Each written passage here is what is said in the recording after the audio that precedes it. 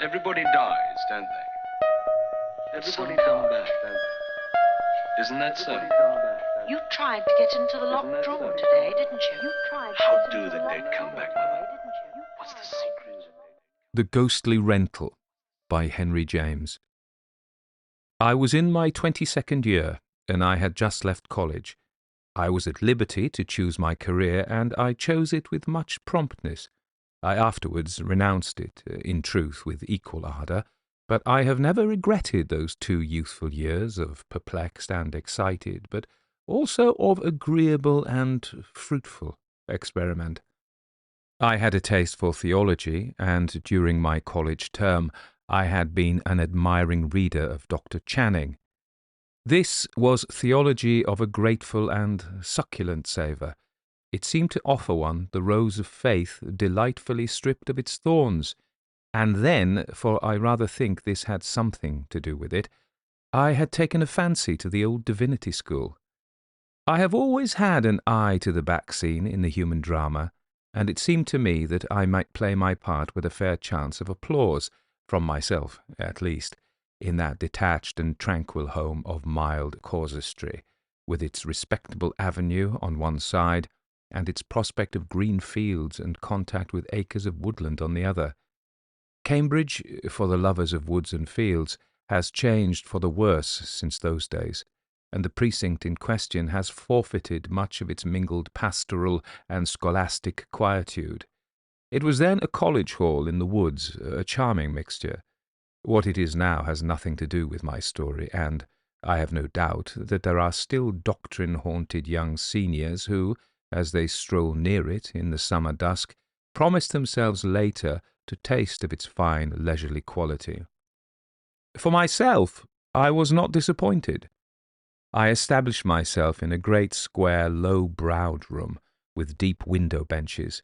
I hung prints from Overbeck and Ari Scheffer on the walls. I arranged my books with great refinement of classification in the alcoves beside the high chimney shelf, and I began to read Plotinus and St. Augustine. Among my companions were 2 or 3 men of ability and of good fellowship, with whom I occasionally brewed a fireside bowl, and with adventurous reading, deep discourse, potations conscientiously shallow, and long country walks, my initiation into the clerical mystery progressed agreeably enough. With one of my comrades I formed an especial friendship, and we passed a great deal of time together. Unfortunately, he had a chronic weakness of one of his knees which compelled him to lead a very sedentary life, and I was a methodical pedestrian. This made some difference in our habits. I used often to stretch away for my daily ramble with no companion but the stick in my hand or the book in my pocket. But in the use of my legs and the sense of unstinted open air, I have always found company enough. I should perhaps add that in the enjoyment of a very sharp pair of eyes, I found something of a social pleasure. My eyes and I were on excellent terms. They were indefatigable observers of all wayside incidents, and so long as they were amused, I was contented.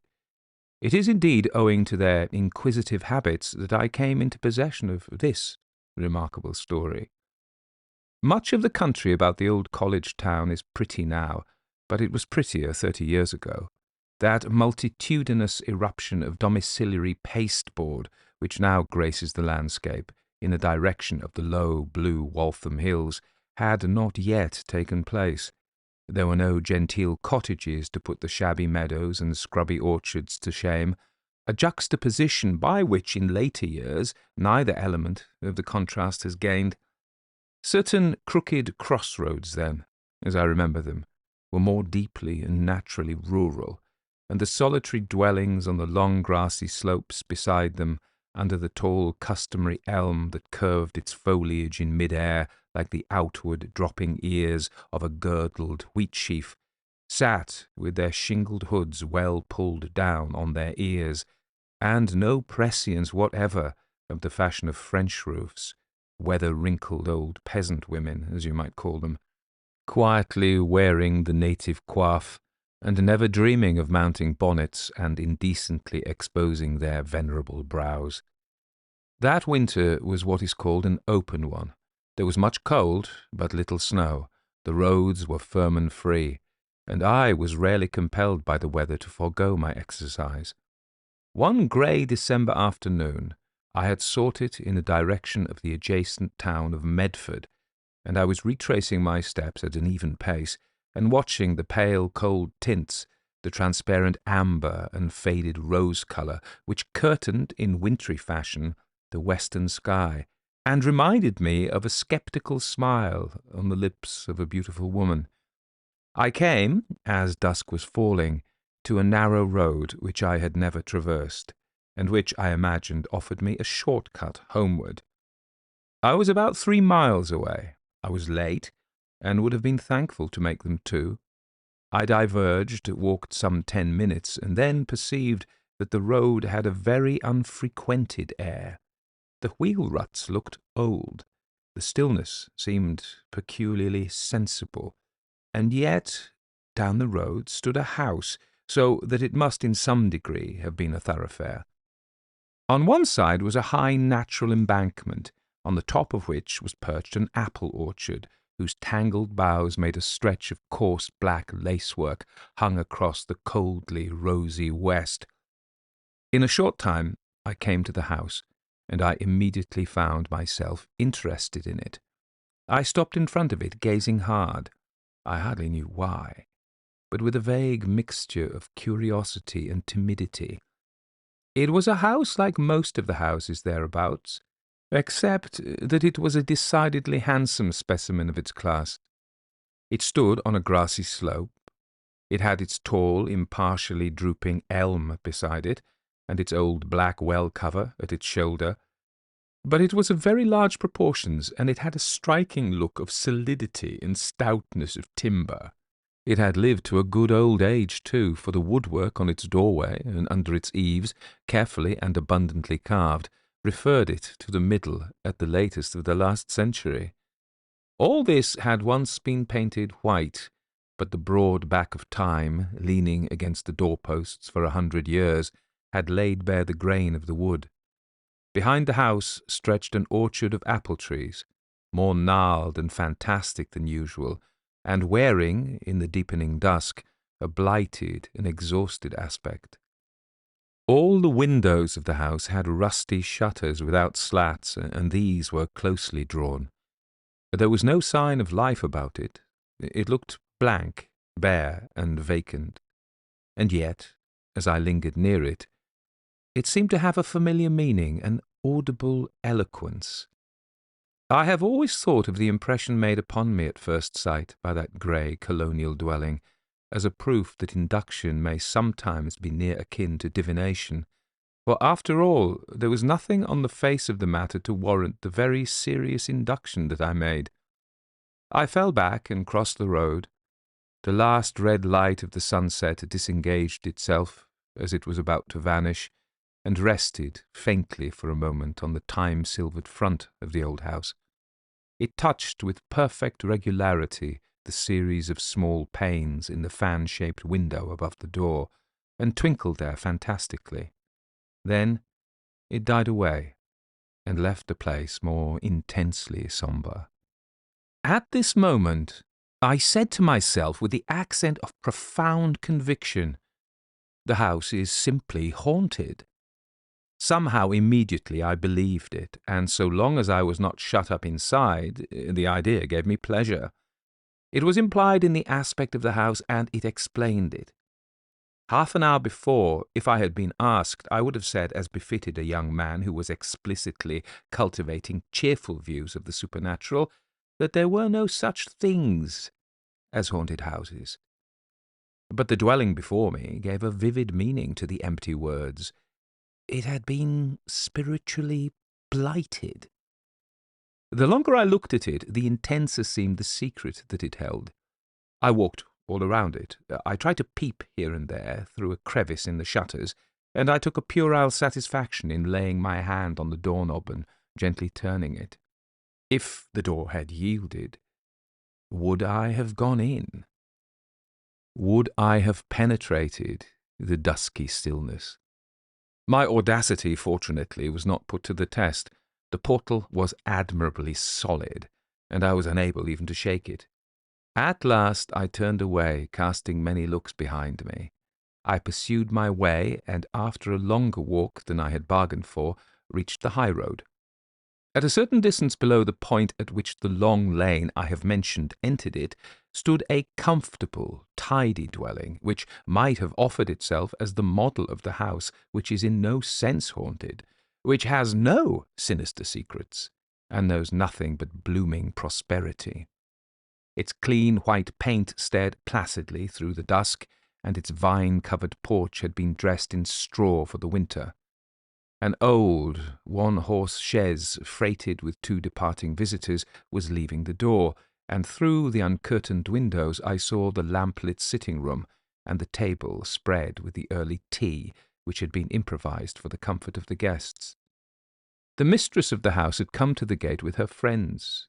She lingered there after the chaise had wheeled creakingly away, half to watch them down the road, and half to give me, as I passed in the twilight, a questioning look.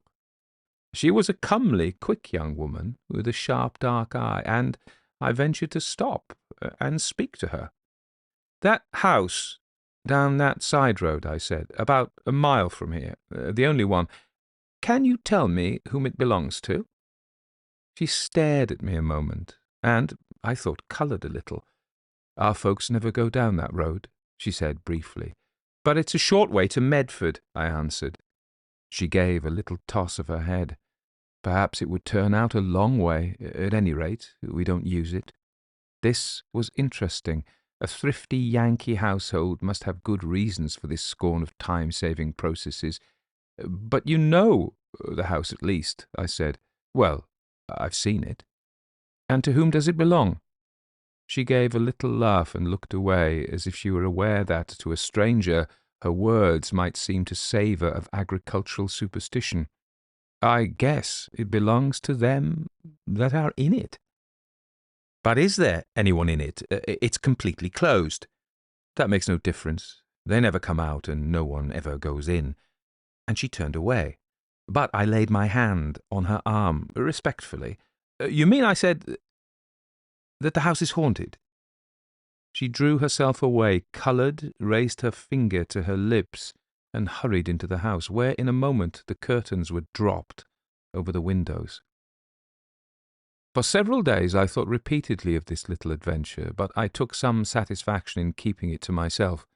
If the house was not haunted, it was useless to expose my imaginative whims, and if it was agreeable to drain the cup of horror without assistance. I determined, of course, to pass that way again, and a week later, it was the last day of the year, I retraced my steps. I approached the house from the opposite direction, and found myself before it at about the same hour as before. The light was failing, the sky low and grey, the wind wailed along the hard bare ground, and made slow eddies of the frost-blackened leaves. The melancholy mansion stood there, seeming to gather the winter twilight around it, and mask itself in it, inscrutably.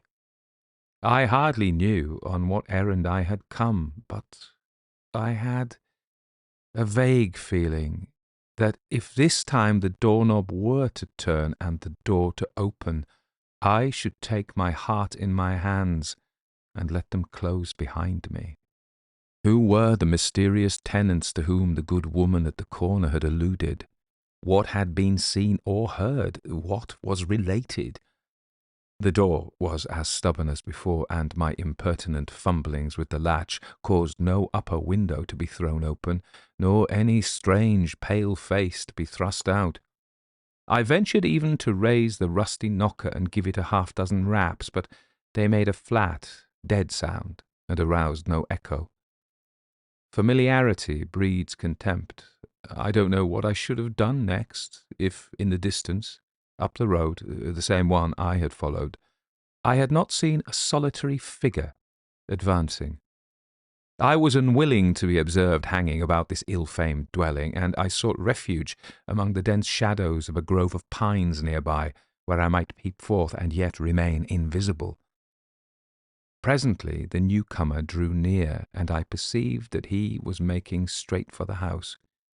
He was a little old man, the most striking feature of whose appearance was a voluminous cloak of a sort of military cut. He carried a walking stick, and advanced in a slow, painful, somewhat hobbling fashion, but with an air of extreme resolution. He turned off from the road and followed the vague wheel track, and within a few yards of the house he paused. He looked up at it fixedly and searchingly, as if he were counting the windows or noting certain familiar marks. Then he took off his hat and bent over slowly and solemnly, as if he were performing an obeisance. As he stood uncovered, I had a good look at him. He was, as I have said, a diminutive old man, but it would have been hard to decide whether he belonged to this world or the other. His head reminded me vaguely of the portraits of Andrew Jackson. He had a crop of grizzled hair as stiff as a brush, a lean, pale, smooth-shaven face, and an eye of intense brilliancy, surmounted with thick brows, which had remained perfectly black. His face, as well as his cloak, seemed to belong to an old soldier. He looked like a retired military man of a modest rank, but he struck me as exceeding the classic privilege of even such a personage to be eccentric and grotesque. When he had finished his salute, he advanced to the door, fumbled in the folds of his cloak, which hung down much farther in front than behind, and produced a key. This he slowly and carefully inserted into the lock, and then, apparently, he turned it. But the door did not immediately open. First he bent his head, turned his ear, and stood listening, and then he looked up and down the road. Satisfied or reassured, he applied his aged shoulder to one of the deep-set panels and pressed a moment. The door yielded, opening into perfect darkness. He stooped again on the threshold, and again removed his hat and made his bow. Then he went in and carefully closed the door behind him. Who in the world was he, and what was his errand? He might have been a figure out of one of Hoffman's tales. Was he vision or a reality, an inmate of the house or a familiar friendly visitor? What had been the meaning in either case of his mystic genuflections, and how did he propose to proceed in that inner darkness? I emerged from my retirement and observed narrowly several of the windows. In each of them, at an interval, a ray of light became visible in the chink between the two leaves of the shutters.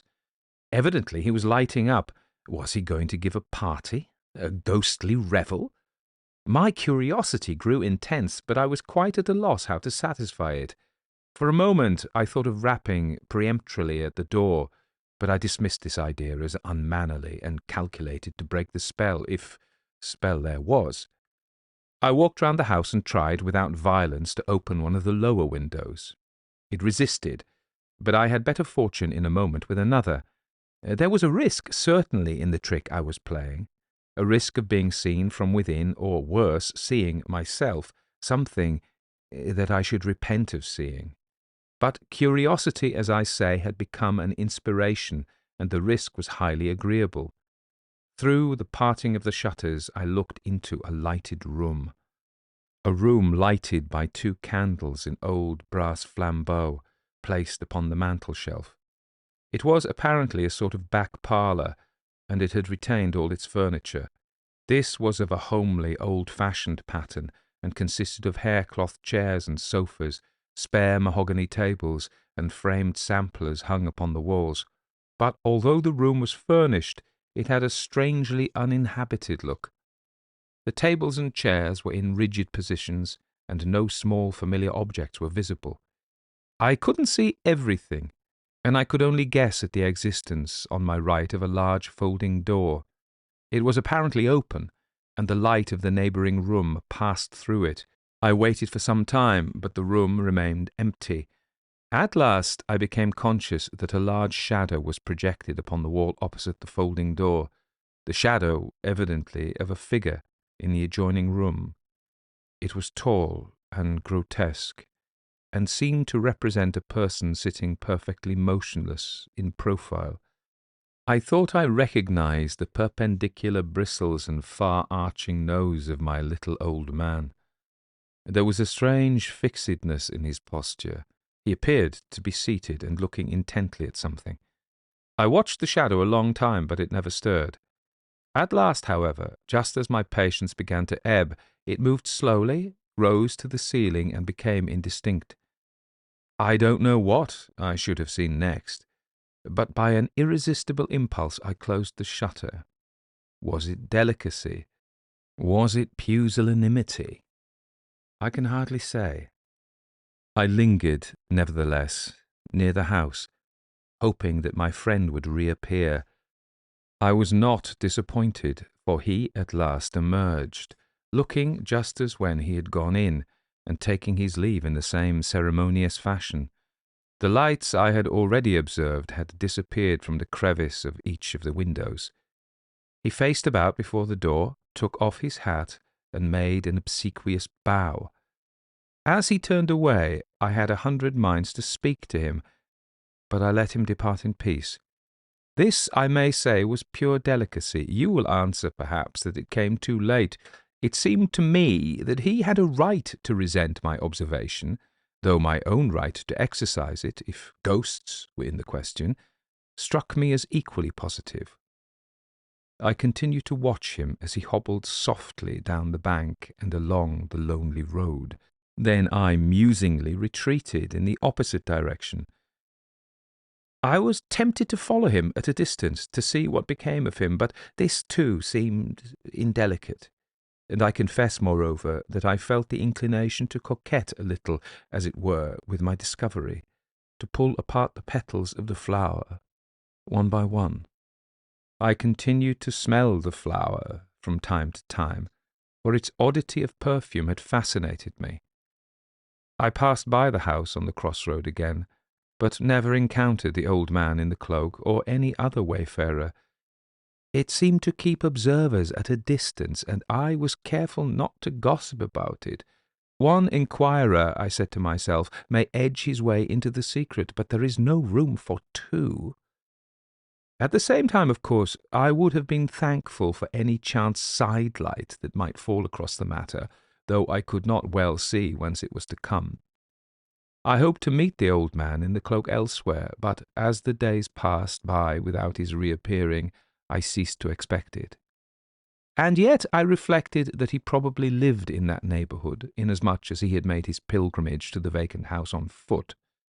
If he had come from a distance, he would have been sure to arrive in some old, deep-hooded gig with yellow wheels, a vehicle as venerably grotesque as himself. One day I took a stroll in Mount Auburn Cemetery, an institution at that period in its infancy and full of sylvan charm which it has now completely forfeited. It contained more maple and birch than willow and cypress, and the sleepers had ample elbow-room. It was not a city of the dead, but at most a village, and a meditative pedestrian might stroll there without too importunate reminder of the grotesque side of our claims to posthumous consideration.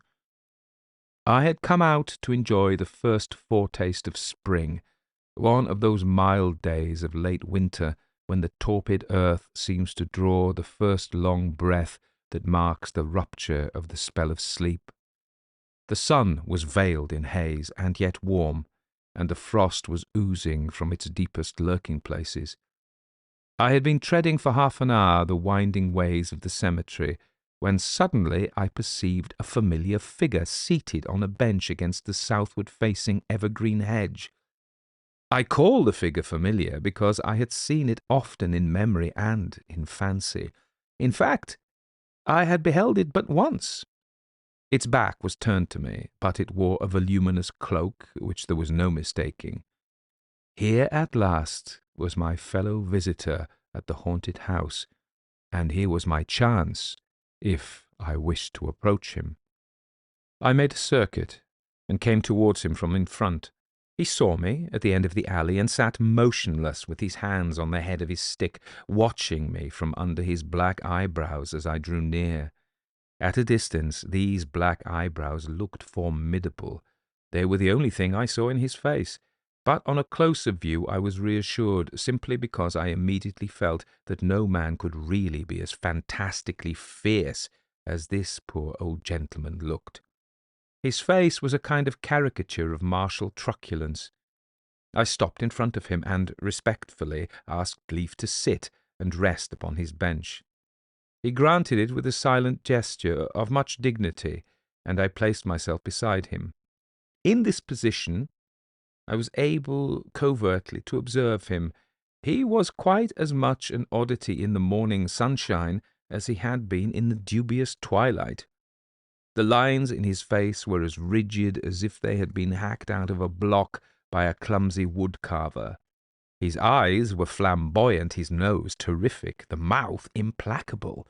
And yet, after a while, when he slowly turned and looked at me fixedly, I perceived that, in spite of this portentous mask, he was a very mild old man. I was sure he even would have been glad to smile, but evidently his facial muscles were too stiff. They had taken a different fold, once for all. I wondered whether he was demented, but I dismissed the idea.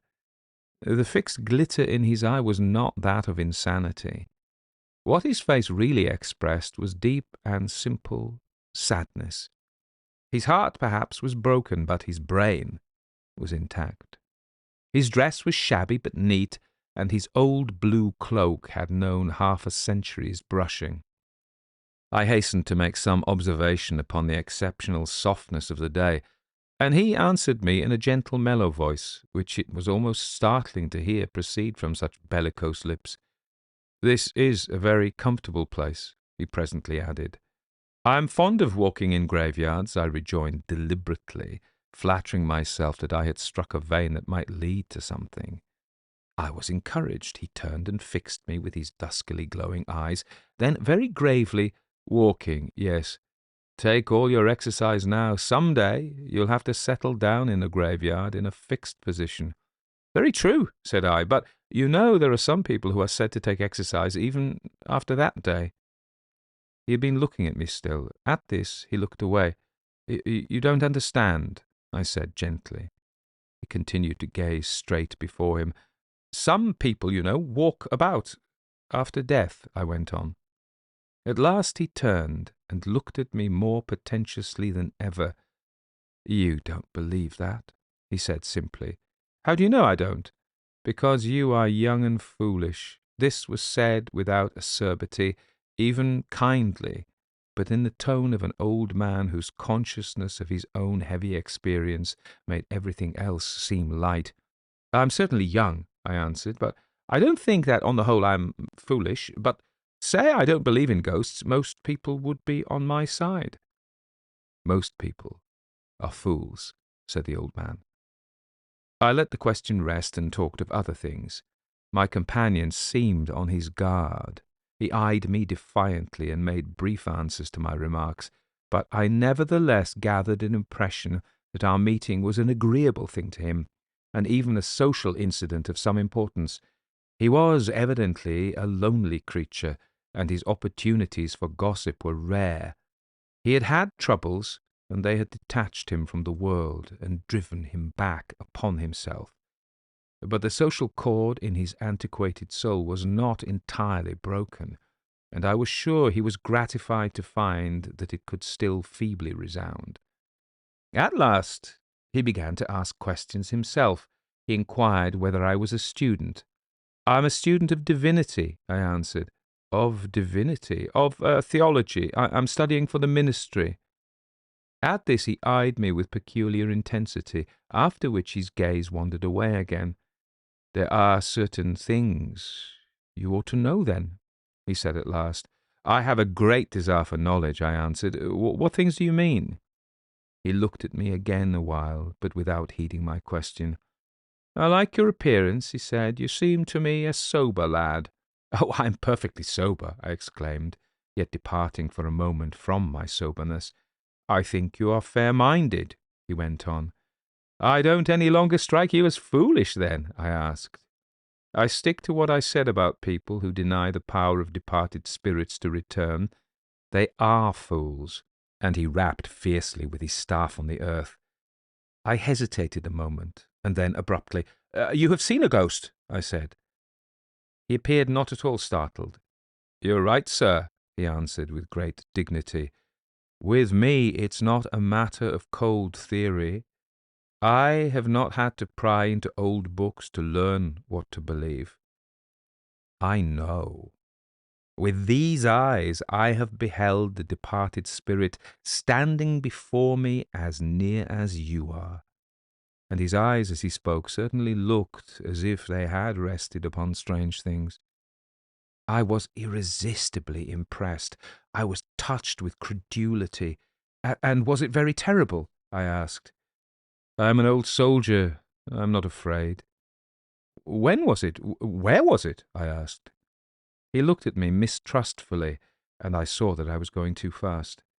"Excuse me from going into particulars," he said. "I am not at liberty to speak more fully. I have told you so much because I cannot bear to hear this subject spoken of lightly. Remember in future that you have seen a very honest old man who told you, upon his honour, that he had seen a ghost." And he got up as if he thought he had said enough. Reserve, shyness, pride, the fear of being laughed at, the memory possibly of former strokes of sarcasm, all this on one side had its weight with him, but I suspected that on the other his tongue was loosened by the garrulity of old age, the sense of solitude, and the need of sympathy, and perhaps also by the friendliness which he had been so good as to express towards myself. Evidently it would be unwise to press him, but I hoped to see him again. "To give greater weight to my words," he added, "let me mention my name. Captain Diamond, sir. I've seen service." "I hope I may have the pleasure of meeting you again," I said. "Same to you, sir," and brandishing his stick portentously, though with the friendliest intentions, he marched stiffly away. I asked 2 or 3 persons, selected with discretion, whether they knew anything about Captain Diamond, but they were quite unable to enlighten me. At last, suddenly, I smote my forehead, and, dubbing myself a dolt, remembered that I was neglecting a source of information to which I had never applied in vain. The excellent person at whose table I habitually dined, and who dispensed hospitality to students at so much a week, had a sister as good as herself, and of conversational powers more varied. This sister, who was known as Miss Deborah, was an old maid in all the force of the term. She was deformed, and she never went out of the house. She sat all day at the window between a bird-cage and a flower-pot, stitching small linen articles, mysterious bands and frills. She wielded, I was assured, an exquisite needle, and her work was highly prized. In spite of her deformity and her confinement, she had a little fresh round face, and an imperturbable serenity of spirit. She had also a very quick little wit of her own. She was extremely observant, and she had a high relish for a friendly chat. Nothing pleased her so much as to have you, especially, I think, if you are a young divinity student, move your chair near her sunny window and settle yourself for 20 minutes' talk. "Well, sir," she used always to say, "what is the latest monstrosity in biblical criticism?" For she used to pretend to be horrified at the rationalistic tendency of the age. But she was an inexorable little philosopher, and I am convinced that she was a keener rationalist than any of us, and that if she had chosen she could have propounded questions that would have made the boldest of us wince. Her window commanded the whole town, or rather the whole country. Knowledge came to her as she sat singing with her little cracked voice in her low rocking-chair. She was the first to learn everything, and the last to forget it. She had the town gossip at her fingers' ends, and she knew everything about people she had never seen. When I asked her how she had acquired her learning, she said simply, "Oh, I observe." "Observe closely enough," she once said, "and it doesn't matter where you are. You may be in a pitch-dark closet. All you want is something to start with. One thing leads to another, and all things are mixed up. Shut me up in a dark closet, and I will observe, after a while, that some places in it are darker than others, and after that give me time, and I will tell you what the President of the United States is going to have for dinner." Once I paid her a compliment. "Your observation," I said, "is as fine as your needle, and your statements are as true as your stitches." Of course, Miss Deborah had heard of Captain Diamond. He had been much talked about many years before, but he had survived the scandal that was attached to his name. "What was the scandal?" I asked. "He killed his daughter." "Killed her?" I cried. "How so?" "Oh, not with a pistol, or a dagger, or a dose of arsenic, with his tongue.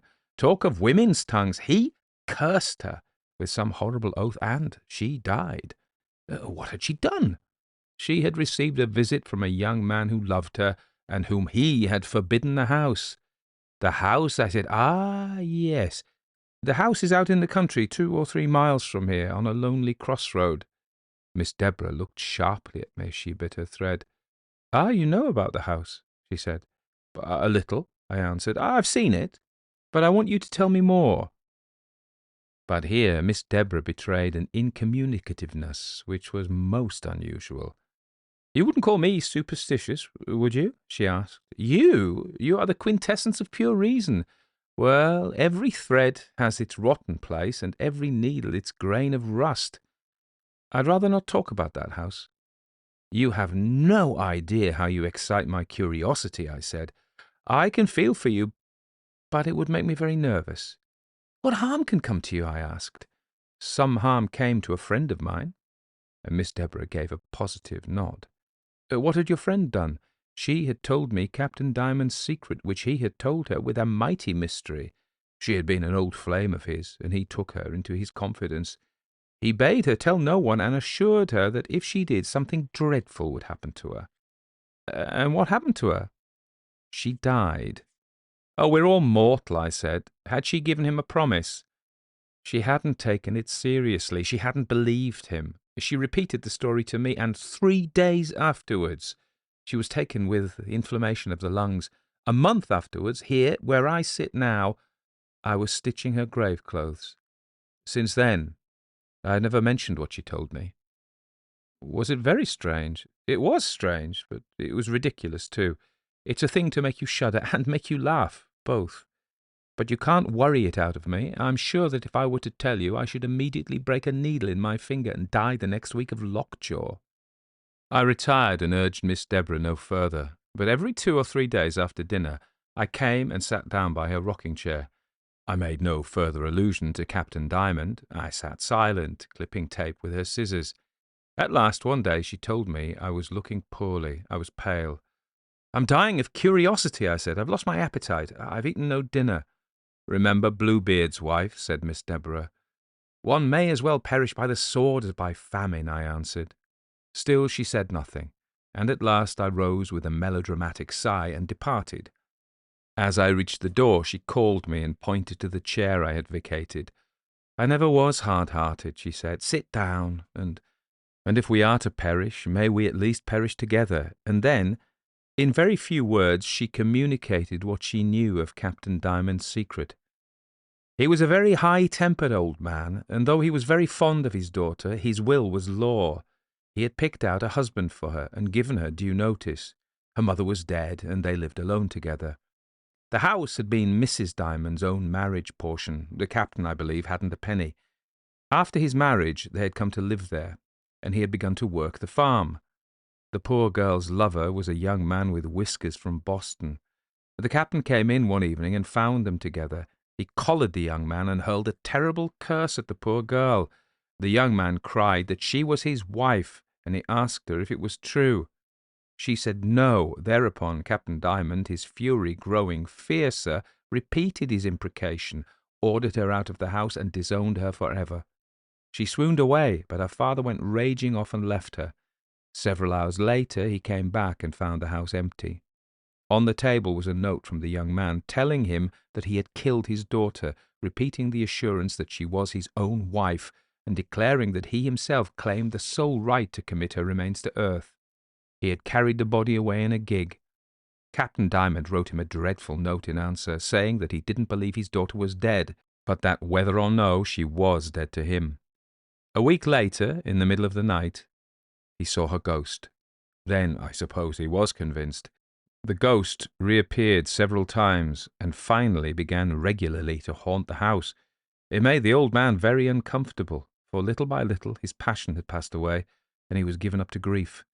He determined at last to leave the place and tried to sell it or rent it, but meanwhile the story had gone abroad.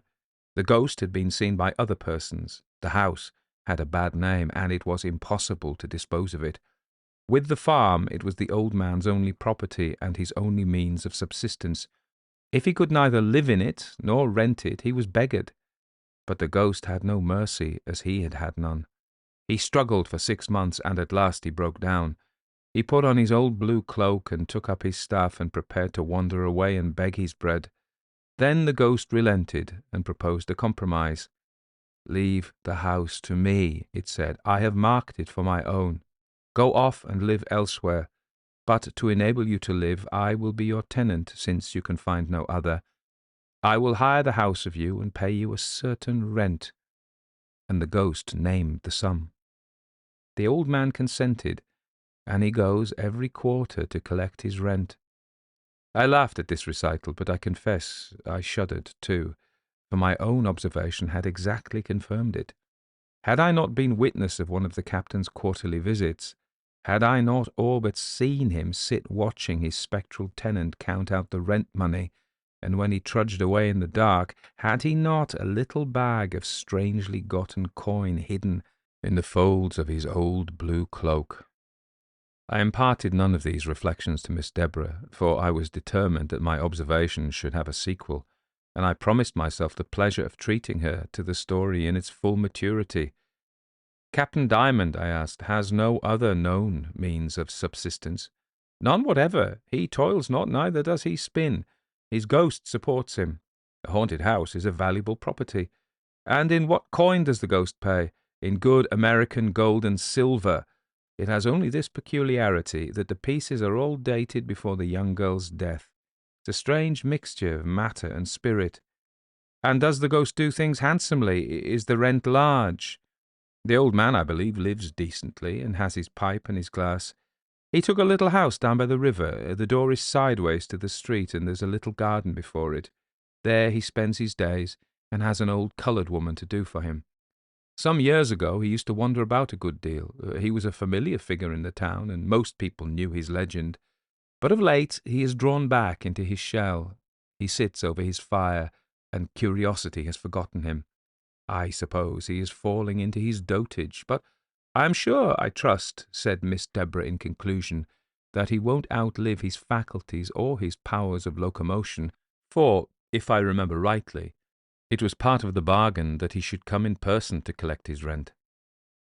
We neither of us seemed likely to suffer any especial penalty for Miss Deborah's indiscretion.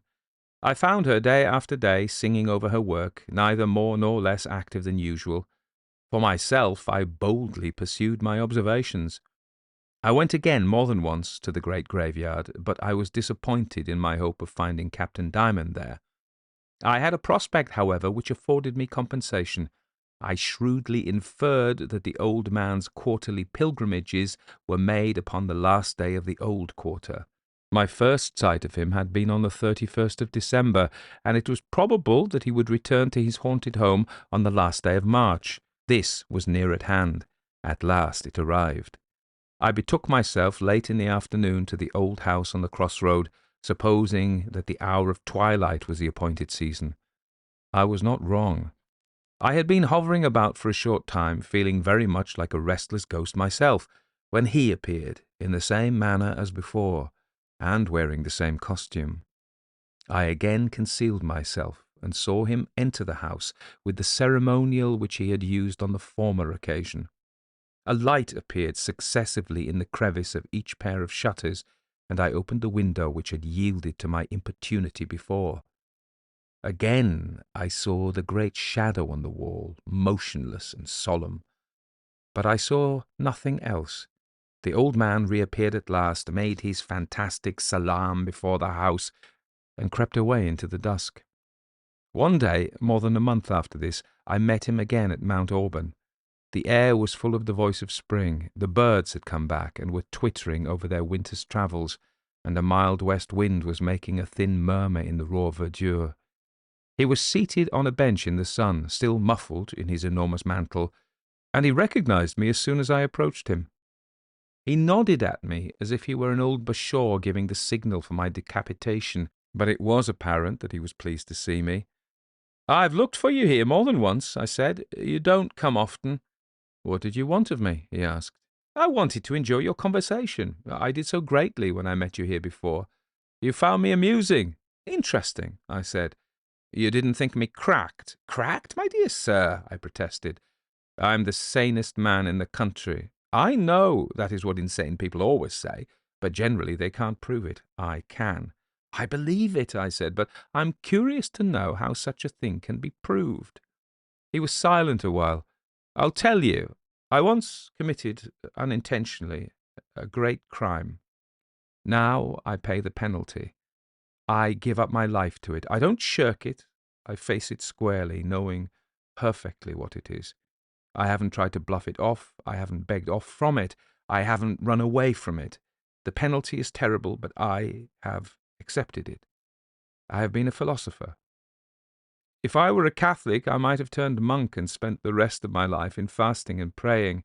That is no penalty. That is an evasion. I might have blown my brains out. I might have gone mad. I wouldn't do either. I would simply face the music, take the consequences. As I say, they are awful. I take them on certain days 4 times a year. So it has been these 20 years. So it will be as long as I last. It's my business. It's my avocation. That's the way I feel about it. I call that reasonable. Admirably so, I said, but you fill me with curiosity and with compassion. Especially with curiosity, he said cunningly. "Why," I answered, "if I know exactly what you suffer, I can pity you more." "Much obliged. I don't want your pity. It won't help me. I'll tell you something, but it's not for myself. It's for your own sake." He paused a long time and looked all around him, as if for chance eavesdroppers. I anxiously awaited his revelation, but he disappointed me. "Are you still studying theology?" he asked. "Oh, yes," I answered, perhaps with a shade of irritation. "It's a thing one can't learn in 6 months." "I should think not, so long as you have nothing but your books. Do you know the proverb, 'A grain of experience is worth a pound of precept'? I'm a great theologian." "Ah, you have had experience," I murmured sympathetically. "You have read about the immortality of the soul. You have seen Jonathan Edwards and Dr. Hopkins chopping logic over it and deciding by chapter and verse that it is true. But I have seen it with these eyes. I have touched it with these hands." And the old man held up his rugged old fists and shook them portentously. "That's better," he went on, "but I have bought it dearly. You had better take it from the books. Evidently you always will. You are a very good young man. You will never have a crime on your conscience." I answered with some juvenile fatuity that I certainly hoped I had my share of human passions, good young man and prospective doctor of divinity as I was. "Ah, but you have a nice quiet little temper," he said. "So have I, now. But once I was very brutal. Very brutal. You ought to know that such things are.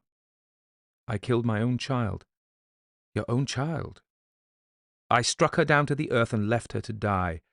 They couldn't hang me, for it was not with my hand I struck her.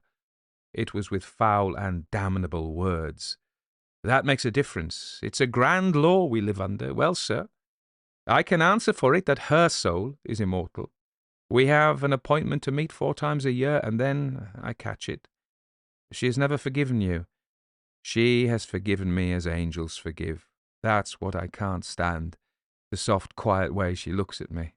I'd rather she twisted a knife about in my heart. Oh, Lord, Lord, Lord." And Captain Diamond bowed his head over his stick and leaned his forehead on his crossed hands. I was impressed and moved, and his attitude seemed for the moment to check further questions. Before I ventured to ask him anything more, he slowly rose and pulled his old cloak around him. He was unused to talking about his troubles, and his memories overwhelmed him. "I must go my way," he said. "I must be creeping along." "I shall perhaps meet you here again," I said. "Oh, I'm a stiff-jointed old fellow," he answered, "and this is rather far for me to come. I have to reserve myself." I have sat sometimes a month at a time smoking my pipe in my chair. But I should like to see you again." And he stopped and looked at me terribly and kindly. "Some day, perhaps, I shall be glad to be able to lay my hand on a young, unperverted soul. If a man can make a friend, it's always something gained. What's your name?" I had in my pocket a small volume of Pascal's Thoughts, on the fly-leaf of which were written my name and address. I took it out and offered it to my old friend. "Pray keep this little book," I said. "It's one I'm very fond of, and it will tell you something about me." He took it and turned it over slowly, then, looking up at me with a scowl of gratitude, "I'm not much of a reader," he said, "but I won't refuse the first present I shall have received since my troubles, and the last. Thank you, sir." And with the little book in his hand, he took his departure. I was left to imagine him for some weeks after that, sitting, solitary, in his armchair with his pipe. I had not another glimpse of him, but I was awaiting my chance, and on the last day of June, another quarter having elapsed, I deemed that it had come. The evening dusk in June falls late, and I was impatient for its coming. At last, toward the end of a lovely summer's day, I revisited Captain Diamond's property. Everything now was green around it, save the blighted orchard in its rear, but its own immitigable greyness and sadness were as striking as when I had first beheld it beneath a December sky. As I drew near it, I saw that I was late for my purpose had simply been to step forward on Captain Diamond's arrival and bravely ask him to let me go in with him. He had preceded me, and there were lights already in the windows. I was unwilling, of course, to disturb him during his ghostly interview, and I waited till he came forth. The lights disappeared in the course of time. Then the door opened, and Captain Diamond stole out. That evening he made no bow to the haunted house, for the first object he beheld was his fair-minded young friend planted modestly but firmly near the doorstep.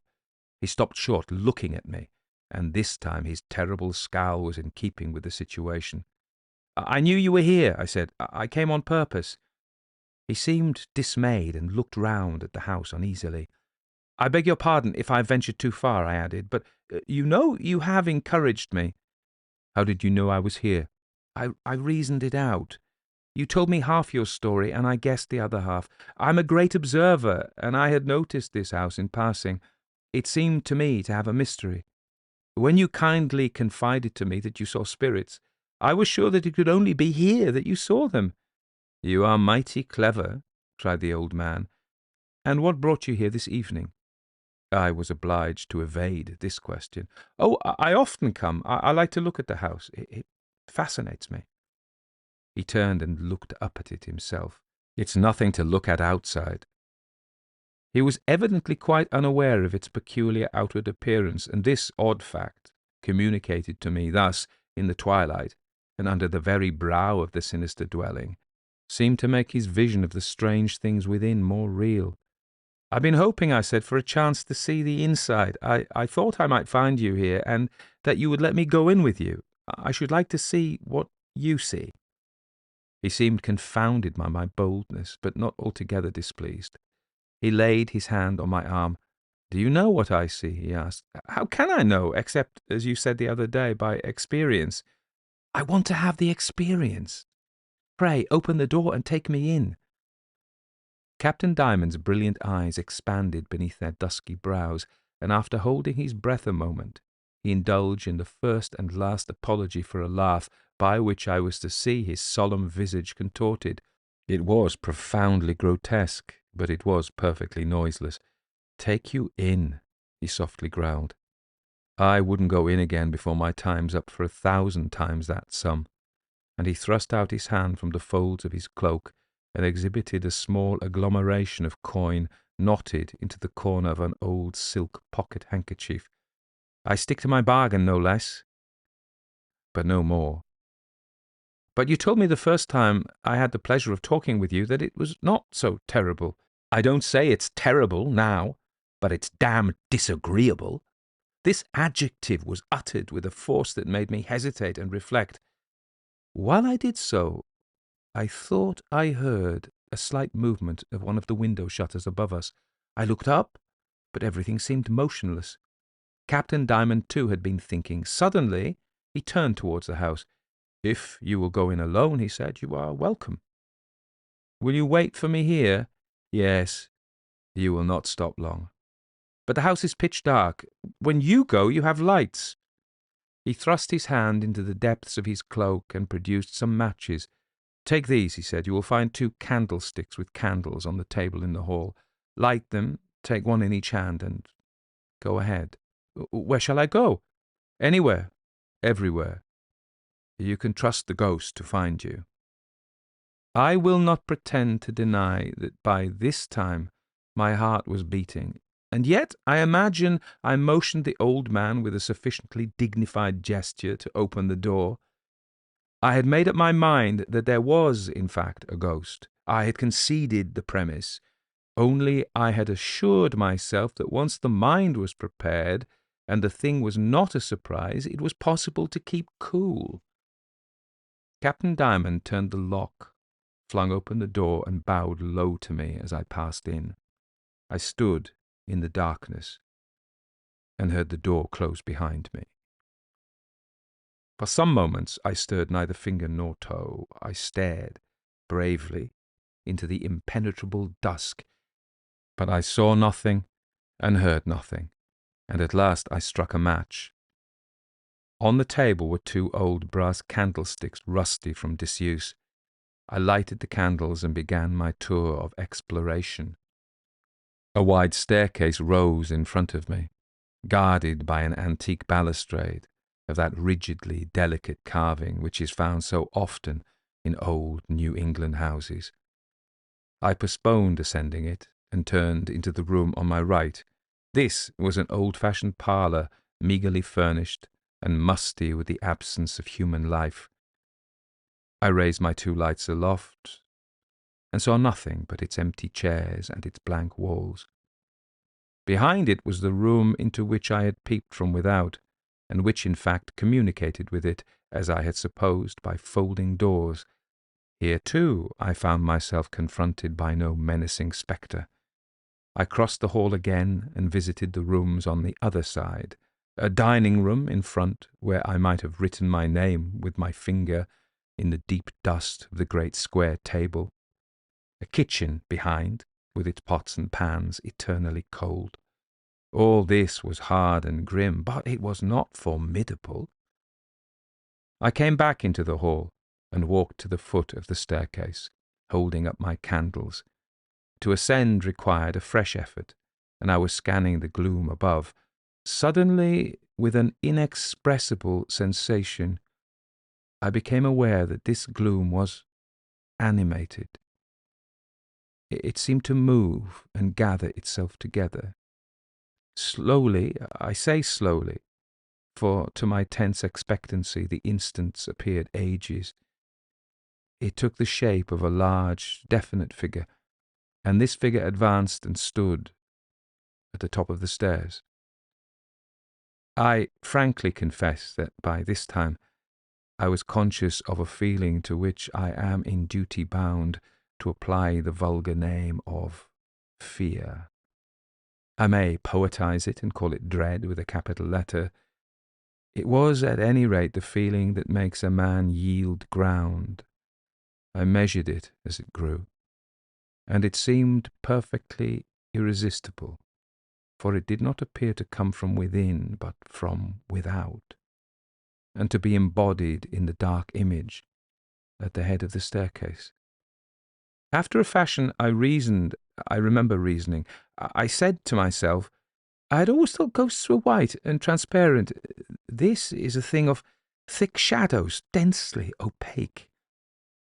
I reminded myself that the occasion was momentous, and that if fear were to overcome me, I should gather all possible impressions while my wits remained. I stepped back, foot behind foot, with my eyes still on the figure, and placed my candles on the table. I was perfectly conscious that the proper thing was to ascend the stairs resolutely, face to face with the image, but the soles of my shoes seemed suddenly to have been transformed into leaden weights. I had got what I wanted. I was seeing the ghost. I tried to look at the figure distinctly so that I could remember it, and fairly claim afterwards not to have lost my self-possession. I even asked myself how long it was expected I should stand looking, and how soon I could honourably retire. All this, of course, passed through my mind with extreme rapidity, and it was checked by a further movement on the part of the figure. Two white hands appeared in the dark, perpendicular mass, and were slowly raised to what seemed to be the level of the head. Here they were pressed together over the region of the face, and then they were removed, and the face was disclosed. It was dim, white, strange, in every way ghostly. It looked down at me for an instant, after which one of the hands was raised again slowly and waved to and fro before it. There was something very singular in this gesture. It seemed to denote resentment and dismissal, and yet it had a sort of trivial, familiar motion. Familiarity on the part of the haunting presence had not entered into my calculations, and did not strike me pleasantly. I agreed with Captain Diamond that it was damned disagreeable. I was pervaded by an intense desire to make an orderly and, if possible, a graceful retreat. I wished to do it gallantly, and it seemed to me that it would be gallant to blow out my candles. I turned and did so punctiliously, and then I made my way to the door, groped a moment and opened it.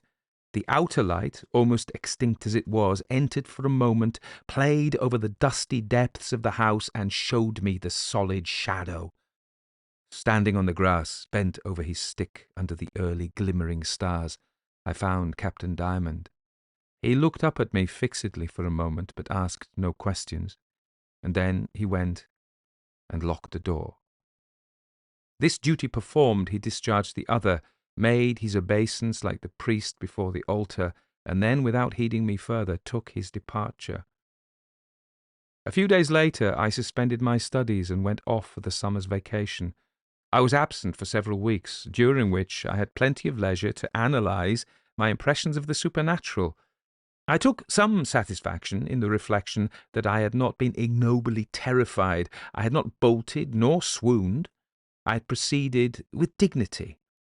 Nevertheless, I was certainly more comfortable when I had put 30 miles between me and the scene of my exploit, and I continued for many days to prefer the daylight to the dark. My nerves had been powerfully excited. Of this I was particularly conscious when, under the influence of the drowsy air of the seaside, my excitement began slowly to ebb. As it disappeared, I attempted to take a sternly rational view of my experience. Certainly I had seen something. That was not fancy, but what had I seen?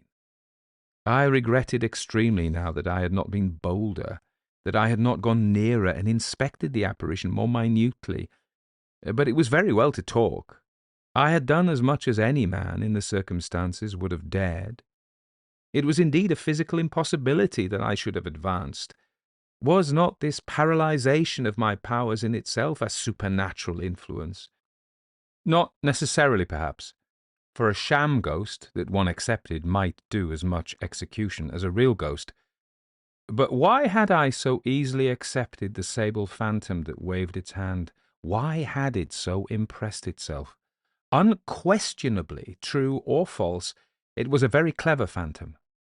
I greatly preferred that it should have been true, in the first place because I did not care to have shivered and shaken for nothing, and in the second place because to have seen a well-authenticated goblin is, as things go, a feather in a quiet man's cap.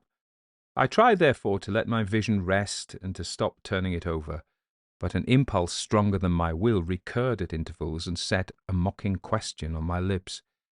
Granted that the apparition was Captain Diamond's daughter, if it was she, it certainly was her spirit. But was it not her spirit and something more? The middle of September saw me again established among the theologic shades, but I made no haste to revisit the haunted house. The last of the month approached, the term of another quarter with poor Captain Diamond, and found me indisposed to disturb his pilgrimage on this occasion, though I confess that I thought with a good deal of compassion of the feeble old man trudging away, lonely in the autumn dusk, on his extraordinary errand. On the 30th of September, noonday, I was drowsing over a heavy octavo when I heard a feeble rap at my door. I replied with an invitation to enter, but as this produced no effect, I repaired to the door and opened it. Before me stood an elderly negress with her head bound in a scarlet turban and a white handkerchief folded across her bosom. She looked at me intently and in silence. She had that air of supreme gravity and decency which aged persons of her race so often wear. I stood interrogative, and at last, drawing her hand from her ample pocket, she held up a little book. It was the copy of Pascal's Thoughts that I had given to Captain Diamond. "Please, sir," she said, very mildly, "do you know this book?" "Perfectly," said I. "My name is on the flyleaf." "It is your name? No other?" I'll write my name if you like, and you can compare them," I answered.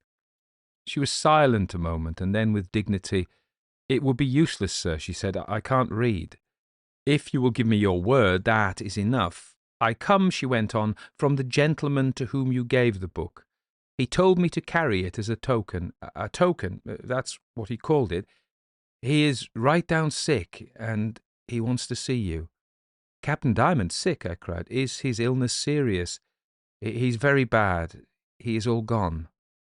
I expressed my regret and sympathy and offered to go to him immediately if his sable messenger would show me the way.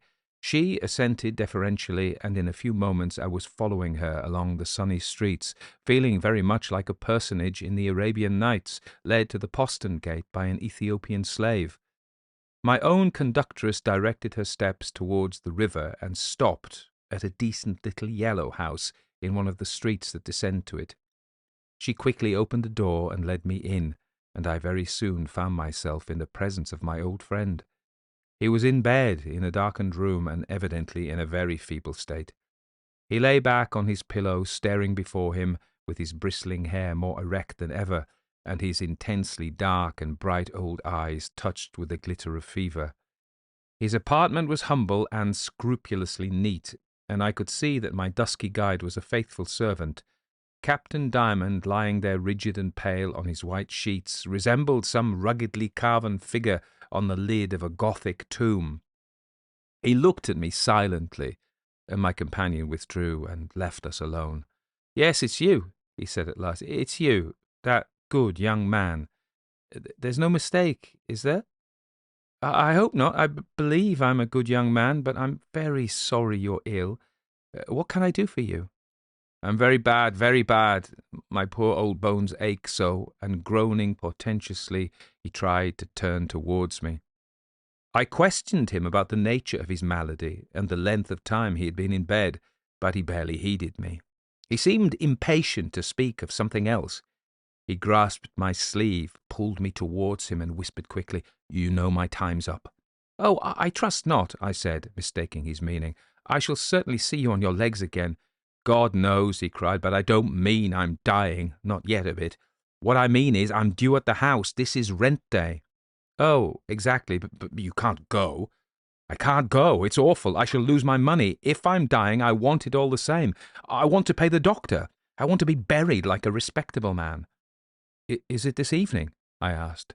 "This evening, at sunset. Sharp."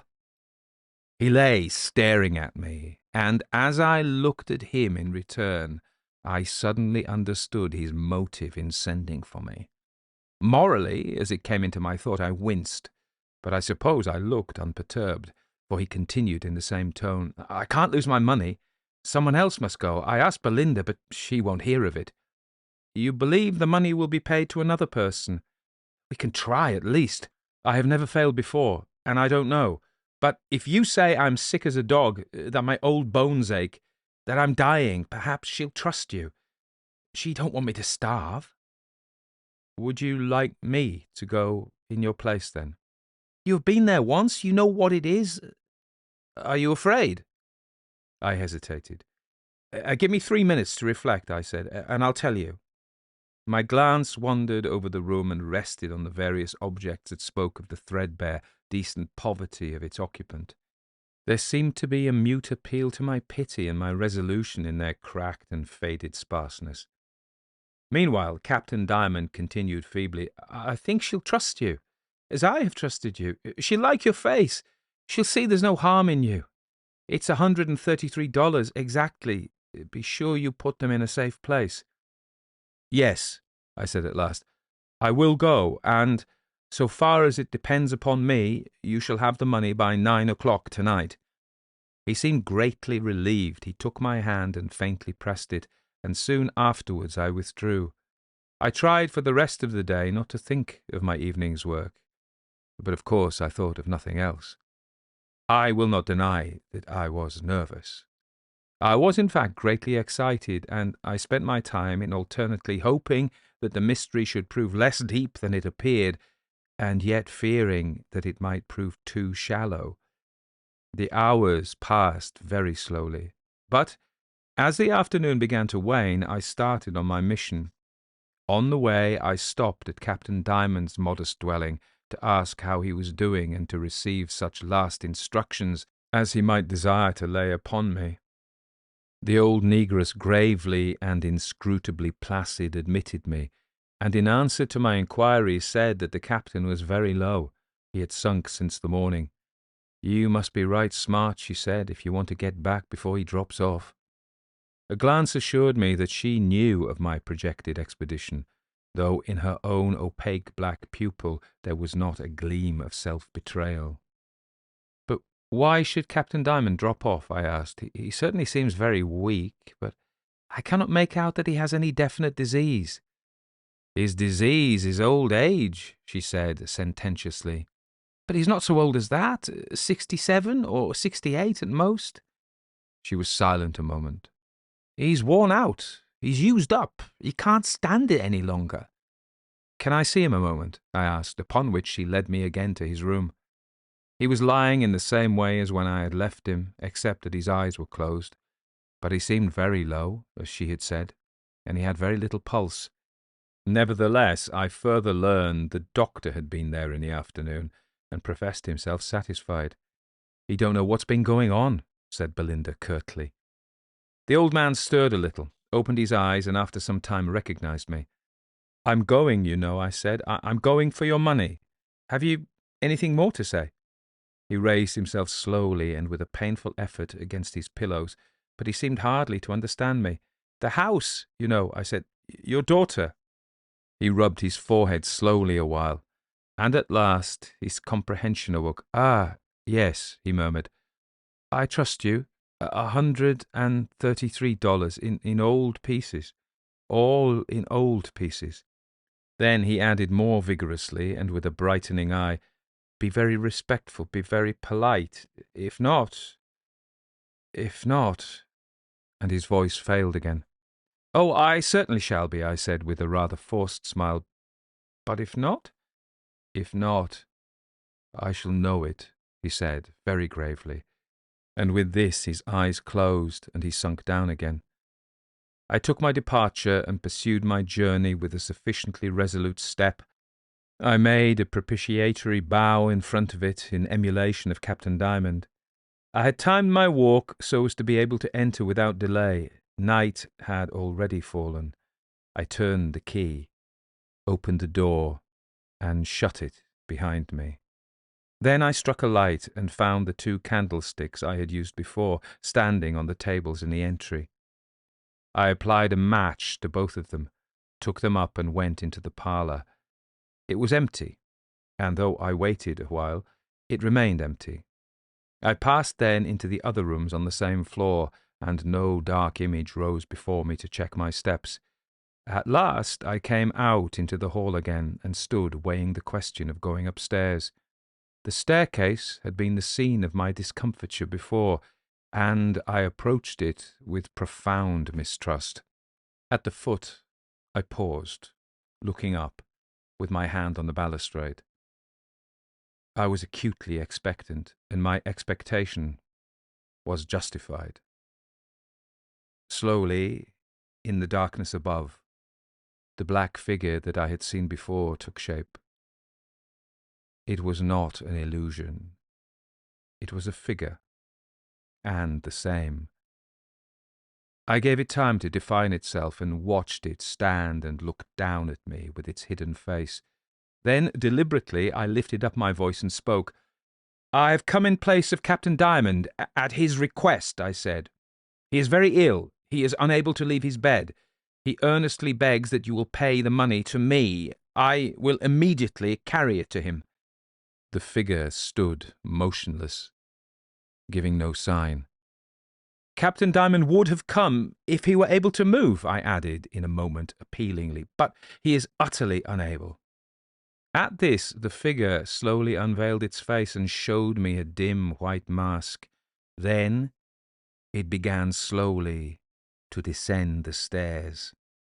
Instinctively, I fell back before it, retreating to the door of the front sitting-room. With my eyes still fixed on it, I moved backwards across the threshold. Then I stopped in the middle of the room and set down my lights.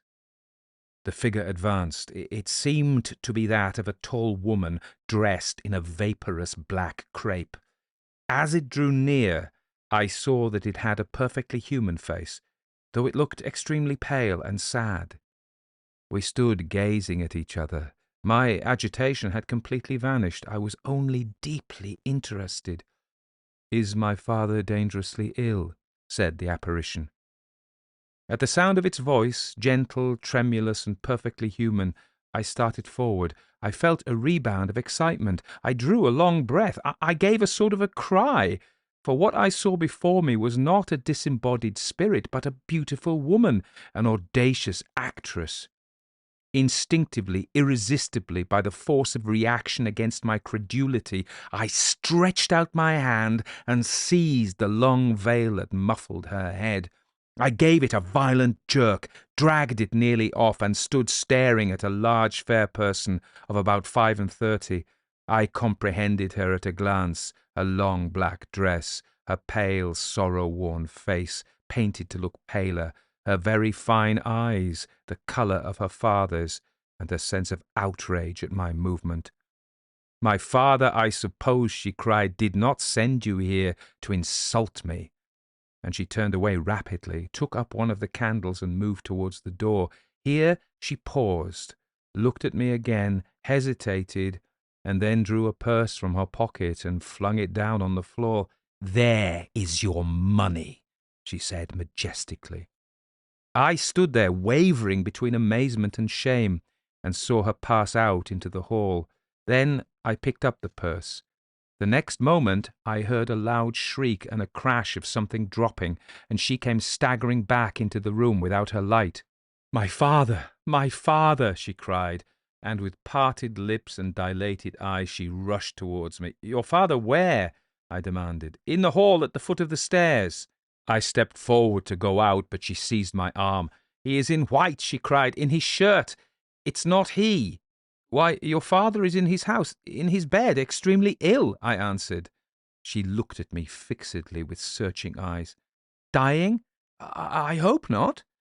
She gave a long moan and covered her face with her hands. "Oh, heavens, I have seen his ghost," she cried. She still held my arm. She seemed too terrified to release it. "His ghost?" I echoed, wonderingly. "It's the punishment of my long folly," she went on. "Ah," said I, "it's the punishment of my indiscretion, of my violence." Take me away," she cried, still clinging to my arm. "Not there," as I was turning towards the hall and the front door. "Not there, for pity's sake. By this door, the back entrance." And snatching the other candles from the table, she led me through the neighbouring room into the back part of the house. Here was a door opening from a sort of scullery into the orchard. I turned the rusty lock, and we passed out and stood in the cool air beneath the stars. Here my companion gathered her black drapery about her and stood for a moment hesitating. I had been infinitely flurried, but my curiosity touching her was uppermost. Agitated, pale, picturesque she looked in the early evening light. Very beautiful. "You have been playing all these years a most extraordinary game," I said. She looked at me sombrely and seemed disinclined to reply. "I came in perfect good faith," I went on. "The last time, 3 months ago, you remember, you greatly frightened me." Of course it was an extraordinary game, she answered at last, but it was the only way. Had he not forgiven you? So long as he thought me dead, yes. There have been things in my life he could not forgive. I hesitated, and then, and where is your husband? I asked. I have no husband. I have never had a husband. She made a gesture which checked further questions and moved rapidly away. I walked with her round the house to the road, and she kept murmuring, "It was he! It was he!" When we reached the road, she stopped and asked me which way I was going. I pointed to the road by which I had come, and she said, "I take the other." "You are going to my father's," she added. "Directly," I said. "Will you let me know tomorrow what you found?" "With pleasure, but how shall I communicate with you?" She seemed at a loss and looked about her. "Write a few words," she said, "and put them under that stone." And she pointed to one of the lava slabs that bordered the old well. I gave her my promise to comply, and she turned away.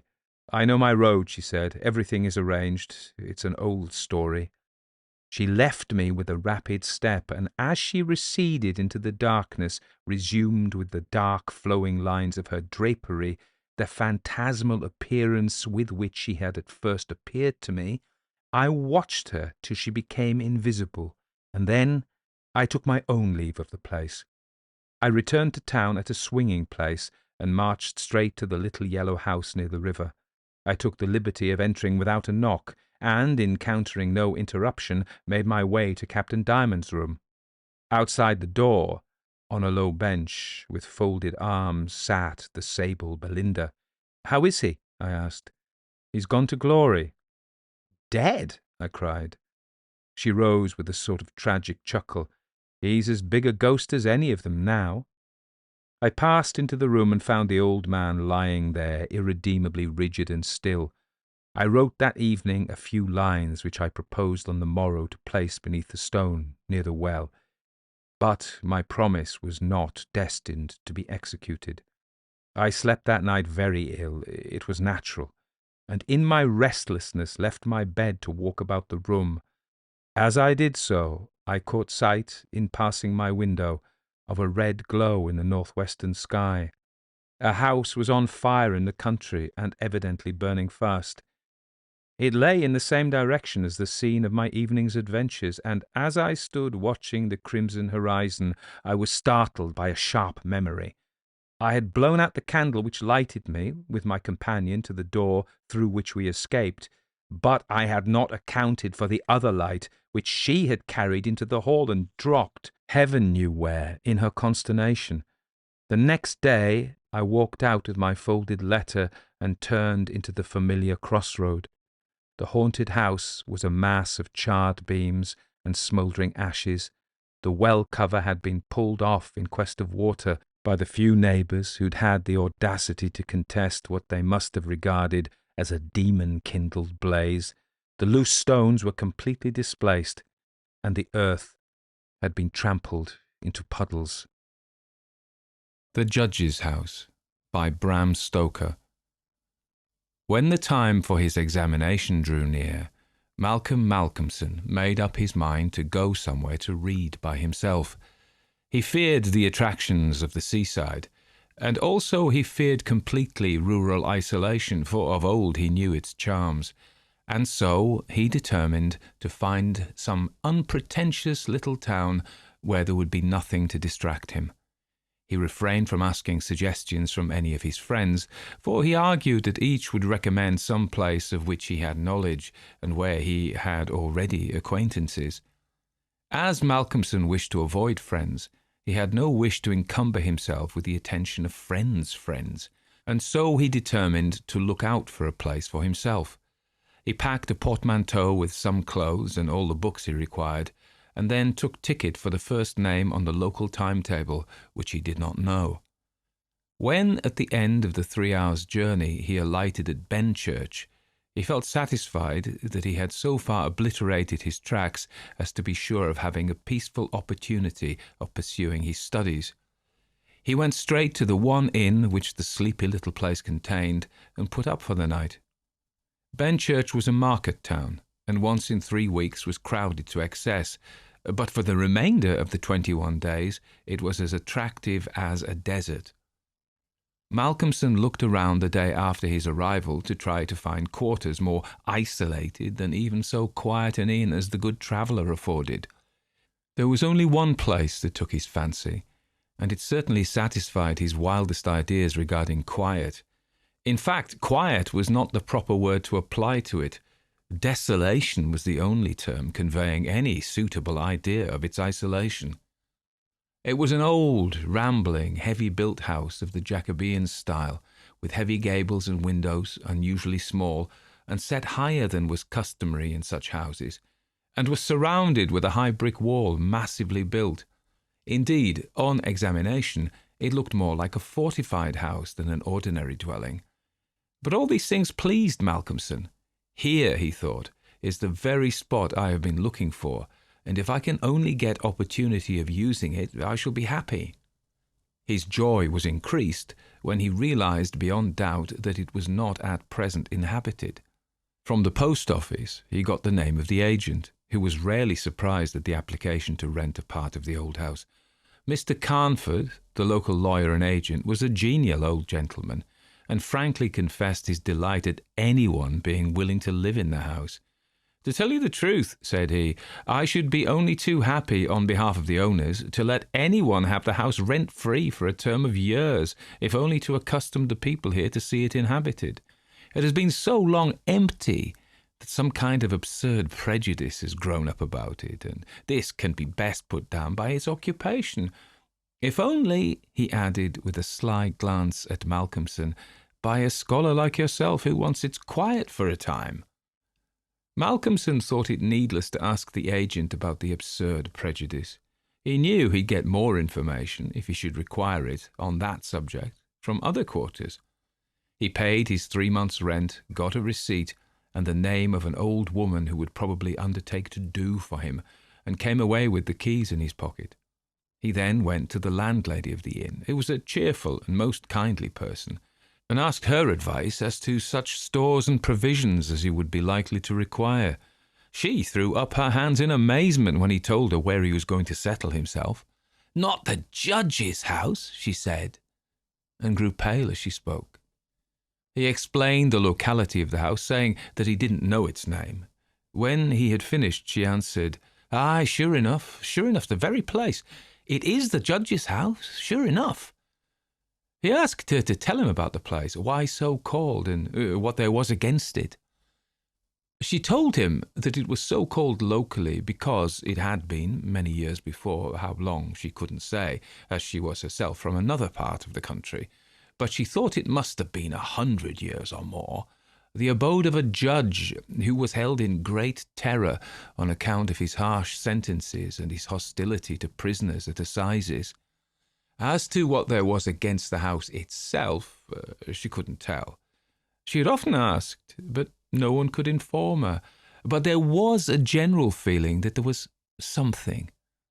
And for her own part, she wouldn't take all the money in Drinkwater's bank and stay in the house an hour by herself. Then she apologised to Malcolmson for her disturbing talk. "It's too bad of me, sir, and you, and a young gentleman too, if you'll pardon me saying it, going to live there all alone. If you were my boy, and you'll excuse me for saying it, you wouldn't sleep there a night, not if I had to go there myself and pull the big alarm bell that's on the roof." The good creature was so manifestly in earnest, and was so kindly in her intentions, that Malcolmson, although amused, was touched. He told her kindly how much he appreciated her interest in him, and added, "But my dear Mrs. Witham, indeed you need not be concerned about me. A man who is reading for the mathematical tripos has too much to think of to be disturbed by any of these mysterious somethings, and his work is of too exact and prosaic a kind to allow of his having any corner in his mind for mysteries of any kind. Harmonical progressions, permutations and combinations, and elliptic functions have sufficient mysteries for me." Mrs. Witham kindly undertook to see after his commissions, and he went himself to look for the old woman who'd been recommended to him. When he returned to the judge's house with her, after an interval of a couple of hours, he found Mrs. Witham herself waiting with several men and boys carrying parcels, and an upholsterer's man with a bed in a cart, for he said, though tables and chairs might be all very well, a bed that hadn't been aired for mayhap 50 years was not proper for young bones to lie on. She was evidently curious to see the inside of the house, and though manifestly so afraid of the somethings, that at the slightest sound she clutched on to Malcolmson, whom she never left for a moment, went over the whole place. After his examination of the house, Malcolmson decided to take up his abode in the great dining room, which was big enough to serve for all his requirements, and Mrs. Witham, with the aid of the charwoman, Mrs. Dempster, proceeded to arrange matters. When the hampers were brought in and unpacked, Malcolmson saw that with much kind forethought she had sent from her own kitchen sufficient provisions to last for a few days. Before going, she expressed all sorts of kind wishes, and at the door turned and said, "And perhaps, as the room is big and draughty, it might be well to have one of those big screens put round your bed at night. Though, truth to tell, I would die myself if I were to be so shut in with all kinds of things that put their heads round the sides or over the top and look on me." The image which she had called up was too much for her nerves, and she fled incontinently. Mrs. Dempster sniffed in a superior manner as the landlady disappeared, and remarked that for her own part she wasn't afraid of all the bogies in the kingdom. "I'll tell you what it is, sir," she said. "Bogies is all kinds and sorts of things, except bogies. Rats and mice and beetles and creaky doors and loose slates and broken panes and stiff drawer handles that stay out when you pull them and then fall down in the middle of the night. Look at the wainscot of the room. It's old, hundreds of years old. Do you think there's no rats and beetles there? And do you imagine, sir, that you won't see none of them? Rats is bogies, I tell you, and bogies is rats, and don't you get to think anything else." "Mrs. Dempster," said Malcolmson gravely, making her a polite bow, "you know more than a senior wrangler, and let me say that as a mark of esteem for your indubitable soundness of head and heart, I shall, when I go, give you possession of this house and let you stay here by yourself for the last 2 months of my tenancy, for 4 weeks will serve my purpose." "Thank you kindly, sir," she answered, "but I couldn't sleep away from home a night. I'm in greenhouse charity, and if I slept away from my rooms, I should lose all I have got to live on. The rules is very strict, and there's too many watching for a vacancy for me to run any risks in the matter. Only for that, sir, I'd gladly come here and attend on you altogether during your stay." "My good woman," said Malcolmson hastily, "I have come here on purpose to obtain solitude, and believe me that I am grateful to the late Greenhow for having so organised his admirable charity, whatever it is, that I am perforce denied the opportunity of suffering from such a form of temptation.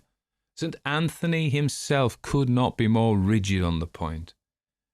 The old woman laughed harshly. "Ah, you young gentleman," she said, "you don't fear for naught, and belike you'll get all the solitude you want here."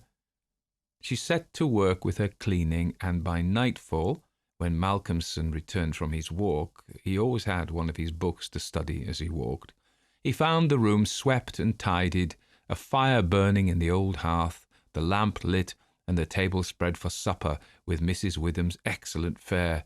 "This is comfort indeed," he said, as he rubbed his hands.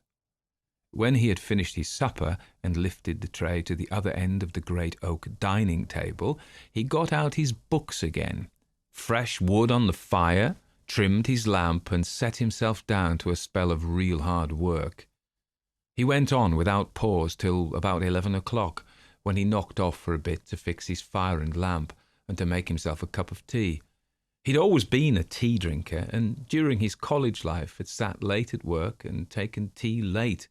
The rest was a great luxury to him, and he enjoyed it with a sense of delicious, voluptuous ease. The renewed fire leaped and sparkled, and threw quaint shadows through the great old room, and as he sipped his hot tea, he revelled in the sense of isolation from his kind. Then it was that he began to notice, for the first time, what a noise the rats were making.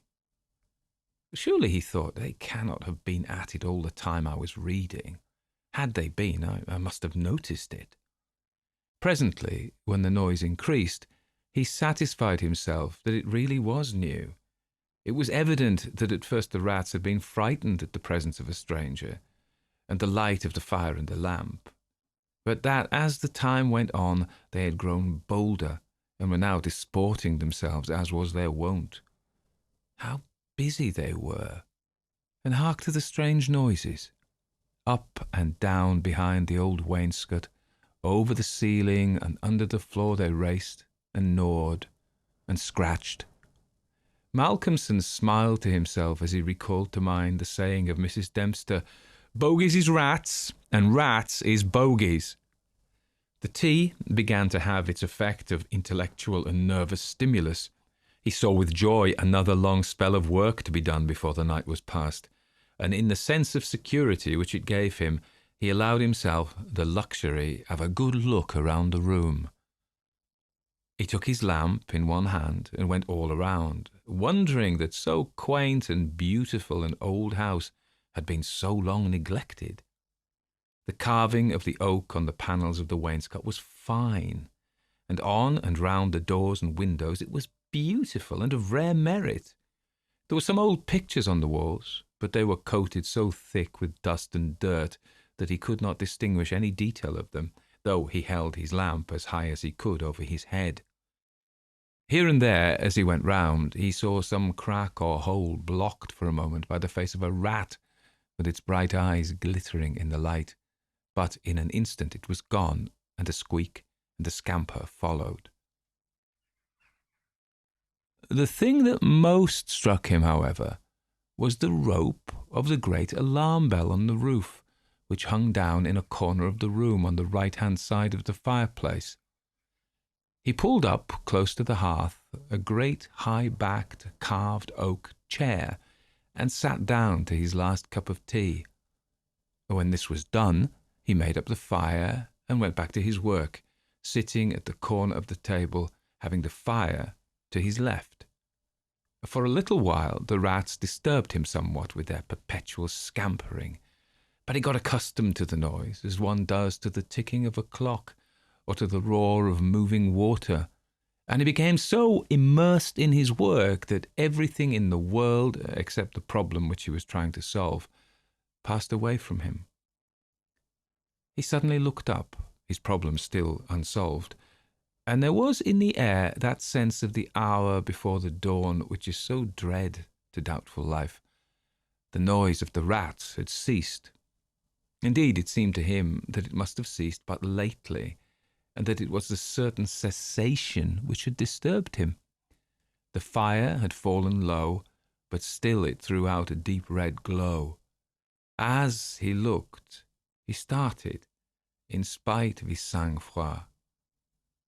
There, on the great high-backed carved oak chair, by the right side of the fireplace, sat an enormous rat, steadily glaring at him with baleful eyes. He made a motion to it as though to hunt it away, but it did not stir. Then he made the motion of throwing something. Still it did not stir, but showed its great white teeth angrily, and its cruel eyes shone in the lamplight with an added vindictiveness. Malcolmson felt amazed, and seizing the poker from the hearth, ran at it to kill it. Before, however, he could strike it, the rat, with a squeak that sounded like the concentration of hate, jumped upon the floor, and running up the rope of the alarm bell, disappeared in the darkness beyond the range of the green-shaded lamp. Instantly, strange to say, the noisy scampering of the rats in the wainscot began again. By this time, Malcolmson's mind was quite off the problem, and as a shrill cock-crow outside told him of the approach of morning, he went to bed and to sleep. He slept so sound that he was not even waked by Mrs. Dempster coming in to make up his room. It was only when she had tidied up the place and got his breakfast ready and tapped on the screen which closed in his bed that he woke. He was a little tired still after his night's hard work, but a strong cup of tea soon freshened him up, and taking his book, he went out for his morning walk, bringing with him a few sandwiches lest he should not care to return till dinner-time. He found a quiet walk between high elms some way outside the town, and here he spent the greater part of the day studying his Laplace. On his return, he looked in to see Mrs. Witham and to thank her for her kindness.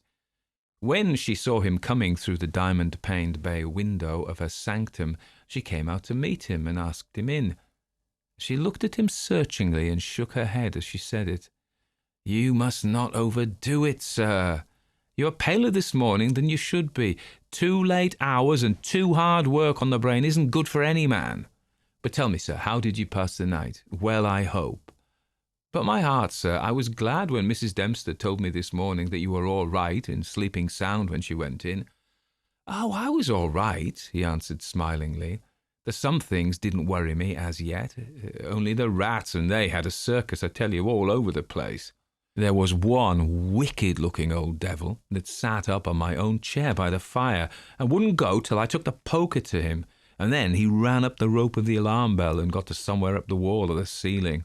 I couldn't see where, it was so dark." "Mercy on us," said Mrs. Witham. "An old devil and sitting on the chair by the fireside. Take care, sir, take care. There's many a true word spoken in jest." "How do you mean? 'Pon my word, I don't understand." "An old devil. The old devil, perhaps. There, sir, you needn't laugh." For Malcolmson had broken into a hearty peal. "You young folks thinks it easy to laugh at things that makes older ones shudder. Never mind, sir, never mind. Please God, you'll laugh all the time. It's what I wish you, myself." And the good lady beamed all over in sympathy with his enjoyment, her fears gone for a moment. "Oh, forgive me," said Malcolmson presently. "Don't think me rude, but the idea was too much for me. That the old devil himself was on the chair last night." And at the thought he laughed again. Then he went home to dinner. This evening the scampering of the rats began earlier. Indeed, it had been going on before his arrival, and only ceased whilst his presence by its freshness disturbed them. After dinner he sat by the fire for a while and had a smoke, and then, having cleared his table, began to work as before. Tonight the rats disturbed him more than they had done on the previous night. How they scampered up and down and under and over. How they squeaked and scratched and gnawed. How they, getting bolder by degrees, came to the mouths of their holes and to the chinks and cracks and crannies in the wainscoting, till their eyes shone like tiny lamps as the firelight rose and fell. But to him, now doubtless accustomed to them, their eyes were not wicked, only their playfulness touched him. Sometimes the boldest of them made sallies out on the floor or along the mouldings of the wainscot. Now and again, as they disturbed him, Malcolmson made a sound to frighten them, smiting the table with his hand or giving a fierce "shh, shh," so that they fled straight away to their holes. And so the early part of the night wore on, and despite the noise, Malcolmson got more and more immersed in his work. All at once he stopped, as on the previous night, being overcome by a sudden sense of silence. There was not the faintest sound of gnaw or scratch or squeak. The silence was as of the grave. He remembered the odd occurrence of the previous night, and instinctively he looked at the chair standing close by the fireside, and then a very odd sensation thrilled through him. There, on the great old high-backed carved oak chair beside the fireplace, sat the same enormous rat, steadily glaring at him with baleful eyes. Instinctively he took the nearest thing to his hand, a book of logarithms, and flung it at it. The book was badly aimed, and the rat did not stir, so again the poker performance of the previous night was repeated, and again the rat, being closely pursued, fled up the rope of the alarm bell. Strangely, too, the departure of this rat was instantly followed by the renewal of the noise made by the general rat community.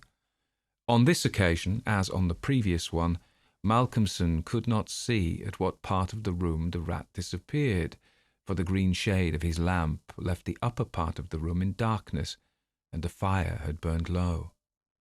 And looking at his watch, he found it was close on midnight, and not sorry for the divertissement, he made up his fire and made himself his nightly pot of tea.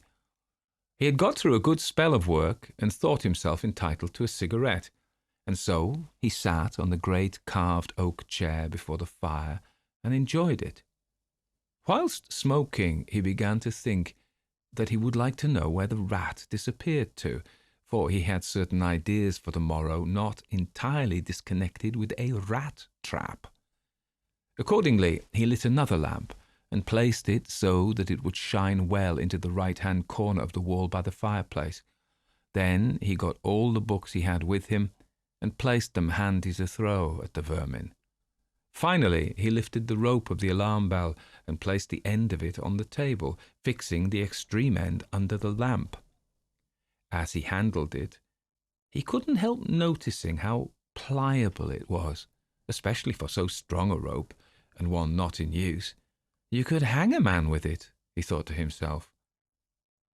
When his preparations were made, he looked around and said complacently, "There now, my friend, I think we shall learn something of you at this time."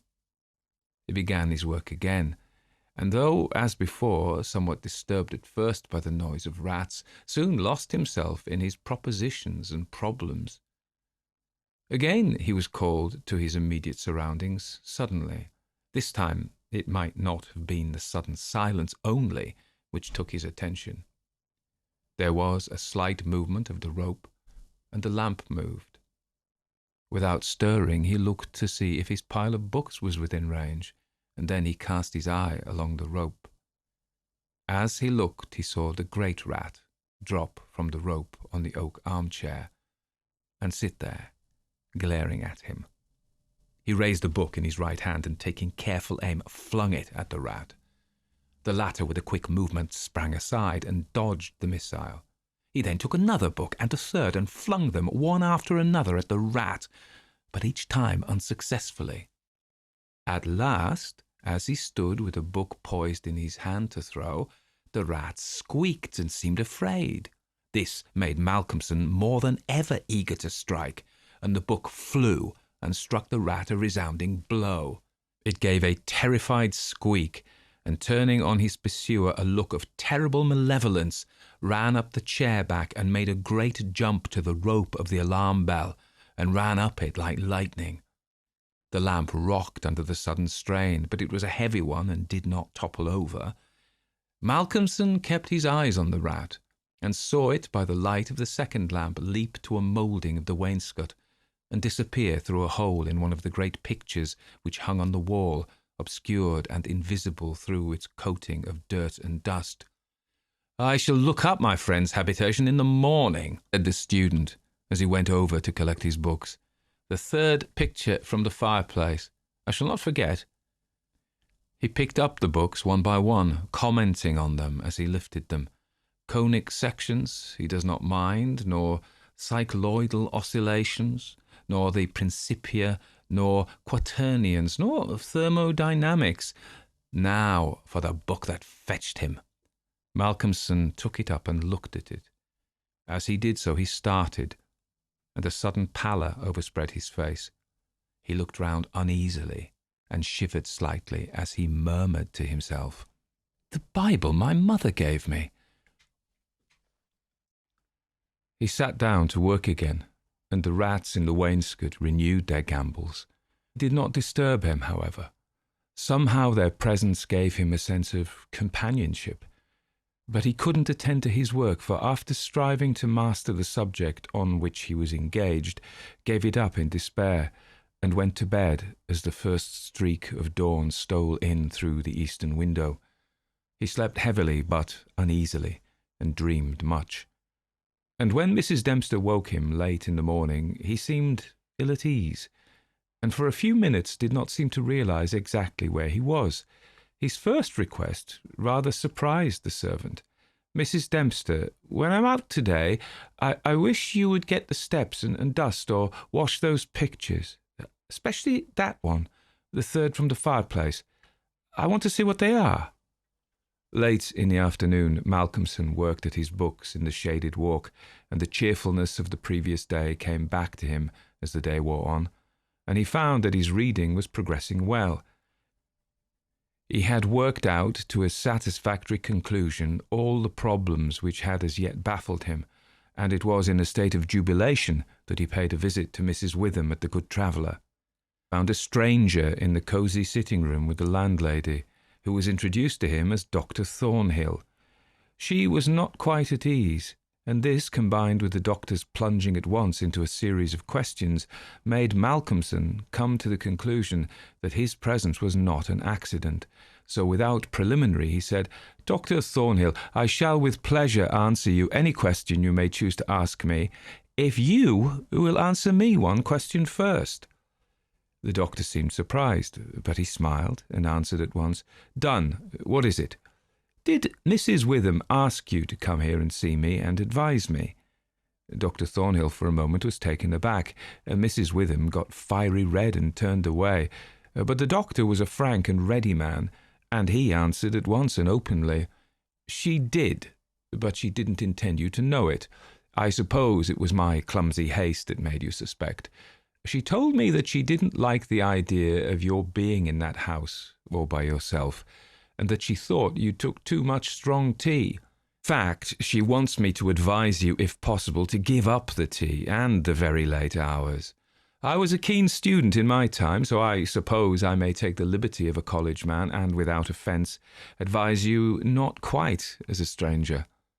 Malcolmson, with a bright smile, held out his hand. "Shake, as they say in America," he said. "I must thank you for your kindness, and Mrs. Witham too, and your kindness deserves a return on my part. I promise to take no more strong tea, no tea at all till you tell me, and I shall go to bed tonight at 1 o'clock at latest. Will that do?" "Capital," said the doctor. "Now tell us all that you noticed in the old house." And so Malcolmson then and there told in minute detail all that had happened in the last 2 nights.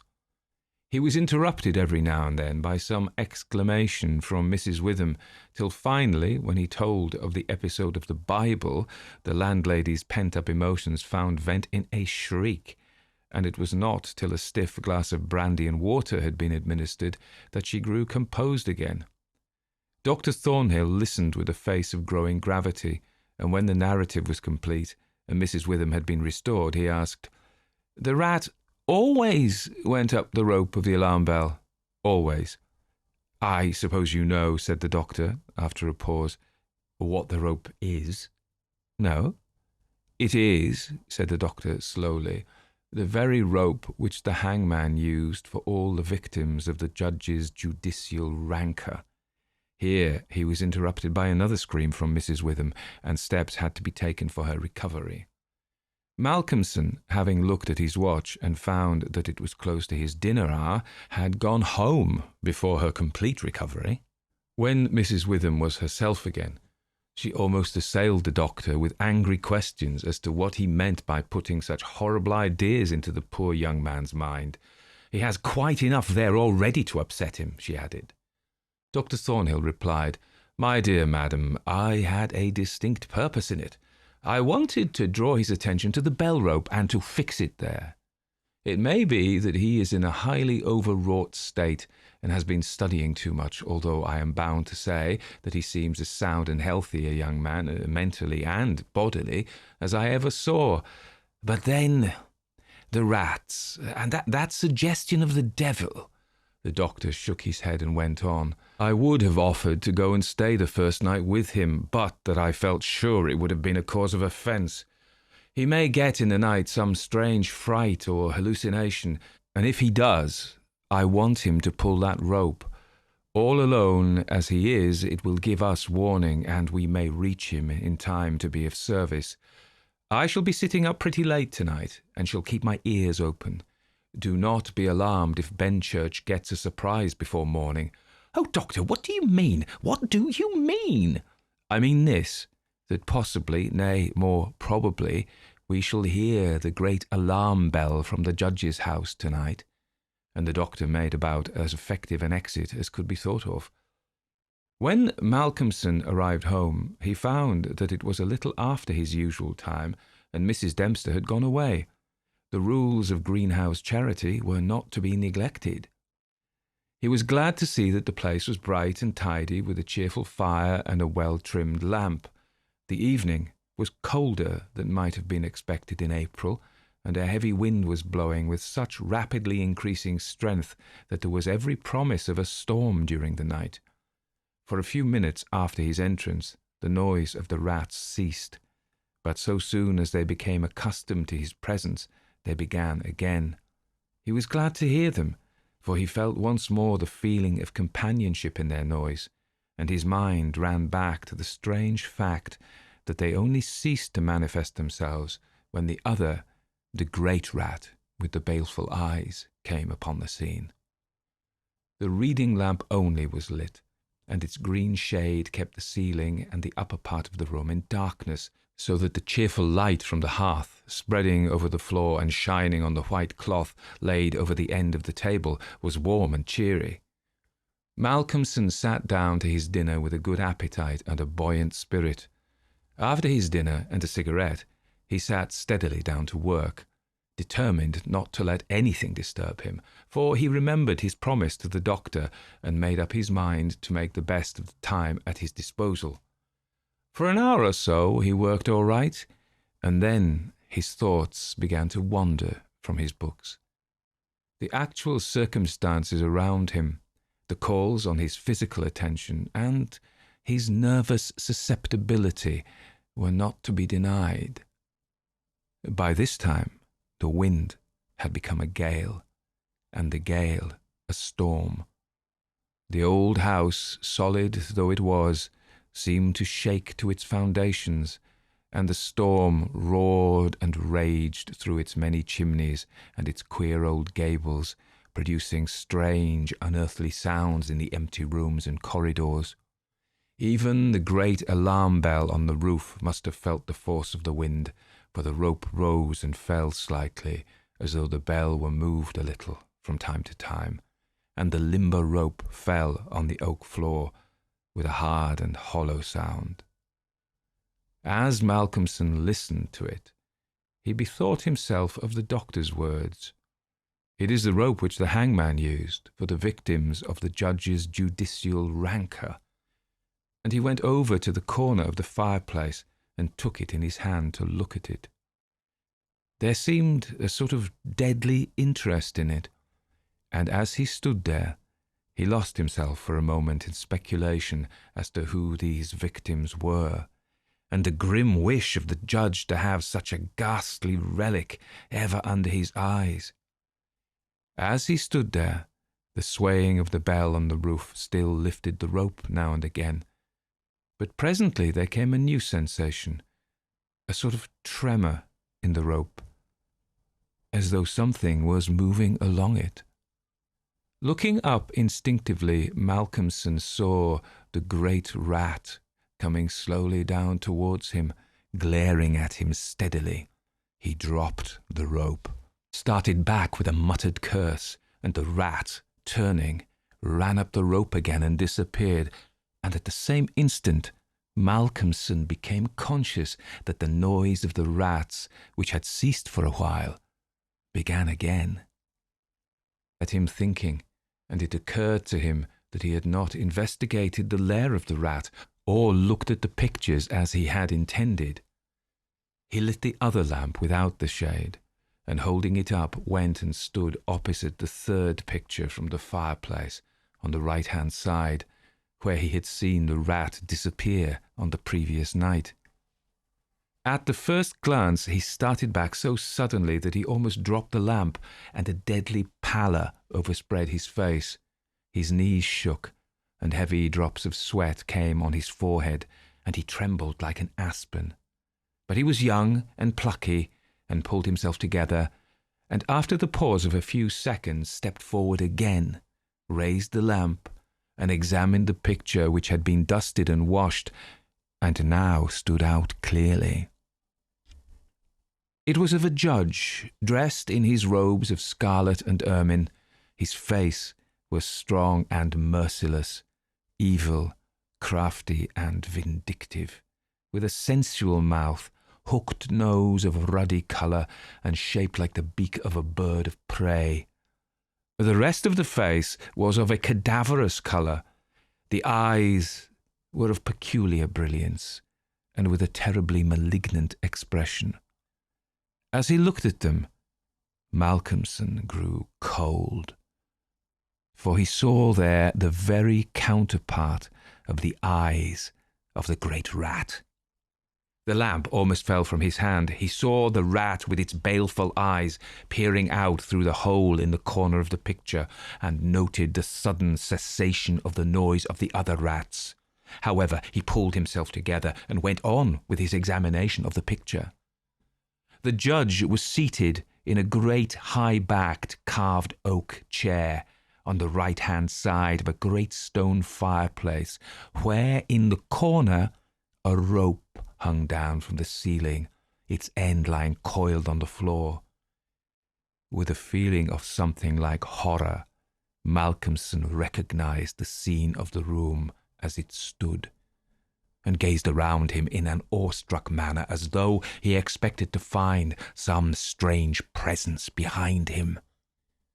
Then he looked over to the corner of the fireplace, and with a loud cry he let the lamp fall from his hand. There, in the judge's armchair, with the rope hanging behind, sat the rat with the judge's baleful eyes, now intensified and with a fiendish leer. Save for the howling of the storm without, there was silence. The fallen lamp recalled Malcolmson to himself. Fortunately, it was of metal, and so the oil was not spilt. However, the practical need of attending to it settled at once his nervous apprehensions. When he had turned it out, he wiped his brow and thought for a moment. "This will not do," he said to himself. "If I go on like this, I shall become a crazy fool. This must stop. I promised the doctor I would not take tea. Faith, he was pretty right. My nerves must have been getting into a queer state. Funny I didn't notice it. I never felt better in my life. However, it's all right now, and I shall not be such a fool again." Then he mixed himself a good stiff glass of brandy and water, and resolutely sat down to his work. It was nearly an hour when he looked up from his book, disturbed by the sudden stillness. Without, the wind howled and roared louder than ever, and the rain drove in sheets against the windows, beating like hail on the glass. But within, there was no sound whatever, save the echo of the wind as it roared in the great chimney, and now and then a hiss as a few raindrops found their way down the chimney in a lull of the storm. The fire had fallen low and had ceased to flame, though it threw out a red glow. Malcolmson listened attentively, and presently heard a thin squeaking noise, very faint. It came from the corner of the room where the rope hung down, and he thought it was the creaking of the rope on the floor as the swaying of the bell raised and lowered it. Looking up, however, he saw in the dim light the great rat clinging to the rope and gnawing it. The rope was already nearly gnawed through. He could see the lighter colour where the strands were laid bare. As he looked, the job was completed, and the severed end of the rope fell, clattering on the oaken floor, whilst for an instant the great rat remained like a knob or tassel at the end of the rope, which now began to sway to and fro. Malcolmson felt for a moment another pang of terror as he thought that now the possibility of calling the outer world to his assistance was cut off. But an intense anger took its place, and seizing the book he was reading, he hurled it at the rat. The blow was well aimed, but before the missile could reach him, the rat dropped off and struck the floor with a soft thud. Malcolmson instantly rushed over towards him, but it darted away and disappeared in the darkness of the shadows of the room. Malcolmson felt that his work was over for the night, and determined then and there to vary the monotony of the proceedings by a hunt for the rat, and took off the green shade of the lamp so as to ensure a wider spreading light. As he did so, the gloom of the upper part of the room was relieved, and in the new flood of light, great by comparison with the previous darkness, the pictures on the wall stood out boldly.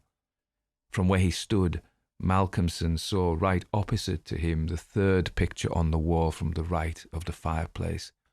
He rubbed his eyes in surprise, and then a great fear began to come upon him. In the centre of the picture was a great irregular patch of brown canvas, as fresh as when it was stretched on the frame. The background was as before, with chair and chimney corner and rope, but the figure of the judge had disappeared. Malcolmson, almost in a chill of horror, turned slowly round, and then he began to shake and tremble like a man in a palsy. His strength seemed to have left him, and he was incapable of action or movement, hardly even of thought. He could only see and hear. There, on the great high-backed, carved oak chair, sat the judge, in his robes of scarlet and ermine, with his baleful eyes glaring vindictively, smile of triumph on the resolute, cruel mouth, as he lifted with his hands a black cap. Malcolmson felt as if the blood was running from his heart, as one does in moments of prolonged suspense. There was a singing in his ears. Without, he could hear the roar and howl of the tempest, and through it, swept on the storm, came the striking of midnight by the great chimes in the marketplace. He stood for a space of time that seemed to him endless, still as a statue, and with wide-open, horror-struck eyes, breathless. As the clock struck, so the smile of triumph on the judge's face intensified, and at the last stroke of midnight, he placed the black cap on his head. Slowly and deliberately, the judge rose from his chair and picked up the piece of rope of the alarm bell which lay on the floor, drew it through his hands, as if he enjoyed its touch, and then deliberately began to knot one end of it, fashioning it into a noose. This he tightened and tested with his foot, pulling hard at it till he was satisfied, and then making a running noose of it, which he held in his hand. Then he began to move along the table on the opposite side to Malcolmson, keeping his eyes on him until he had passed him, when, with a quick movement, he stood in front of the door. Malcolmson then began to feel that he was trapped, and tried to think of what he should do. There was some fascination in the judge's eyes which he never took off him, and he had perforce to look. He saw the judge approach, still keeping between him and the door, and raise the noose and throw it towards him as if to entangle him. With a great effort he made a quick movement to one side and saw the rope fall beside him, and heard it strike the oaken floor. Again the judge raised the noose and tried to ensnare him, ever keeping his baleful eyes fixed on him, and each time, by a mighty effort, the student just managed to evade it. So this went on for many times, the judge seeming never discouraged nor discomposed at failure, but playing as a cat does with a mouse. At last, in despair, which had reached its climax, Malcolmson cast a quick glance round him. The lamp seemed to have blazed up, and there was a fairly good light in the room. At the many rat-holes, and in the chinks and crannies of the wainscot, he saw the rat's eyes, and this aspect, that was purely physical, gave him a gleam of comfort. He looked around and saw that the rope of the great alarm bell was laden with rats. Every inch of it was covered with them, and more were pouring through the small circular hole in the ceiling whence it emerged, so that with their weight the bell was beginning to sway. Hark! It had swayed till the clapper had touched the bell. The sound was a tiny one, but the bell was only beginning to sway, and it would increase. At the sound, the judge, who had been keeping his eyes fixed on Malcolmson, looked up, and a scowl of diabolical anger overspread his face. His eyes fairly glowed like hot coals, and he stamped his foot with a sound that seemed to make the house shake. A dreadful peal of thunder broke overhead as he raised the rope again, whilst the rats kept running up and down the rope as though working against time. Instead of throwing it, he drew close to his victim and held open the noose as he approached. As he came closer, there seemed something paralyzing in his very presence, and Malcolmson stood rigid as a corpse. He felt the judge's icy fingers touch his throat as he adjusted the rope. The noose tightened. Then the judge, taking the rigid form of the student in his arms, carried him over and placed him standing in the oak chair, and stepping up beside him, put his hand up and caught the end of the swaying rope of the alarm bell. As he raised his hand, the rats fled squeaking and disappeared through the hole in the ceiling. Taking the end of the noose which was round Malcolmson's neck, he tied it to the hanging rope bell, and then, descending, pulled away the chair. When the alarm bell of the judge's house began to sound, a crowd soon assembled. Lights and torches of various kinds appeared, and soon a silent crowd was hurrying to the spot. They knocked loudly at the door, but there was no reply. Then they burst in the door and poured into the great dining room, the doctor at the head. There, at the end of the rope of the great alarm bell, hung the body of the student, and on the face of the judge in the picture was a malignant smile. An account of some strange disturbances in Aungier Street by J. Sheridan Le Fanu. It's not worth telling, this story of mine, at least not worth writing. Told, indeed, as I have sometimes been called upon to tell it, to a circle of intelligent and eager faces, lighted up by a good after-dinner fire on a winter's evening, with a cold wind rising and wailing outside, and all snug and cosy within, it has gone off, though I say it who should not, indifferent well. But it is a venture to do as you would have me. Pen, ink, and paper are cold vehicles for the marvellous, and a reader decidedly a more critical animal than a listener. If, however, you can induce your friends to read it after nightfall, and when the fireside talk has run for a while on thrilling tales of shapeless terror, in short, if you will secure me the mollia tempora fandi, I will go to my work, and say my say, with better heart. Well then, these conditions presupposed, I shall waste no more words, but tell you simply how it all happened. My cousin, Tom Ludlow, and I studied medicine together. I think he would have succeeded had he stuck to the profession, but he preferred the church, poor fellow, and died early, a sacrifice to contagion, contracted in the noble discharge of his duties. For my present purpose, I say enough of his character when I mention that he was of a sedate but frank and cheerful nature, very exact in his observance of truth, and not by any means like myself, of an excitable or nervous temperament. My uncle Ludlow, Tom's father, while we were attending lectures, purchased 3 or 4 old houses on Aungier Street, one of which was unoccupied. He resided in the country, and Tom proposed that we should take up our abode in the untenanted house, so long as it should continue unlet, a move which would accomplish the double end of settling us nearer alike to our lecture rooms and to our amusements, and of relieving us from the weekly charge of rent for our lodgings. Our furniture was very scant, our whole equipage remarkably modest and primitive, and in short, our arrangements pretty nearly as simple as those of a bivouac. Our new plan was, therefore, executed almost as soon as conceived. The front drawing-room was our sitting-room. I had the bedroom over it, and Tom the back bedroom on the same floor, which nothing could have induced me to occupy.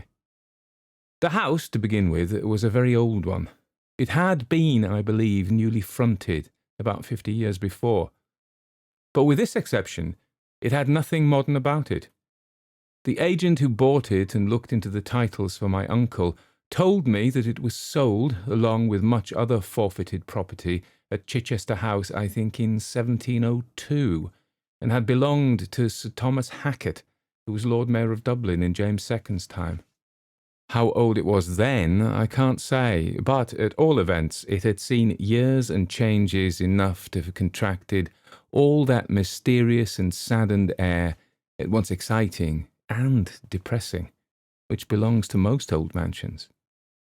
There had been very little done in the way of modernising details, and perhaps it was better so, for there was something queer and bygone in the very walls and ceilings, in the shape of doors and windows, in the odd diagonal site of the chimney-pieces, in the beams and ponderous cornices, not to mention the singular solidity of all the woodwork from the banisters to the window frames, which hopelessly defied the skies, and would have emphatically proclaimed their antiquity through any conceivable amount of modern finery and varnish.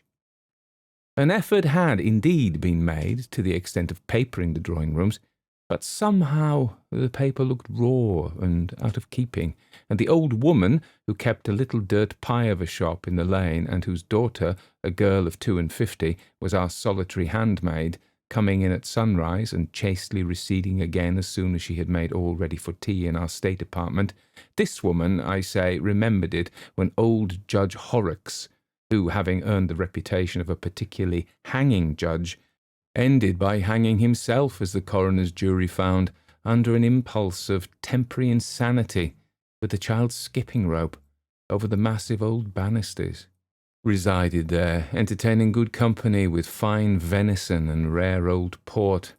In those halcyon days the drawing-rooms were hung with gilded leather, and I dare say cut a good figure, for they were really spacious rooms.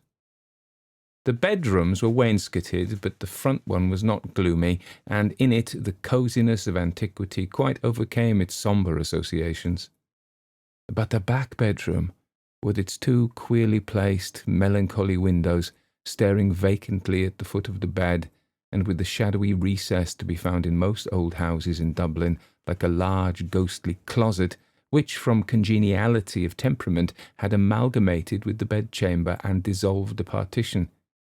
At night-time this alcove, as our maid was wont to call it, had, in my eyes, a specially sinister and suggestive character. Tom's distant and solitary candle glimmered vainly into its darkness. There it was always overlooking him, always itself impenetrable. But this was only part of the effect. The whole room was, I can't tell how, repulsive to me. There was, I suppose, in its proportions and features, a latent discord, a certain mysterious and indescribable relation, which jarred indistinctly upon some secret sense of the fitting and the safe, and raised indefinable suspicions and apprehensions of the imagination. On the whole, as I began by saying, nothing could have induced me to pass a night alone in it. I had never pretended to conceal from poor Tom my superstitious weakness, and he, on the other hand, most unaffectedly ridiculed my tremors. The sceptic was, however, destined to receive a lesson, as you shall hear. We had not been very long in occupation of our respective dormitories when I began to complain of uneasy nights and disturbed sleep. I was, I suppose, the more impatient under this annoyance, as I was usually a sound sleeper, and by no means prone to nightmares.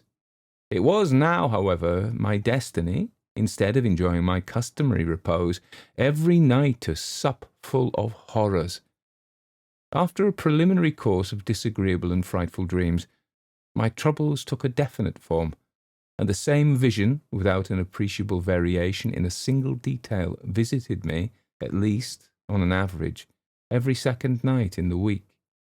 Now, this dream, nightmare, or infernal illusion, which you please, of which I was the miserable sport, was on this wise. I saw, or thought I saw, with the most abominable distinctness, although at the time in profound darkness, every article of furniture and accidental arrangement of the chamber in which I lay. This, as you know, is incidental to ordinary nightmare.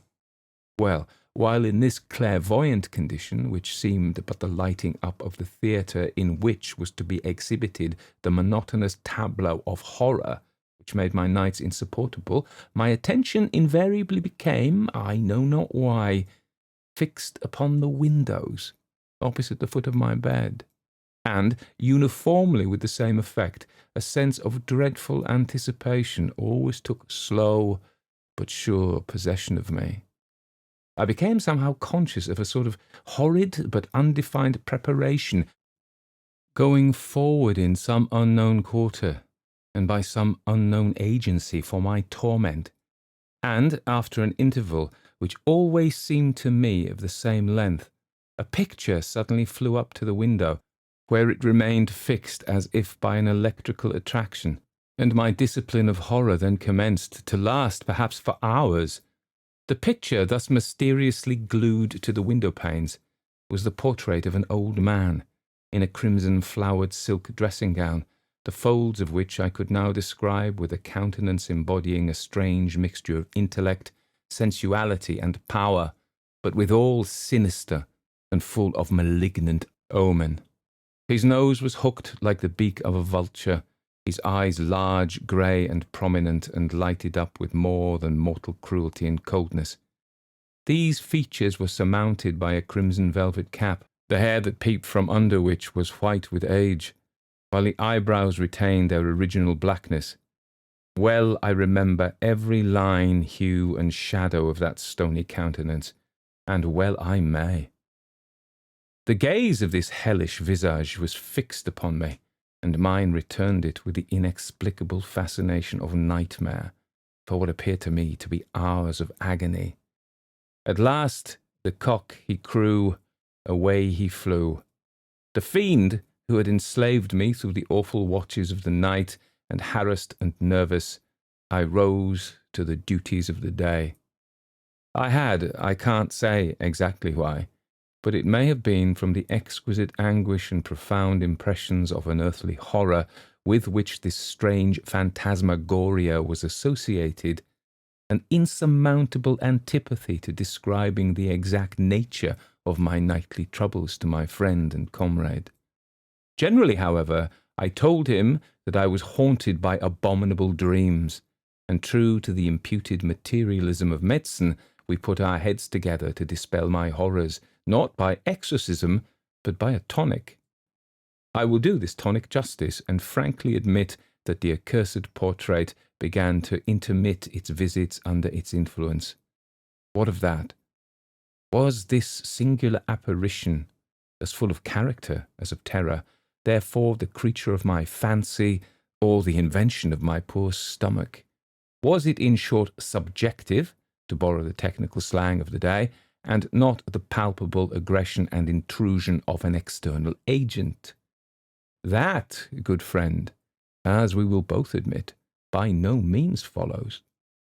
The evil spirit who enthralled my senses in the shape of that portrait may have been just as near me, just as energetic, just as malignant, though I saw him not.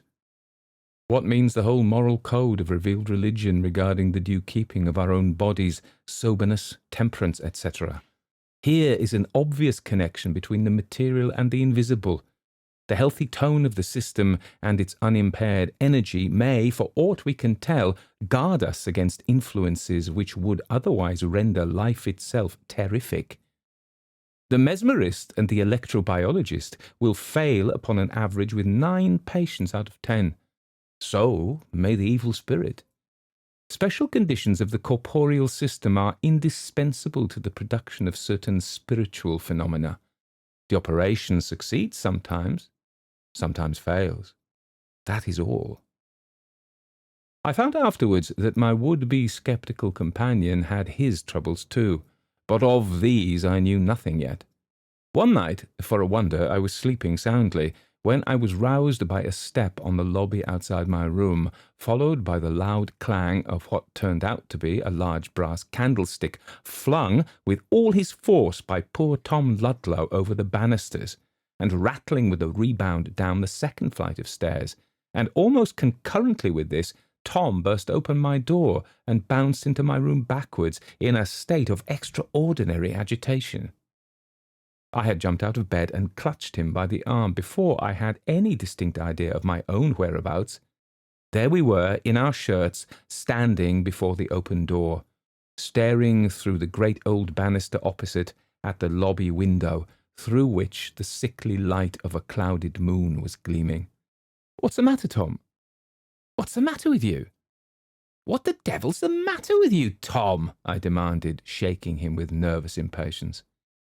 He took a long breath before he answered me, and then, it was not very coherently, "It's nothing, nothing at all. Did I speak? What did I say? Where's the candle, Richard? It's dark. I had a candle." "Yes, dark enough," I said, "but what's the matter? What is it? Why don't you speak, Tom? Have you lost your wits? What is the matter?" "The matter? Oh, it's all over. It must have been a dream. Nothing at all but a dream. Don't you think so? It couldn't be anything more than a dream." "Of course," said I, feeling uncommonly nervous. "It was a dream. I thought," he said, "there was a man in my room, and I jumped out of bed, and where's the candle?" "In your room, most likely," I said. "Shall I go and bring it?" "No, stay here. Don't go. It's no matter. Don't. I tell you, it was all a dream. Bolt the door, Dick. I'll stay here with you.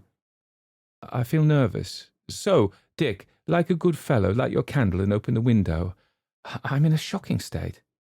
I did as he asked me, and robing himself like Gronwell in one of my blankets, he seated himself close beside my bed. Everybody knows how contagious is fear of all sorts, but more especially that particular kind of fear under which poor Tom was at that moment labouring.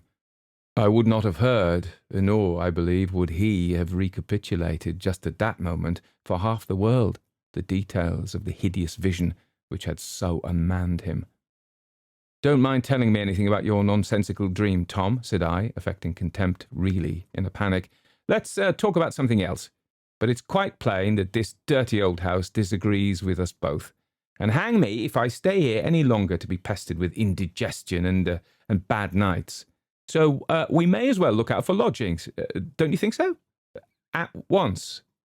Tom agreed, and after an interval said, "I've been thinking, Richard, that it's a long time since I saw my father, and I have made up my mind to go down tomorrow and return in a day or two, and you can take rooms for us in the meantime." I fancy that this resolution, obviously the result of the vision which had so profoundly scared him, would probably vanish next morning with the damps and shadows of night. But I was mistaken. Off went Tom at peep of day to the country, having agreed that so soon as I had secured suitable lodgings, I was to recall him by letter from his visit to my Uncle Ludlow. Now, anxious as I was to change my quarters, it so happened, owing to a series of petty procrastinations and accidents, that nearly a week elapsed before my bargain was made and my letter of recall on the wing to Tom, and in the meantime a trifling adventure or two had occurred to your humble servant, which, absurd as they now appear, diminished by distance, did certainly at the time serve to whet my appetite for change considerably.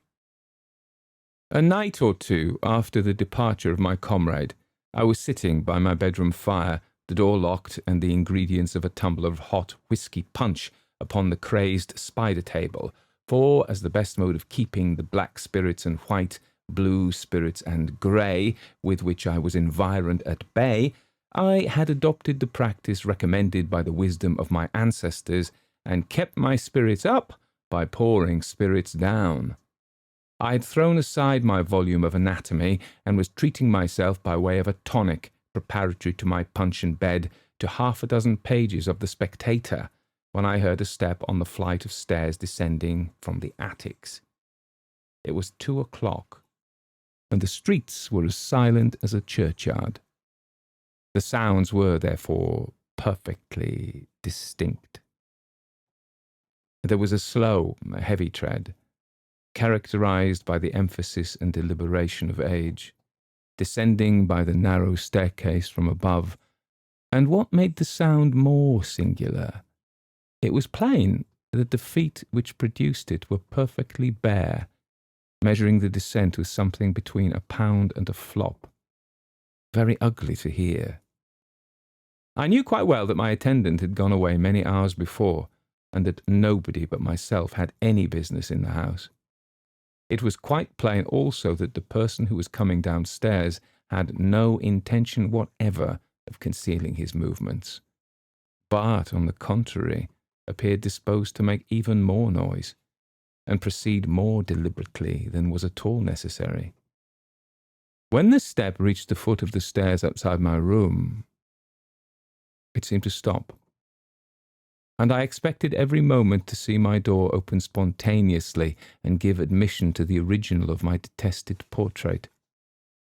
I was, however, relieved in a few seconds by hearing the descent renewed, just in the same manner, upon the staircase leading down to the drawing-rooms, and thence, after another pause, down the next flight, and so on to the hall, whence I heard no more. Now, by the time the sound had ceased, I was wound up, as they say, to a very unpleasant pitch of excitement. I listened, but there was not a stir. I screwed up my courage to a decisive experiment, opened my door, and in a stentorian voice bawled over the banisters, "Who's there?" There was no answer but the ringing of my own voice through the empty old house. No renewal of the movement. Nothing, in short, to give my unpleasant sensations a definite direction. There is, I think, something most disagreeably disenchanting in the sound of one's own voice under such circumstances, exerted in solitude and in vain. It redoubled my sense of isolation, and my misgivings increased on perceiving that the door, which I certainly thought I had left open, was closed behind me. In a vague alarm, lest my retreat should be cut off, I got again into my room as quickly as I could, where I remained in a state of imaginary blockade, and very uncomfortable indeed, till morning. Next night brought no return of my barefooted fellow-lodger. But the night following, being in my bed and in the dark, somewhere, I suppose about the same hour as before, I distinctly heard the old fellow again descending from the garrets. This time I had had my punch, and the morale of the garrison was consequently excellent. I jumped out of bed, clutched the poker as I passed the expiring fire, and in a moment was upon the lobby. The sound had ceased by this time. The dark and chill were discouraging, and guess my horror when I saw, or thought I saw, a black monster.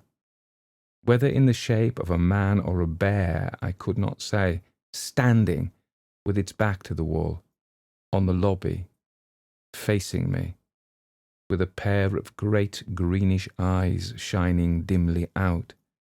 Now, I must be frank and confess that the cupboard which displayed our plates and cups stood just there, though at the moment I did not recollect it. At the same time, I must honestly say that, making every allowance for an excited imagination, I never could satisfy myself that I was made the dupe of my own fancy in this matter. For this apparition, after one or two shiftings of shape, as if in the act of incipient transformation, began, as it seemed on second thoughts, to advance upon me in its original form.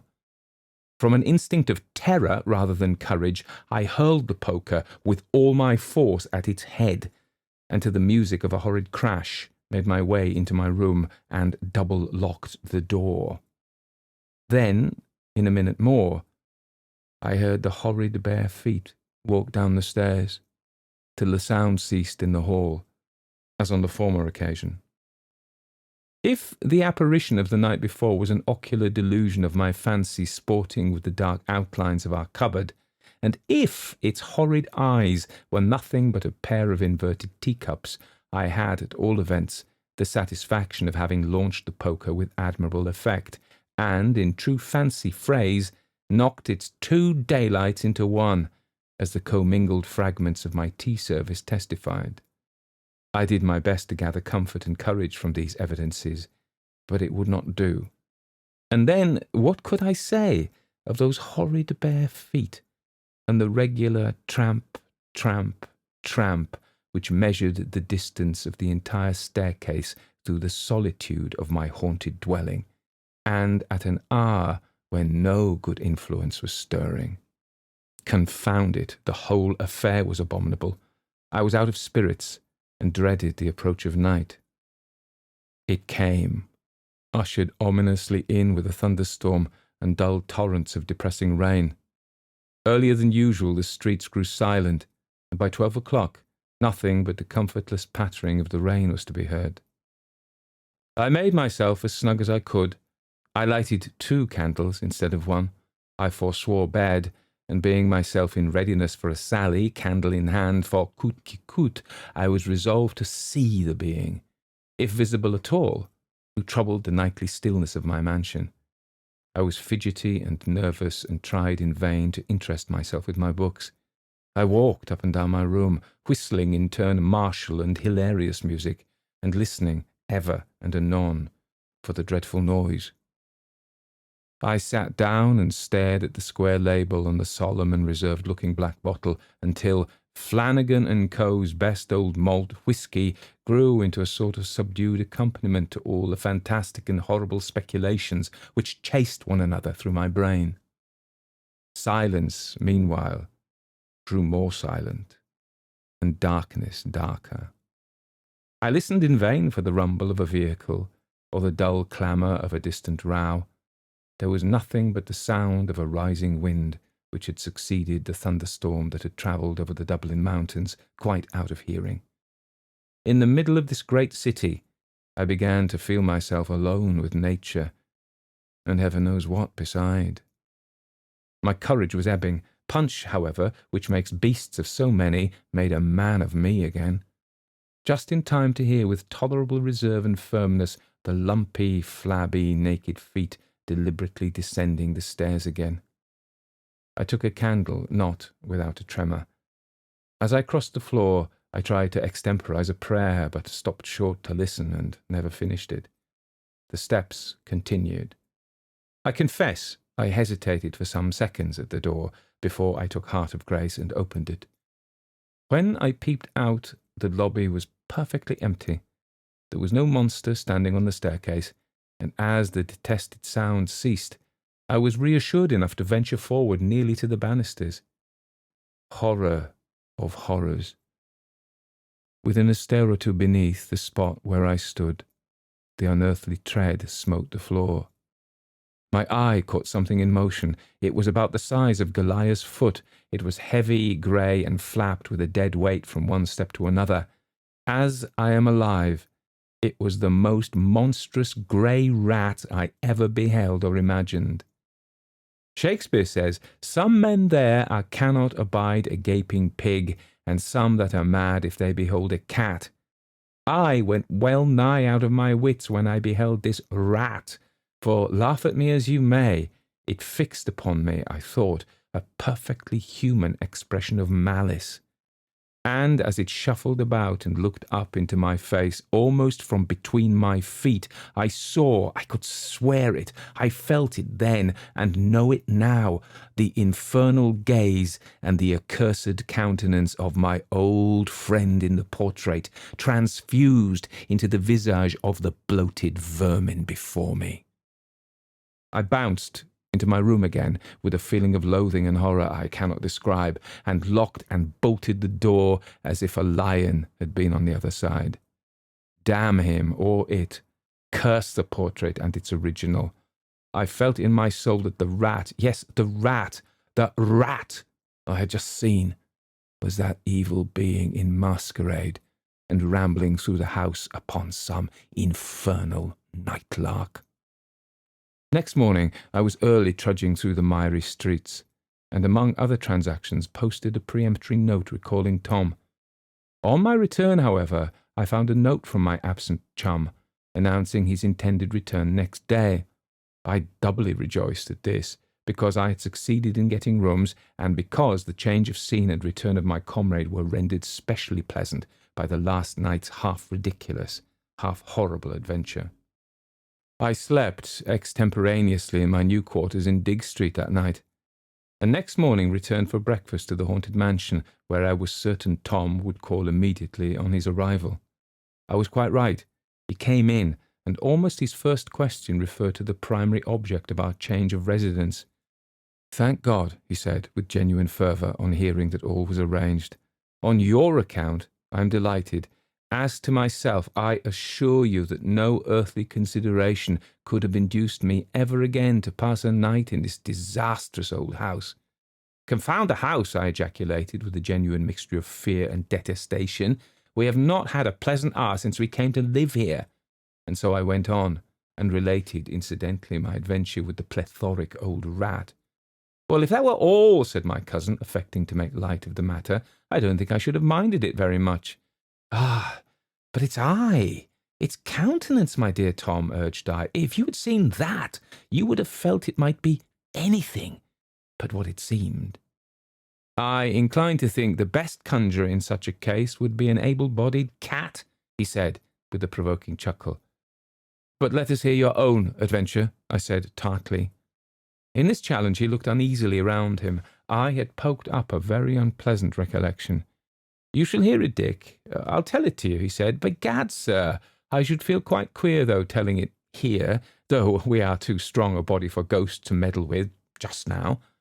Though he spoke this like a joke, I think it was a serious calculation. Our Hebe was in the corner of the room packing our cracked Delft tea and dinner services into a basket. She soon suspended operations and, with mouth and eyes wide open, became an absorbed listener. Tom's experiences were told nearly in these words. I saw it 3 times, Dick. 3 distinct times, and I'm perfectly certain it meant me some infernal harm. I was, I say, in danger, in extreme danger, for if nothing else had happened, my reason would most certainly have failed me unless I had escaped so soon. Thank God I did escape. The first night of this hateful disturbance, I was lying in the attitude of sleep in that lumbering old bed. I hate to think of it. I was really wide awake, though I had put out my candle and was lying as quietly as if I had been asleep. And although accidentally restless, my thoughts were running in a cheerful and agreeable channel. I think it must have been 2 o'clock at least when I thought I heard a sound in that odious dark recess at the far end of the bedroom. It was as if someone was drawing a piece of cord slowly along the floor, lifting it up and dropping it softly down again in coils. I sat up once or twice in my bed, but could see nothing, so I concluded it must be mice in the wainscot. I felt no emotion graver than curiosity, and after a few minutes ceased to observe it. While lying in this state, strange to say, without at first a suspicion of anything supernatural, on a sudden I saw an old man, rather stout and square, in a sort of roan-red dressing gown, and with a black cap on his head, moving stiffly and slowly in a diagonal direction from the recess across the floor of the bedroom, passing my bed at the foot and entering the lumber closet at the left. He had something under his arm. His head hung a little at one side. And merciful God, when I saw his face... Tom stopped for a while and then said, that awful countenance, which living or dying I can never forget, disclosed what he was. Without turning to the right or left, he passed beside me and entered the closet by the bed's head. While this fearful and indescribable type of death and guilt was passing, I felt that I had no more power to speak or stir than if I had been myself a corpse. For hours after it had disappeared, I was too terrified and weak to move. As soon as daylight came, I took courage and examined the room, and especially the course which the frightful intruder had seemed to take. But there was not a vestige to indicate anybody's having passed there. No sign of any disturbing agency visible among the lumber that strewed the floor of the closet. I now began to recover a little. I was fagged and exhausted, and at last overpowered by a feverish sleep. I came down late, and finding you out of spirits on account of your dreams about the portrait whose original, I am now certain, disclosed himself to me, I did not care to talk about the infernal vision. In fact, I was trying to persuade myself that the whole thing was an illusion, and I didn't like to revive in their intensity the hated impressions of the past night, or to risk the constancy of my scepticism by recounting the tale of my sufferings. It required some nerve, I can tell you, to go to my haunted chamber next night and lie down quietly in the same bed, continued Tom. I did so with a degree of trepidation which, I am not ashamed to say, a very little matter would have sufficed to stimulate to downright panic. This night, however, passed off quietly enough, and also the next, and so too did 2 or 3 more. I grew more confident, and began to fancy that I believed in the theories of spectral illusions with which I had at first vainly tried to impose upon my convictions. The apparition had been, indeed, altogether anomalous. It had crossed the room without any recognition of my presence. I had not disturbed it, and it had no mission to me. What then was the imaginable use of its crossing the room in a visible shape at all? Of course, it might have been in the closet instead of going there, as easily as it introduced itself into the recess without entering the chamber in a shape discernible by the senses. Besides, how the deuce had I seen it? It was a dark night. I had no candle, there was no fire, and yet I saw it as distinctly in colouring and outline as ever I beheld human form. A cataleptic dream would explain it all, and I was determined that a dream it should be. One of the most remarkable phenomena connected with the practice of mendacity is the vast number of deliberate lies we tell ourselves, whom, of all persons, we can least expect to deceive. In all this, I need hardly tell you, Dick, I was simply lying to myself, and did not believe one word of the wretched humbug. Yet I went on as men will do, like persevering charlatans and impostors who tire people into credulity by the mere force of reiteration. So I hoped to win myself over at last to a comfortable scepticism about the ghost. He had not appeared a second time, that certainly was a comfort, and what, after all, did I care for him and his queer old toggery and strange looks? Not a fig. I was nothing the worse for having seen him, and a good story the better. So I tumbled into bed, put out my candle, and, cheered by a loud drunken quarrel in the back lane, went fast asleep. From this deep slumber I awoke with a start. I knew I had had a horrible dream, but what it was I couldn't remember. My heart was thumping furiously. I felt bewildered and feverish. I sat up in the bed and looked about the room. A broad flood of moonlight came in through the curtainless window. Everything was as I had last seen it, and though the domestic squabble in the back lane was, unhappily for me, allayed, I yet could hear a pleasant fellow singing on his way home the then popular comic ditty called Murphy Delaney. Taking advantage of this diversion, I lay down again with my face towards the fireplace, and closing my eyes did my best to think of nothing else but the song, which was at every moment growing fainter in the distance. 'Twas Murphy Delaney, so funny and frisky, stepped into a shebeen shop to get his skin full. He reeled out again pretty well lined with his whiskey, as fresh as a shamrock, as blind as a bull.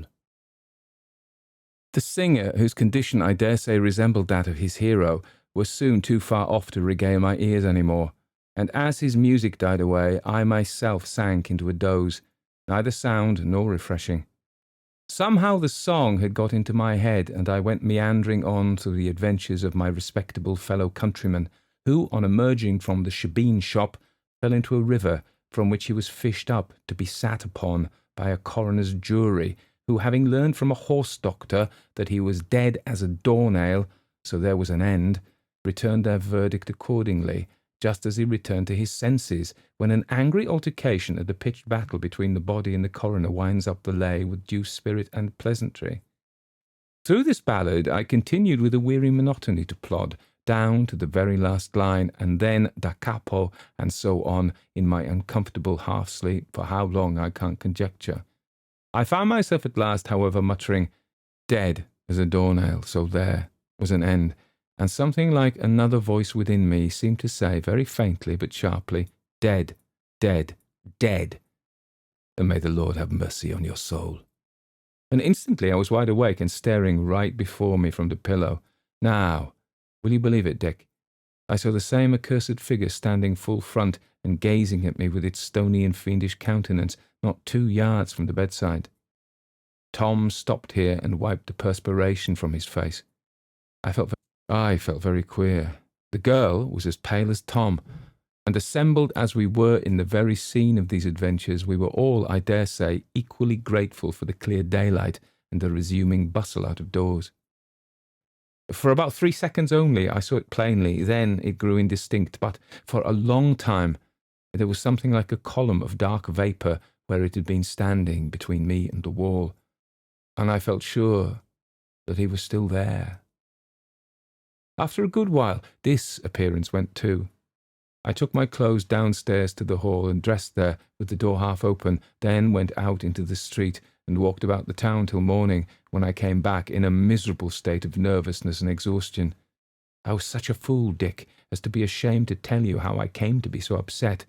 I thought you would laugh at me, especially as I had always talked philosophy and treated your ghosts with contempt. I concluded you would give me no quarter, and so kept my tale of horror to myself. Now, Dick, you will hardly believe me when I assure you that for many nights after this last experience I did not go to my room at all. I used to sit up for a while in the drawing-room after you had gone up to your bed, and then steal down softly to the hall door, let myself out, and sit in the Robin Hood tavern until the last guest went off, and then I got through the night like a sentry pacing the streets until morning. For more than a week I never slept in bed. I sometimes had a snooze on a form in the Robin Hood, and sometimes a nap in a chair during the day, but regular sleep I had absolutely none. I was quite resolved that we should get into another house, but I couldn't bring myself to tell you the reason, and somehow put it off from day to day, although my life was, during every hour of this procrastination, rendered as miserable as that of a felon with the constables on his track. I was growing absolutely ill from this wretched mode of life. One afternoon I determined to enjoy an hour's sleep upon your bed. I hated mine, so that I had never, except in a stealthy visit every day to unmake it, lest Martha should discover the secret of my nightly absence, entered the ill-omened chamber. As ill luck would have it, you had locked your bedroom and taken away the key. I went into my own to unsettle the bedclothes as usual, and give the bed the appearance of having been slept in. Now, a variety of circumstances concurred to bring about the dreadful scene through which I was that night to pass. In the first place, I was literally overpowered with fatigue and longing for sleep. In the next place, the effect of this extreme exhaustion upon my nerves resembled that of a narcotic, and rendered me less susceptible than perhaps I should in any other condition have been of the exciting fears which had become habitual to me. Then again, a little bit of the window was open. A pleasant freshness pervaded the room, and to crown all, the cheerful sun of day was making the room quite pleasant. What was to prevent my enjoying an hour's nap here? The whole air was resonant with the cheerful hum of life, and the broad, matter-of-fact light of day filled every corner of the room. I yielded, stifling my qualms, to the almost overpowering temptation, and merely throwing off my coat and loosening my cravat, I lay down, limiting myself to half an hour's doze in the unwonted enjoyment of a feather bed, a coverlet, and a bolster. It was horribly insidious, and the demon, no doubt, marked my infatuated preparations. Dolt that I was, I fancied, with mind and body worn out for want of sleep, and in arrear of a full week's rest to my credit, that such measures as half an hour's sleep in such a situation was possible. My sleep was death-like, long, and dreamless. Without a start or fearful sensation of any kind, I waked gently but completely.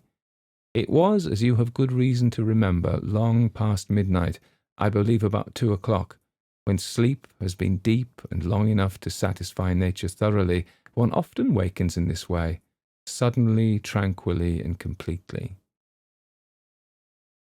There was a figure seated in that lumbering old sofa chair near the fireplace.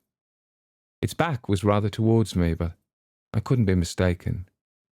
It turned slowly round, and merciful heavens, there was the stony face, with its infernal lineaments of malignity and despair gloating on me. There was now no doubt as to its consciousness of my presence, and the hellish malice with which it was animated, for it arose and drew close to the bedside. There was a rope about its neck, and the other end, coiled up, it held stiffly in its hand. My good angel nerved me for this horrible crisis. I remained for some seconds transfixed by the gaze of this tremendous phantom. He came close to the bed and appeared on the point of mounting upon it.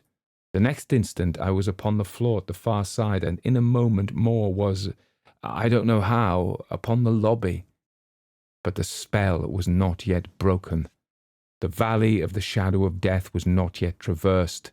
The abhorred phantom was before me there. It was standing near the banisters, stooping a little, and with one end of the rope around its own neck, was poising a noose at the other as if to throw over mine. And while engaged in this baleful pantomime, it wore a smile so sensual, so unspeakably dreadful, that my senses were nearly overpowered. I saw and remember nothing more until I found myself in your room. I had a wonderful escape, Dick. There's no disputing that. An escape for which, while I live, I shall bless the mercy of heaven. No one can conceive or imagine what it is for flesh and blood to stand in the presence of such a thing, but one who has had the terrific experience. Dick, a shadow has passed over me. A chill has crossed my blood and marrow, and I will never be the same again. Never, Dick, never. Our handmaid, a mature girl of 52, as I have said, stayed her hand as Tom's story proceeded, and by little and little drew near to us with open mouth, and her brows contracted over her little beady black eyes, till stealing a glance over her shoulder now and then, she established herself close behind us. During the relation she had made various earnest comments in an undertone, but these and her ejaculations for the sake of brevity and simplicity I have omitted in my narration.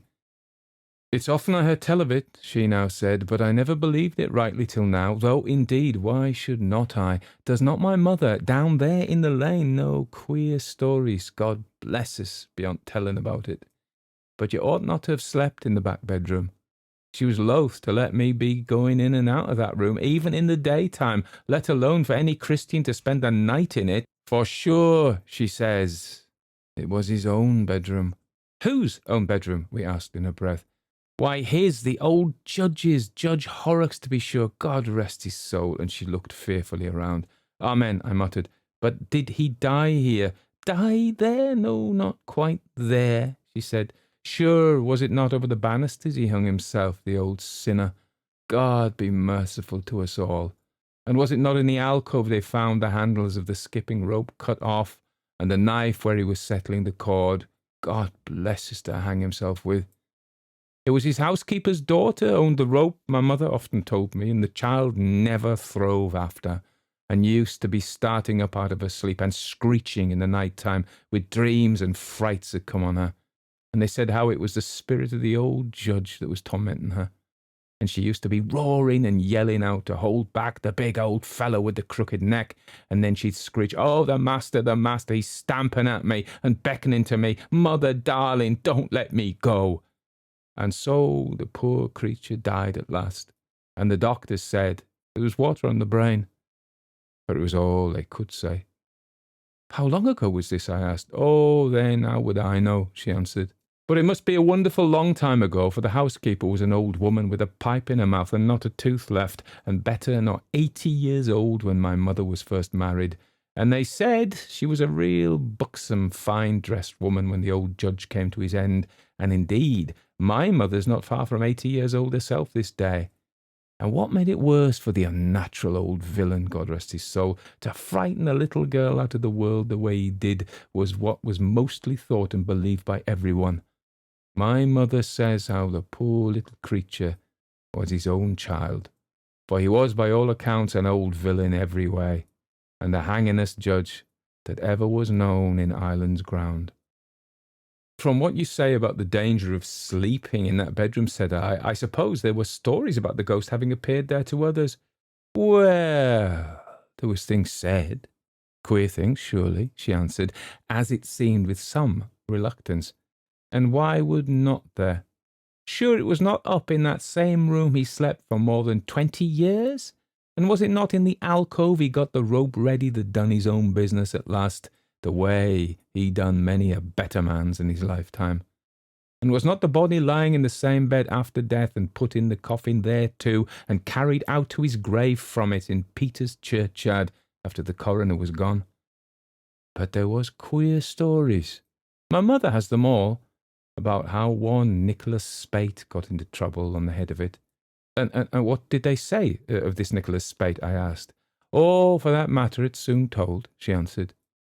And she certainly did relate a very strange story, which so piqued my curiosity that I took occasion to visit the ancient lady, her mother, from whom I learned many very curious particulars. Indeed, I am tempted to tell the tale, but my fingers are weary, and I must defer it. But if you wish to hear it another time, I shall do my best. When we had heard the strange tale I have not told you, we put one or two further questions to her about the alleged spectral visitations to which the house had, ever since the death of the wicked old judge, been subjected.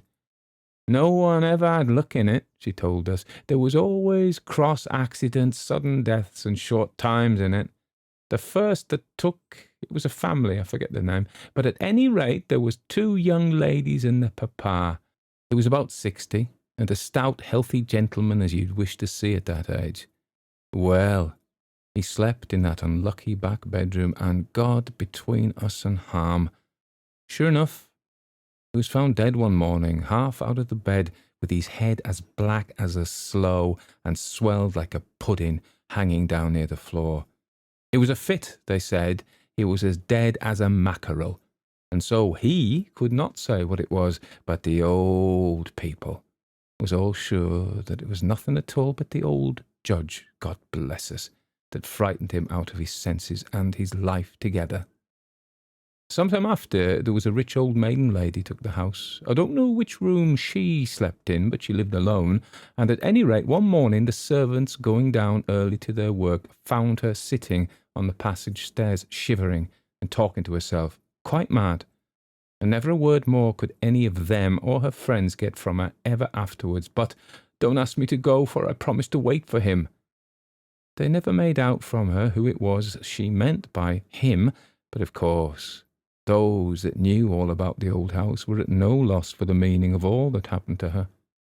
Then, afterwards, when the house was let out in lodgings, there was Mickey Byrne that took the same room with his wife and 3 little children, and sure I heard Mrs. Byrne myself telling how the children used to be lifted up in the bed at night, she couldn't see by what means, and how they were started and screeching every hour, just all as one as the housekeeper's little girl that died, till at last one night poor Mickey had a drop in him, the way he used to, now and again, and what do you think? In the middle of the night he thought he heard a noise on the stairs, and being in liquor, nothing less to do him, but out he must go himself to see what was wrong.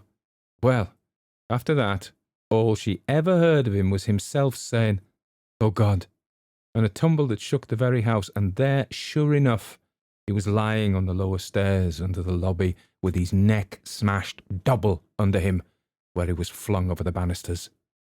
Then the handmaiden added, "I'll go down to the lane and send up Joe Gavey to pack up the rest of the things, and bring all the things to cross to your new lodgings." And so we all sallied out together, each of us breathing more freely, I have no doubt, as we crossed that ill-omened threshold for the last time. Now, I may add thus much in compliance with the immemorial usage of the realm of fiction, which sees the hero not only through his adventures, but fairly out of the world.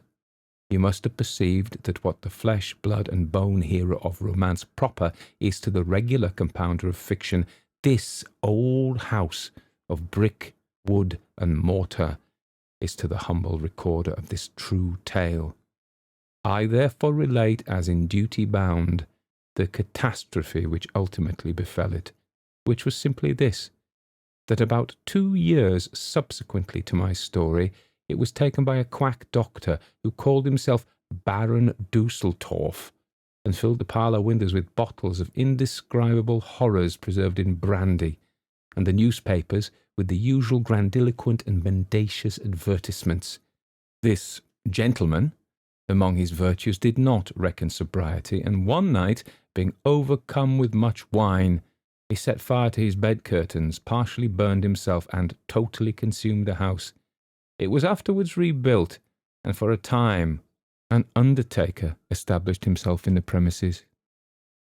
I have now told you my own and Tom's adventures together with some valuable collateral particulars, and having acquitted myself of my engagement, I wish you a very good night, and pleasant dreams. Couching at the Door by D.K. Broster. 1. The first inkling which Augustine Marchant had of the matter was on one fine summer morning about 3 weeks after his visit to Prague, that is to say, in June 1898.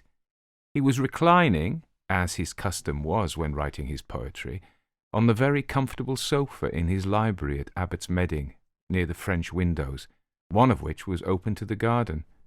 Pausing for inspiration, he was nearly at the end of his poem Salutation to All Unbeliefs. He let his eyes wander round the beautifully appointed room, with its cloisonné and satsuma, Boule and first editions, and then allowed them to stray towards the sunlight outside. And so, between the edge of the costly Herat carpet and the sill of the open window, across the strip of polished oak flooring, he observed what he took to be a small piece of dark fluff blowing in a draught, and instantly made a note to speak to his housekeeper about it. There was slackness somewhere, and in Augustine Marchant's house no one was allowed to be slack but himself. There had been a time when the poet would not for a moment have been received, as he was now, in country and even county society. Those days, even before the advent of the Yellow Book and the Savoy, when he had lived in London, writing the plays and poems which had so startled and shocked all but the decadent and the advanced. Pomegranates of Sin, Queen Theodora and Queen Marozia, the Knights of the Tour de Nesle, Amor Capriacus, and the rest. But when, as the 90s began to wane, he inherited Abbots Medding from a distant cousin and came to live there, being then at the height of an almost international reputation, Wiltshire society at first tolerated him for his kinship with the late Lord Medding, and then, placated by the excellence of his dinners, and further mollified by the patent staidness of his private life, decided that in his personal conduct, at any rate, he must have turned over a new leaf. Perhaps, indeed, he had never been as bad as he was painted, and if his writings continued to be no less scandalously free and free-thinking than before, and needed to be just as rigidly kept out of the hands of daughters, well, no country gentleman in the neighbourhood was obliged to read them. And indeed, Augustine Marchant, in his 51st year, was too keenly alive to the value of the good opinion of county society to risk shocking it by any overt doings of his. He kept his licence for his pen when he went abroad, as he did at least twice a year, but that was another matter altogether. The nose of Mrs. Grundy was not sharp enough to smell out his occupations in Warsaw or Berlin or Naples, her eyes long-sighted enough to discern what kind of society he frequented even so near home as Paris. At Abbots Medding, his reputation for being wicked was fast declining into just enough of a sensation to titillate a croquet party. He had charming manners, could be witty at moments, though he could not keep it up, still retained his hyacinthine locks by means of hair restorers, wore his excellently cut velvet coats and flowing ties with just the right air, half poet, half man of the world, and really had, at Abbots Medding, no dark secret to hide beyond the fact, sedulously concealed by him for 25 years, that he had never been christened Augustine. Between Augustus and Augustine, what a gulf! But he had crossed it, and his French poems, which had to be smuggled into his native land, were signed Augustin, Augustin le Marchand. Removing his gaze from the objectionable evidence of domestic carelessness upon the floor, Mr. Marchant now fixed it meditatively upon the ruby-set end of the gold pencil which he was using. Russell and Ward, his publishers, were about to bring out an édition de luxe of Queen Theodora and Queen Marozia, with illustrations by a hitherto unknown young artist. If they were not too daring, it would be a sumptuous affair in a limited edition, And as he thought of this, the remembrance of his recent stay in Prague returned to the poet. He smiled to himself, as a man smiles when he looks at a rare wine, and thought, yes, if these blunt-witted Pharisees round Abbots Medding only knew. It was a good thing that the upholders of British petty morality were seldom great travellers, a dispensation of Providence. Twiddling his gold pencil between plump fingers, Augustine Marchant returned to his ode, weighing one epithet against another. Except in summer, he was no advocate of open windows, and even in summer he considered that to get the most out of that delicate and precious instrument, his brain, his feet must always be kept thoroughly warm. He had therefore cast over them, before settling into his semi-reclining position, a beautiful rose-coloured Indian sari of the purest and thickest silk, leaving the ends trailing on the floor. And he became aware, with surprise and annoyance, that the piece of brown fluff, or whatever it was down there, travelling in the draught from the window, had reached the nearest end of the sari, and was now, impelled by the same current, travelling up it. The master of Abbots Medding reached out for the silver handbell on the table by his side. There must be more breeze coming in than he had realized, and he might take cold, a catastrophe against which he guarded himself as against the plague. Then he saw that the upward progress of the dark blot, it was about the size of a farthing, could not by any possibility be assigned to any other agency than its own. It was climbing up. Some horrible insect, plainly, some disgusting kind of almost legless and very hairy spider, round and vague in outline. The poet sat up and shook the sari violently. When he looked again, the invader was gone. He had obviously shaken it to the floor, and on the floor, somewhere, it must still be. The idea perturbed him, and he decided to take his writing out to the summer-house and give orders later that the library was to be thoroughly swept. Ah, it was good to be out of doors, and in a pleasance so delightfully laid out, so exquisitely kept as his. In the basin of the fountain, the sea-nymphs of rosy-veined marble clustered round a Thetis as beautiful as Aphrodite herself. The lightest and featheriest of acacia trees swayed near, and as the owner of all this went past over the weedless turf, he repeated snatches of Verlaine to himself about svelte jet d'eau and sanglot d'extase. Then, turning his head to look back at the fountain, he became aware of a little dark brown object, about the size of a halfpenny, running towards him over the velvet-smooth sward. He believed afterwards that he must have had a glimpse of the truth at that instant in the garden, or he would not have acted so instinctively as he did, and so promptly. For a moment later, he was standing at the edge of the basin of Thetis, his face blanched in the sunshine, his hand firmly clenched. Inside that closed hand, something feather-soft pulsated, holding back as best he could the disgust, and something more, which clutched at him. Augustine Marchant stooped and plunged his whole fist into the bubbling water, and let the stream of the fountain whirl away what he had picked up. Then, with uncertain steps, he went and sat down on the nearest seat, and shut his eyes. After a while, he took out his lawn handkerchief and carefully dried his hand with the intaglio ring, dried it, and then looked curiously at the palm. I didn't know I had so much courage, he was thinking, so much courage and good sense. It would doubtless drown very quickly. Burrows, his butler, was coming over the lawn. "Mr. and Mrs. Morrison have arrived, sir." "Ah, yes. I had forgotten for the moment." Augustine Marchant got up and walked towards the house and his guests, throwing back his shoulders and practising his famous enigmatic smile, for Mrs. Morrison was a woman worth impressing. But what had it been, exactly? Why, just what it had looked. A tuft of fur blowing over the grass. A tuft of fur! Sheer imagination that it had moved in his closed hand with a life of its own. Then why had he shut his eyes as he stooped and made a grab at it? Thank God, it was nothing now but a drenched smear swirling round the nymphs of Thetis. Ah, dear lady, you must forgive me. Unpardonable of me not to be in to receive you.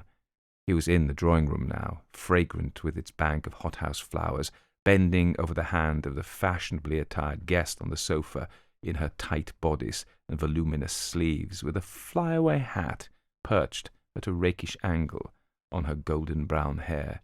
"Your man told us that you were writing in the garden," said her goggle-eyed husband reverentially. "Cher maître, it is we who ought not to be interrupting your rendezvous with the muse," returned Mrs. Morrison in her sweet, high voice. "Terrible to bring you from such company into that of mere visitors." Running his hand through his carefully tended locks, the cher maître replied, "Between a visit from the muse and one from beauty's self, no true poet would hesitate. Moreover, luncheon awaits us, and I trust it is a good one." He liked faintly to shock fair admirers by admitting that he cared for the pleasures of the table. It was quite safe to do so, since none of them had sufficient acumen to see that it was true. The luncheon was excellent, for Augustine kept an admirable cook. Afterwards he showed his guests over the library, yes, even though it had not received the sweeping, which would now be unnecessary, and round the garden, and in the summer-house was prevailed upon to read some of Amor Cypriacus aloud, and Mrs. Frances, nowadays Francesca, Morrison, was thereafter able to recount to envious friends how the poet himself had read her stanza after stanza from that most daring poem of his, and how poor Fred, fanning himself meanwhile with his straw hat, not from the turidity of the verse, but because of the afternoon heat, said afterwards that he had not understood a single word. A good thing, perhaps. When they had gone, Augustine Marchant reflected rather cynically, "All that was so much bunkum when I wrote it." For 10 years ago, in spite of those audacious glowing verses, he was an ignorant neophyte. Of course, since then, he smiled a private, sly, self-satisfied smile. It was certainly pleasant to know oneself no longer a fraud. Returning to the summer-house to fetch his poems, he saw what he took to be Mrs. Morrison's fur boa lying on the floor, just by the basket-chair which she had occupied. Odd of her not to have missed it on departure, a tribute to his verses, perhaps. His housekeeper must send it after her by post. But just at that moment his head gardener approached, desiring some instructions, and when the matter was settled, and Augustine Marchant turned once more to enter the summer-house, he found that he had been mistaken about the dropped boa, for there was nothing on the floor. Suddenly he knew why. A lattice in the house of memory had opened, and he remained rigid, staring out at the jets of the fountain rising and falling in the afternoon sun. Yes, of that glamorous, wonderful, abominable night in Prague. The part he least wished to recall was connected, incidentally but undeniably, with a fur boa, a long boa of dark fur. He had to go up to town next day, to a dinner in his honour. There and then he decided to go up that same night by a late train, a most unusual proceeding, and most disturbing to his valet, who knew that it was doubtful whether he could at such short notice procure him a first-class carriage to himself. However, Augustine Marchant went, and even, to the man's amazement, deliberately chose a compartment with another occupant, when he might, after all, have had an empty one. The dinner was brilliant. Augustine had never spoken better. Next day he went round to the little street not far from the British Museum, where he found Lawrence Story, his new illustrator, working feverishly at his drawings for Queen Theodora and Queen Marozia, and quite overwhelmed at the honour of a personal visit. Augustine was very kind to him, and, while offering a few criticisms, highly praised his delineation of these two Messalinas of 10th century Rome, their long, supple hands, their heavy eyes, their full, almost repellent mouths. Story had followed the same type for mother and daughter, but with a subtle difference. They were certainly two most evil women, especially the younger, he observed ingenuously. But I suppose that from an artistic point of view, that doesn't matter nowadays. Augustine, smoking one of his special cigarettes, made a delicate little gesture. My dear fellow, art has nothing whatever to do with what is called morality. Happily, we know that at last. Show me how you thought of depicting the scene where Marozia orders the execution of her mother's papal paramour. Good, very good. Yes, the lines there, even the fall of that loose sleeve from the extended arm, express with clarity what I had in mind. You have great gifts. I've tried to make her look wicked, said the young man, reddening with pleasure, but, he added deprecatingly, it's very hard for a ridiculously inexperienced person like myself to have the right artistic vision. For to you, Mr. Marchant, who have penetrated into such wonderful arcana of the forbidden, it would be foolish to pretend to be other than I am. How do you know that I have penetrated into any such arcana? Inquired the poet, half shutting his eyes and looking, though not to the almost worshipping gaze of young Story, like a great cat being stroked. Why, one only has to read you. You must come down and stay with me soon, were Augustine Marchant's parting words. He would give the boy a few days' good living, for which he would be none the worse, let him drink some decent wine. How soon do you think you'll be able to finish the rough sketches for the rest, and the designs for the cul de lampe? A fortnight or 3 weeks? Good. I shall look to see you then. Goodbye, my dear fellow. I'm very, very much pleased with what you have shown me. The worst of going up to London from the country was that one was apt to catch a cold in town. When he got back, Augustine Marchant was almost sure that this misfortune had befallen him, so he ordered a fire in his bedroom, despite the season, and consumed a recherché little supper in seclusion. And as the cold turned out to have been imaginary, he was very comfortable, sitting there in his silken dressing-gown, toasting his toes and holding up a glass of golden Tokay to the flames. Really, Theodora and Marozia would make as much sensation when it came out with these illustrations as when it first appeared. All at once he set down his glass. Not far away, on his left, stood a big cheval mirror, like a woman's, in which a good portion of the bed behind him was reflected. And in this mirror he had just seen the valance of the bed move. There could be no draught to speak of in this warm room. He never allowed a cat into the house, and it was quite impossible that there should be a rat about. If, after all, some stray cat should have got in, it must be ejected at once. Augustine hitched round in his chair to look at the actual bed hanging. Yes, the topaz-hued silk valance again swung, very slightly, outwards, as though it were being pushed. Augustine bent forward to the bell-pull to summon his valet. Then the flask of Tokay rolled over on the table as he leapt from his chair instead. Something like a huge dark caterpillar was emerging very slowly from under his bed, moving as a caterpillar moves, with undulations running over it. Where its head should have been was merely a tapering end, smaller than the rest of it, but of like substance. It was a dark fur boa. Augustine Marchant felt that he screamed, but he could not have done so, for his tongue clave to the roof of his mouth. He merely stood, staring, all the blood gone from his heart. Still, very slowly, the thing continued to creep out from under the valance, waving that eyeless, tapering end to and fro, as though uncertain where to proceed. I'm going mad, thought Augustine. And then, with a revulsion, "No, it can't be. It's a real snake of some kind." That could be dealt with. He snatched up the poker as the boa thing, still swaying the head, which was no head, kept pouring steadily out from under the lifted yellow frill until quite 3 feet were clear of the bed. Then he fell upon it furiously with blow after blow. But they had no effect on the furry, spineless thing. It merely gave under them and rippled up in another place. Augustine hit the bed, the floor.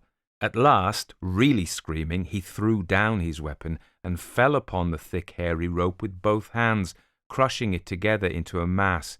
There was little, if any, resistance in it, hurled it into the fire, and, panting, kept it down with shovel and tongs. The flames licked up instantly and, with a roar, made short work of it, though there seemed to be some slight effort to escape, which was perhaps only the effect of the heat. A moment later there was a very strong smell of burnt hair, and that was all. Augustine Merchant seized the fallen flask of Tokay and drained from its mouth what little was left in the bottom. Ere staggering to the bed, he flung himself upon it and buried his face in the pillows, even heaping them over his head, as if he could thus stifle the memory of what he had seen.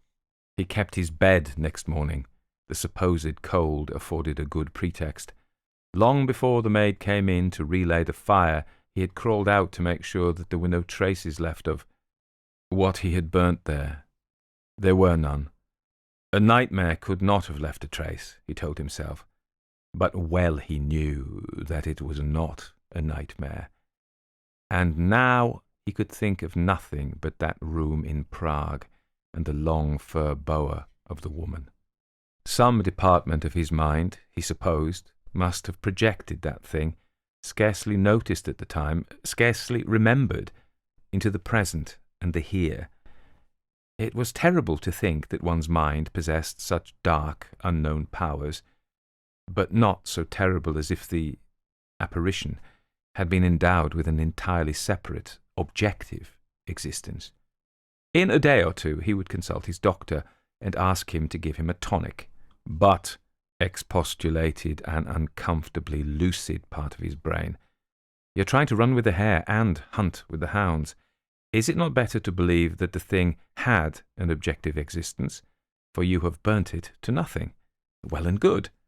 But if it is merely a projection from your own mind, what is to prevent it from reappearing, like the phoenix from ashes?"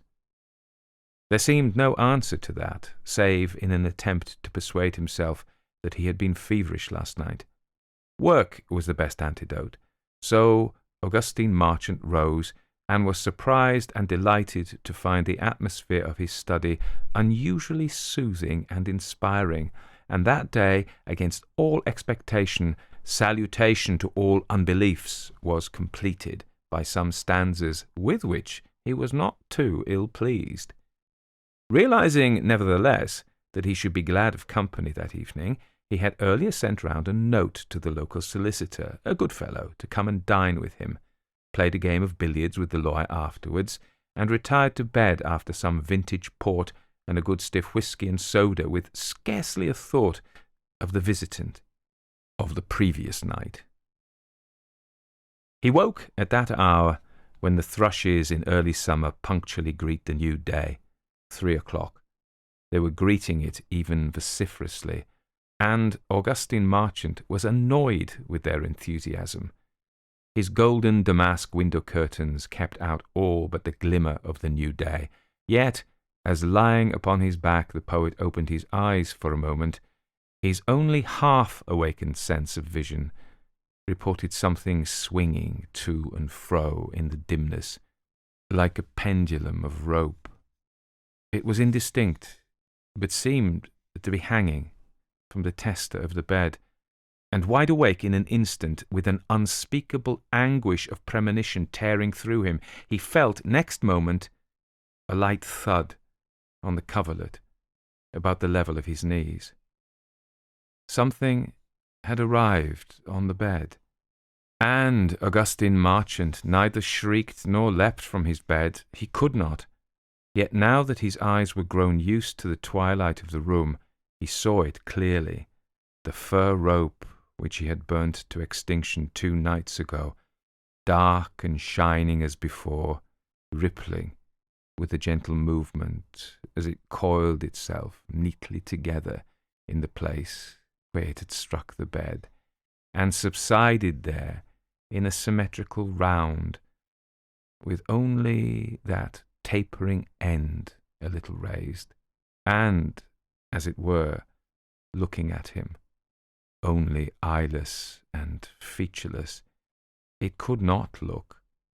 One thought of disgusted relief that it was not at any rate going to attack him, and Augustine Marchant fainted. Yet his swoon must have merged into sleep, for he woke in a more or less ordinary fashion to find his man placing his early tea-tray beside him and inquiring when he should draw his bath. There was nothing on the bed. I shall change my bedroom, thought Augustine to himself, looking at the haggard, fallen-eyed man who faced him in the mirror as he shaved. No, better still, I shall go away for a change. Then I shall not have these dreams. I'll go to old Edgar Fortescue for a few days. He begged me again not long ago to come at any time. So to the house of that old Maecenas he went. He was much too great a man now to be in need of Sir Edgar's patronage. It was homage which he received there, both from host and guests. The stay did much to soothe his scarified nerves. Unfortunately, the last day undid the good of all the foregoing ones.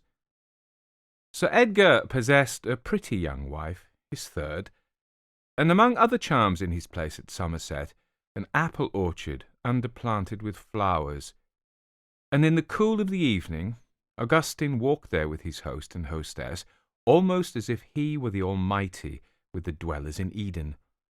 Presently they sat down upon a rustic seat, but a very comfortable one, under the shade of the apple boughs, amid the incongruous but pleasant parterre. "You've come at the wrong season for these apple trees, Marchant," observed Sir Edgar after a while, taking out his cigar. "Blossom time or apple time, they are showy at either, in spite of the underplanting. What is attracting you on that tree? A tit? We have all kinds here, pretty, destructive little beggars." I didn't know that I was looking. It's nothing. Thinking of something else," stammered the poet. Surely he had been mistaken in thinking that he had seen a sinuous, dark, furry thing undulating like a caterpillar down the stem of that particular apple tree at a few yards' distance. Talk went on, even his own. There was safety in it. It was only the breeze which faintly rustled that bed of heliotrope behind the seat. Augustine wanted desperately to get up and leave the orchard, but neither Sir Edgar nor his wife seemed disposed to move, and so the poet remained at his end of the seat, his left hand playing nervously with a long bent of grass which had escaped the scythe. All at once he felt a tickling sensation on the back of his hand, looked down, and saw that featureless snout of fur protruding upwards from underneath the rustic bench and sweeping itself backwards and forwards against his hand, with a movement which was almost caressing. He was on his feet in a flash. "Do you mind if I go in?" he asked abruptly. I'm not feeling very well." If the thing could follow him, it was of no use to go away. He returned to Abbott's Medding, looking so much the worse for his change of air that Burrows expressed a respectful hope that he was not indisposed. And almost the first thing that occurred when Augustine sat down at his writing-table to attend to his correspondence was the unwinding of itself from one of its curved legs, of a soft, brown, oscillating serpent, which slowly waved an end at him, as if in welcome. In welcome, yes, that was it. The creature, incredible though it was, the creature seemed glad to see him. Standing at the other end of the room, his hands pressed over his eyes, for, what was the use of attempting to hurt or destroy it? Augustine Marchant thought shudderingly that, like a witch's cat, a familiar would not, presumably, be ill-disposed towards its master. Its master. Oh God! The hysteria which he had been trying to keep down began to mount uncontrollably when, removing his hands, Augustine glanced again towards his writing-table and saw that the boa had coiled itself in his chair and was sweeping its end to and fro over the back, somewhat in the way a cat, purring meanwhile, rubs itself against furniture or a human leg in real or simulated affection. "Oh, go away from there!" he suddenly screamed at it, advancing with an outstretched hand. "In the devil's name, get out!" To his utter amazement, he was obeyed. The rhythmic movement ceased, the first snake poured itself down out of the chair and writhed towards the door. Venturing back to his writing-table after a moment, Augustine saw it coiled on the threshold, the blind end turned towards him as usual, as though watching, and he began to laugh. What would happen if he rang and someone came? Would the opening door scrape it aside? Would it vanish? Had it, in short, an existence for anyone else but himself? But he dared not make the experiment. He left the room by the French window, feeling that he could never enter the house again. And perhaps, had it not been for the horrible knowledge just acquired that it could follow him, he might easily have gone away for good from Abbott's Medding and all its treasures and comforts. But of what use would that be? And how should he account for so extraordinary an action? No, he must think and plan while he yet remained sane. To what, then, could he have recourse? The black magic in which he had dabbled with such disastrous consequences might possibly help him. Left to himself, he was but an amateur, but he had a number of books. There was also that other realm whose boundaries sometimes marched side by side with magic, religion. But how could he pray to a deity in whom he did not believe? Rather pray to the evil which had sent this curse upon him to show him how to banish it. Yet since he had deliberately followed what religion stigmatized as sin, what even the world would label as lust and necromancy, supplication to the dark powers was not likely to deliver him from them. They must somehow be outwitted, circumvented. He kept his grimoires and books of the kind in a locked bookcase in another room, not in his study. In that room he sat up till midnight, but the spells which he read were useless. Moreover, he did not really believe in them. The irony of the situation was that, in a sense, he had only played at sorcery. It had but lent a spice to sensuality. He wandered wretchedly about the room, dreading at any moment to see his familiar wreathed round some object in it. At last he stopped at a small bookcase which held some old, forgotten books of his mother's, Longfellow and Mrs. Heman's John Halifax Gentleman, and a good many volumes of sermons and mild essays. And when he looked at that blameless assembly, a cloud seemed to pass over Augustine Marchant's vision, and he saw his mother, gentle and lace-capped, as years and years ago she used to sit, hearing his lessons, in an antimacassard chair. She had been everything to him then, the little boy whose soul was not smirched. He called silently to her now, "Mamma, Mamma, can't you help me? Can't you send this thing away?" When the cloud had passed, he found that he had stretched out his hand and removed a big book. Looking at it, he saw that it was her Bible, with Sarah Amelia Marchant on the faded yellow flyleaf. Her spirit was going to help him. He turned over a page or two, and out of the largish print there sprang instantly at him, "Now, the serpent was more subtle than any beast of the field." Augustine shuddered and almost put the Bible back, but the conviction that there was help there urged him to go on. He turned a few more pages of Genesis, and his eyes were caught by this verse, which he had never seen before in his life. "And if thou doest well, shalt thou not be accepted, and if thou doest not well, sin lieth at the door, and unto thee shall be his desire, and thou shalt rule over him. What strange words! What could they possibly mean? Was there light for him in them? Unto thee shall be his desire, that thing, the loathsome semblance of affection which hung about it. Thou shalt rule over him. It had obeyed him, up to a point. Was this book of all others showing him the way to be free? But the meaning of this verse was so obscure. He had not naturally such a thing as a commentary in the house. Yet, when he came to think of it, he remembered that some pious and anonymous person soon after the publication of Pomegranates of Sin had sent him a Bible in the Revised Version with an inscription recommending him to read it. He had it somewhere, though he had always meant to get rid of it. After 20 minutes' search through the sleeping house, he found it in one of the spare bedrooms, but it gave him little enlightenment, for there was scant difference in the rendering, save that for lieth at the door, this version had coucheth, and that the margin held an alternative translation for the end of the verse, and unto thee is its desire, but thou shouldest rule over it. Nevertheless, Augustine Marchant stood after midnight in this silent, sheeted guest chamber, repeating, but thou shouldest rule over it. And all at once he thought of a way of escape. 2. It was going to be a marvellous experience, staying with Augustine Marchant. Sometimes Lawrence Story hoped there would be no other guests at Abbott's Medding. At other times he hoped there would be. A tete-a-tete of 4 days with the great poet.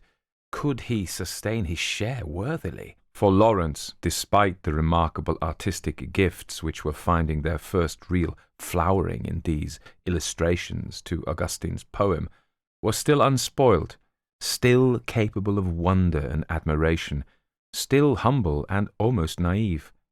It was still astonishing to him that he, an architect's assistant, should have been snatched away, as Ganymede by the eagle, from the lower world of elevations and drains to serve on Olympus. It was not, indeed, Augustine Marchant who had first discovered him, but it was Augustine Marchant who was going to make him famous. The telegraph poles flitted past the second-class carriage window, and more than one traveller glanced with a certain envy and admiration at the fair, good-looking young man who diffused such an impression of happiness and candour, and had such a charming smile on his boyish lips. He carried with him a portfolio which he never let out of reach of his hand. The oldish couple opposite, speculating upon its contents, might have changed their opinion of him, had they seen them. But no shadow of the dark weariness of things unlawful rested on Lawrence Story. To know Augustine Marchant, to be illustrating his great poem, to have learnt from him that art and morality had no kinship, this was to plunge into a new realm of freedom and enlarging experience. Augustine Marchant's poetry, he felt, had already taught his hand what his brain and heart knew nothing of. There was a dog-cart to meet him at the station, and in the scented June evening he was driven with a beating heart past meadows and hayfields to his destination. Mr. Marchant, awaiting him in the hall, was at his most charming. "My dear fellow, are those the drawings? Come, let us lock them away at once in my safe. If you had brought me diamonds, I should not be 1/4 so concerned about thieves. And did you have a comfortable journey? I've had you put in the orange room. It's next to mine. There is no one else staying here, but there are a few people coming to dinner to meet you." There was only just time to dress for dinner, so that Lawrence did not get an opportunity to study his host until he saw him seated at the head of the table. Then he was immediately struck by the fact that he looked curiously ill. His face, ordinarily by no means attenuated, seemed to have fallen in. There were dark circles under his eyes, and the perturbed Lawrence, observing him as the meal progressed, thought that his manner too seemed strange, and once or twice quite absent-minded. And there was one moment when, though the lady on his right was addressing him, he sharply turned his head away and looked down at the side of his chair, just as if he saw something on the floor. Then he apologized, saying that he had a horror of cats, and that sometimes the tiresome animal from the stables. But after that he continued to entertain his guests in his own inimitable way, and even to the shy Lawrence the evening proved very pleasant. The 3 ensuing days were wonderful and exciting to the young artist. Days of uninterrupted contact with a master mind which acknowledged, as the poet himself admitted, none of the petty barriers which man, for his own convenience, had set up between alleged right and wrong. Lawrence had learnt why his host did not look well. It was loss of sleep, the price exacted by inspiration. He had a new poetic drama shaping in his mind, which would scale heights that he had not yet attempted. There was almost a touch of fever in the young man's dreams tonight, his last night but one. He had several. First, he was standing by the edge of a sort of mere, inexpressibly desolate and unfriendly, a place he'd never seen in his life, which yet seemed in some way familiar. And something said to him, "You will never go away from here." He was alarmed and woke, but went to sleep again almost immediately, and this time was back, oddly enough, in the church where in his earliest years he had been taken to service by the aunt who had brought him up.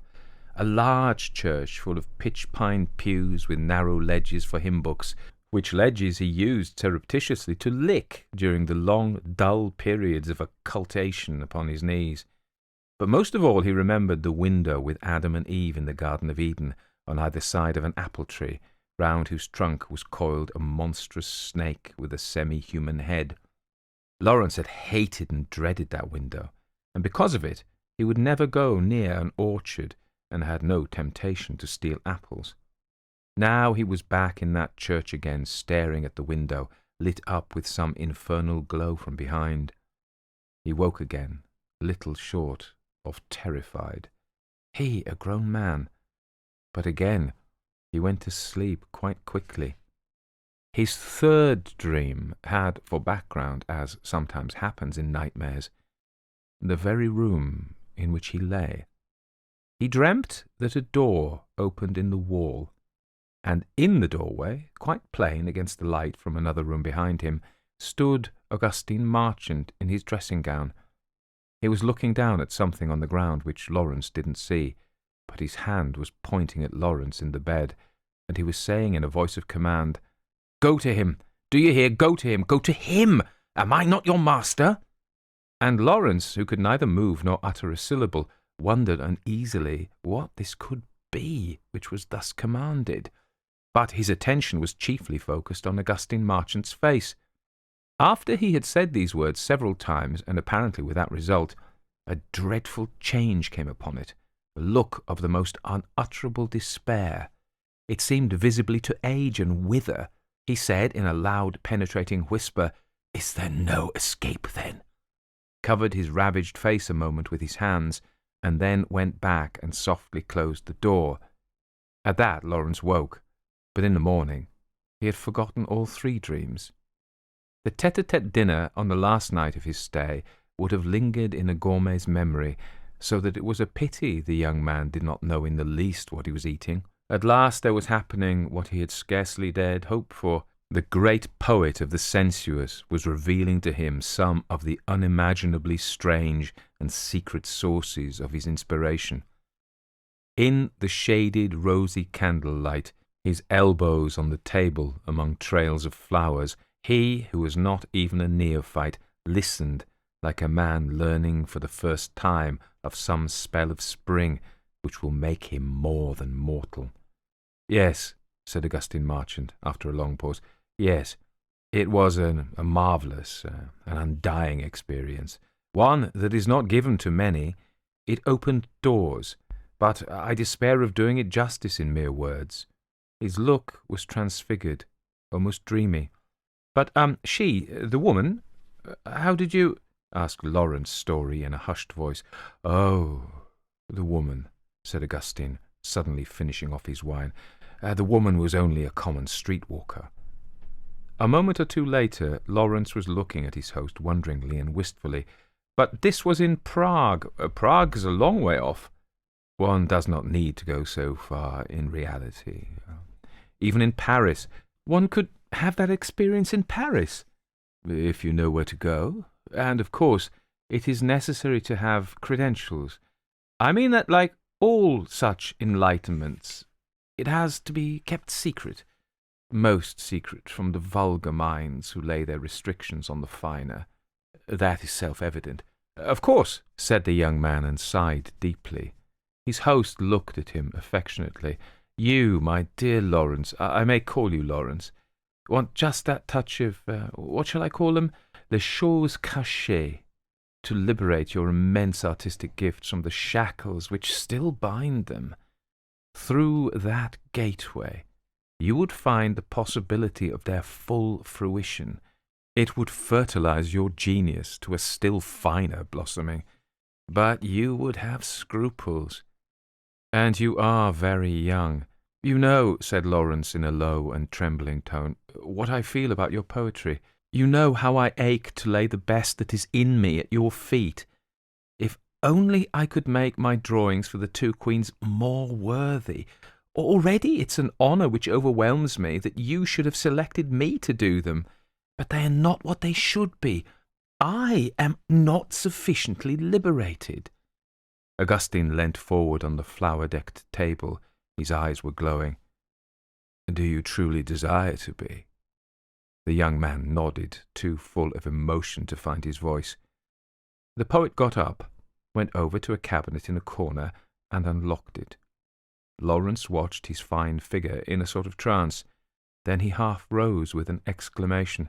What is it? Asked Augustine very sharply, facing round. Oh, nothing, sir, only I believe you hate cats, and I thought I saw one, or rather its tail, disappearing into that corner. There's no cat here, said Augustine quickly. His face had become all shiny and mottled, but Lawrence didn't notice it. The poet stood a moment looking at the carpet. One might almost have thought that he was gathering resolution to cross it. Then he came swiftly back to the table. Sit down again, he commanded. Have you a pocket-book with you, a pocket-book which you never leave about? Good. Then write this in one place and this on another page. Write it small. Among other entries is best, not on a blank page. Write it in Greek characters if you know them.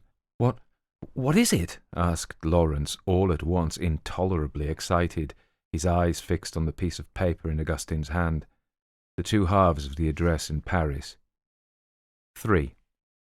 Augustine Marchant kept a diary in those days, a locked diary written in cipher. And for more than a month after Lawrence Story's visit, the tenor of the entries there was almost identical. No change, always with me. How much longer can I endure it? The alteration in my looks is being remarked upon to my face. I shall have to get rid of Thornton, his man, on some pretext or other, for I begin to think that he has seen it. No wonder, since it follows me about like a dog. When it is visible to everyone, it will be the end. I found it in bed with me this morning, pressed up against me, as if for warmth. But there was a different class of entry also, appearing at intervals, with an ever-increasing note of impatience. Will L.S. go there? When shall I hear from L.S.?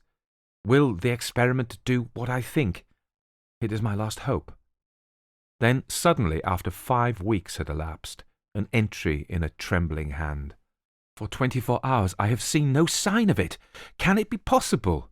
And next day, still nothing. I begin to live again. This evening has come an ecstatic letter from L.S. from Paris, telling me that he had presented his credentials and was to have the experience next day. He has had it by now, by yesterday, in fact. Have I really freed myself? It looks like it.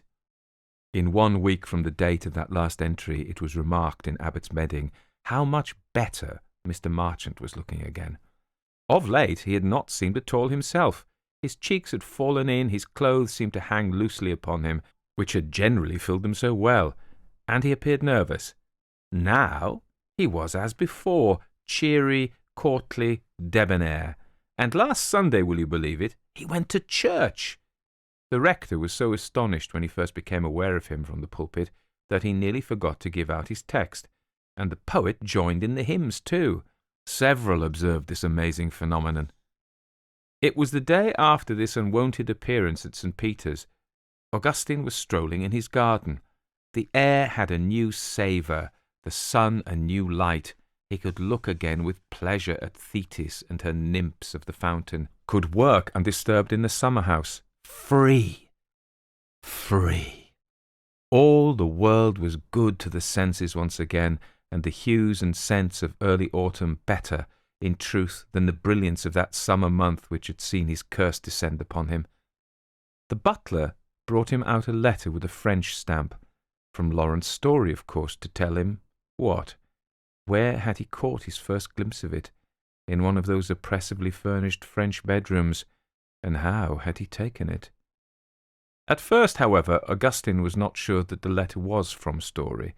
The writing was very different, cramped instead of flowing, and, in places, spluttering, the pen having dug into the paper, as if the hand which held it had not been entirely under control. Almost, thought Augustine, his eyes shining with excitement, almost as though something had been twined, liana-like, round the wrist. He had a sudden sick recollection of a day when that had happened to him, quickly submerged in a gush of eager anticipation. Sitting down upon the edge of the fountain, he read, not quite, what he had looked for. "I don't know what's happening to me," began the letter, without another opening. "Yesterday I was at a cafe by myself, and had just ordered some absinthe, though I do not like it. And quite suddenly, although I knew that I was in the cafe, I realized that I was also back in that room. I could see every feature of it, but I could see the cafe too, with all the people in it. The one was, as it were, superimposed upon the other, the room, which was a good deal smaller than the cafe, being inside the latter, as a box may be within a larger box. And all the while the room was growing clearer, the cafe fading. I saw the glass of absinthe suddenly standing on nothing, as it were. All the furniture of the room, all the accessories you know of, were mixed up with the chairs and tables of the cafe. I do not know how I managed to find my way to the comptoir, pay, and get out. I took a fiacre back to my hotel. By the time I arrived there, I was all right. I suppose that it was only the after-effects of a very strange and violent emotional experience. But I hope to God that it will not recur." "How interesting," said Augustine Marchant, dabbling his hand in the swirling water where he had once drowned a piece of dark fluff. "And why indeed should I have expected that it would couch at his door in the same form as at mine?" 4 days later, more of the new-found peace, and he was reading this. "In God's name, or the devil's, come over and help me. I have hardly an hour by night or day when I am sure of my whereabouts. I could not risk the journey back to England alone. It is like being imprisoned in some kind of infernal half-transparent box, always growing a little smaller. Wherever I go now, I carry it about with me, and when I am in the street, I hardly know which is the pavement and which is the roadway, because I am always treading on that black carpet with the cabalistic designs.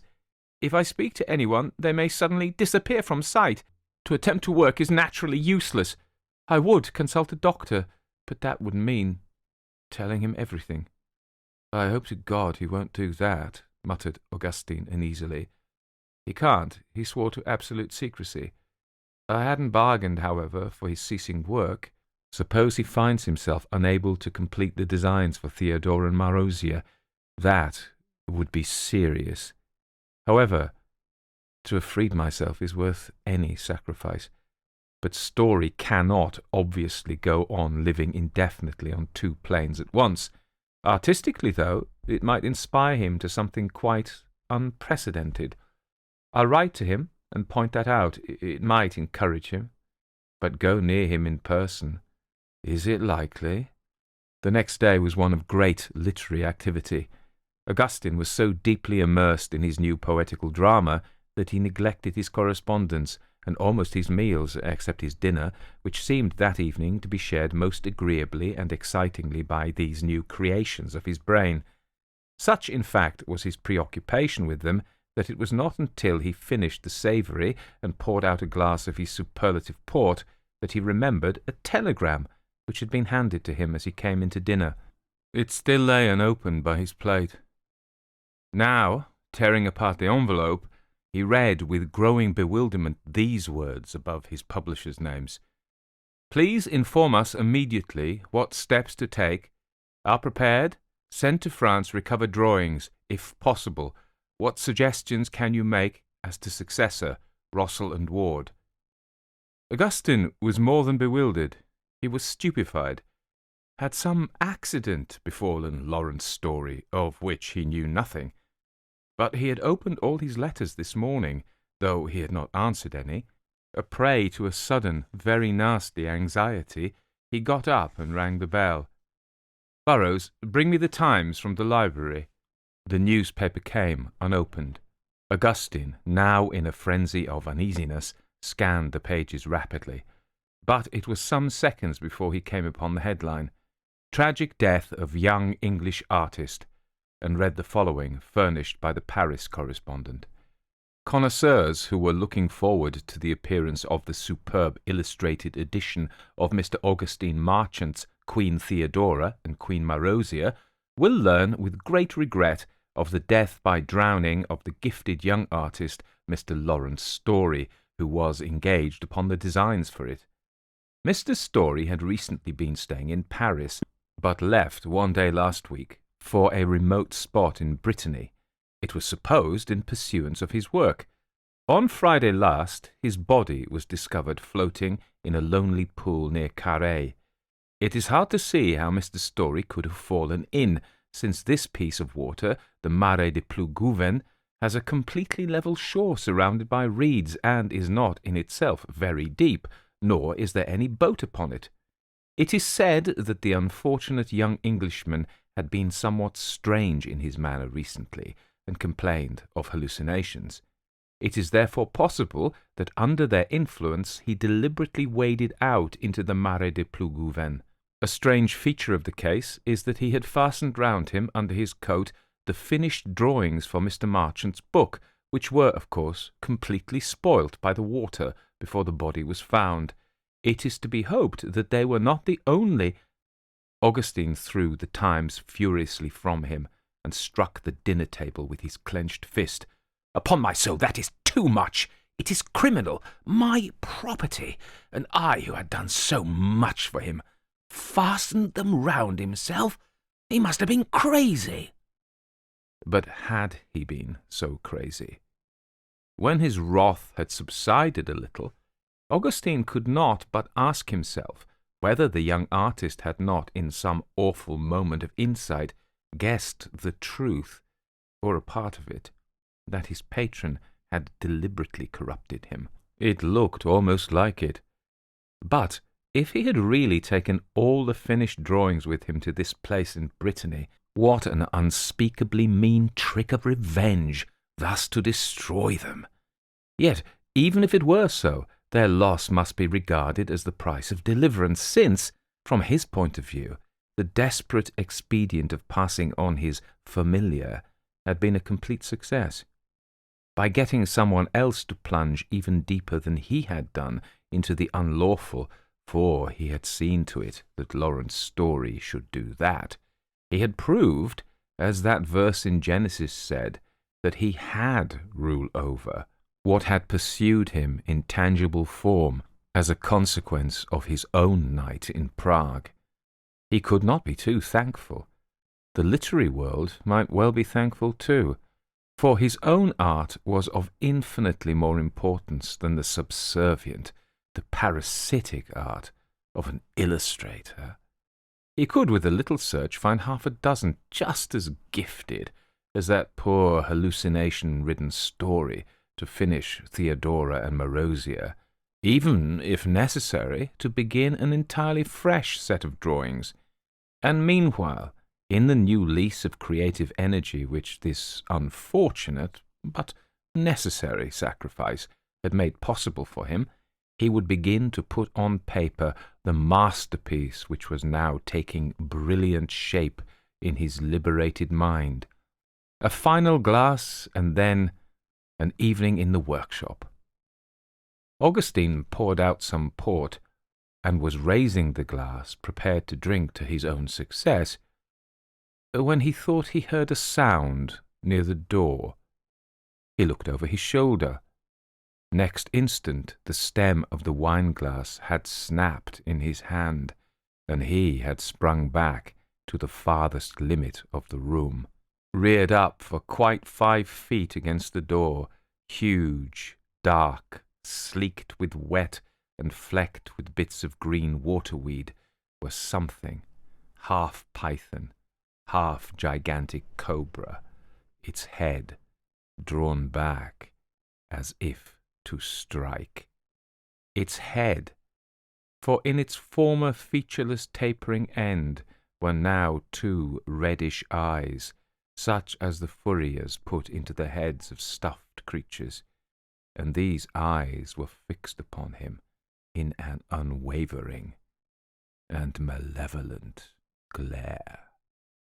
Where Angels Fear by Manly Wade Wellman. Recommended by Nancy Weitendorf. Half a mile from McCormack's cabin, a paved highway crossed the rutted woodland road, and here a post held aloft in the misty darkness an electric light. Muriel Fisher paused in its brightest glow and turned up her spectacled, good-humoured young face. "Let's interview that whiskey, Scotty," she said. McCormack smiled and drew the silver flask from under the tail of his old shooting coat. He was a tall, gaunt young man, made sturdy just now by rough, heavy clothes. Between his plaid scarf and the brim of his felt hat showed a fine, bony face, Gaelically wide in jaw and brow, with a narrowness through the cheeks.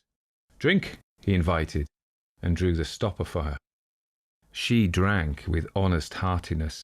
Her bandana-framed face, tilting back under the white light, seemed to have lost a touch of its healthy pink, but she looked ready enough in her tweed suit, turtleneck brown sweater, woolen stockings and Oxfords. "That braces me to the adventure," she said, handing back the flask. "This is like the beginning of a Sherlock Holmes story. Old clothes, thick walking sticks, a bottle of liquor, and a dark road to travel." Her spectacles turned to scan the extension of the road on the other side of the pavement. It seemed suddenly to dwindle, to become no more than a trail in the deepening fog.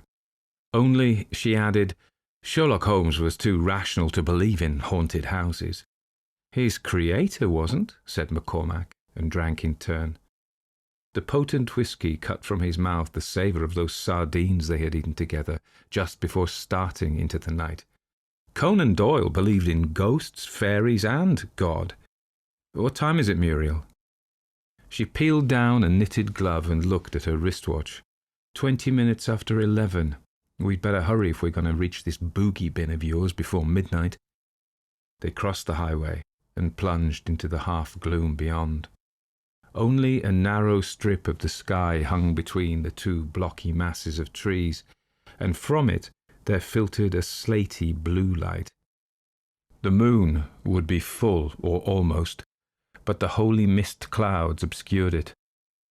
Underfoot the going was uneven and turfy, and the tip of McCormack's walking stick sent a pebble scuttling. Muriel started violently, laughed to deprecate her own nervousness, and fumbled for a cigarette. McCormack found himself grateful for the brief flare of her match. "Tell me all about the house, Scotty," she begged. "It's a treasure trove of goblins, if it's authentic," he complied. "I've seen it only twice, and by daylight both times. It has the traditional look, all right. A big, square-roofed ruin 2 stories high, on a rock above a stream. The local gossips tell me that it was built maybe 60 years ago by a young couple who were found one morning in an upstairs room, hanging by the necks." "Suicide?"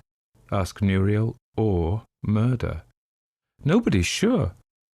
After a while, some relatives moved in, a man with his wife and young son. During the first week, so I understand, the mother died suddenly and mysteriously, and the little boy was so scared by something that he had to be taken to hospital. Next morning, the father was dangling and dead in the same upstairs room. That was the last of regular residents at the place. Muriel drew up her shoulders. I don't wonder. What about the poor little boy? He didn't entirely recover. The grocery man down at the village says he's at the state hospital. Mental case. Can't rightly remember who he is or how he got there. Quiet, harmless, but they don't dare leave as much as 3 feet of rope where he can get to it. And nobody's lived in his house since, prompted the girl. Well, not lived in it, McCormack told her. Once a convict escaped from the prison camp and ran away through the woods. That was the year before last. I was spending the summer at my cabin. The state police tracked him to the house and cut him down from the hook where he was hanging. Ooh, gasped Muriel with shivery relish. In the upstairs room. In the upstairs room. McCormack lighted his pipe. Its bowl sent forth a soft rose-coloured glimmer that relieved his strong, bony features with an impression of whimsical gentleness. The night was strangely still, except for the footfalls and respirations of man and woman. No insect chirped or creaked. The autumn leaves did not rustle on the branches. McCormack thought that cold perspiration was starting on his forehead, but perhaps it was the condensation of the mist. I dare hope that nobody knows we're out ghost hunting, he remarked. Some heavy-handed jokester might dress up in a sheet and come to call. Have you brought any charms along? His companion asked. Wolfbane, a crucifix, holy water. Anything of that description? McCormack shook his head. I'm out to see ghosts, not drive them away, he replied, and smiled. He had an agreeable smile, but with his pipe fire half screened in ashes, his face looked like a clay mask in the blue dimness. Muriel Fisher felt less cheerful than she had at the beginning of the walk, and far less sceptical of ghosts than when she and McCormack had shared sandwiches and coffee in his snug cabin. That cabin seemed far away just now. But she refused to wish herself back. She had come out here expressly tonight to see a haunted house. Where's the scene of all these gothic horrors? She asked after a time. Almost directly ahead, her companion informed her. Yes, here's the creek, and the road ends. There was a bridge once, I dare say, but not now. The trees shrank away from this spot, and the fog-strained moonlight was almost strong around the two adventurers. Before them, set deep between rocky banks, ran black, swift water. McCormack stepped cautiously to the very edge, peered down, and then across. It looked narrower by day, I must confess, he remarked. However, I think I can jump it. He flung his walking stick to the far bank, gathered his body suddenly, and straddled his long legs into a skipping leap. He seemed to swing across the stream, gained the rough-looking rocks beyond, and turned back. His thin face was like a genial skull in the moonlight. If you go only a little way down, it's narrower, he called to Muriel, but she, too, flung her stick across. Don't coddle me, she cried gaily. I can jump as far as you can. She suited the action to the word, and bravely, but her stride could not match McCormack's, and her skirt hampered the scissory thrash of her legs. One blunt Oxford touched the edge of the far bank. Rock crunched and crumbled beneath it. She felt herself falling backward. McCormack, moving quickly for so big a man, shot out a hand and clutched her by the wrist. With a mighty heave, he fairly whipped her to safety. "Thanks, Scotty," she gasped, and straightened her spectacles, then the bandana that was bound over her head and beneath her chin, peasant style. "You spared me a cold bath." They both smiled and breathed deeply in mutual relief.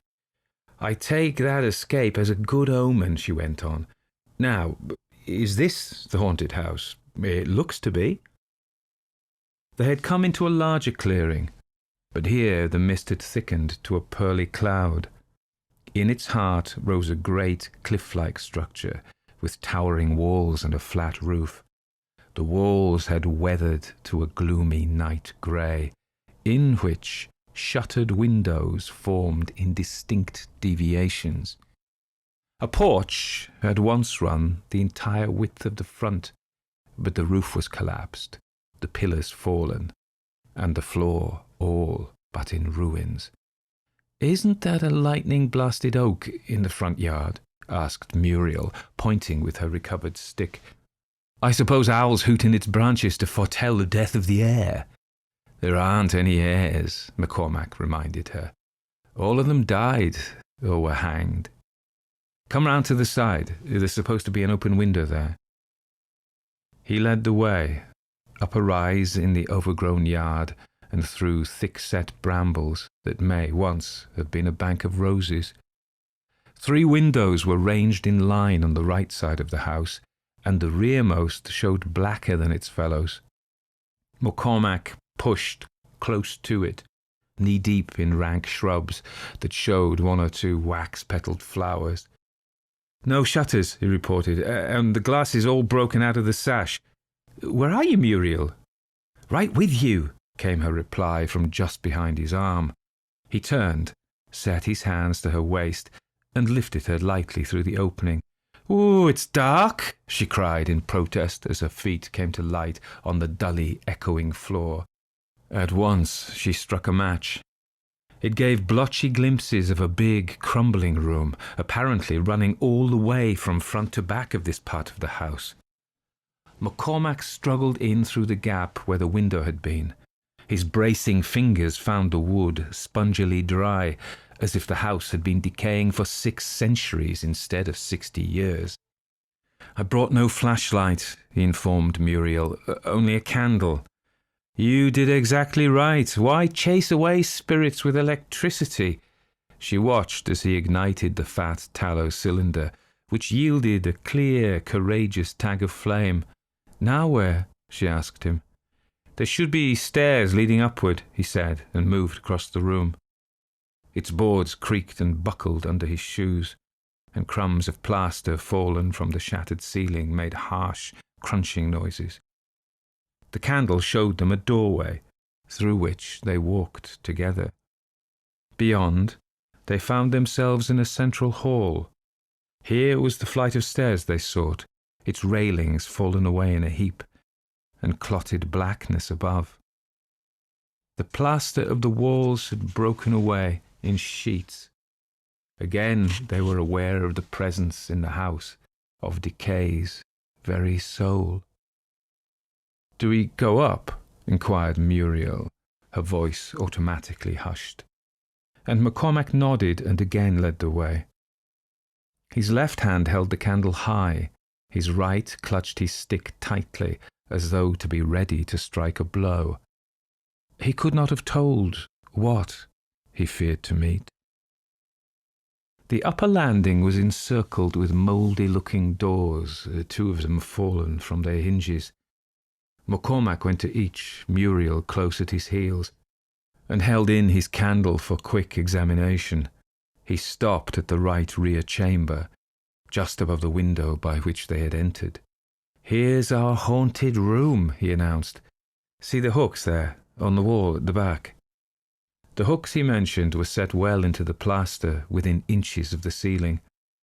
Strangely enough for that house of ruin and rot, they appeared to shine in the candlelight, as if new and rustless. Elsewhere clung a strange pall of gloom, though the flaked and ragged wallpaper must have been reasonably light in colour. "I wonder if a 100-watt lamp would help this room any," grunted the tall man. "It looks to be in mourning for the 4 who were hanged. But we'll douse the candle anyway, in a minute. Hold it, Muriel, while I spread something for us to sit down." From a big pocket of his shooting coat he fished a folded newspaper, and spreading it out, covered a space against the wall directly beneath the hooks. "Now," he said, "light another cigarette if you like. I'll put a fresh fill in this pipe. Ready?" He took back the candle and blew it out, and they sat down in the dark. After a blinded moment, they saw that a dim radiance stole into the room. There must have been chinks in the window shutter somewhere, and the moon, now close to zenith, was fighting its way through the mist so as to peer in. The two ghost challengers sat shoulder to shoulder, each silently grateful for the touch of the other. Muriel again peered at the illuminated dial of her watch. "It lacks only 7 or 8 minutes of midnight," she announced in half a whisper. "Scotty, you're quite willing to stay?" "Strange as it may seem," returned McCormack, "I'm suddenly quite willing to depart. But I won't. I came here to see ghosts, if there are any, and I don't intend to leave so close to the proverbial witching hour." It was not much of a success as careless chatter. Silence fell again, and awkwardly. Muriel broke in a voice no louder than a sigh. "Look." They both saw, or thought they saw, a stir in the soft shimmer of gauzy light. It might have been streaks of silent rain falling, had the roof been open. Again, it might have been the rhythmic creeping of long spider legs without a tangible body. McCormack felt something fasten tightly upon his biceps and started violently. But it was Muriel's fingers, closing for comfort on his flesh. Her hand slid down into his own grasp. He too regained something of serenity and strength in being able to reassure her. "Scotty," she was breathing at his ear, "I wonder if there's something the matter with the doorway. Is it closing?" He stared. His eyes had grown more used to the almost darkness.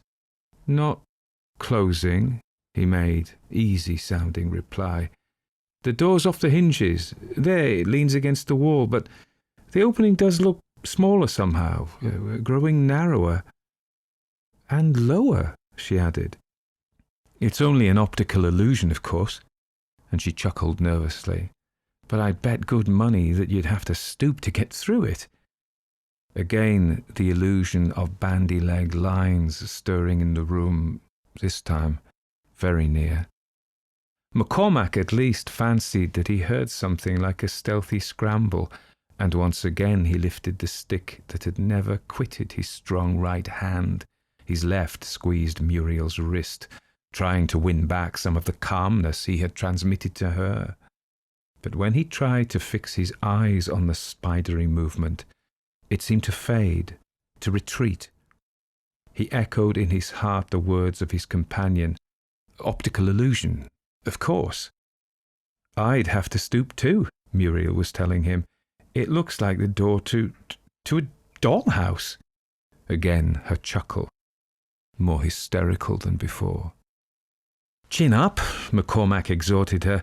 "When we get up from here and walk toward it, there'll be width and height enough." "Are you so anxious to see ghosts now?" she fairly quavered. McCormack did not wish to heighten her terror by denying. He did not wish to tempt any strange and sudden visitation by agreeing. He therefore kept his peace and quartered the floor and walls with his straining eyes. Once again, something rustled nearby, menacingly stealthy. He leaned hard against the wall and drew up his legs so that his feet would come under him and bring him, if necessary, swiftly erect. Too much imagination, he accused himself. This was undoubtedly the way that psychical investigators conditioned themselves to experience phenomena that never really happened. No wonder people had been frightened into hanging themselves on those hooks overhead. But he was too rational a being to be thus stampeded. "Optical illusion," he insisted once again to his thundering heart. At most, none of the things he almost saw or heard would be too terrible to face. A blow of his stick. But what if it lashed out and met no substance? "I keep thinking I hear voices," Muriel said once again. "Not human voices. Not exactly. They're too soft and like whispers," McCormack suggested, as casually as he could manage. "No, less audible than that. They're like an echo, a memory. They can be felt, not heard." "Imagination," said McCormack rather rudely. His eyes sought the door again. There was no door. Only blank wall, solidly pale in the dimness. He felt a tightness on his heart and throat, and with real savagery tried to persuade himself that this was no more than curious, notable, absorbing. "We're shut in," Muriel said aloud, and the ring of apprehension in her voice made him jump. Next moment, a bell rang, clear and far away, rang again, again, again. "It's midnight," he said briskly, and with the greatest relief he had known in years. "Hear that clock striking? Let's clear out. Let's head back to the cabin." He rose to his feet, feeling unaccountably light, as though he had floated up. Once more he led the way, trying to make out the vanished door through which they had come short minutes ago. Muriel's cry of agonized terror brought him short. "Scotty, look back there, where we were sitting." "What do you mean?" He sprung round, still with that strange airy lightness. Against the wall dangled two silent figures. Bands or nooses of rope held them by the necks to the gleaming hooks that jutted close to the ceiling. The figures hung limp, lank, unmistakably dead. One was long and thin in rough coat and trousers. The other, smaller and unmistakably feminine, wore a tweed suit and scuffed walking shoes. To McCormack, these two corpses looked vaguely familiar. Again, Muriel's fear-loud cry beside him. "Scotty, I can't see you! Where have you gone?" "I'm right here," he said hoarsely, and turned in the direction of her wail. He could not see her either. He put out a hand to touch her. He could not see the hand. Immediately, he knew what man and woman were hanged on the wall of the haunted room.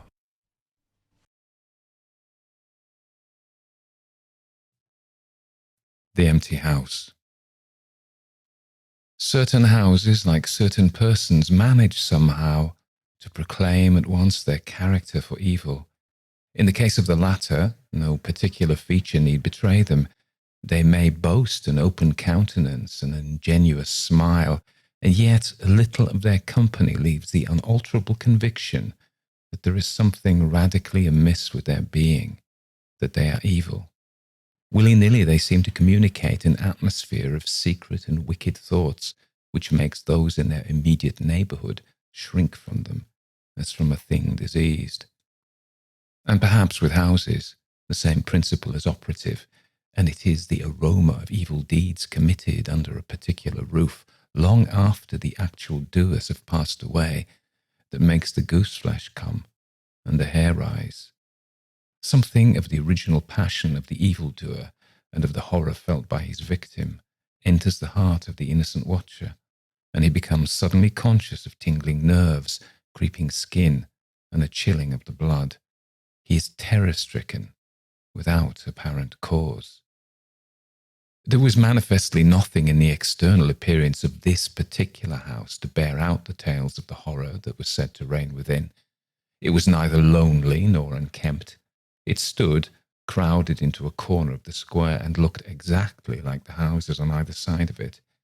It had the same number of windows as its neighbours, the same balcony overlooking the gardens, the same white steps leading up to the heavy black front door, and in the rear there was the same narrow strip of green with neat box borders running up to the wall that divided it from the backs of the adjoining houses. Apparently, too, The number of chimney pots on the roof was the same, the breadth and angle of the eaves, and even the height of the dirty area railings. And yet this house in the square, that seemed precisely similar to its 50 ugly neighbours, was, as a matter of fact, entirely different. Horribly different. Wherein lay this marked, invisible difference is impossible to say.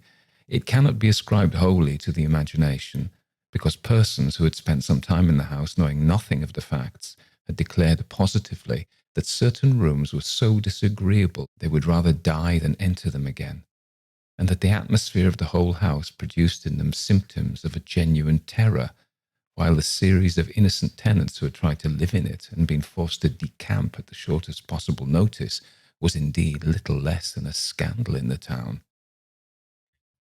When Shorthouse arrived to pay a weekend visit to his Aunt Julia in her little house on the seafront at the other end of the town, he found her charged to the brim with mystery and excitement. He had only received her telegram that morning, and he had come anticipating boredom, but the moment he touched her hand and kissed her apple-skin wrinkled cheek, he caught the first wave of her electrical condition. The impression deepened when he learned that there were to be no other visitors, and that he had been telegraphed for with a very special object. Something was in the wind, and the something would doubtless bear fruit, for this elderly spinster aunt with a mania for psychical research had brains as well as willpower, and by hook or by crook, she usually managed to accomplish her ends. The revelation was made soon after tea, when she sidled close up to him as they paced slowly along the seafront in the dusk. "I've got the keys," she announced in a delighted yet half-awesome voice. "Got them till Monday." "The keys of the bathing machine, or?" he asked innocently, looking from the sea to the town. Nothing brought her so quickly to the point as feigning stupidity. "Neither," she whispered. "I've got the keys of the haunted house in the square, and I'm going there tonight." Shorthouse was conscious of the slightest possible tremor down his back. He dropped his teasing tone. Something in her voice and manner thrilled him. She was in earnest. "But you can't go alone," he began. "That's why I wired for you," she said with decision. He turned to look at her. The ugly, lined, enigmatical face was alive with excitement. There was the glow of genuine enthusiasm round it like a halo. The eyes shone. He caught another wave of her excitement, and a second tremor, more marked than the first, accompanied it. "Thanks, Aunt Julie," he said politely. "Thanks awfully." "I shouldn't dare to go quite alone," she went on, raising her voice, "but with you, I should enjoy it immensely. You're afraid of nothing, I know." "Thanks so much," he said again. Is anything likely to happen?" "A great deal has happened," she whispered, though it's been most cleverly hushed up. 3 tenants have come and gone in the last few months, and the house is said to be empty for good now." In spite of himself, Shorthouse became interested. His aunt was so very much in earnest. "The house is very old indeed," she went on, "and the story, an unpleasant one, dates a long way back. It has to do with a murder committed by a jealous stableman who had some affair with a servant in the house. One night, he managed to secrete himself in the cellar, and when everyone was asleep, he crept upstairs to the servants' quarters, chased the girl down to the next landing, and before anyone could come to the rescue, threw her bodily over the banisters into the hall below. And the stableman was caught, I believe, and hanged for murder. But it all happened a century ago, and I've not been able to get more details of the story." Shorthouse now felt his interest thoroughly aroused, but though he was not particularly nervous for himself, he hesitated a little on his aunt's account. "On one condition," he said at length. "Nothing will prevent me going," she said firmly, "but I may as well hear your condition. That you guarantee your power of self-control if anything really horrible happens. I mean, that you're sure you won't get too frightened." "Jim," she said scornfully, "I'm not young, I know, nor are my nerves. But with you, I should be afraid of nothing in the world." This, of course, settled it, for Shorthouse had no pretensions to being other than a very ordinary young man, and an appeal to his vanity was irresistible. He agreed to go. Instinctively, by a sort of subconscious preparation, he kept himself and his forces well in hand the whole evening, compelling an accumulative reserve of control by that nameless inward process of gradually putting all the emotions away and turning the key upon them. A process difficult to describe, but wonderfully effective, as all men who have lived through severe trials of the inner man well understand. Later, it stood him in good stead. But it was not until 10:30, when they stood in the hall, well in the glare of friendly lamps and still surrounded by comforting human influences, that he had to make the first call upon this store of collected strength. For once the door was closed, and he saw the deserted, silent street stretching away white in the moonlight before them, it came to him clearly that the real test that night would be in dealing with two fears instead of one. He would have to carry his aunt's fear as well as his own. And as he glanced down at her sphinx-like countenance and realized that it might assume no pleasant aspect in a rush of real terror, he felt satisfied with only one thing in the whole adventure, that he had confidence in his own will and power to stand against any shock that might come. Slowly they walked along the empty streets of the town. A bright autumn moon silvered the roofs, casting deep shadows. There was no breath of wind, and the trees in the formal gardens by the seafront watched them silently as they passed along. To his aunt's occasional remarks, Shorthouse made no reply, realizing that she was simply surrounding herself with mental buffers, saying ordinary things to prevent herself thinking of extraordinary things. Few windows showed lights, and from scarcely a single chimney came smoke or sparks. Shorthouse had already begun to notice everything, even the smallest details. Presently they stopped at the street corner and looked up at the name on the side of the house full in the moonlight, and with one accord, but without remark, turned into the square and crossed over to the side of it that lay in shadow. "The number of the house is 13, whispered a voice at his side.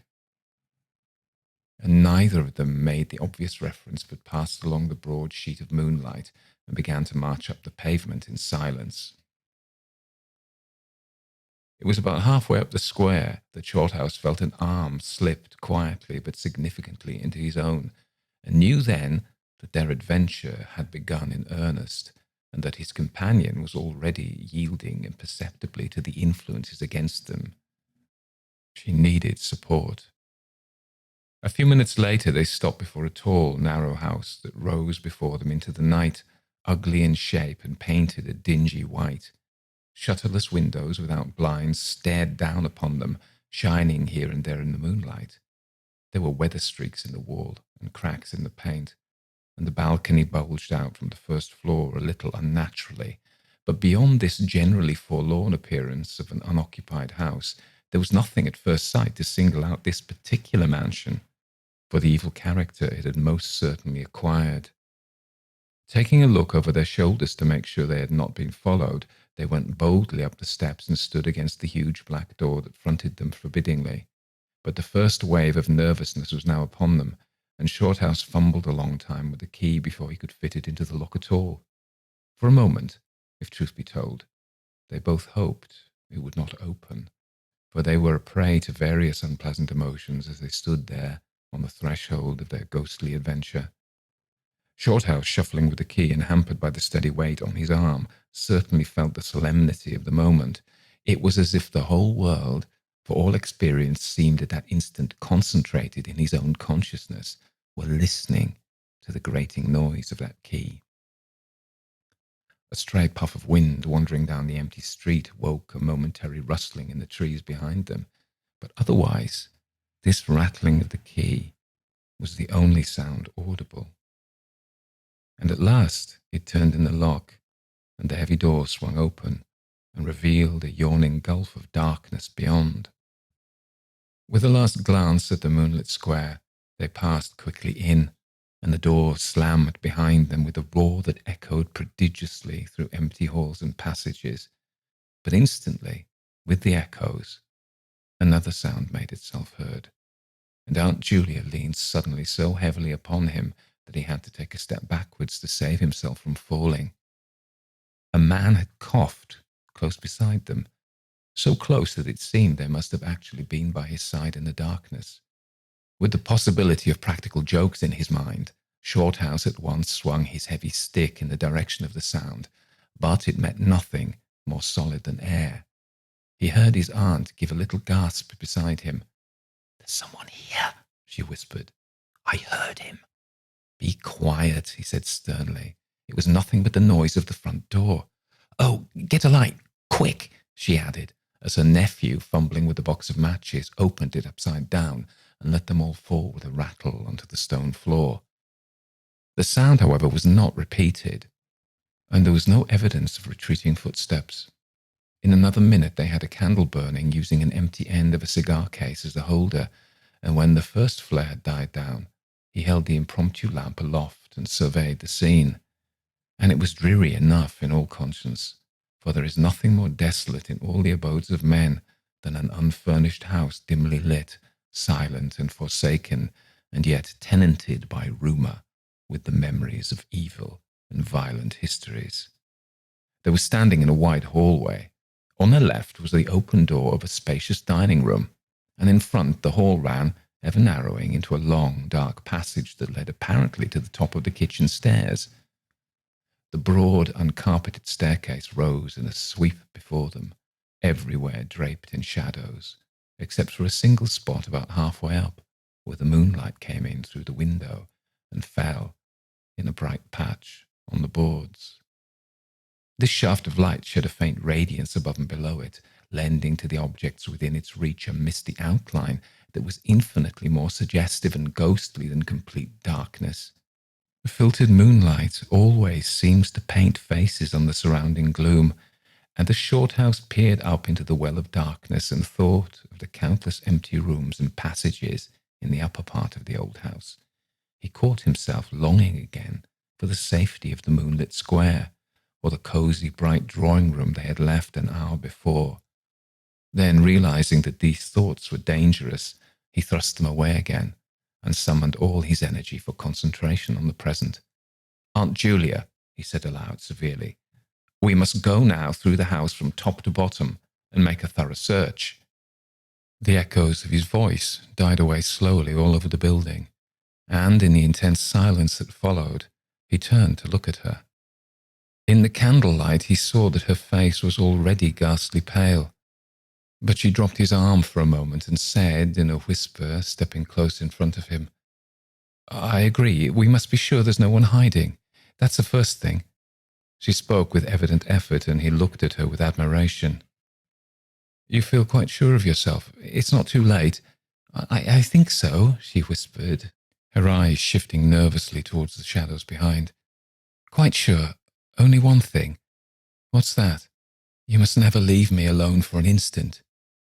"As long as you understand that any sound or appearance must be investigated at once, for to hesitate means to admit fear. That is fatal." "Agreed," she said a little shakily after a moment's hesitation. "I'll try." Arm in arm, Shorthouse holding the dripping candle and the stick, while his aunt carried the cloak over her shoulders, figures of utter comedy to all but themselves, they began a systematic search. Stealthily walking on tiptoe and shading the candle lest it should betray their presence through the shutterless windows, they went first into the big dining room. There was not a stick of furniture to be seen. Bare walls, ugly mantelpieces, and empty grates stared at them. Everything, they felt, resented their intrusion, watching them, as it were, with veiled eyes. Whispers followed them. Shadows flitted noiselessly to right and left. Something seemed ever at their back, watching, waiting an opportunity to do them injury. There was the inevitable sense that operations which went on when the room was empty had been temporarily suspended till they were well out of the way again. The whole dark interior of the old building seemed to become a malignant presence that rose up, warning them to desist and mind their own business. Every moment the strain on their nerves increased. Out of the gloomy dining room they passed through large folding doors into a sort of library or smoking room, wrapped equally in silence, darkness and dust, and from this they regained the hall near the top of the back stairs. Here a pitch-black tunnel opened before them into the lower regions, and, it must be confessed, they hesitated, but only for a minute. With the worst of the night still to come, it was essential to turn from nothing. Aunt Julia stumbled at the top step of the dark descent, ill-lit by the flickering candle, and even Shorthouse felt at least half the decision go out of his legs. "Come on," he said peremptorily, and his voice ran on and lost itself in the dark, empty spaces below. I'm coming," she faltered, catching his arm with unnecessary violence. They went a little unsteadily down the stone steps, a cold, damp air meeting them in the face, close and malodorous. The kitchen, into which the stairs led along a narrow passage, was large, with a lofty ceiling. Several doors opened out of it, some into cupboards with empty jars still standing on the shelves, and others into horrible little ghostly back offices, each colder and less inviting than the last. Black beetles scurried over the floor, and once, when they knocked against a deal table standing in a corner, something about the size of a cat jumped down with a rush and fled, scampering across the stone floor into the darkness. Everywhere there was a sense of recent occupation, an impression of sadness and gloom. Leaving the main kitchen, they next went towards the scullery. The door was standing ajar, and as they pushed it open to its full extent, Aunt Julia uttered a piercing scream, which she instantly tried to stifle by placing her hand over her mouth. For a second, Shorthouse stood stock still, catching his breath. He felt as if his spine had suddenly become hollow, and someone had filled it with particles of ice. Facing them, directly in the way between the doorposts, stood the figure of a woman. She had dishevelled hair and wildly staring eyes, and her face was terrified and white as death. She stood there motionless for the space of a single second. Then the candle flickered, and she was gone, gone utterly, and the door framed nothing but empty darkness. "Only the beastly jumping candlelight," he said quickly in a voice that sounded like someone else's, and was only half under control. "Come on, Aunt, there's nothing there." He dragged her forward. With a clattering of feet and a great appearance of boldness, they went on, but over his body the skin moved as if crawling ants covered it, and he knew by the weight on his arm that he was supplying the force of locomotion for two. The scullery was cold, bare and empty, more like a large prison cell than anything else. They went around it, tried the door into the yard and the windows, but found them all fastened securely. His aunt moved beside him like a person in a dream. Her eyes were tightly shut, and she seemed merely to follow the pressure of his arm. Her courage filled him with amazement. At the same time, he noticed that a certain odd change had come over her face, a change which somehow evaded his power of analysis. "There's nothing here, Auntie," he repeated aloud quickly. "Let's go upstairs and see the rest of the house. Then we'll choose a room to wait up in." She followed him obediently, keeping close to his side, and they locked the kitchen door behind them. It was a relief to get up again. In the hall there was more light than before, for the moon had travelled a little further down the stairs. Cautiously, they began to go up into the dark vault of the upper house, the boards creaking under their weight. On the first floor, they found the large double drawing rooms, a search of which revealed nothing. Here also was no sign of furniture or recent occupancy, nothing but dust and neglect and shadows. They opened the big folding doors between front and back drawing rooms and then came out again to the landing and went on upstairs. They had not gone up more than a dozen steps when they both simultaneously stopped to listen, looking into each other's eyes with a new apprehension across the flickering candle flame. From the room they had left hardly 10 seconds before came the sound of doors quietly closing. It was beyond all question. They heard the booming noise that accompanies the shutting of heavy doors, followed by the sharp catching of the latch. "We must go back and see," said Shorthouse briefly in a low tone, and turned to go downstairs again. Somehow she managed to drag after him, her feet catching in her dress, her face livid. When they entered the front drawing room, it was plain that the folding doors had been closed half a minute before. Without hesitation, Shorthouse opened them. He almost expected to see someone facing him in the back room, but only darkness and cold air met him. They went through both rooms, finding nothing unusual. They tried in every way to make the doors close of themselves, but there was not wind enough to even set the candle flame flickering. The doors would not move without strong pressure. All was silent as the grave. Undeniably, the rooms were utterly empty, and the house utterly still. "It's beginning," whispered a voice at his elbow which he hardly recognized as his aunt's. He nodded acquiescence, taking out his watch to note the time. It was 15 minutes before midnight. He made the entry of exactly what had occurred in his notebook, setting the candle in its case upon the floor in order to do so. It took a moment or two to balance it safely against the wall. Aunt Julia always declared that at this moment she was not actually watching him, but had turned her head towards the inner room, where she fancied she heard something moving, but at any rate both positively agreed that there came the sound of rushing feet, heavy and very swift, and the next instant the candle was out. But the Shorthouse himself had come more than this, and he has always thanked his fortunate stars that it came to him alone and not to his aunt too. For, as he rose from the stooping position of balancing the candle, and before it was actually extinguished, a face thrust itself forward, so close to his own that he could almost have touched it with his lips. It was a face working with passion, a man's face, dark, with thick features and angry, savage eyes. It belonged to a common man, and it was evil in its ordinary normal expression, no doubt. But as he saw it, alive with intense, aggressive emotion, it was a malignant and terrible human countenance. There was no movement of the air, nothing but the sound of rushing feet, stockinged or muffled feet, the apparition of the face, and the almost simultaneous extinguishing of the candle. In spite of himself, Shorthouse uttered a little cry, nearly losing his balance as his aunt clung to him with her whole weight in one moment of real, uncontrollable terror. She made no sound, but simply seized him bodily. Fortunately, however, she had seen nothing, but had only heard the rushing feet, for her control returned almost at once, and he was able to disentangle himself and strike a match. The shadows ran away on all sides before the glare, and his aunt stooped down and groped for the cigar case with the precious candle. Then they discovered that the candle had not been blown out at all. It had been crushed out.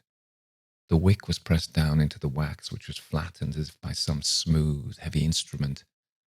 How his companion so quickly overcame her terror, Shorthouse never properly understood.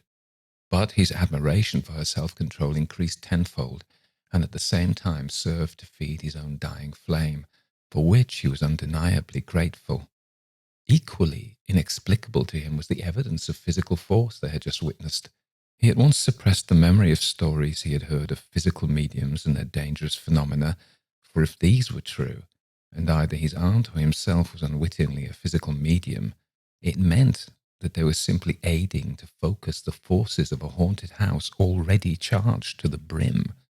It was like walking with unprotected lamps among uncovered stores of gunpowder. So, with as little reflection as possible, he simply relit the candle and went on up to the next floor. The arm in his trembled, it is true, and his own tread was often uncertain, but they went on with thoroughness, and after a search revealing nothing, they climbed the last flight of stairs to the top floor of all. Here they found a perfect nest of small servants' rooms with broken pieces of furniture, dirty cane-bottomed chairs, chests of drawers, cracked mirrors, and decrepit bedsteads. The rooms had low sloping ceilings already hung here and there with cobwebs, small windows, and badly plastered walls, a depressing and dismal region which they were glad to leave behind. It was on the stroke of midnight when they entered a small room on the third floor, close to the top of the stairs, and arranged to make themselves comfortable for the remainder of their adventure. It was absolutely bare, and was said to be the room then used as a clothes closet, into which the infuriated groom had chased his victim and finally caught her. Outside, across the narrow landing, began the stairs leading up to the floor above, and the servants' quarters where they had just searched. In spite of the chilliness of the night, there was something in the air of this room that cried for an open window. But there was more than this. Shorthouse could only describe it by saying that he felt less master of himself here than in any other part of the house. There was something that acted directly on the nerves, tiring the resolution, enfeebling the will. He was conscious of this result before he had been in the room 5 minutes, and it was in the short time they stayed there that he suffered the wholesale depletion of his vital forces, which was, for himself, the chief horror of the whole experience. They put the candle on the floor of the cupboard, leaving the door a few inches ajar, so that there was no glare to confuse the eyes, and no shadow to shift about on walls and ceiling. Then they spread the cloak on the floor and sat down to wait, with their backs against the wall. Shorthouse was within 2 feet of the door to the landing. His position commanded a good view of the main staircase leading down into the darkness, and also of the beginning of the servants' stairs going to the floor above. The heavy stick lay beside him within easy reach. The moon was now high above the house. Through the open window they could see the comforting stars like friendly eyes watching in the sky. One by one, the clocks of the town struck midnight, and when the sounds died away, the deep silence of a windless night fell again over everything. Only the boom of the sea, far away and lugubrious, filled the air with hollow murmurs. Inside the house, the silence became awful. Awful, he thought, because any minute now it might be broken by sounds portending terror. The strain of waiting told more and more severely on the nerves. They talked in whispers when they talked at all, for their voices aloud sounded queer and unnatural.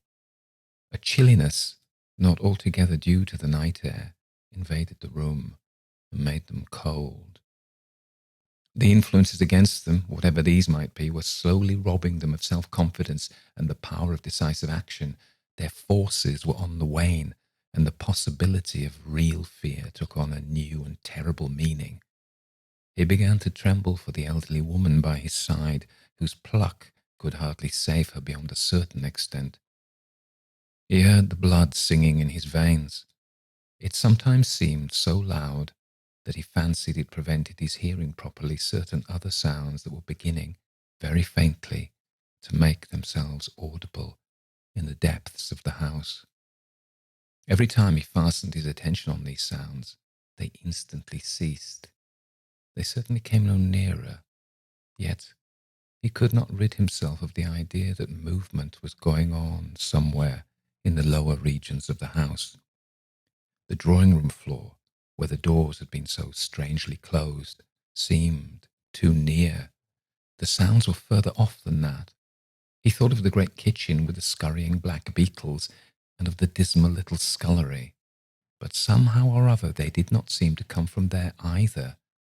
Surely they were not outside the house.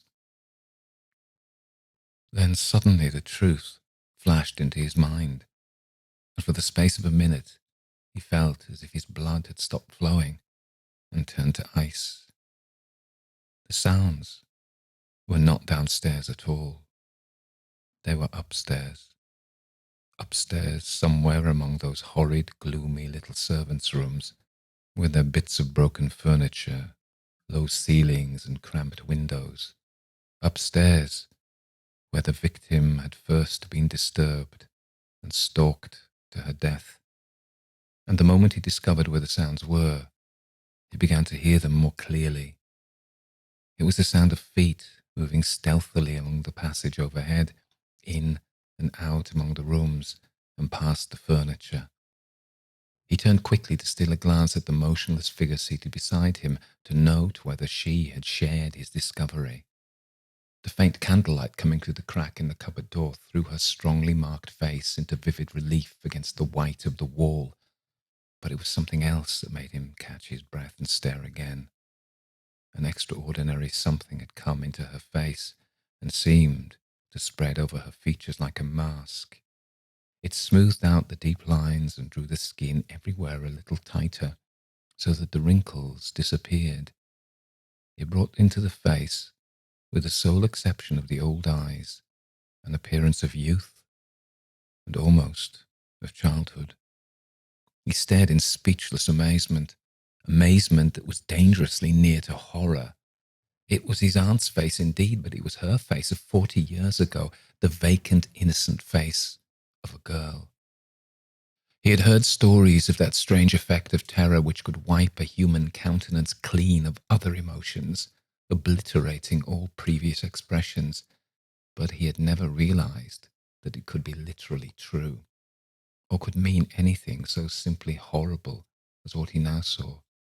For the dreadful signature of overmastering fear was written plainly in that utter vacancy of the girlish face beside him, and when, feeling his intense gaze, she turned to look at him, he instinctively closed his eyes tightly to shut out the sight. Yet, when he turned a minute later, his feelings well in hand, he saw to his intense relief another expression. His aunt was smiling, and though the face was deathly white, the awful veil had lifted, and the normal look was returning. "Anything wrong?" was all he could think of to say at the moment, and the answer was eloquent coming from such a woman. "I feel cold and a little frightened," she whispered. He offered to close the window, but she seized hold of him and begged him not to leave her side, even for an instant. "It's upstairs, I know," she whispered with an odd half-laugh, "but I can't possibly go up." But Shorthouse thought otherwise, knowing that in action lay their best hope of self-control. He took the brandy flask and poured out a glass of neat spirit stiff enough to help anybody over anything. She swallowed it with a little shiver. His only idea now was to get out of the house before her collapse became inevitable, but this could not safely be done by turning tail and running from the enemy. Inaction was no longer possible. Every minute he was growing less master of himself, and desperate, aggressive measures were imperative without further delay. Moreover, the action must be taken towards the enemy, not away from it. The climax, if necessary and unavoidable, would have to be faced boldly. He could do it now, but in 10 minutes he might not have the force left to act for himself, much less for both. Upstairs, the sounds were meanwhile becoming louder and closer, accompanied by occasional creaking of the boards. Someone was moving stealthily about, stumbling now and then awkwardly against the furniture. Waiting a few moments to allow the tremendous dose of spirits to produce its effect, and knowing this would last but a short time under the circumstances, Shorthouse then quietly got to his feet, saying in a determined voice, "Now, Aunt Julia, we'll go upstairs and find out what all this noise is. You must come too. It's what we agreed." He picked up his stick and went to the cupboard for the candle. A limp form rose shakily beside him, breathing hard, and he heard a voice say very faintly something about being ready to come.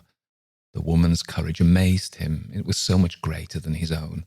And as they advanced, holding aloft the dripping candle, some subtle force exhaled from this trembling, white-faced old woman at his side that was the true source of his inspiration. It held something really great that shamed him and gave him the support without which he would have proved far less equal to the occasion. They crossed the dark landing, avoiding with their eyes the deep black space over the banisters. Then they began to mount the narrow staircase to meet the sounds which, minute by minute, grew louder and nearer.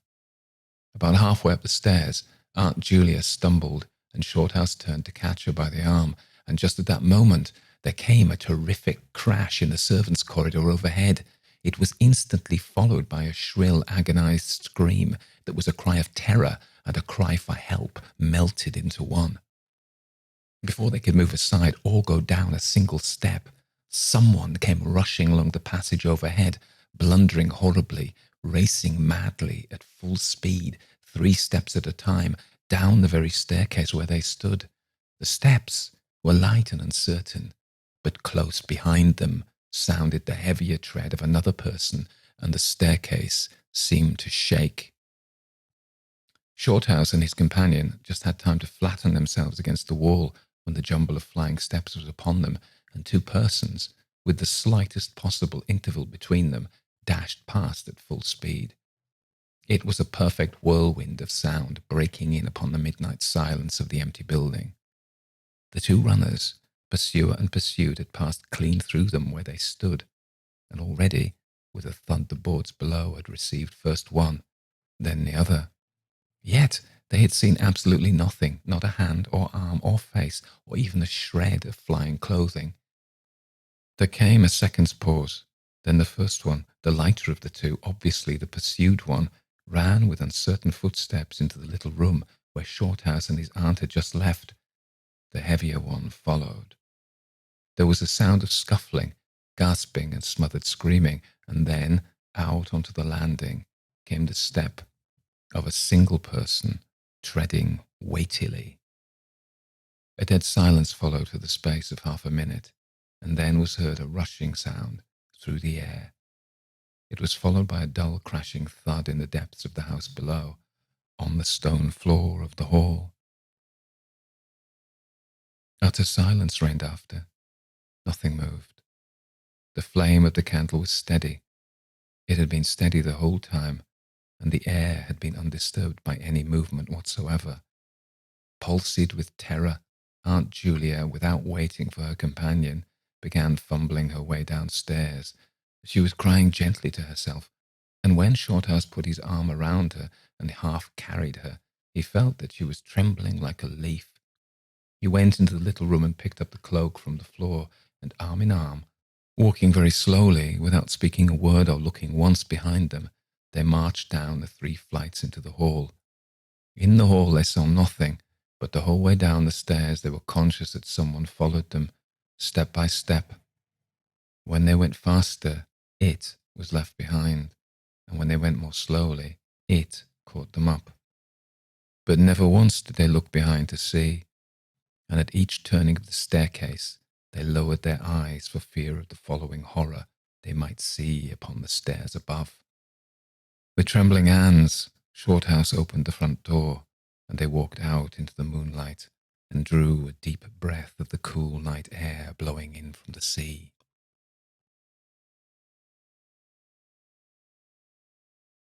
Blind Man's Buff by H.R. Wakefield. Well, thank heavens that yokel seemed to know the place, said Mr. Court to himself. First to the right, second to the left, black gates. I hope the oafing Wendover who sent me 6 miles out of my way will freeze to death. It's not often like this in England, cold as the penny in a dead man's eye. He'd barely reached the place before dusk. He let the car out over the rasping frozen roads. First to the right must be this, second to the left must be this, and there were the black gates. He got out, swung them open, and drove cautiously up a narrow, twisting drive, his headlights peering suspiciously round the bends. Those hedges wanted clipping, he thought, and this lane would have to be remetalled, full of holes. Nasty drive up on a bad night. It would cost some money, though. The car began to climb steeply and swing to the right, and presently the high hedges ended abruptly, and Mr. Court pulled up in front of Lawn Manor. He got out of the car, rubbed his hands, stamped his feet, and looked about him. Lawn Manor was embedded halfway up a Chiltern spur, and, as the agent had observed, commanded extensive vistas. The place looked its age, Mr. Court decided, or rather ages, for the double Georgian brick chimneys ward of the Queen Anne left front.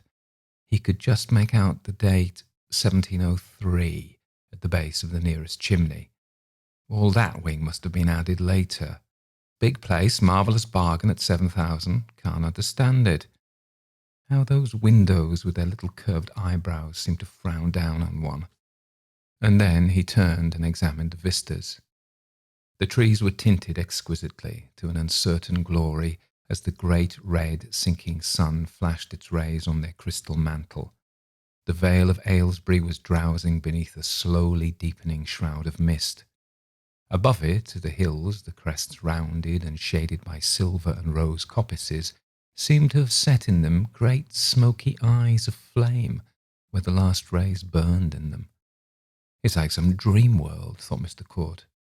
It's curious how, wherever the sun strikes it, it seems to make an eye, and each one fixed on me. Those hills, even those windows. But, judging from that mist, I shall have a slow journey home. I'd better have a quick look inside, though I've already taken a prejudice against the place. I hardly know why. Too lonely and isolated, perhaps. And then the eyes blinked and closed, and it was dark. He took a key from his pocket and went up 3 steps and thrust it into the keyhole of the massive oak door. The next moment he looked forward into absolute blackness, and the door swung to and closed behind him. This, of course, must be the palatial panelled hall which the agent described. He must strike a match and find the light switch. He fumbled in his pockets without success, and then he went through them again. He thought for a moment. I must have left them on the seat in the car, he decided. I'll go and fetch them. The door must be just behind me here. He turned and groped his way back, and then drew himself up sharply, for it had seemed that something had slipped past him. And then he put out his hands to touch the back of a chair, brocaded, he judged. He moved to the left of it and walked into a wall, changed his direction, went back past the chair, and found the wall again. He went back to the chair, sat down, and went through his pockets again, more thoroughly and carefully this time. Well, there was nothing to get fussed about. He was bound to find a door sooner or later. Now, let him think. When he came in, he had gone straight forward 3 yards, perhaps, but he couldn't have gone straight back because he'd stumbled into this chair. The door must be a little to the left or the right of it. He'd try each in turn. He turned to the left first and found himself going down a little narrow passage. He could feel its sides when he stretched out his hands. Well, then, he tried to the right. He did so and walked into a wall. He groped his way along it, and again it seemed as if something slipped past him. I wonder if there's a bat in here, he asked himself, and then found himself back at the chair. How Rachel would laugh if she could see him now. Surely he had a stray match somewhere. He took off his overcoat and ran his hands round the seam of every pocket, and then he did the same to the coat and waistcoat of his suit. And then he put them on again.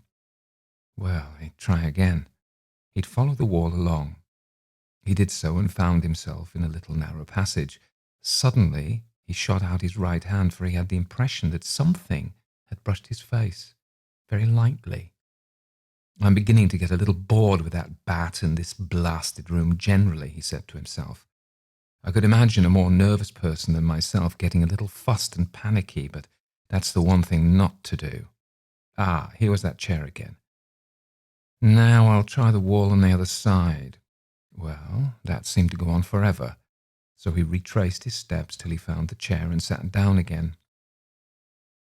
He whistled a little snatch resignedly. What an echo! The little tune had been flung back at him so fiercely, almost menacingly. Menacingly. That was just a feeble, panicky word a nervous person would use. Well, he'd go to the left again this time. As he got up, a quick spurt of cold air fanned his face. Is anyone there? He said. He had purposely not raised his voice. There was no need to shout. Of course no one answered. Who could there have been to answer, since the caretaker was away? Now let him think it out. When he came in, he must have gone straight forward and then swerved slightly on the way back. Therefore, no, he was getting confused. At that moment he heard the whistle of a train and felt reassured.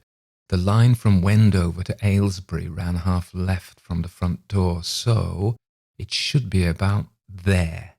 He pointed with his finger, got up, groped his way forward, and found himself in a little narrow passage. Well, he must turn back and go to the right this time. He did so, and something seemed to slip just past him. And then he scratched his fingers slightly on the brocade of the chair. Talk about a maze, he thought to himself. It's nothing to this. And then he said to himself under his breath, curse this vile, God-forsaken place. A silly, panicky thing to do, he realized, almost as bad as shouting aloud. Well, it was obviously no use trying to find the door. He couldn't find it, just couldn't. He'd sit in the chair till the light came. He sat down. How very silent it was. His hands began searching in his pockets once more, except for that sort of whispering sound over on the left somewhere. Except for that, it was absolutely silent. Except for that. What could it be? The caretaker was away. He turned his head slightly and listened intently. It was almost as if there were several people whispering together. One got curious sounds in old houses. How absurd it was. The chair couldn't be more than 3 or 4 yards away from the door. There was no doubt about that.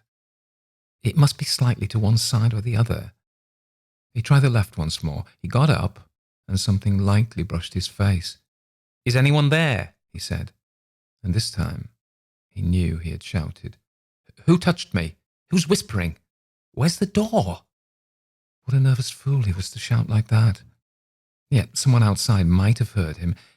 He went groping forward again and touched a wall. He followed it along, touching it with his fingertips. And there was an opening. The door, it must be.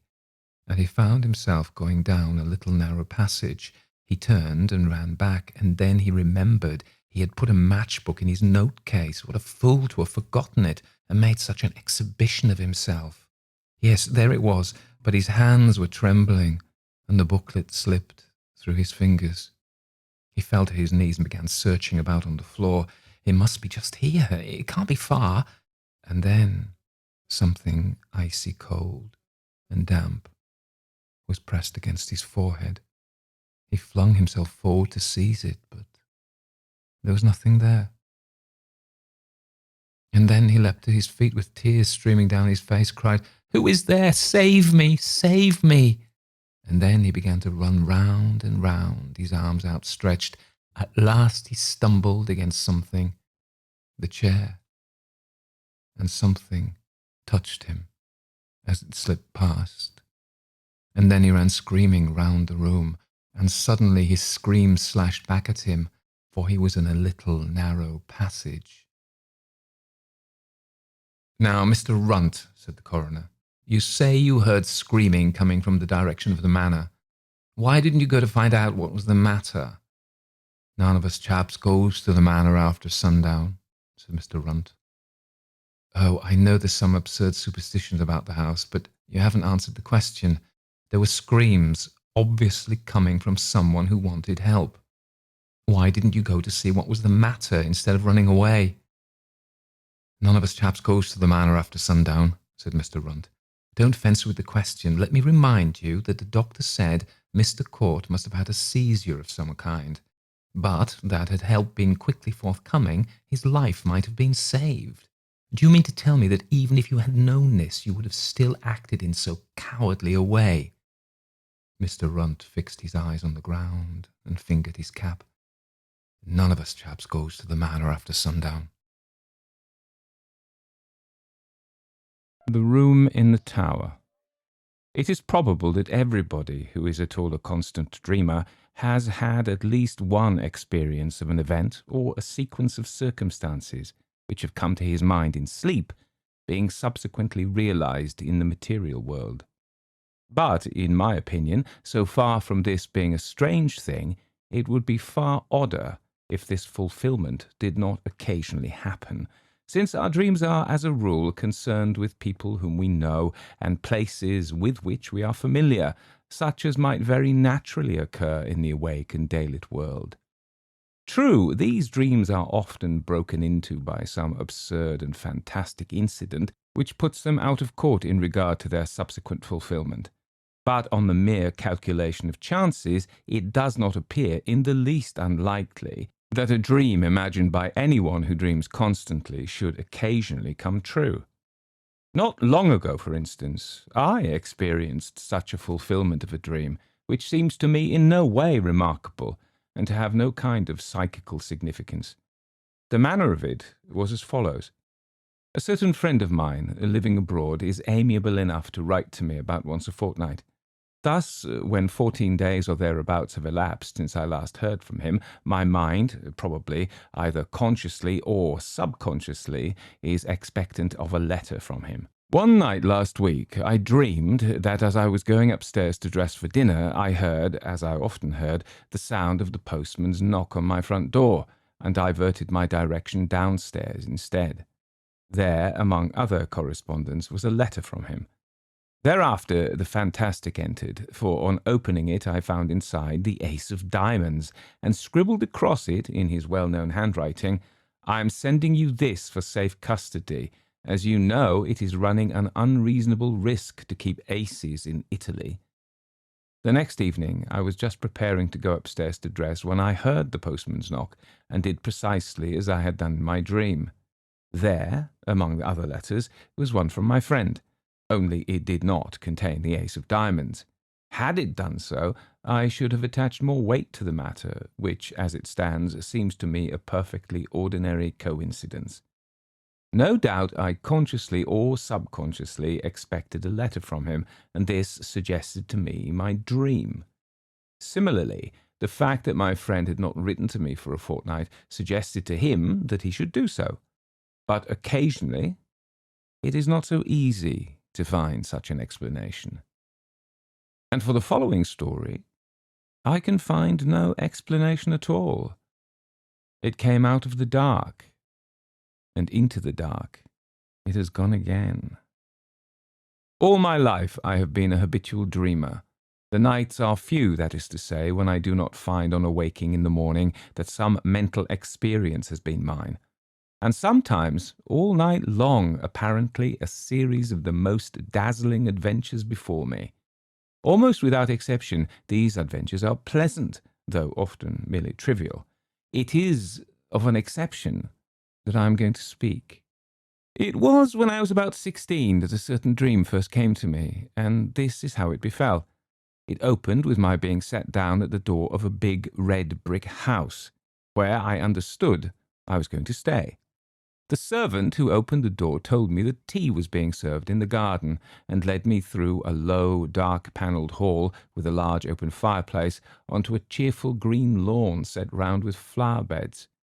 There were grouped about the tea-table a small party of people, but they were all strangers to me except one, who was a schoolfellow called Jack Stone, clearly the son of the house, and he introduced me to his mother and father and a couple of sisters.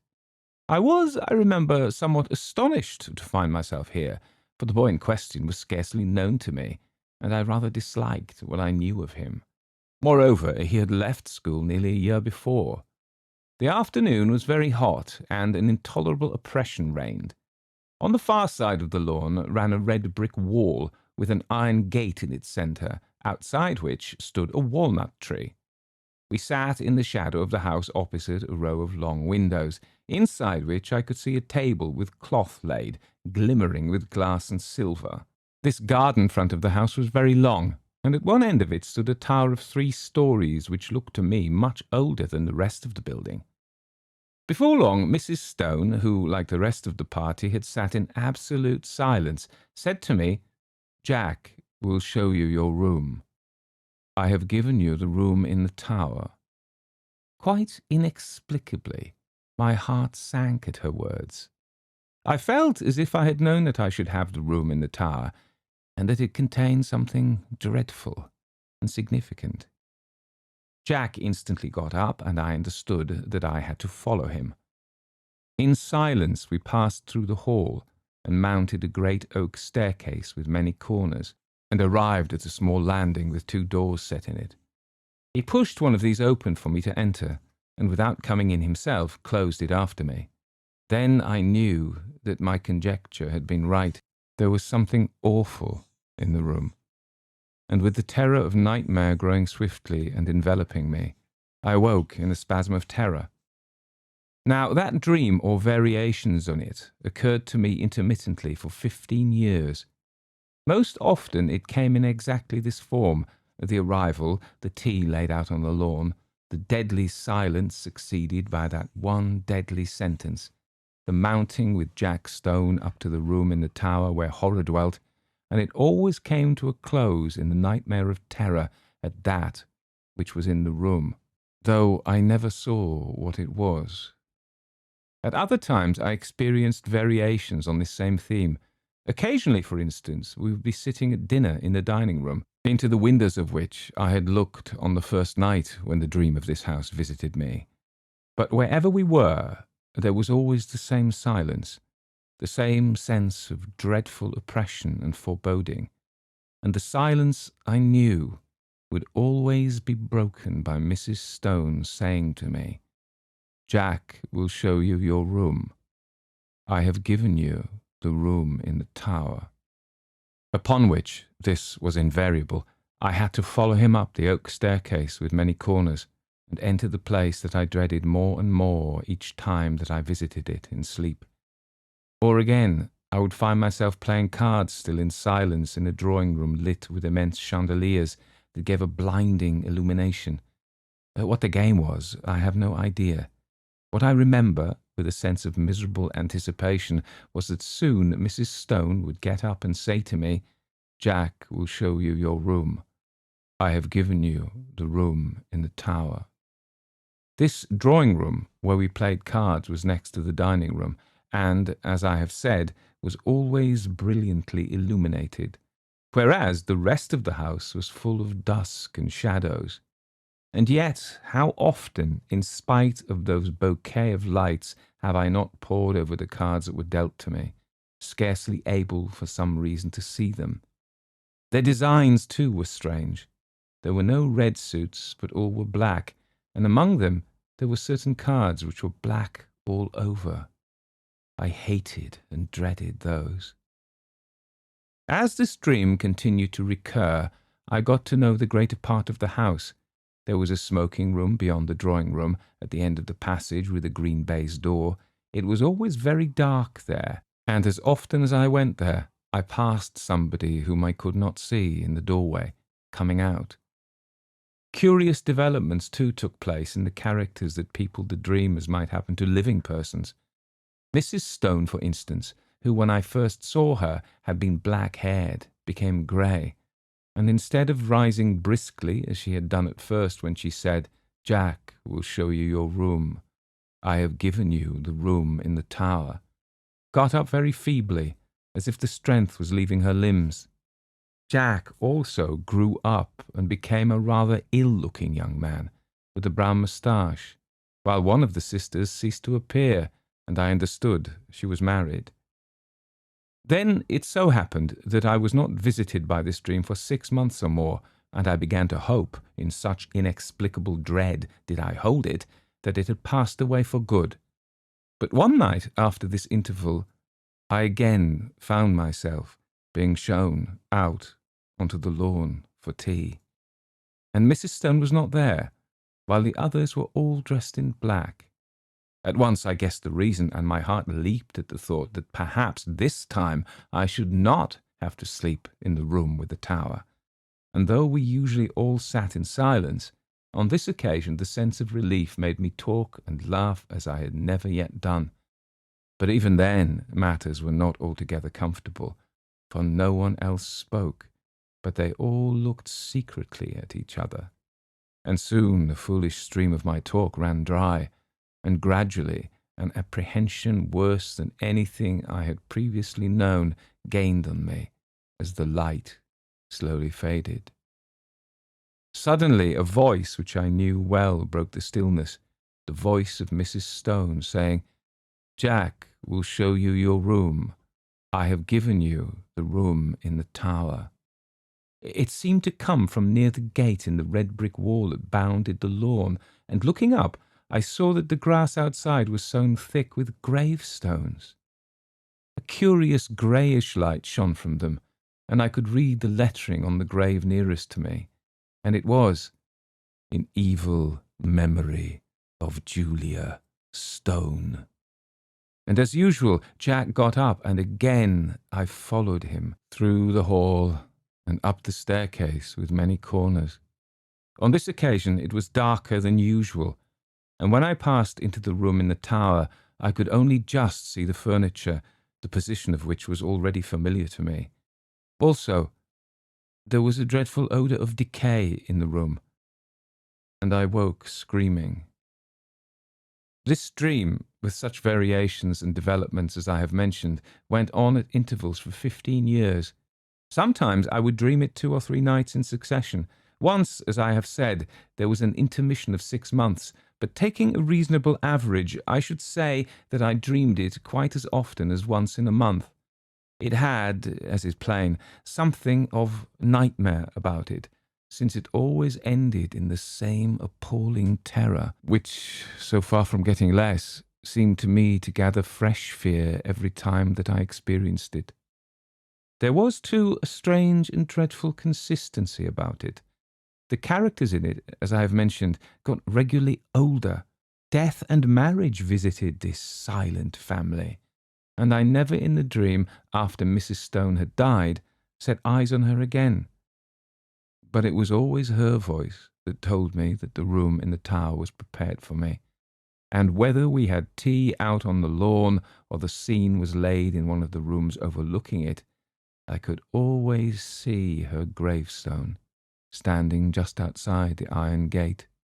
It was the same, too, with the married daughter. Usually she wasn't present, but once or twice she returned again in company with a man whom I took to be her husband. He, too, like the rest of them, was always silent, but owing to the constant repetition of the dream, I had ceased to attach, in my waking hours, any significance to it. I never met Jack Stone again during all those years, nor did I ever see a house that resembled this dark house of my dream.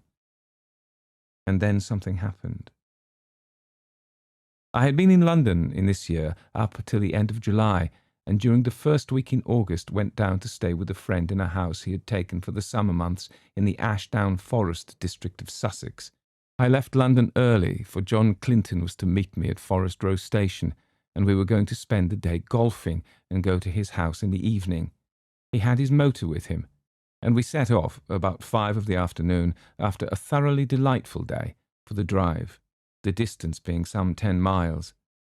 As it was still so early, we did not have tea at the clubhouse, but waited till we should get home. As we drove, the weather, which up till then had been, though hot, deliciously fresh, seemed to me to alter in quality and become very stagnant and oppressive, and I felt that undefinable sense of ominous apprehension that I am accustomed to before thunder. John, however, did not share my views, attributing my loss of lightness to the fact that I had lost both my matches. Events proved, however, that I was right, though I do not think that the thunderstorm that broke that night was the sole cause of my depression. Our way lay through deep, high-banked lanes, and before we had gone very far, I fell asleep, and was only awakened by the stopping of the motor, and with a sudden thrill, partly of fear, but chiefly of curiosity, I found myself standing in the doorway of my house of dream. We went, I half wondering whether or not I was dreaming still, through a low oak-panelled hall and out onto the lawn, where tea was laid in the shadow of the house. It was set in flower beds, a red brick wall with a gate in it bound at one side, and out beyond that was a space of rough grass with a walnut tree. The facade of the house was very long, and at one end stood a 3-storied tower, markedly older than the rest. Here, for the moment, all resemblance to the repeated dreams ceased.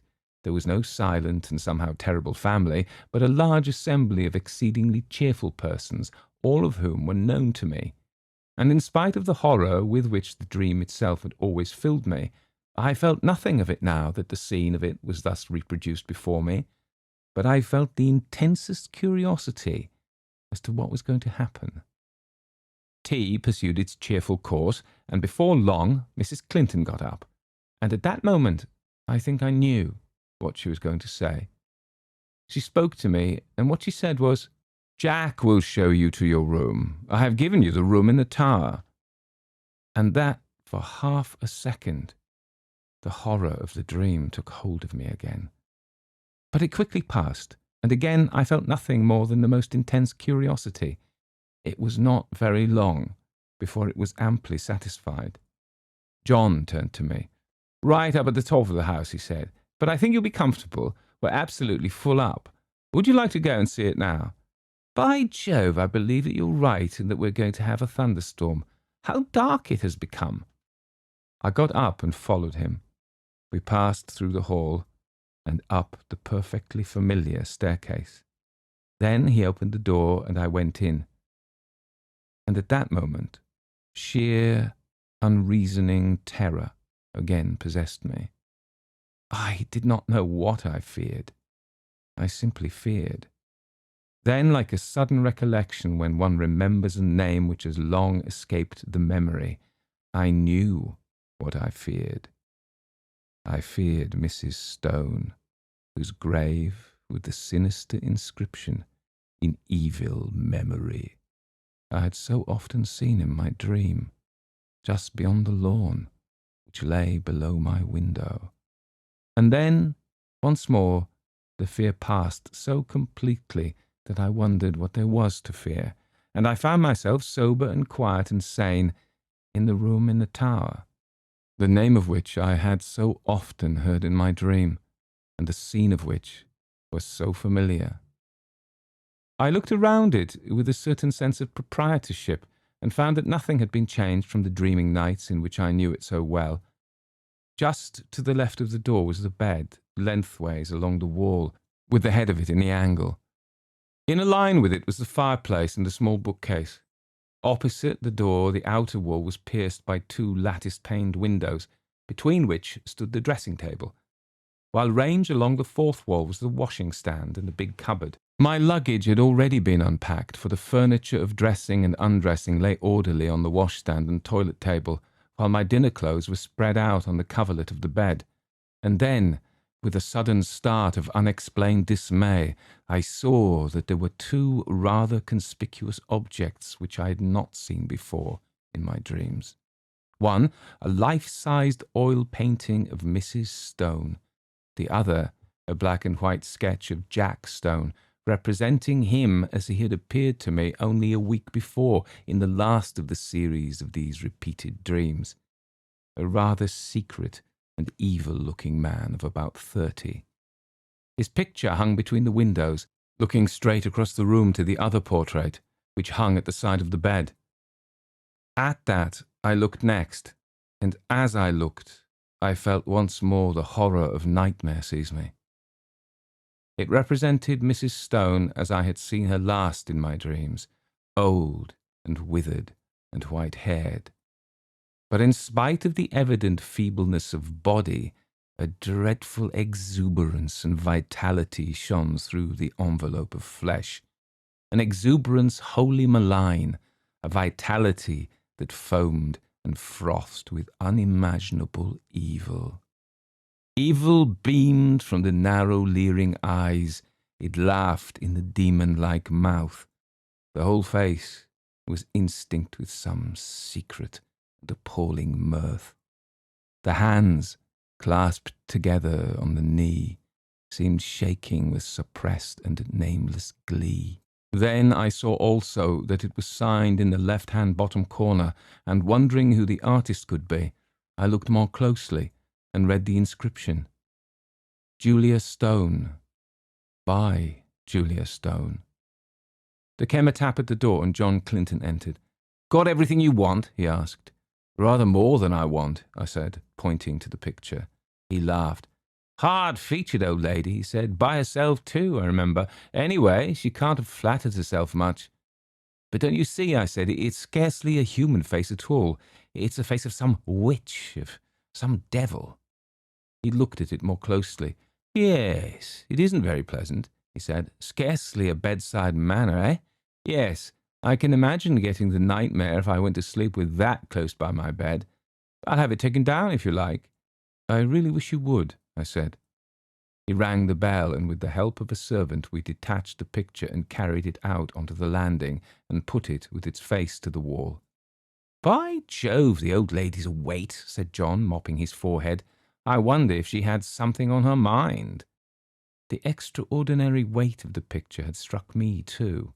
I was about to reply when I caught sight of my own hand. There was blood on it, in considerable quantities, covering the whole palm. "I've cut myself somehow," said I. John gave a little startled exclamation. "Why, I have too," he said. Simultaneously, the footman took out his handkerchief and wiped his hand with it. I saw that there was blood also on his handkerchief. John and I went back into the tower room and washed the blood off, but neither on his hand nor on mine was there the slightest trace of a scratch or cut. It seemed to me that, having ascertained this, we both, by a sort of tacit consent, did not allude to it again. Something in my case had dimly occurred to me that I did not wish to think about. It was but a conjecture, but I fancied that I knew the same thing had occurred to him. The heat and oppression of the air, for the storm we had expected was still undischarged, increased very much after dinner, and for some time most of the party, among whom were John Clinton and myself, sat outside on the path bounding the lawn, where we had had tea. The night was absolutely dark, and no twinkle of star or moon ray could penetrate the pall of cloud that overset the sky. By degrees our assembly thinned. The women went up to bed, men dispersed to the smoking or billiard room, and by 11 o'clock my host and I were the only two left. All the evening I thought that he had something on his mind, and as soon as we were alone, he spoke. "The man who helped us with the picture had blood on his hand too. Did you notice?" he said. "I asked him just now if he had cut himself, and he said he supposed he had, but that he could find no mark of it. Now, where did that blood come from?" By dint of telling myself that I was not going to think about it, I had succeeded in not doing so, and I did not want, especially just at bedtime, to be reminded of it. "I don't know," said I, "and I don't really care, so long as the picture of Mrs. Stone is not by my bed." He got up. "But it's odd," he said. "Ah, now you'll see another odd thing." A dog of his, an Irish terrier by breed, had come out of the house as we talked. The door behind us into the hall was open, and a bright oblong of light shone across the lawn to the iron gate which led on to the rough grass outside, where the walnut tree stood. I saw that the dog had all his hackles up, bristling with rage and fright. His lips were curled back from his teeth, as if he was ready to spring at something, and he was growling to himself. He took not the slightest notice of his master nor me, but stiffly and tensely walked across the grass to the iron gate. There he stood for a moment, looking through the bars, and still growling. Then, of a sudden, his courage seemed to desert him. He gave one long howl and scuttled back to the house with a curious, crouching sort of movement. "He does that half a dozen times a day," said John. "He sees something which he both hates and fears." I walked to the gate and looked over it. Something was moving on the grass outside, and soon a sound which I could not instantly identify came to my ears. Then I remembered what it was. It was the purring of a cat. I lit a match and saw the purrer, a big blue Persian, walking round and round in a little circle just outside the gate, stepping high and ecstatically, with tail carried aloft like a banner. Its eyes were bright and shining, and every now and then it put its head down and sniffed at the grass. I laughed. "The end of that mystery, I'm afraid," he said. "Here's a large cat having a Walpurgis night all alone." "Yes, that's Darius," said John. "He spends half the day and all night there. But that's not the end of the dog mystery, for Toby and he are the best of friends, but the beginning of the cat mystery. What's the cat doing there? And why is Darius pleased while Toby is terror-stricken?" At that moment I remembered the rather horrible detail of my dreams when I saw through the gate, just where the cat was now, the white tombstone with the sinister inscription. But before I could answer, the rain began, as suddenly and heavily as if a tap had been turned on, and simultaneously the big cat squeezed through the bars of the gate and came leaping across the lawn to the house for shelter. There it sat in the doorway, looking out eagerly into the dark. It spat and struck at John with its paw as he pushed it in order to close the door. Somehow, with the portrait of Julia Stone in the passage outside, the room in the tower had absolutely no alarm for me, and as I went to bed, feeling very sleepy and heavy, I had nothing more than interest for the curious incident about our bleeding hands and the conduct of the cat and dog. The last thing I looked at before I put out my light was the square empty space by my bed where the portrait had been. Here the paper was of its original full tint of dark red. Over the rest of the walls it had faded. Then I blew out my candle and fell instantly asleep. My awaking was equally instantaneous, and I sat bolt upright in bed under the impression that some bright light had been flashed in my face, though it was now absolutely pitch dark. I knew exactly where I was, in the room which I had dreaded in dreams, but no horror that I ever felt when asleep approached the fear that now invaded and froze my brain. Immediately after, a peal of thunder crackled just above the house, but the probability that it was only a flash of lightning which awoke me gave no reassurance to my galloping heart. Something, I knew, was in the room with me, and instinctively I put out my right hand, which was nearest the wall, to keep it away, and my hand touched the edge of a picture frame hanging close to me. I sprang out of the bed, upsetting the small table that stood by it, and I heard my watch, candle, and matches clatter onto the floor.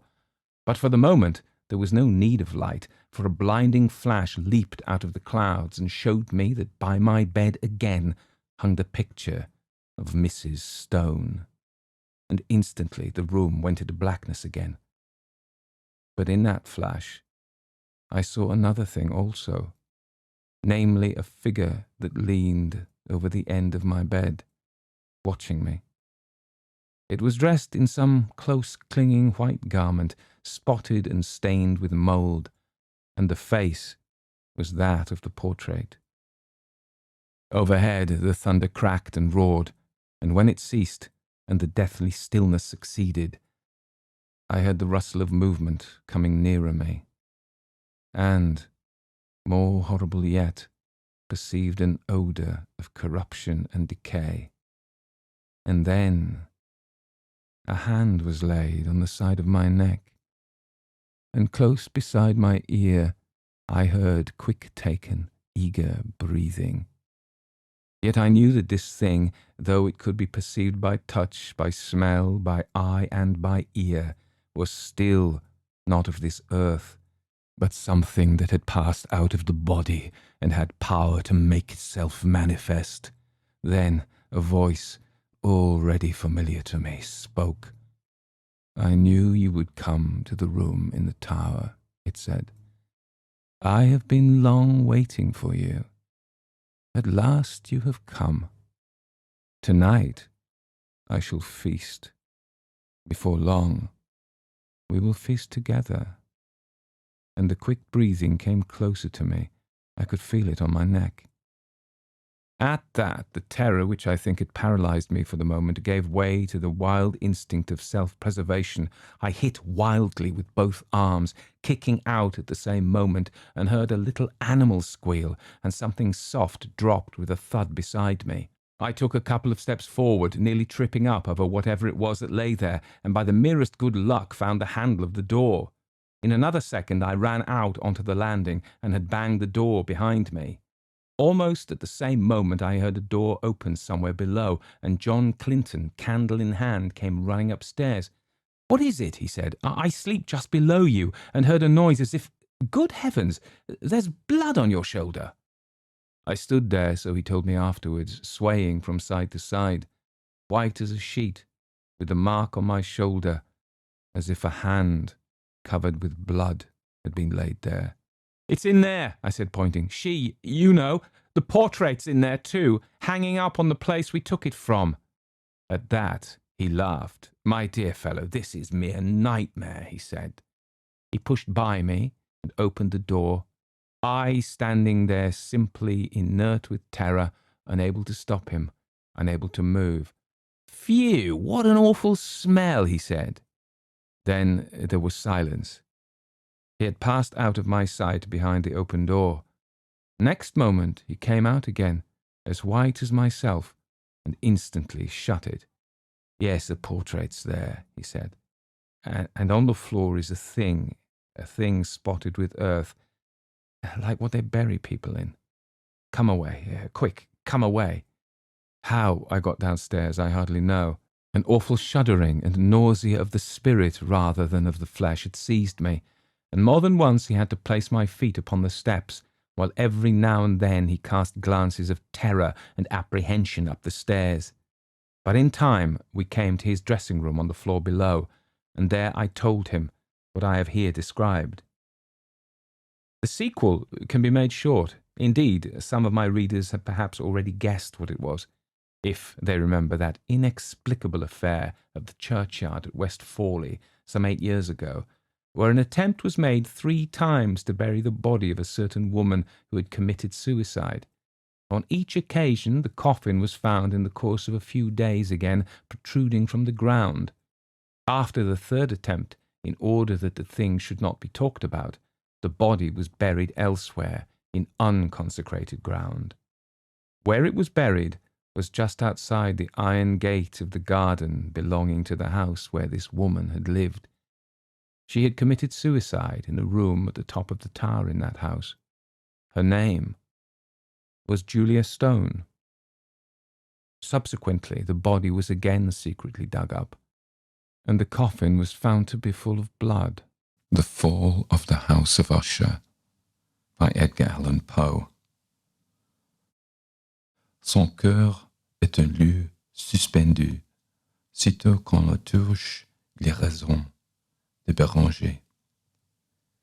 During the whole of a dull, dark, and soundless day in the autumn of the year, when the clouds hung oppressively low in the heavens, I had been passing alone, on horseback, through a singularly dreary tract of country, and at length found myself, as the shades of evening drew on, within view of the melancholy house of Usher. I know not how it was, but with the first glimpse of the building, a sense of insufferable doom pervaded my spirit. I say insufferable, for the feeling was unrelieved by any of that half-pleasurable, because poetic, sentiment with which the mind usually receives even the sternest natural images of the desolate or terrible. I looked upon the scene before me, upon the mere house and the simple landscape features of the domain, upon the bleak walls, upon the vacant, eye-like windows, upon a few rank sedges, and upon a few white trunks of decayed trees, with an utter depression of soul, which I can compare to no earthly sensation more properly than to the after-dream of the reveller upon opium, the bitter lapse into everyday life, the hideous dropping off of the veil. There was an iciness, a sinking, a sickening of the heart, an unredeemed dreariness of thought, which no goading of the imagination could torture into aught of the sublime. What was it, I paused to think, what was it that so unnerved me in the contemplation of the house of Usher? It was a mystery all insoluble, nor could I grapple with the shadowy fancies that crowded upon me as I pondered. I was forced to fall back upon the unsatisfactory conclusion that while beyond doubt there are combinations of very simple natural objects which have the power of thus affecting us, still the analysis of this power lies among considerations beyond our depth. It was possible, I reflected, that a mere different arrangement of the particulars of the scene, of the details of the picture, would be sufficient to modify, or perhaps annihilate its capacity for sorrowful impression, and acting upon this idea, I reined my horse to the precipitous brink of a black and lurid tarn that lay in unruffled lustre by the dwelling, and gazed down, but with a shudder even more thrilling than before, upon the remodelled and inverted images of the grey sedge and the ghastly tree stems and the vacant and eye-like windows. Nevertheless, in this mansion of gloom, I now proposed to myself a sojourn of some weeks. Its proprietor, Roderick Usher, had been one of my boon companions in boyhood, but many years had elapsed since our last meeting. A letter, however, had lately reached me in a distant part of the country, a letter from him, which, in its wildly importunate nature, had admitted of no other than a personal reply. The manuscript gave evidence of nervous agitation, The writer spoke of an acute bodily illness, of a mental disorder which oppressed him, and of an earnest desire to see me as his best, and indeed his only personal friend, with a view of attempting by the cheerfulness of my society some alleviation of his malady. It was the manner in which all this and much more was said, it was the apparent heart that went with his request, which allowed me no room for hesitation, and I accordingly obeyed forthwith what I still considered a very singular summons. Although as boys we had been even intimate associates, yet I really knew little of my friend. His reserve had always been excessive and habitual. I was aware, however, that his very ancient family had been noted, time out of mind, for a peculiar sensibility of temperament, displaying itself through long ages in many works of exalted art, and manifested, of late, in repeated deeds of munificent yet unobtrusive charity, as well as in a passionate devotion to the intricacies, perhaps even more than to the orthodox and easily recognizable beauties, of musical science. I had learned, too, the very remarkable fact that the stem of the Usher race, all-time honoured as it was, had put forth at no period any enduring branch. In other words, that the entire family lay in the direct line of descent, and had always, with very trifling and very temporary variation, so lain. It was this deficiency I considered, while running over in thought the perfect keeping of the character of the premises with the accredited character of the people, and while speculating upon the possible influence which the one, in the long lapse of centuries, might have exercised upon the other. It was this deficiency, perhaps, of collateral issue, and the consequent undeviating transmission from sire to son of the patrimony with the name, which had at length so identified the two, as to merge the original title of the estate in the quaint and equivocal appellation of the House of Usher, an appellation which seemed to include in the minds of the peasantry who used it both the family and the family mansion. I have said that the sole effect of my somewhat childish experiment, that of looking down within the tarn, had been to deepen the first singular impression. There can be no doubt that the consciousness of the rapid increase of my superstition, for why should I not so term it, served mainly to accelerate the increase itself. Such, I have long known, is the paradoxical law of all sentiments having terror as a basis. And it might have been for this reason only that when I again uplifted my eyes to the house itself from its image in the pool, there grew in my mind a strange fancy, a fancy so ridiculous indeed that I but mention it to show the vivid force of the sensations which oppressed me. I had so worked upon my imagination as really to believe that about the whole mansion and domain there hung an atmosphere peculiar to themselves and their immediate vicinity, an atmosphere which had no affinity with the air of heaven, but which had reeked up from the decayed trees and the grey wall and the silent tarn, a pestilent and mystic vapour, dull, sluggish, faintly discernible, and leaden-hued. Shaking off from my spirit what must have been a dream, I scanned more narrowly the real aspect of the building. Its principal feature seemed to be that of excessive antiquity. The discoloration of ages had been great. Minute fungi overspread the whole exterior, hanging in a fine tangled webwork from the eaves. Yet all this was apart from any extraordinary dilapidation. No portion of the masonry had fallen, and there appeared to be a wild inconsistency between its still perfect adaptation of parts and the crumbling condition of the individual stones. In this there was much that reminded me of the specious totality of old woodwork which had rotted for long years in some neglected vault, with no disturbance from the breath of the external air. Beyond this indication of extensive decay, however, the fabric gave little token of instability.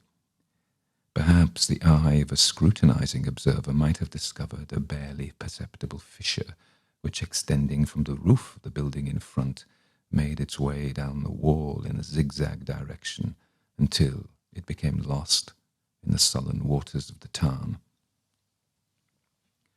Noticing these things, I rode over a short causeway to the house. A servant in waiting took my horse, and I entered the Gothic archway of the hall. A valet of stealthy step thence conducted me in silence through many dark and intricate passages in my progress to the studio of his master. Much that I encountered on the way contributed, I know not how, to heighten the vague sentiments of which I have already spoken. While the objects around me, while the carvings of the ceilings, the sombre tapestries of the walls, the ebon blackness of the floors, and the phantasmagoric armorial trophies which rattled as I strode, were but matters to which, or to such as which, I had been accustomed from my infancy, while I hesitated not to acknowledge how familiar was all this, I still wondered to find how unfamiliar were the fancies which ordinary images were stirring up. On one of the staircases I met the physician of the family. His countenance, I thought, wore a mingled expression of low cunning and perplexity. He accosted me with trepidation and passed on. The valet now threw open a door and ushered me in to the presence of his master. The room in which I found myself was large and lofty. The windows were long, narrow, and pointed, and at so vast a distance from the black oaken floor as to be altogether inaccessible from within. Feeble gleams of encrimsoned light made their way through the trellised panes and served to render sufficiently distinct the more prominent objects around. The eye, however, struggled in vain to reach the remoter angles of the chamber, or the recesses of the vaulted and fretted ceiling. Dark draperies hung upon the walls. The general furniture was profuse, comfortless, antique, and tattered. Many books and musical instruments lay scattered about, but failed to give any vitality to the scene. I felt that I breathed an atmosphere of sorrow. An air of stern, deep, and irredeemable gloom hung over and pervaded all. Upon my entrance, Usher arose from a sofa on which he had been lying at full length and greeted me with a vivacious warmth which had much in it. I at first thought of an overdone cordiality, of the constrained effort of the ennuyé man of the world. A glance, however, at his countenance convinced me of his perfect sincerity. We sat down, and for some moments, while he spoke not, I gazed upon him with a feeling half of pity, half of awe. Surely a man had never before so terribly altered in so brief a period as had Roderick Usher. It was with difficulty that I could bring myself to admit the identity of the one being before me with the companion of my early boyhood. Yet the character of his face had been at all times remarkable. A cadaverousness of complexion, an eye large, liquid, and luminous beyond comparison, lips somewhat thin and very pallid, but of a surpassingly beautiful curve, a nose of a delicate Hebrew model, but with a breadth of nostril unusual in similar formations, a finely moulded chin, speaking in its want of prominence of a want of moral energy, a hair of a more than web-like softness and tenuity. These features, with an inordinate expansion above the regions of the temple, made up altogether a countenance not easily to be forgotten.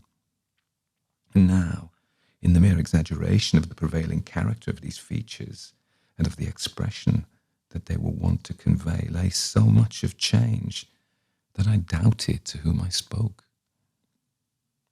The now ghastly pallor of the skin, and the now miraculous lustre of the eye, above all things startled and even awed me. The silken hair, too, had been suffered to grow all unheeded, and as in its wild gossamer texture it floated rather than fell about the face, I could not even with effort connect its arabesque expression with any idea of simple humanity. In the manner of my friend, I was at once struck with an incoherence and inconsistency, and I soon found this to arise from a series of feeble and futile struggles to overcome a habitual trepidancy, an excessive nervous agitation. For something of this nature I had indeed been prepared, no less by his letter than by reminiscences of certain boyish traits, and by conclusions deduced from peculiar physical conformation and temperament. His action was alternately vivacious and sullen. His voice varied rapidly from a tremulous indecision, when the animal spirits seemed utterly in abeyance, to that species of energetic concision, that abrupt, weighty, unhurried, and hollow-sounding enunciation, that leaden, self-balanced, and perfectly modulated guttural utterance, which may be observed in the lost drunkard, or the irreclaimable eater of opium, during the periods of his most intense excitement. It was thus that he spoke of the object of my visit, and of his earnest desire to see me, and of the solace he expected me to afford him.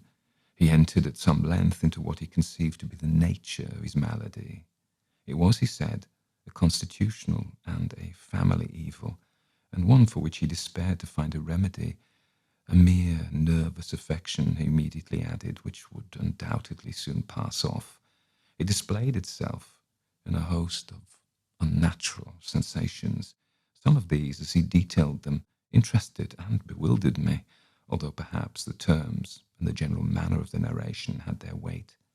He suffered much from a morbid acuteness of the senses. The most insipid food was alone endurable. He could wear only garments of certain texture. The odours of all flowers were oppressive. His eyes were tortured by even a faint light, and there were but peculiar sounds, and these from stringed instruments, which did not inspire him with horror. To an anomalous species of terror I found him a bounden slave.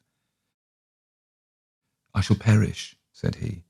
"I must perish in this deplorable folly. Thus, and not otherwise shall I be lost. I dread the events of the future, not in themselves, but in their results. I shudder at the thought of any, even the most trivial incident which may operate upon this intolerable agitation of soul. I have indeed no abhorrence of danger, except in its absolute effect, in terror. In this unnerved, in this pitiable condition, I feel that the period will sooner or later arrive when I must abandon life and reason altogether in some struggle with the grim phantasm, fear." I learned, moreover, at intervals and through broken and equivocal hints, another singular feature of his mental condition in regard to an influence which some peculiarities in the mere form and substance of his family mansion had, by dint of long sufferance, he said, obtained over his spirit, an effect which the physique of the grey walls and turrets and of the dim tarn into which they all looked down had at length brought about upon the morale of his existence.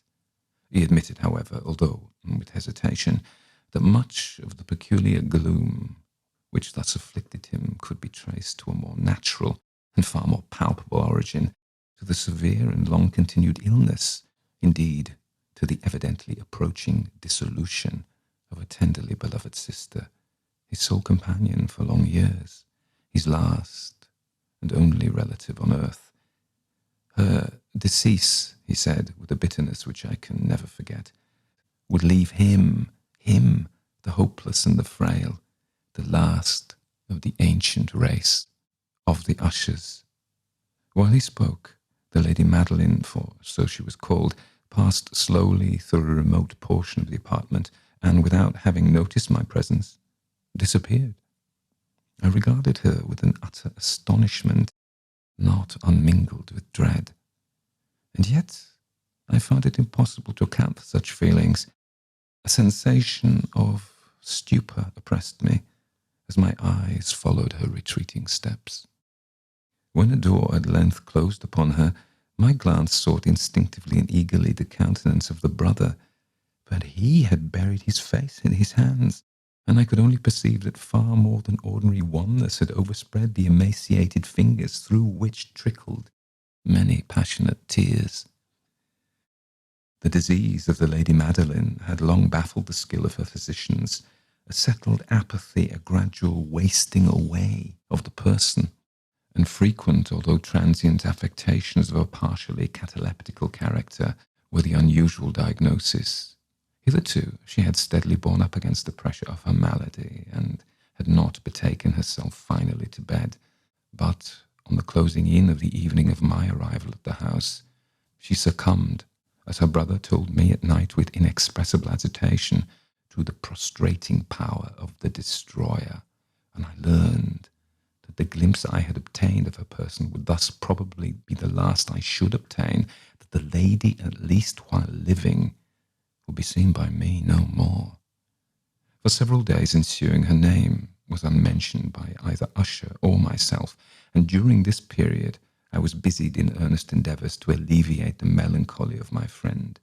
We painted and read together, and I listened, as if in a dream, to the wild improvisations of his speaking guitar, and thus, as a closer and still closer intimacy admitted me more unreservedly into the recesses of his spirit, the more bitterly did I perceive the futility of all attempt at cheering a mind from which the darkness, as if an inherent positive quality, poured forth upon all objects of the moral and physical universe in one unceasing radiation of gloom.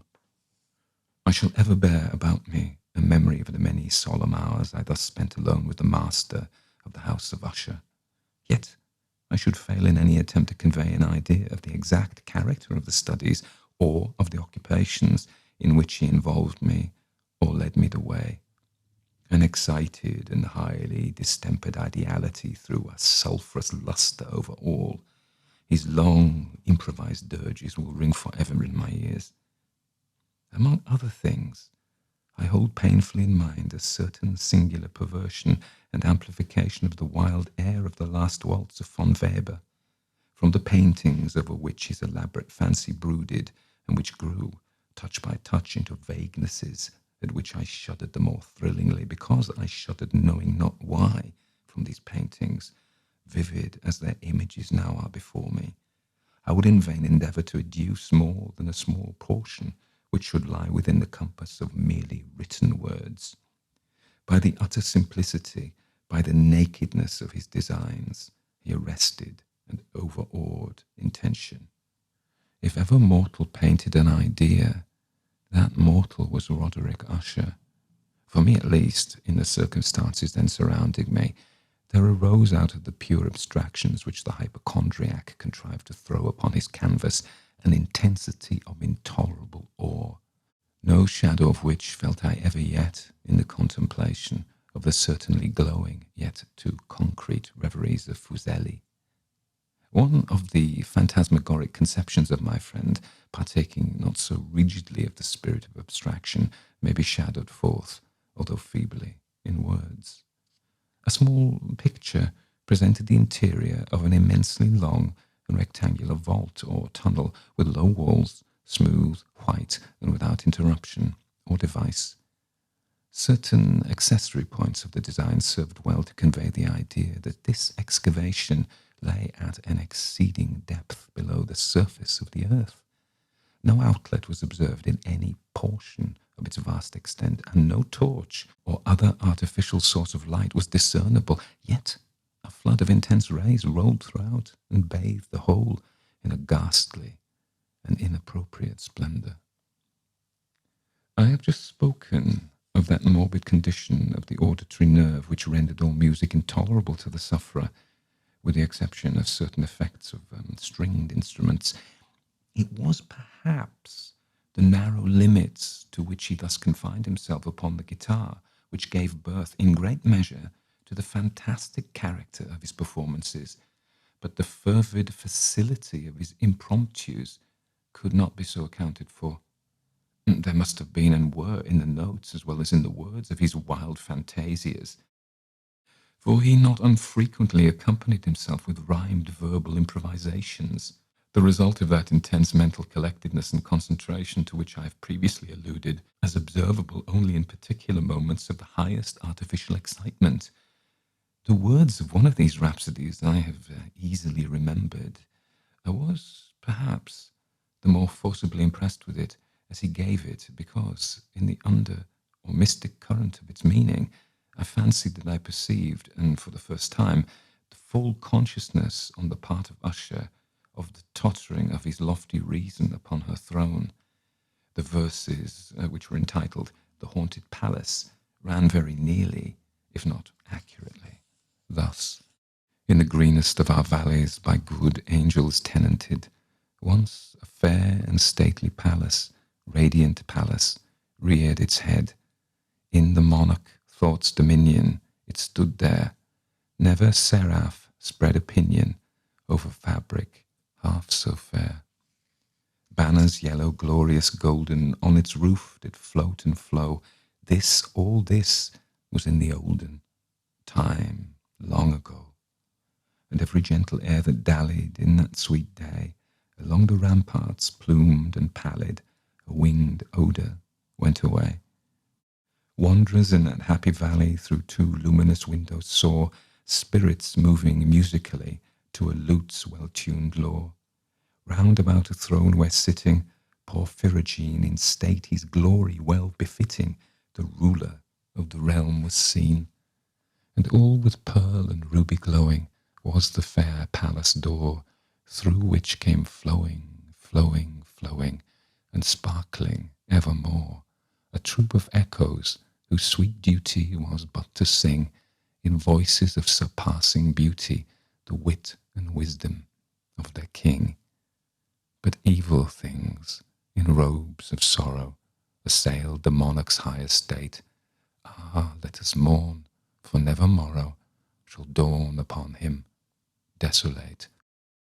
And round about his home the glory that blushed and bloomed is but a dim remembered story of the old time entombed. And travellers now within that valley through the red-litten windows see vast forms that move fantastically to a discordant melody, while like a rapid ghastly river through the pale door a hideous throng rush out forever and laugh, but smile no more. I well remember that suggestions arising from this ballad led us into a train of thought wherein there became manifest an opinion of Usher's which I mention not so much on account of its novelty, for other men have thought thus, as on account of the pertinacity with which he maintained it.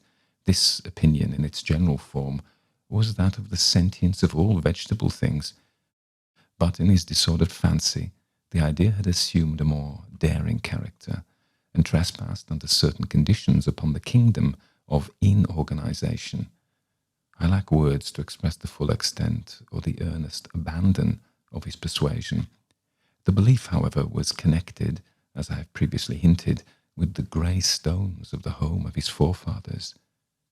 The conditions of the sentience had been here, he imagined, fulfilled in the method of collocation of these stones, in the order of their arrangement, as well as in that of the many fungi which overspread them, and of the decayed trees which stood around, above all, in the long undisturbed endurance of this arrangement, and in its reduplication in the still waters of the tarn. Its evidence, the evidence of the sentience, was to be seen, he said, and here I started as he spoke, in the gradual yet certain condensation of an atmosphere of their own about the waters and the walls. The result was discoverable, he added, in that silent, yet importunate and terrible influence which for centuries had moulded the destinies of his family, and which made him what I now saw him, what he was. Such opinions need no comment, and I will make none. Our books, the books which for years had formed no small portion of the mental existence of the invalid, were, as might be supposed, in strict keeping with this character of phantasm. We pored together over such works as the Vervet Chartres of Gresset, the Belphegor of Machiavelli, the heaven and hell of Swedenborg, the subterranean voyage of Nicholas Klim by Holberg, the chiromancy of Robert Flood, of Jean d'Inaginet, and of Le Chambre, the journey into the blue distance of Tieck, and the city of the sun of Campanella. One favourite volume was a small octavo edition of the Directorium Inquisitorum by the Dominican Aymeric de Giron, and there were passages in Pomponius Mela about the old African satyrs and equipans, over which Usher would sit dreaming for hours. His chief delight, however, was found in the perusal of an exceedingly rare and curious book in quarto Gothic, the manual of a forgotten church, the Vigilae Mortuorum Secundum Corum Ecclesiae Maguntinae. I could not help thinking of the wild ritual of this work, of its probable influence upon the hypochondriac, when one evening, having informed me abruptly that the Lady Madeline was no more, he stated his intention of preserving her corpse for a fortnight, previously to its final interment, in one of the numerous vaults within the main walls of the building. The worldly reason, however, assigned for this singular proceeding was one which I did not feel at liberty to dispute. The brother had been led to his resolution, so he told me, by consideration of the unusual character of the malady of the deceased, of certain obtrusive and eager inquiries on the part of her medical men, and of the remote and exposed situation of the burial ground of the family. I will not deny that when I called to mind the sinister countenance of the person whom I met upon the staircase on the day of my arrival at the house, I had no desire to oppose what I regarded as at best but a harmless and by no means an unnatural precaution. I personally aided him in the arrangements for the temporary entombment. The body having been coffined, we two alone bore it to its rest. The vault in which we placed it, and which had been so long unopened that our torches, half smothered in its oppressive atmosphere, gave us little opportunity for investigation, was small, damp, and entirely without means of admission for light, lying at great depth immediately beneath that portion of the building in which was my own sleeping apartment. It had been used, apparently, in remote feudal times for the worst purposes of a donjon keep, and in later days as a place of deposit for powder or some other highly combustible substance, as a portion of its floor and the whole interior of a long archway through which we reached it were carefully sheathed with copper. The door of massive iron had been also similarly protected. Its immense weight caused an unusually sharp grating sound as it moved upon its hinges. Having deposited our mournful burden upon trestles within this region of horror, we partially turned aside the yet unscrewed lid of the coffin and looked upon the face of the tenant. A striking similitude between brother and sister now first arrested my attention, and Usher, divining perhaps my thoughts, murmured out some few words from which I learned that the deceased and himself had been twins, and that sympathies of scarcely intelligible nature had always existed between them. Our glances, however, rested not long upon the dead, for we could not regard her unawed.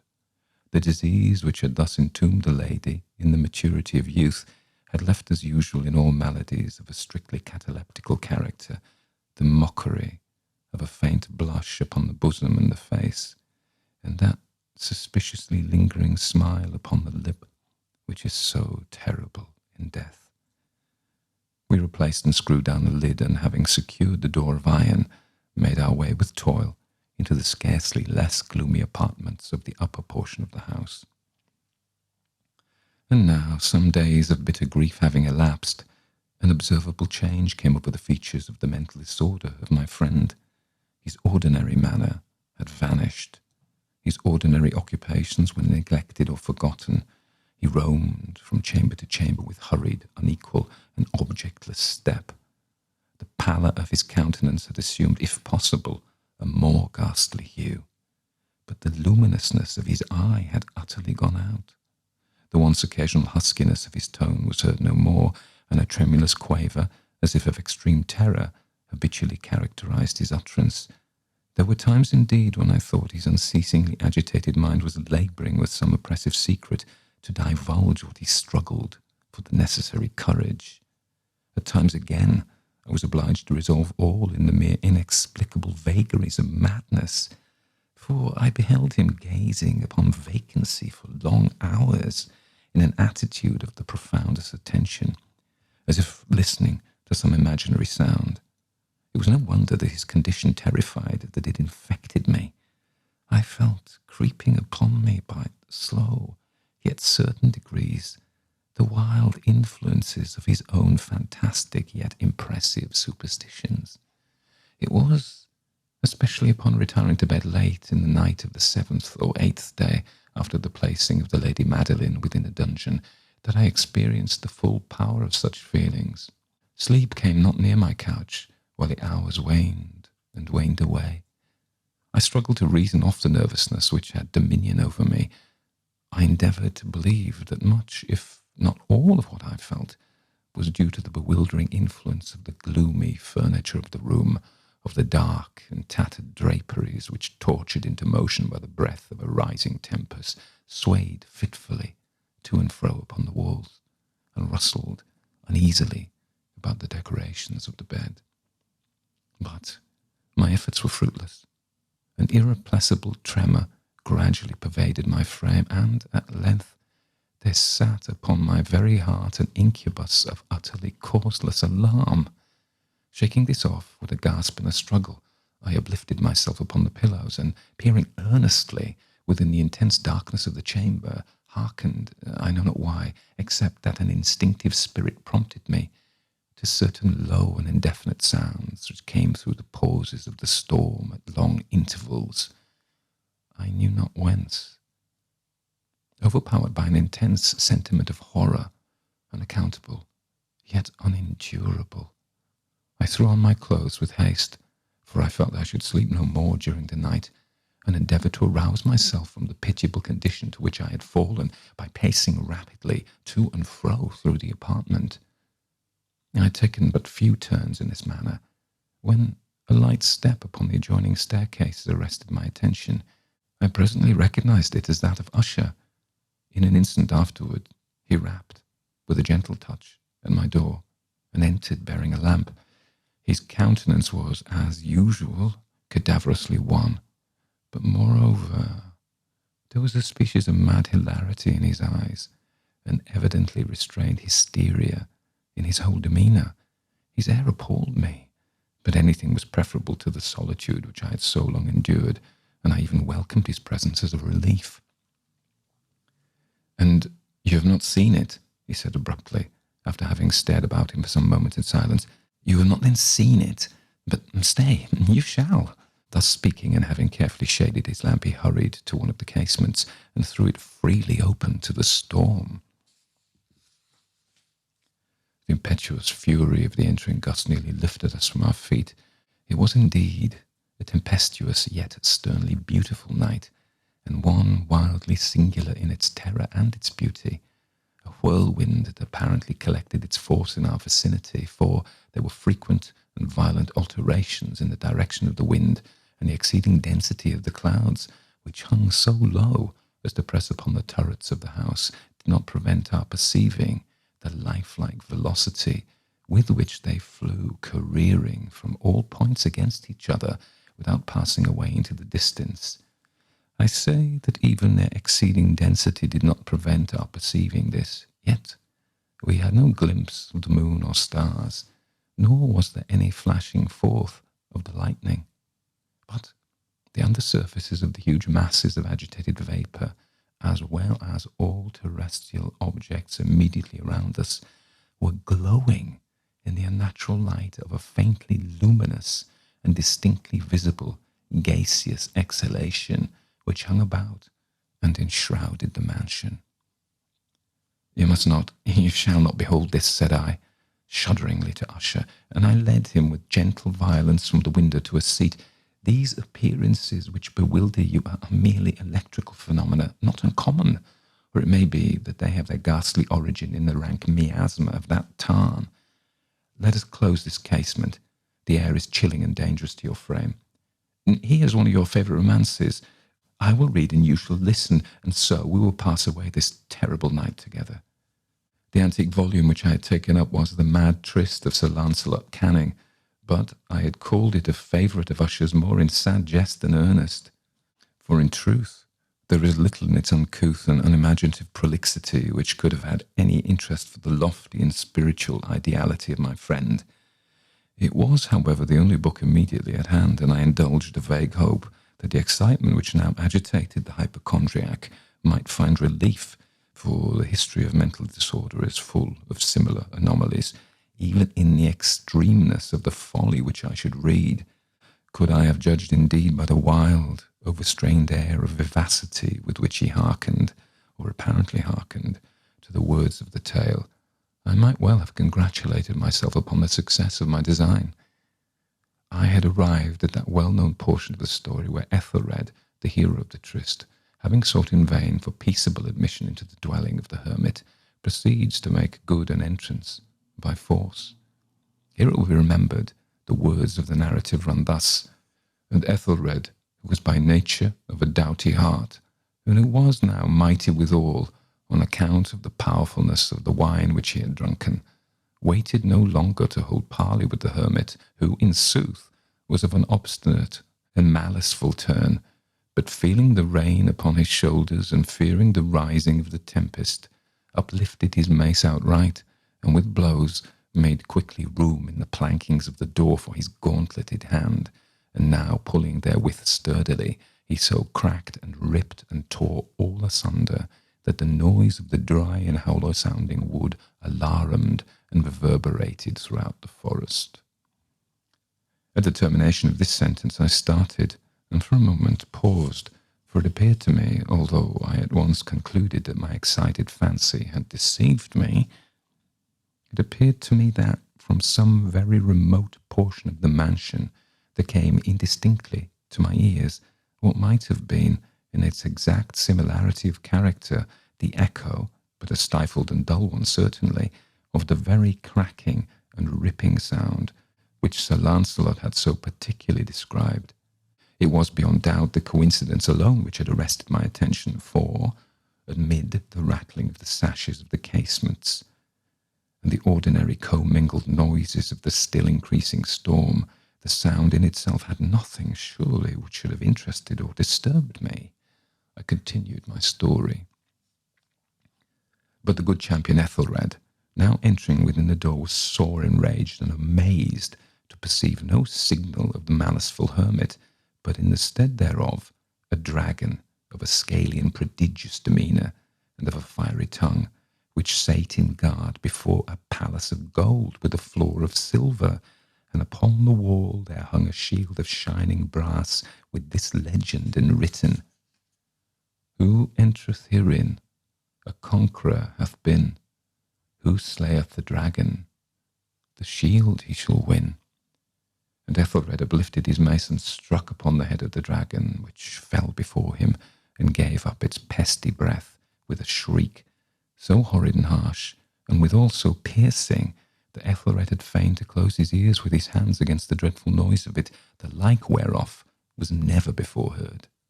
Here again I paused abruptly, and now with a feeling of wild amazement, for there could be no doubt whatever that in this instance I did actually hear, although from what direction it proceeded I found it impossible to say, a low and apparently distant, but harsh, protracted, and most unusual screaming or grating sound, the exact counterpart of what my fancy had already conjured up for the dragon's unnatural shriek, as described by the romancer.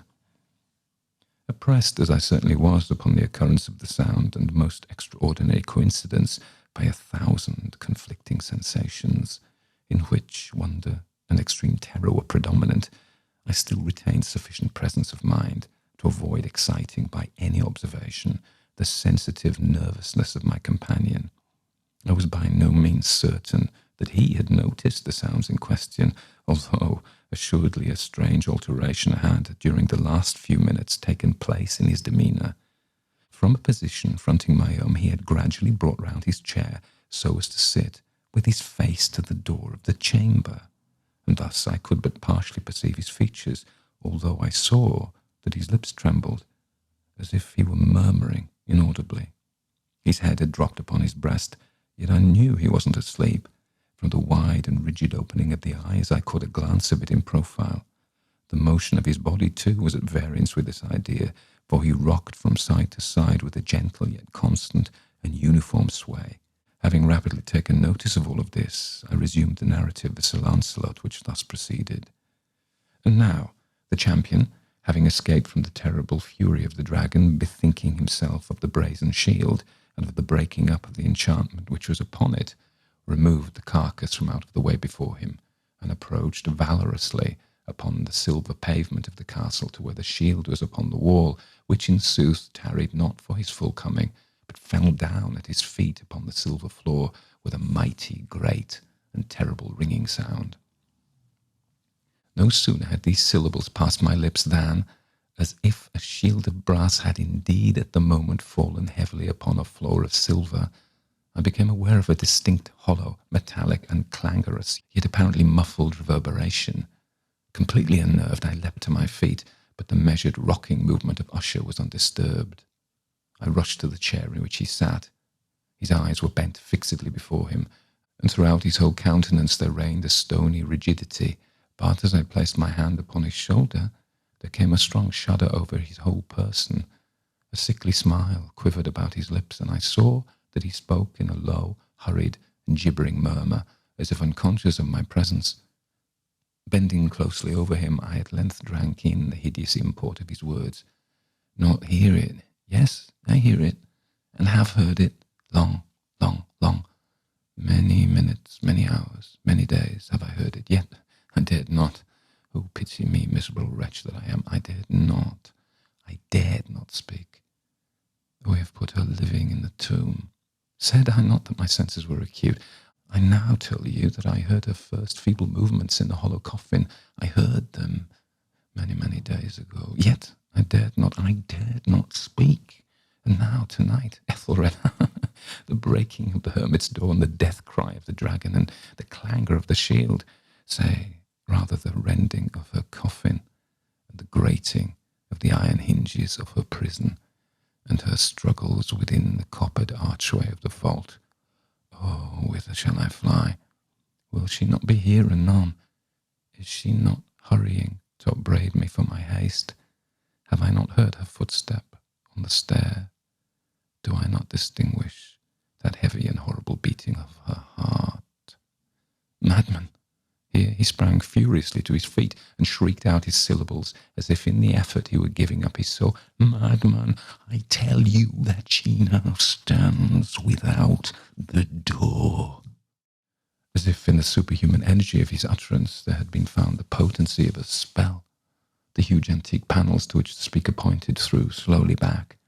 Upon the instant, their ponderous and ebony jaws. It was the work of the rushing gust. But then, without those doors, there did stand the lofty and enshrouded figure of the Lady Madeline of Usher. There was blood upon her white robes, and the evidence of some bitter struggle upon every portion of her emaciated frame.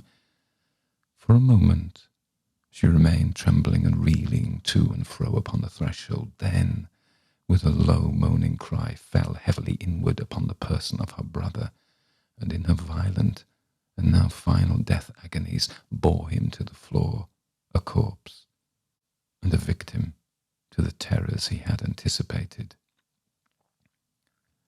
From that chamber, and from that mansion, I fled aghast. The storm was still abroad in all its wrath. As I found myself crossing the old causeway, suddenly there shot along the path a wild light, and I turned to see whence a gleam so unusual could have issued, for the vast house and its shadows were alone behind me.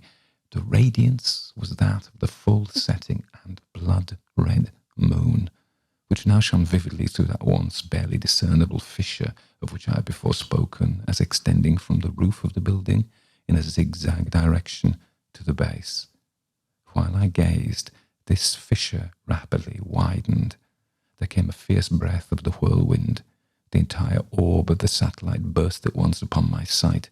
My brain reeled as I saw the mighty walls rushing asunder.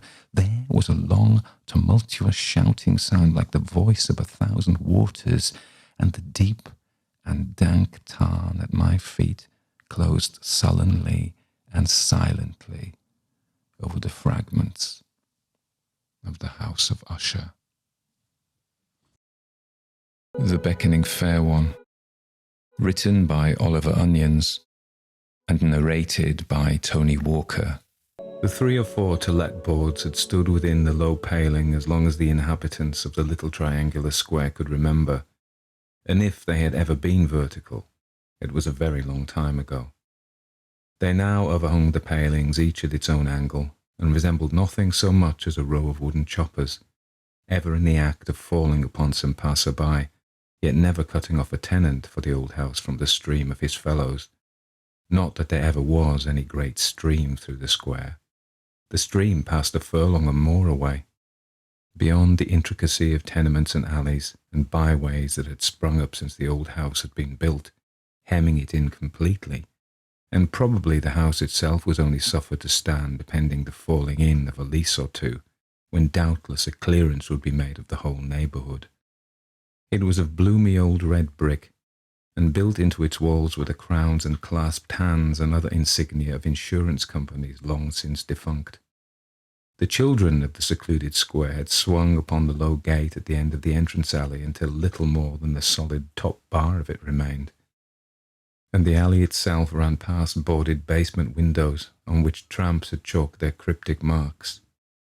The path was washed and worn unevenly by the spilling of water from the eaves of the encroaching next house, and cats and dogs had made the approach their own.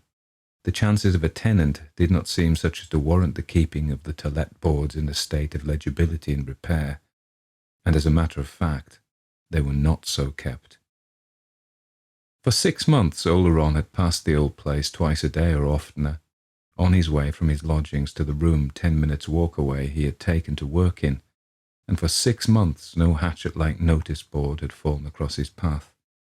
This might have been due to the fact that he usually took the other side of the square, but he chanced one morning to take the side that ran past the broken gate and the rain-worn entrance alley, and to pause before one of the inclined boards. The board bore, beside the agent's name, the announcement, written apparently about the time of Oleron's own early youth, that the key was to be had at number 6. Now Oleron was already paying for his separate bedroom and workroom, more than an author who, without private means, habitually disregards his public can afford. And he was paying in addition a small rent for the storage of the greater part of his grandmother's furniture. Moreover, it invariably happened that the book he wished to read in bed was at his working quarters 1/2 a mile and more away, while the note or letter he had sudden need of during the day was as likely as not to be in the pocket of another coat hanging behind his bedroom door. And there were other inconveniences in having a divided domicile. Therefore, Oleron, brought suddenly up by the hatchet-like notice board, looked first down through some scanty privet bushes at the boarded basement windows, then up at the blank and grimy windows of the first floor, and so up to the second floor and the flat stone coping of the leads. He stood for a minute, thumbing his lean and shaven jaw, then, with another glance at the board, he walked slowly across the square to number 6. He knocked and waited for 2 or 3 minutes, but although the door stood open, received no answer. He was knocking again when a long-nosed man in shirt sleeves appeared. "I was asking a blessing on our food," he said in severe explanation. Oleron asked if he might have the key of the old house, and the long-nosed man withdrew again. Oleron waited for another 5 minutes on the step, then the man, appearing again and masticating some of the food of which he had spoken, announced that the key was lost. "But you won't want it," he said. "The entrance door ain't closed, and the push will open any of the others. I'm an agent for it if you're thinking of taking it." Oleron recrossed the square, descended the 2 steps at the broken gate, passed along the alley, and turned in at the old wide doorway. To the right, immediately within the door, steps descended to the roomy cellars, and the staircase before him had a carved rail, was broad and handsome and filthy. Oleron ascended it, avoiding contact with the rail and wall, and stopped at the first landing. A door facing him had been boarded up, but he pushed at that on his right hand, and an insecure bolt or staple yielded, he entered the empty first floor. He spent a quarter of an hour in the place, and then came out again. Without mounting higher, he descended and recrossed the square to the house of the man who had lost the key. "Can you tell me how much the rent is?" he asked. The man mentioned a figure, the comparative lowness of which seemed accounted for by the character of the neighbourhood and the abominable state of unrepair of the place. Would it be possible to rent a single floor? The long-nosed man didn't know. They might. Who were they? The man gave Algernon the name of a firm of lawyers in Lincoln's Inn. "You might mention my name, Barrett," he added. Pressure of work prevented Algernon from going down to Lincoln's Inn that afternoon, but he went on the morrow and was instantly offered the whole house as a purchase for £50 down, the remainder of the purchase money to remain on mortgage. It took him half an hour to disabuse the lawyer's mind of the idea that he wished anything more of the place than to rent a single floor of it. This made certain hums and haws of a difference, and the lawyer was by no means certain that it lay within his power to do as Algernon suggested. But it was finally extracted from him that, provided the notice boards were allowed to remain up, and that, provided it was agreed that in the event of the whole house letting, the arrangement should terminate automatically without further notice, something might be done. That the old place should suddenly let over his head seemed to Algernon the slightest of risks to take, and he promised a decision within the week. On the morrow he visited the house again, went through it from top to bottom, and then went home to his lodgings to take a bath. He was immensely taken with that portion of the house he had already determined should be his own. Scraped clean and repainted, and with that old furniture of Algeron's grandmother's, it ought to be entirely charming. He went to the storage warehouse to refresh his memory of his half-forgotten belongings and to take measurements, and thence he went to a decorator's.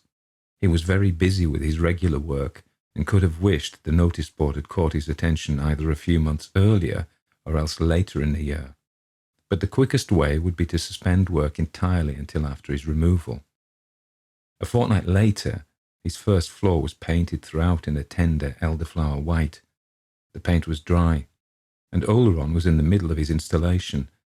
He was animated, delighted, and he rubbed his hands as he polished and made disposals of his grandmother's effects.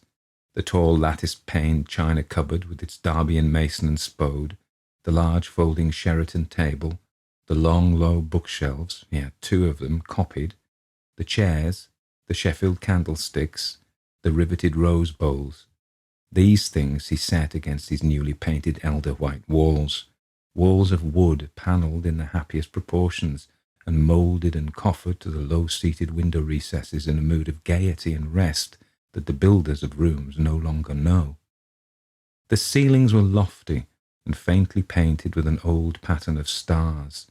Even the tapering mouldings of his iron fireplace were as delicately designed as jewellery, and Algernon walked about, rubbing his hands, frequently stopping for the mere pleasure of the glimpses from white room to white room. "Charming, charming," he said to himself. "I wonder what Elsie Bengough will think of this." He bought a bolt and a Yale lock for his door, and shut off his quarters from the rest of the house. If he now wanted to read in bed, his book could be had for stepping into the next room. All the time he thought how exceedingly lucky he was to get the place. He put up a hat rack in the little square hall, and hung up his hats and caps and coats, and passes through the small triangular square late at night, looking up over the little serried row of wooden to-let hatchets, could see the light within Algeron's red blinds, or else the sudden darkening of one blind and the illumination of another, as Algernon, candlestick in hand, passed from room to room, making final settlings of his furniture, or preparing to resume the work that his removal had interrupted.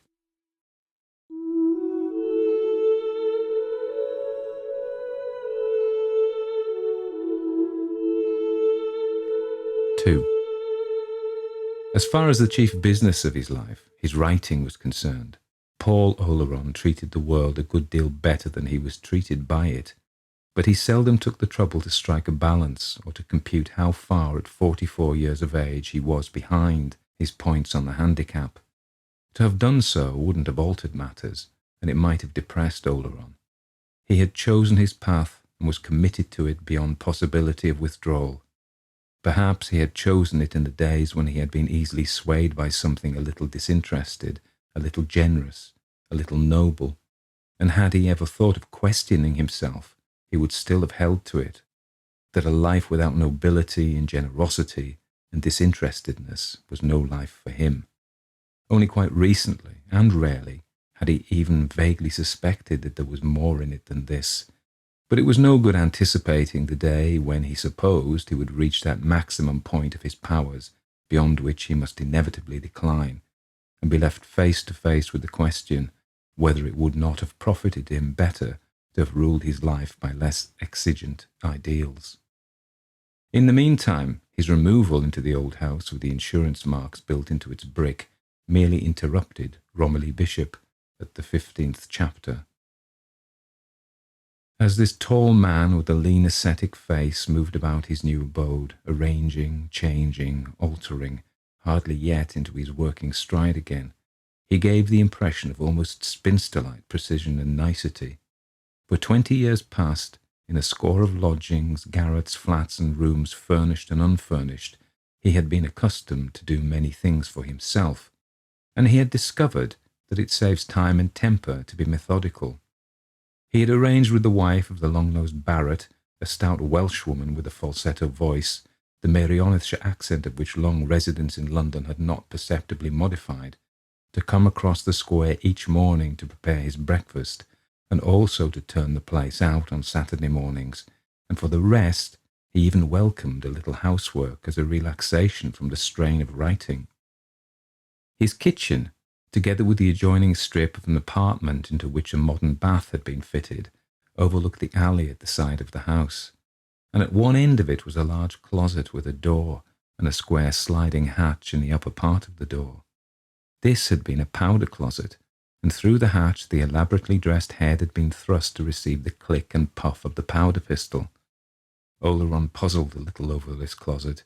Then, as its use occurred to him, he smiled faintly, a little moved, he knew not by what. He would have put it to a very different purpose from its original one. It would probably have to serve as his larder. It was in this closet that he made a discovery.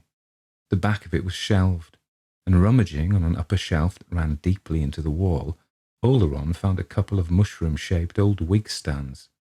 He didn't know how they had come to be there. Doubtless the painters had turned them up somewhere or other and had put them there.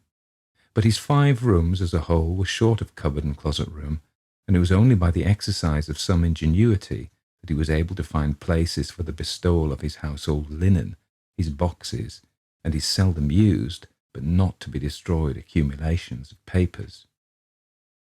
It was in early spring that Oleron entered on his tenancy, and he was anxious to have Romilly ready for publication in the coming autumn. Nevertheless, he didn't intend to force its production. Should it demand longer in the doing, so much the worse. He realized its importance, its crucial importance, in his artistic development, and it must have its own length and time. In the workroom he had recently left, he had been making excellent progress. Romilly had begun, as the saying is, to speak and act of herself, and he didn't doubt she would continue to do so the moment the distraction of his removal was over. This distraction was almost over. He told himself it was time he pulled himself together again, and on a March morning he went out, returned again with 2 great bunches of yellow daffodils, placed one bunch on his mantelpiece between the Sheffield sticks and the other on the table before him, and took out the half-completed manuscript of Romilly Bishop. But before beginning work, he went to a small rosewood cabinet and took from a drawer his cheque-book and pass-book. He totted them up, and his monk-like face grew thoughtful. His installation had cost him more than he had intended it should, and his balance was rather less than £50, with no immediate prospect of more. I'd forgotten rugs and chintz curtains and so forth mounted up so, said Oleron. But it would have been a pity to spoil the place for the want of £10 or so. Well, Romilly simply must be out for the autumn. That's all. So here goes. He drew his papers towards him, but he worked badly, or rather, he did not work at all. The square outside had its own noises, frequent and new, and Algernon could only hope that he would speedily be accustomed to these. First came hawkers with their carts and cries. At midday, the children, returning from school, trooped into the square and swung on Algeron's gate, and when the children had departed again for afternoon school, an itinerant musician with a mandolin posted himself beneath Algeron's window and began to strum. This was a not unpleasant distraction, and Algernon, pushing up his window, threw the man a penny. Then he returned to his table again. But it was no good. He came to himself at long intervals to find that he had been looking about his room and wondering how it had formerly been furnished, whether a settee in buttercup or petunia satin had stood under the farther window, whether from the centre moulding of the light, lofty ceiling had depended a glimmering crystal chandelier, or whether tambour frame or the piquet table had stood. Now it was no good. He had far better be frankly doing nothing than getting fruitlessly tired, and he decided that he would take a walk, but chancing to sit down for a moment, dozed in his chair instead. "This won't do," he yawned when he awoke at 4:30 in the afternoon. "I must do better than this tomorrow." And he felt so deliciously lazy that for some minutes he even contemplated the breach of an appointment he had for the evening. The next morning he sat down to work without even permitting himself to answer one of his 3 letters, 2 of them tradesmen's accounts, the third a note from Miss Bengough, forwarded from his old address. It was a jolly day of white and blue, with a gay noisy wind and a subtle turn in the colour of growing things, and over again, once or twice a minute, his room became suddenly light and then subdued again, as the shining white clouds rolled northeastwards over the square. The soft, fitful illumination was reflected in the polished surface of the table, and even in the foot-worn old floor, and the morning noises had begun again. Algernon made a pattern of dots on the paper before him, and then he broke off to move the jar of daffodils exactly opposite the centre of a creamy panel. Then he wrote a sentence that ran continuously for a couple of lines, after which it broke into notes and jottings. For a time he succeeded in persuading himself that in making these memoranda he was really working. Then he rose and began to pace his room. As he did so, he was struck by an idea. It was perhaps a thought too pale. It was that the place might possibly be a little better for more positive colour. It was perhaps a thought too pale, mild and sweet as a kind old face, but a little devitalised, even wan. Yes, decidedly it would bear a robuster note, more and richer flowers, and possibly some warm and gay stuff for cushions for the window seats. "Of course I can't really afford it," he muttered as he went for a 2-foot and began to measure the width of the window recesses. In stooping to measure a recess, his attitude suddenly changed to one of interest and attention. Presently he rose again, rubbing his hands with gentle glee. Oh, he said. "These look to me very much like window boxes nailed up. We must look into this. Yes, those are boxes, or this is an adventure." On that wall of his sitting room there were 2 windows, the third was in another corner, and beyond the open bedroom door on the same wall was another. The seats of all had been painted, repainted, and painted again, and Algeron's investigating finger had barely detected the old nail-heads beneath the paint. Under the ledge over which he stooped, an old keyhole had also been puttied up. Algernon took out his penknife. He worked carefully for 5 minutes and then went into the kitchen for a hammer and chisel. Driving the chisel cautiously under the seat, he started the whole lid slightly.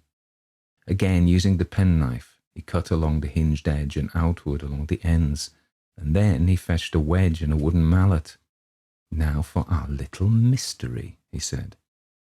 The sound of the mallet on the wedge seemed, in that sweet and pale apartment, somehow a little brutal, nay, even shocking.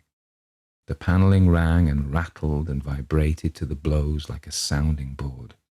The whole house seemed to echo. From the roomy cellarage to the garrets above, a flock of echoes seemed to awake, and the sound got a little on Algeron's nerves. All at once he paused, fetched a duster, and muffled the mallet. When the edge was sufficiently raised, he put his fingers under it and lifted. The paint flaked and starred a little. The rusty old nails squeaked and grunted, and the lid came up, laying open the box beneath. Algernon looked into it. Save for a couple of inches of scurf and mould and old cobwebs, it was empty. "No treasure there," said Algernon, a little amused that he should have fancied there might have been. "Romilly will still have to be out by autumn. Let's have a look at the others." He turned to the second window. The raising of the two remaining seats occupied him until well into the afternoon. That of the bedroom, like the first, was empty, but from the second seat of his sitting room he drew out something yielding and folded and furred over, an inch thick with dust. He carried the object into the kitchen, and having swept it over a bucket, took a duster to it. It was some sort of a large bag of an ancient frieze-like material, and when unfolded, it occupied the greater part of the small kitchen. In shape, it was a very irregular triangle, and it had a couple of wide flaps, and the remains of straps and buckles. The patch that had been uppermost in the folding was of a faded yellowish brown, but the rest of it was shades of crimson that varied according to the exposure of the parts of it. "Now whatever can that have been?" Algernon mused as he stood surveying it. "I give up. Whatever it is, it's settled my work for today, I'm afraid." He folded the object up carelessly and thrust it into the corner of the kitchen. Then, taking pans and brushes and an old knife, he returned to the sitting room and began to scrape and wash and to line with paper his newly discovered receptacles. When he had finished, he put his spare boots and books and papers into them, and he closed the lids again, amused with his little adventure, but also a little anxious, for the hour had come when he should settle fairly down to his work again.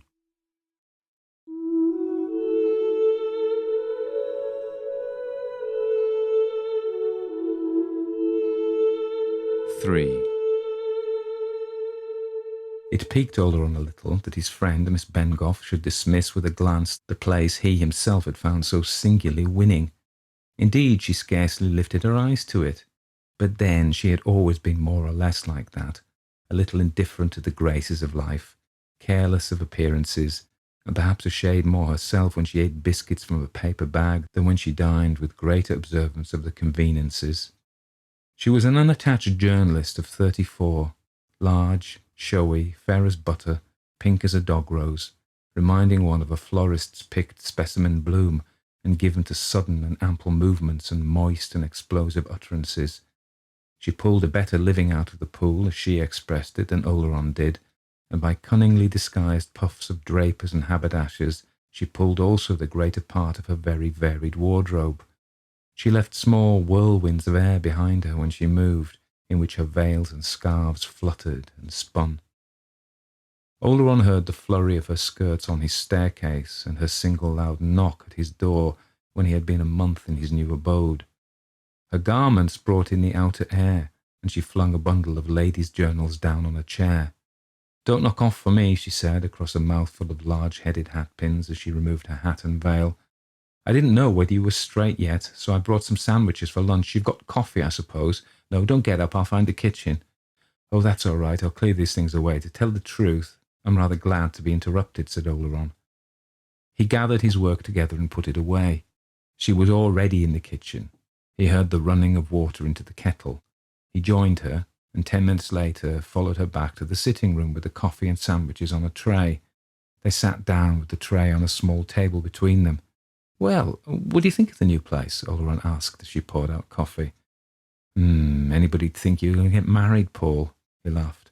"Oh, no, but it's an improvement on some of them, isn't it?" "Is it? I suppose it is, I don't know. I like the last place, in spite of the black ceiling and no water tap. How's Romilly?" Algernon thumbed his chin. "I'm rather ashamed to tell you. The fact is, I've not got on very well with it. But it'll be all right on the night, as you used to say." "Stuck?" "Rather stuck."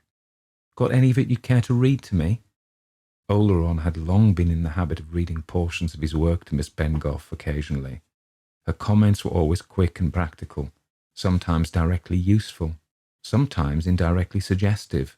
She, in return for his confidence, always kept all mentions of her own work sedulously from him. His, she said, was real work. Hers merely filled space, not always even grammatically.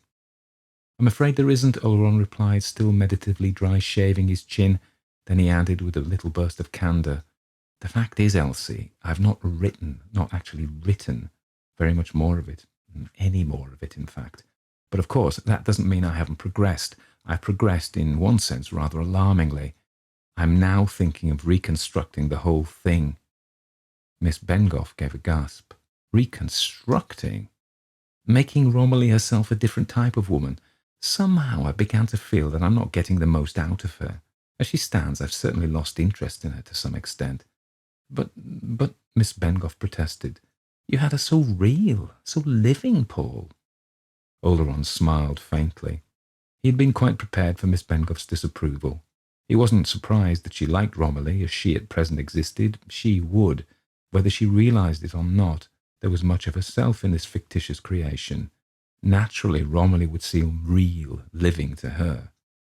"But are you really serious, Paul?" Miss Bengough asked presently, with a round-eyed stare. "Quite serious? You're really going to scrap those 15 chapters? I didn't exactly say that. That fine, rich love scene. I should only do it reluctantly, and for the sake of something I thought better. And that beautiful, beautiful description of Romilly on the shore. It wouldn't necessarily be wasted," he said a little uneasily. But Miss Bengough made a large and windy gesture, and then let him have it. "Really, you're too trying," she broke out. "I do wish sometimes you'd remember you're human and live in the world. You know, I'd be the last to wish you to lower your standard 1 inch, but it wouldn't be lowering it to bring it within human comprehension. Oh, you're sometimes altogether too godlike. Why, it would be a wicked, criminal waste of your powers to destroy those 15 chapters. Look at it reasonably now. You've been working for nearly 20 years. You've now got what you've been working for almost within your grasp. Your affairs are at a most critical stage. Oh, don't tell me. I know you're about at the end of your money. And here you are, deliberately proposing to withdraw a thing that will probably make your name, and to substitute it for something that 10 to 1 nobody on earth will ever want to read, and small blame to them. Really, you try my patience." Algernon had shaken his head slowly as she had talked. It was an old story between them. The noisy, able, practical journalist was an admirable friend, up to a certain point. Beyond that, well, each of us knows that point beyond which we stand alone. Elsie Bengough sometimes said that had she had 1/10 part of Algeron's genius, there were few things she couldn't have done, thus making that genius a quantitatively divisible thing, a sort of ingredient to be attracted to or subtracted from in the admixture of his work. That it was a qualitative thing, essential, indivisible, informing, past her comprehension. Their spirits parted company at that point. Algernon knew it. She didn't appear to know it. Yes, he said a little wearily, by and by. "Practically, you're quite right, entirely right, and I haven't a word to say. If I could only turn Romilly over to you, you'd make an enormous success of her, but that can't be, and I, for my part, am seriously doubting whether she's worth my while. You know what that means." "What does it mean?" she demanded bluntly. "Well," he said, smiling wanly, "what does it mean when you're convinced a thing isn't worth doing? You simply don't do it." Miss Bengough's eyes swept the ceiling for assistance against this impossible man. "What utter rubbish!" she broke out at last. "Why, when I saw you last, you were simply oozing Romilly. You were turning her off at the rate of 4 chapters a week. If you hadn't moved, you'd have her 3 parts done by now. What on earth possessed you to move right in the middle of your most important work?" Algernon tried to put her off with a recital of inconveniences, but she wouldn't have it. Perhaps in her heart she partly suspected the reason. He was simply mortally weary of the narrow circumstances of his life. He had had 20 years of it. 20 years of garrets and roof chambers and dingy flats and shabby lodgings, and he was tired of dinginess and shabbiness. The reward was as far off as ever. Or, if it was not, he no longer cared as once he would have cared to put out his hand and take it. It's all very well to tell a man who's at the point of exhaustion that only another effort is required of him. If he cannot make it, he is as far off as ever. Anyway, Algernon summed up, I'm happier here than I have been for a long time. That's some sort of a justification. And doing no work, said Miss Bengough pointedly. At that, a trifling petulance that had been gathering in Algernon came to a head. And why should I do nothing but work, he demanded. How much happier am I for it? I don't say I don't love my work when it's done, but I hate doing it. Sometimes it's an intolerable burden that I simply long to be rid of. Once in many weeks it has one moment of glow and thrill for me.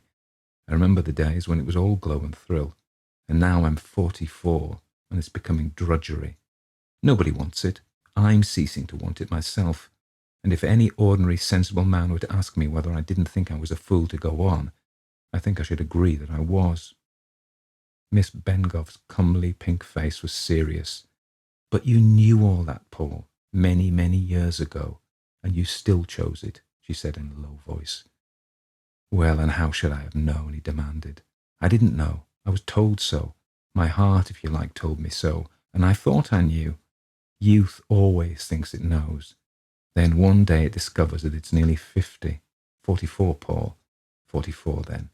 And it finds that the glamour isn't in front but behind. Yes, I knew and chose, if that's knowing and choosing, but it's a costly choice we're called on to make when we're young. Miss Bengough's eyes were on the floor. Without moving them, she said, You're not regretting it, Paul. Am I not? He took her up. Upon my word, I've lately thought I am. What do I get in return for it all? You know what you get, she replied. He might have known from her tone what else he could have had for the holding up of a finger, herself. She knew, but couldn't tell him, that he could have done no better thing for himself. Had he, any time these 10 years, asked her to marry him, she would have replied quietly, Very well, when? He had never thought of it. Yours is the real work, she continued quietly. Without you, we jackals couldn't exist. You and a few like you hold everything upon your shoulders. For a minute there was a silence. Then it occurred to Algernon that this was common vulgar grumbling. It wasn't his habit. Suddenly he rose and began to stack cups and plates on the tray. Sorry you catch me like this, Elsie, he said with a little laugh. No, I'll take them out. Then we'll go for a walk if you like. He carried out the tray and began to show Miss Bengough round his flat. She made few comments. In the kitchen she asked what an old faded square of reddish frieze was that Mrs. Barrett used as a cushion for her wooden chair. That? I should be glad if you could tell me what it is, Algernon replied, as he unfolded the bag and related the story of its finding in the window seat. I think I know what it is, said Miss Bengough. It's been used to wrap up a harp before putting it in its case. By Jove, that's probably just what it is, said Algernon. I could make neither head nor tail of it. They finished a tour of the flat and returned to the sitting room. And who lives in the rest of the house? Miss Bengough asked. I dare say a tramp sleeps in the cellar occasionally. Nobody else. Well, I'll tell you what I think about it if you like. I should like. You'll never work here. Oh, said Allan quickly, why not? You'll never finish Romilly here. Why, I don't know, but you won't. I know it. You'll have to leave before you get on with that book. He mused for a moment and then said, Isn't that a little prejudiced, Elsie? Perfectly ridiculous. As an argument, it hasn't a leg to stand on. But there it is, she replied, her mouth once more full of large-headed hat-pins. Algernon was reaching down his hat and coat. He laughed. I can only hope you're entirely wrong, he said, for I shall be in a serious mess if Romilly isn't out in the autumn.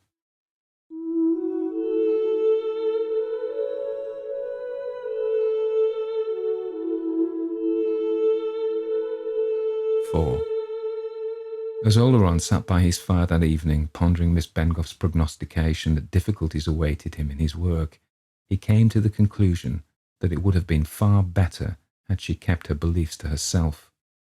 No man does a thing better for having his confidence damped at the outset, and to speak of difficulties is in a sense to make them. Speech itself becomes a deterrent act, to which other discouragements accrete until the very event of which warning is given is as likely as not to come to pass. He heartily confounded her. An influence hostile to the completion of Romilly had been born. And in some illogical, dogmatic way women seem to have, she had attached this antagonistic influence to his new abode. Was ever anything so absurd? You'll never finish Romilly here. Why not? Was this her idea of the luxury that saps the springs of action and brings a man down to indolence and dropping out of the race? The place was well enough. It was entirely charming for the matter, but it wasn't so demoralising as all that. No, Elsie had missed her mark that time. He moved his chair to look around the room that smiled, positively smiled in the firelight. He too smiled, as if pity was to be entertained for a maligned apartment. Even that slight lack of robust colour, he had remarked, was not noticeable in the soft glow.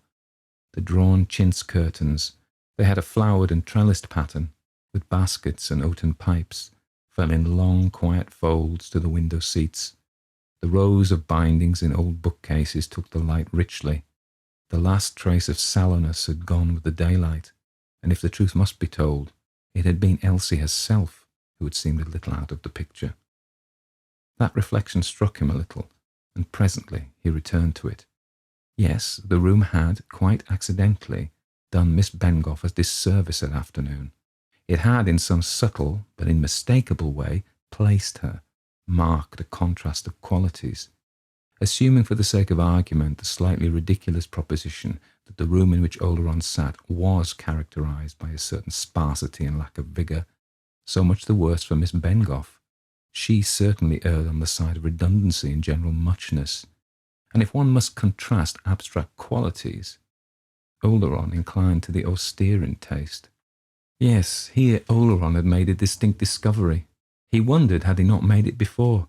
He pictured Miss Bengough again as she had appeared that afternoon, large, showy, moistly pink, with that quality of the prized bloom exuding as it was from her, and instantly she suffered in his thought. He even recognised now that he had noticed something odd at the time, and that unconsciously his attitude, even while she had been there, had been one of criticism. The mechanism of her was a little obvious. Her melting humidity was a result of analysable processes, and behind her there had seemed to lurk some dim shape emblematic of mortality. He had never, during the 10 years of their intimacy, dreamed for a moment of asking her to marry him. None the less, he now felt for the first time a thankfulness that he hadn't done so. Then suddenly and swiftly his face flamed that he should be thinking thus of his friend. What, Elsie Bengough, with whom he had spent weeks and weeks of afternoons, she, the good chum, on whose help he would have counted had all the rest of the world failed him, she whose loyalty to him would not, he knew, swerve as long as there was breath in her. Elsie, to be even in thought dissected thus, he was an ingrate and a cad. Had she been there in that moment, he would have abased himself before her. For 10 minutes and more he sat, still gazing into the fire, with that humiliating red fading slowly from his cheeks. All was still within and without, save for a tiny musical tinkling that came from his kitchen, the dripping of water from an imperfectly turned-off tap into the vessel beneath it. Mechanically he began to beat with his finger to the faintly heard falling of the drops. The tiny, regular movement seemed to hasten that shameful withdrawal from his face. He grew cool once more, and when he resumed his meditation, he was all unconscious that he took it up again at the same point. It was not only her florid superfluity of build that he had approached in the attitude of criticism. He was conscious also of the wide differences between her mind and his own. He felt no thankfulness that up to a certain point their natures had ever run companionably side by side. He was now full of questions beyond that point. Their intellects diverged, there was no denying it, and looking back, he was inclined to doubt whether there had been any real coincidence.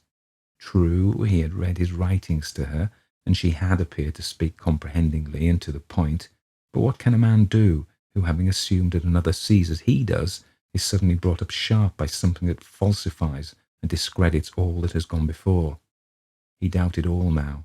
It did for a moment occur to him that the man who demands of a friend more than can be given to him is in danger of losing that friend. But he put the thought aside. And he ceased to think, and again moved his finger to the distant dripping of the tap. And now, he resumed by and by, if these things were true of Elsie Bengough, They were also true of the creation of which she was the prototype, Romilly Bishop. And since he could say of Romilly what for very shame he could not say of Elsie, he gave his thoughts rein. He did so in that smiling, firelighted room to the accompaniment of the faintly heard tap. There was no longer any doubt about it. He hated the central character of his novel. Even as he had described her physically, she overpowered the senses. She was coarse-fibred, over-coloured, rank. It became true the moment he formulated his thoughts. Gulliver had described the Brobdingnagian maids of honour thus, and mentally and spiritually she corresponded, was unsensitive, limited, common. The model, he closed his eyes for a moment, the model struck out through 15 vulgar and blatant chapters to such a pitch that without seeing the reason he'd been unable to begin the 16th. He marvelled that it had only just dawned upon him. And this was to have been his Beatrice, his vision. As Elsie, she was to have gone into the furnace of his art, and she was to come out the woman all men desire. Her thoughts were to have been culled from his own finest, her form from his dearest dreams, and her setting wherever he could find one fit for her worth. He had brooded long before making the attempt. Then one day he had felt a stir within him, as a mother feels a quickening, and he had begun to write, and so he had added chapter to chapter, and those 15 sodden chapters were what he had produced. Again he sat, softly moving his finger, and he bestirred himself. She must go, all 15 chapters of her, that was settled. But what was to take her place, his mind was a blank, but one thing at a time. A man is not excused from taking the wrong course because the right one isn't immediately revealed to him. Better would come if it was to come. In the meantime, he rose, fetched the 15 chapters and read them over before he should drop them into the fire. But instead of putting them into the fire, he let them fall from his hand.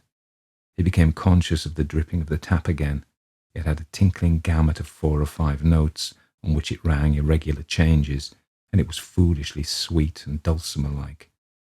In his mind, Oleron could see the gathering of each drop, its little tremble on the lip of the tap, and the tiny percussion of its fall.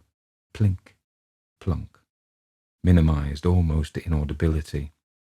Following the lowest note, there seemed to be a brief phrase, irregularly repeated, and presently Oleron found himself waiting for the recurrence of this phrase. It was quite pretty, but it did not conduce to wakefulness, and Oleron dozed over his fire. When he awoke again, the fire had burned low, and the flames of the candles were licking the rims of the Sheffield sticks. Sluggishly he rose, yawned, went his nightly round of door-locks and window fastenings, and passed into his bedroom. Soon he slept soundly. But a curious little sequel followed on the morrow. Mrs. Barrett usually tapped not at his door but at the wooden wall beyond which lay Oleron's bed, and then Oleron rose, put on his dressing gown and admitted her. He was not conscious that as he did so that morning he hummed an air, but Mrs. Barrett, lingering with her hand on the doorknob and her face a little averted and smiling, "Dear me," her soft falsetto rose, "but that will be a very old tune, Mr. Oleron. I will not have heard it these 40 years. "What tune?" Oleron asked. "That tune, indeed, that you was humming, sir." Oleron had his thumb in the flap of a letter. It remained there. "I was humming." "Sing it, Mrs. Barrett." Mrs. Barrett prutted. "I have no voice for singing, Mr. Oleron. It was Anne Pugh was the singer of our family, but the tune will be very old, and it is called The Beckoning Fair One." "Try to sing it," said Oleron, his thumb still in the envelope, and Mrs. Barrett, with much dimpling and confusion, hummed the air. "They do say it was sung to a harp, Mr. Oleron, and it will be very old," she concluded. "And I was singing that." "Indeed you was. I would not be likely to tell you lies."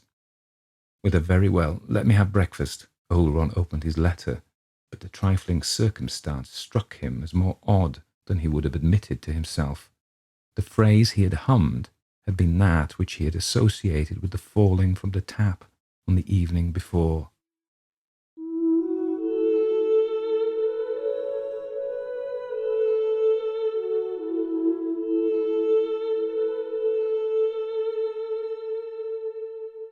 Part 5. Even more curious than the commonplace dripping of an ordinary water tap should have tallied so closely with an actually existing air was another result it had, namely that it awakened, or seemed to awaken, in Oleron, an abnormal sensitiveness to other noises of the old house. It has been remarked that the silence obtains its fullest and most impressive quality when it is broken by some minute sound. And, truth to tell, the place was never still. Perhaps the mildness of the spring air operated on its torpid old timbers. Perhaps Oleron's fires caused it to stretch its own anatomy, and certainly a whole world of insect life bored and burrowed in its balks and joists. At any rate, Oleron had only to sit quiet in his chair and to wait for a minute or two in order to become aware of such a change in the auditory scale as comes upon a man who, conceiving the midsummer woods to be motionless and still, all at once finds his ear sharpened to the crepitation of a myriad insects.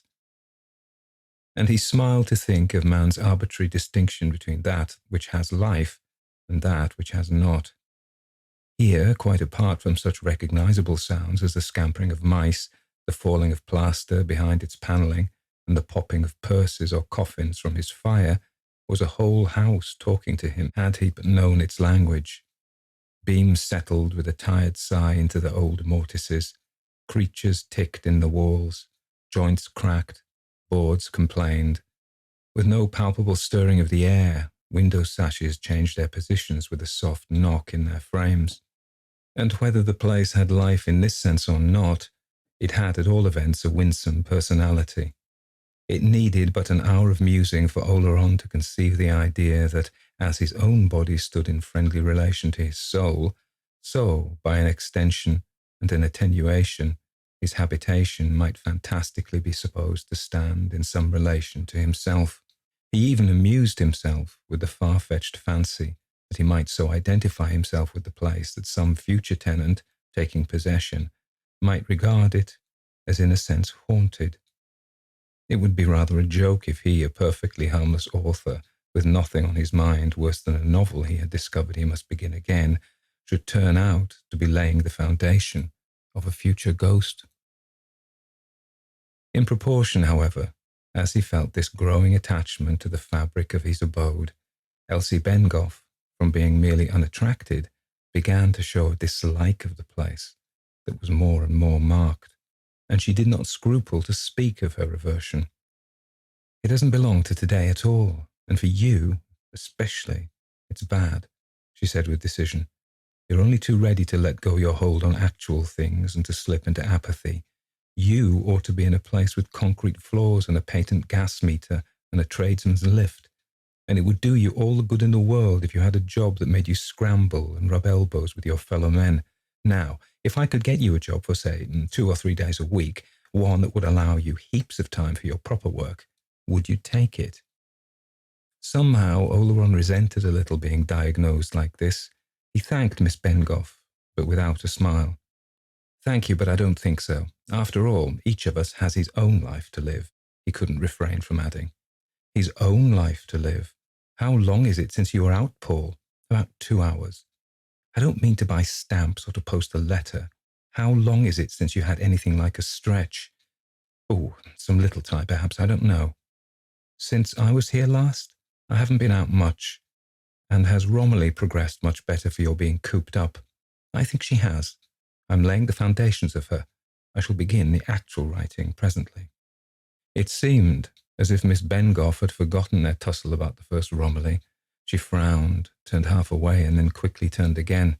"Ah, so you've still got that ridiculous idea in your head." "If you mean," said Oleron slowly, "that I've discarded the old Romilly and am at work on a new one, you're right. I have still got that idea in my head." Something uncordial in his tone struck her, but she was a fighter. His own absurd sensitiveness hardened her. She gave a pshaw of impatience. "Where's the old one?" she demanded abruptly. "Why?" asked Oleron. "I want to see it. I want to show some of it to you. I want, if you're not wool-gathering entirely, to bring you back to your senses." This time it was he who turned his back, but when he turned around again, He spoke more gently. It's no good, Elsie. I'm responsible for the way I go, and you must allow me to go it, even if it should seem wrong to you. Believe me, I am giving thought to it. The manuscript, I was on the point of burning it, but I didn't. It's in that window seat, if you must see it. Miss Bengough crossed quickly to the window seat and lifted the lid. Suddenly, she gave a little exclamation and put the back of her hand to her mouth. She spoke over her shoulder. You ought to knock those nails in, Paul, she said. He strode to her side. What is it? What's the matter? He asked. I did knock them in, or rather, pulled them out. You left enough to scratch with, she replied, showing her hand. From the upper wrist to the knuckle of the little finger, a welling red wound showed. Good gracious, Oleron ejaculated. Here, come to the bathroom and bathe it quickly. He hurried her to the bathroom, turned on warm water and bathed and cleansed the bad gash. Then, still holding the hand, he turned cold water on it, uttering broken phrases of astonishment and concern. Good Lord, how did that happen? As far as I knew, is this water too cold? Does that hurt? I can't imagine how on earth... There, that'll do. No, 1 moment longer. I can bear it, she murmured, her eyes closed. Presently, he led her back to the sitting room and bound the hand in one of his handkerchiefs, but his face did not lose its expression of perplexity. He had spent half a day in opening and making serviceable the 3 window boxes, and he could not conceive how he had come to leave 1.5 inches of rusty nails standing in the wood. He himself had opened the lids of each of them 12 times and hadn't noticed any nail. But there it was. It shall come out now, at all events, he muttered, as he went for a pair of pincers, and he made no mistake about it that time. Elsie Bengough had sunk into a chair, and her face was rather white, but in her hand was the manuscript of Romilly. She had not finished with Romilly yet. Presently she returned to the charge. Oh, Paul, it will be the greatest mistake you ever made if you do not publish this, she said. He hung his head, genuinely distressed. He couldn't get that incident of the nail out of his head, and Romilly occupied a second place in his thoughts for the moment. But still she insisted, and when presently he spoke, it was almost as if he asked her pardon for something. What can I say, Elsie? I can only hope that when you see the new version, you'll see how right I am. And if in spite of all you don't like her, well, he made a hopeless gesture. Don't you see that I must be guided by my own lights? She was silent. Come on, Elsie, he said gently. We've got along well so far. Don't let us split on this. The last words had hardly passed his lips before he regretted them. She had been nursing her injured hand with her eyes once more closed, but her lips and lids quivered simultaneously. Her voice shook as she spoke. I can't help saying it, Paul, but you are so greatly changed. Hush, Elsie, he murmured soothingly. You've had a shock. Rest for a while. How could I change? I don't know, but you are. You've not been yourself ever since you came here. I wish you'd never seen the place. It's stopped your work. It's making you into a person I hardly know, and it's made me horribly anxious about you. Oh, how my hand is beginning to throb. Poor child, he murmured. Will you let me take you to the doctor and have it properly dressed? No, I shall be all right presently. I'll keep it raised. She put her elbow on the back of her chair, and the bandaged hand rested lightly on his shoulder. At that touch, an entirely new anxiety stirred suddenly within him. Hundreds of times previously, on their jaunts and excursions, she had slipped her hand within his arm as she might have slipped it into the arm of a brother, and he had accepted the little affectionate gesture as a brother might have accepted it. But now, for the first time, there rushed into his mind 100 startling questions. Her eyes were still closed, and her head had fallen pathetically back, and there was a lost and ineffable smile on her parted lips. The truth broke in upon him. Good God! And he had never divined it. And stranger than all was that now that he did see that she was lost in love of him, there came to him not sorrow and humility and abasement, but something else that he struggled in vain against, something entirely strange and new, that, had he analysed it, he would have found to be petulance and irritation, and resentment and ungentleness. The sudden selfish prompting mastered him before he was aware. He all but gave it words. What was she doing there at all? Why wasn't she getting on with her own work? Why was she here interfering with his? Who had given her this guardianship over him that lately she had put forward so assertively? Changed. It was she, not himself, who had changed. But by the time she had opened her eyes again, he had overcome his resentment sufficiently to speak gently, albeit with reserve. I wish you'd let me take you to a doctor. She rose. No, thank you, Paul, she said. I'll go now.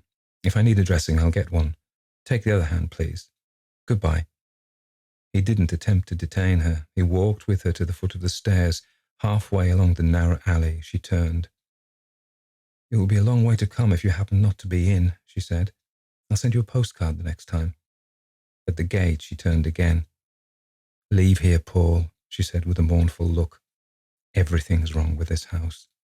Then she was gone. Oleron returned to his room. He crossed straight to the window box. He opened the lid and stood long looking at it. Then he closed it again and turned away. That's rather frightening, he muttered. It's simply not possible that I shouldn't have removed that nail.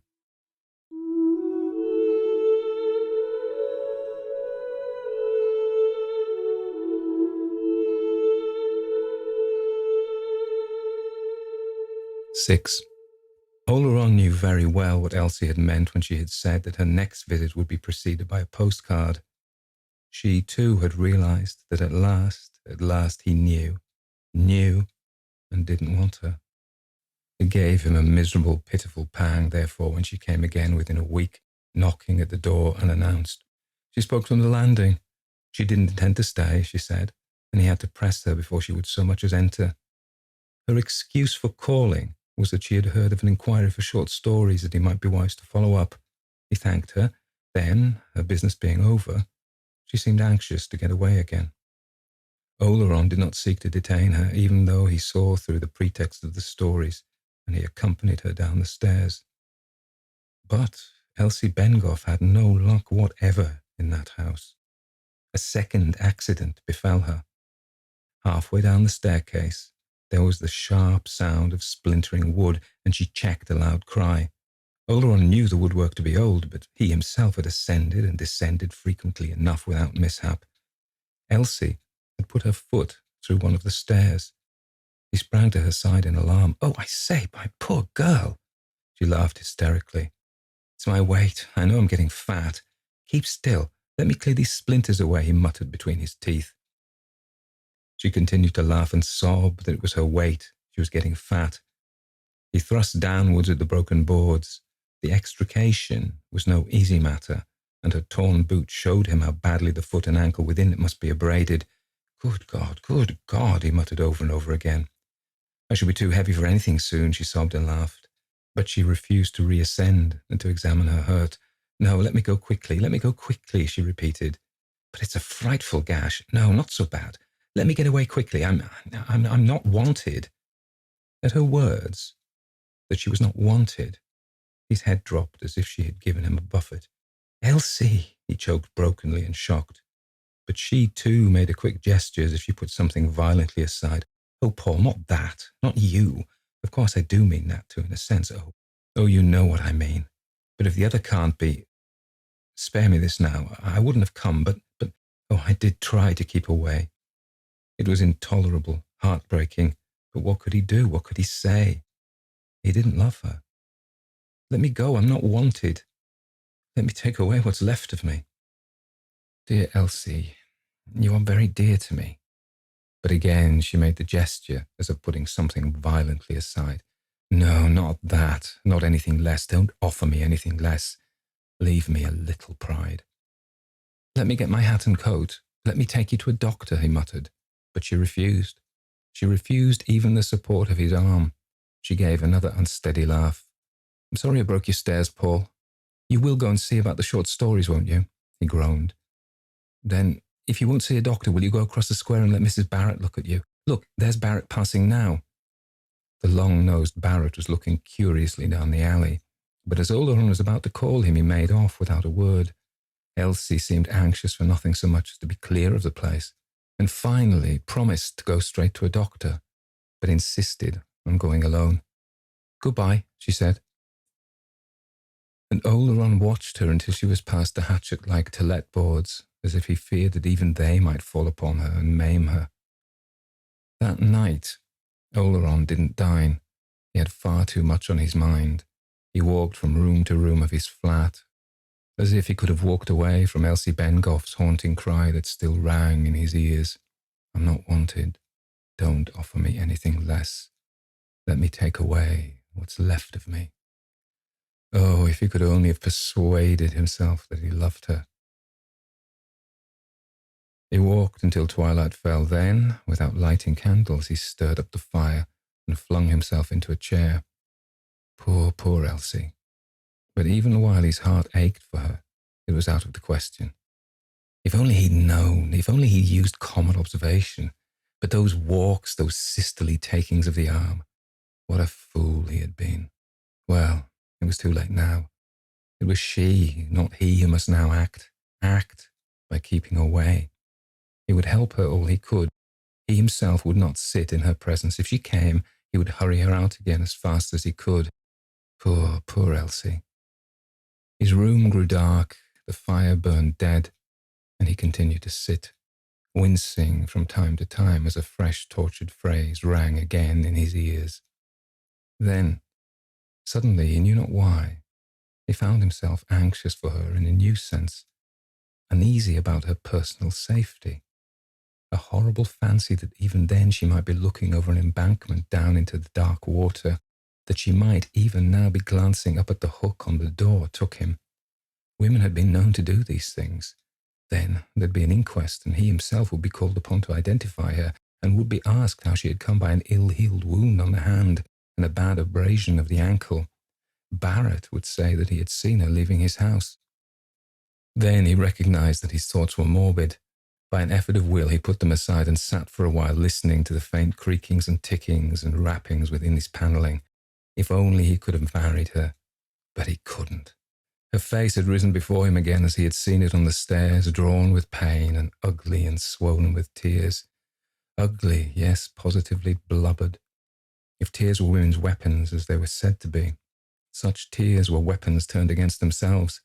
Suicide again. Then, all at once, he found himself attentively considering her two accidents. Extraordinary they had been, both of them. He could not have left that old nail standing in the wood. Why, he had fetched tools especially from the kitchen, and he was convinced that the step that had broken beneath her weight had been as sound as the others. It was inexplicable. If these things could happen, anything could happen.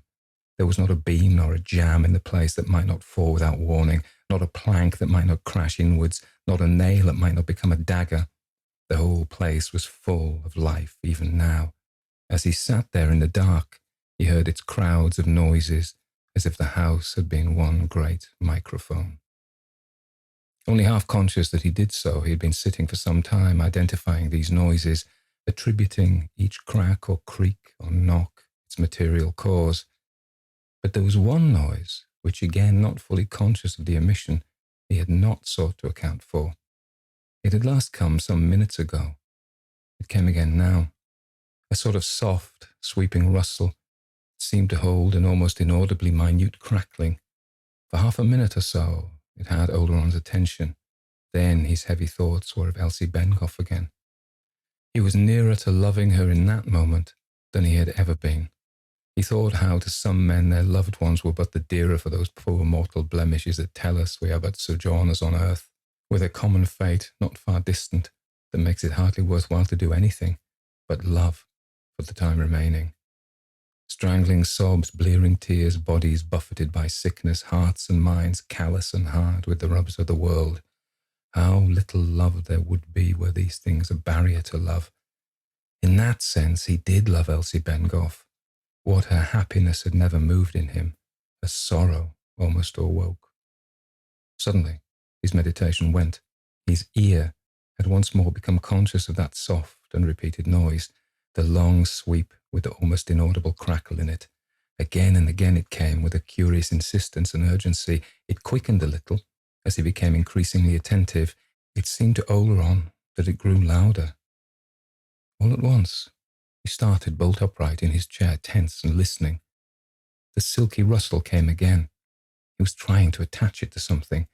The next moment, he had leapt to his feet, unnerved and terrified. His chair hung poised for a moment and then went over, setting the fire irons clattering as it fell. There was only one noise in the world like that which had caused him to spring thus to his feet. The next time it came, Algernon felt behind him at the empty air with his hand and backed slowly until he found himself against the wall. God in heaven! The ejaculation broke from Algeron's lips. The sound had ceased. The next moment he had given a high cry. What is it? What's there? Who's there? A sound of scuttling caused his knees to bend under him for a moment, but that, he knew, was a mouse. That was not something that his stomach turned sick and his mind reeled to entertain. That other sound, the like of which was not in the world, had now entirely ceased, and again he called. He called and continued to call, and then another terror, a terror of the sound of his own voice seized him. He didn't dare to call again. His shaking hand went to his pocket for a match, but found none. He thought there might be matches on the mantelpiece. He worked his way to the mantelpiece round a little recess without for a moment leaving the wall. Then his hand encountered the mantelpiece and groped along it. A box of matches fell to the hearth. He could just see them in the firelight, but his hand could not pick them up until he had cornered them inside the fender. Then he rose and struck a light. The room was as usual. He struck a second match. A candle stood on the table. He lighted it, and the flame sank for a moment and then burned up clear. Again he looked round. There was nothing, but there had been something, and might still be something. Formerly, Algernon had smiled at the fantastic thought that by merging an interplay of identities between himself and his beautiful room, he might be preparing a ghost for the future. It had not occurred to him that there might have been a similar merging and coalescence in the past. Yet, with this staggering impossibility, he was now face to face. Something did persist in the house. It had a tenant other than himself, and that tenant, whatsoever, or whosoever, had appalled Algeron's soul by producing the sound of a woman brushing her hair.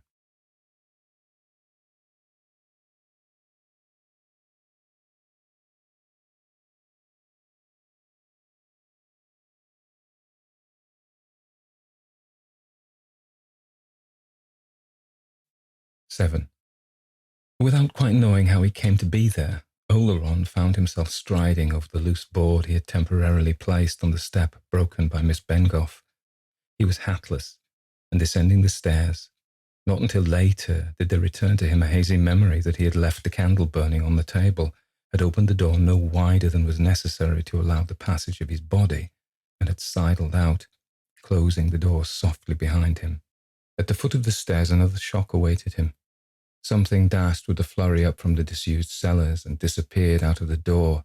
It was only a cat, but Algernon gave a childish sob. He passed out of the gate and stood for a moment under the toilette boards, plucking foolishly at his lip and looking up at the glimmer of light behind one of his red blinds. Then, still looking over his shoulder, he moved, stumblingly, up the square. There was a small public house round the corner. Algernon had never entered it, but he entered it now, and put down a shilling that missed the counter by inches. "Brandy," he said, and then stooped to look for the shilling. He had the little sawdust bar to himself. What company there was, carters and labourers and the small tradesmen of the neighbourhood, was gathered in the farther compartment, beyond the space where the white-haired landlady moved about her taps and bottles. Algernon sat down on a hardwood settee with a perforated seat, drank half his brandy, and then, thinking he might as well drink it as spill it, finished it. Then he fell to wondering which of the men whose voices he heard across the public house would undertake the removal of his effects on the morrow.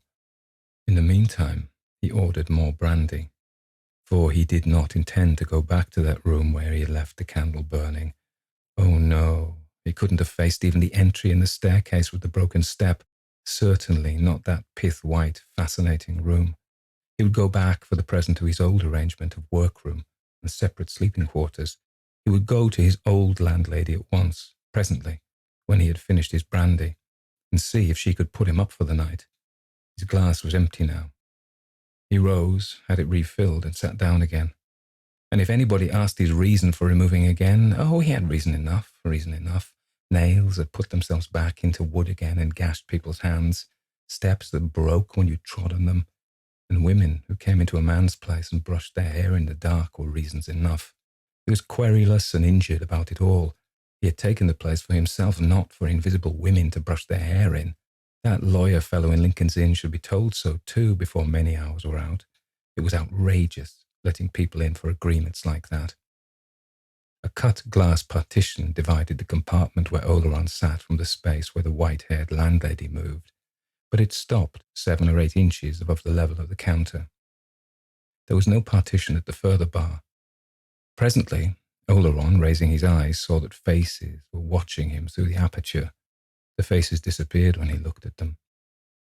He moved to a corner where he could not be seen from the other bar, but this brought him into line with the white-haired landlady. She knew him by sight, had doubtless seen him passing and repassing, and presently she made a remark on the weather. Oleron did not know what he replied, but it sufficed to call forth a further remark that the winter had been a bad one for influenza, and that the spring weather seemed to be coming at last. Even this slight contact with the commonplace steadied Oleron a little. An idle, nascent wonder whether the landlady brushed her hair every night, and if so, whether it gave out those little electric cracklings, was shut down with a snap, and Oleron was better. With his next glass of brandy, he was all for going back to his flat. Not go back, indeed he would go back. They should very soon see whether he was to be turned out of his place like that. He began to wonder why he was doing the rather unusual thing he was doing at that moment, unusual for him, sitting, hatless, drinking brandy in a public house. Suppose he were to tell the white-haired landlady all about it, to tell her that a caller had scratched her hand on a nail, that later had had the bad luck to put her foot through a rotten stair, and that he himself, in an old house full of squeaks and creaks and whispers, had heard a minute noise and had bolted from it in fright. What would she think of him? That he was mad, of course. Psh! The real truth of the matter was that he hadn't been doing enough work to occupy him. He had been dreaming his days away, filling his head with a lot of moonshine about a new Romilly, as if the old one wasn't good enough. And now he was surprised that the devil should enter an empty head. Yes, he would go back. He would take a walk in the air first. He hadn't walked enough recently. And then he would take himself in hand, settle the hash of that 16th chapter of Romilly. Fancy, he had actually been fool enough to think of destroying 15 chapters. And thenceforth, he would remember that he had obligations to his fellow men and work to do in the world. There was the matter in a nutshell. He finished his brandy and went out. He had walked for some time before any other bearing of the matter than that on himself occurred to him.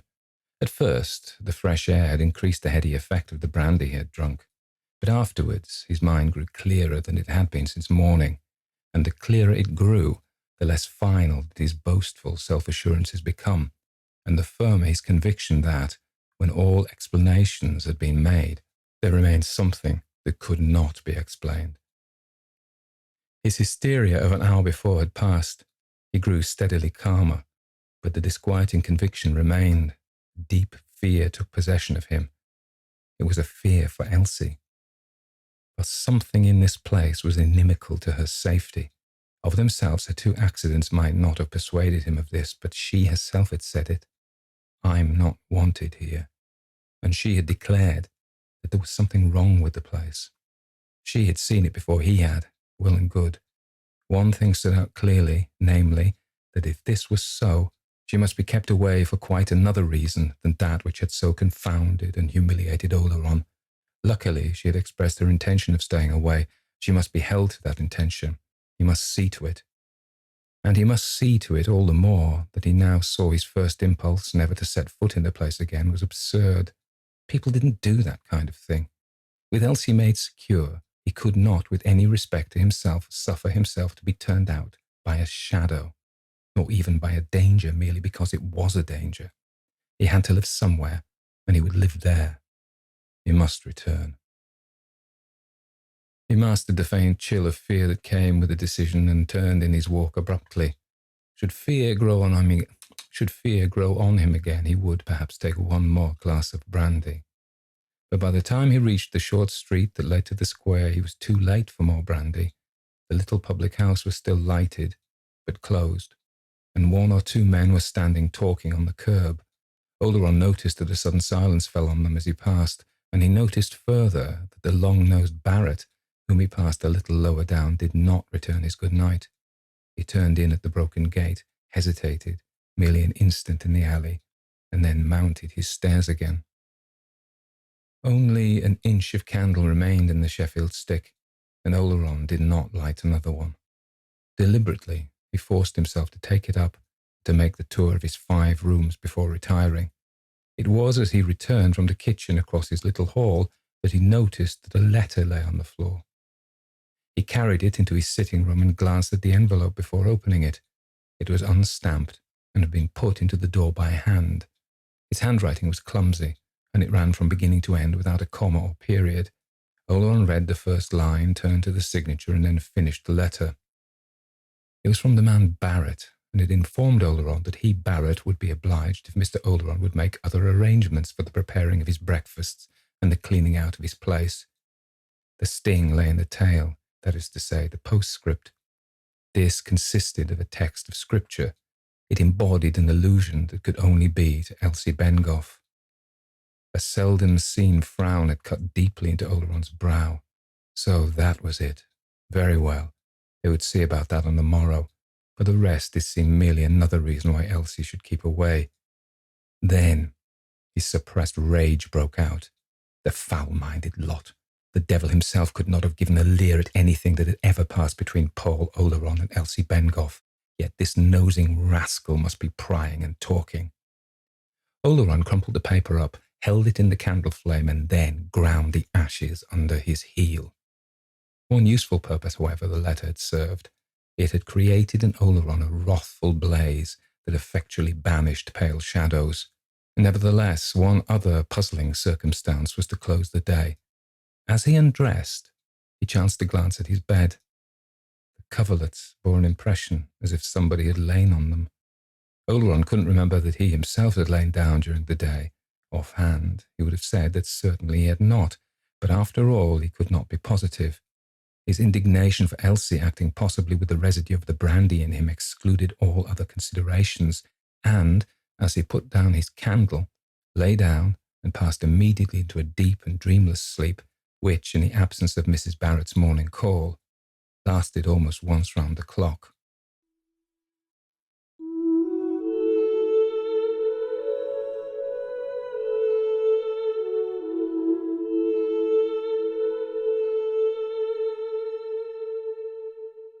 Part 8.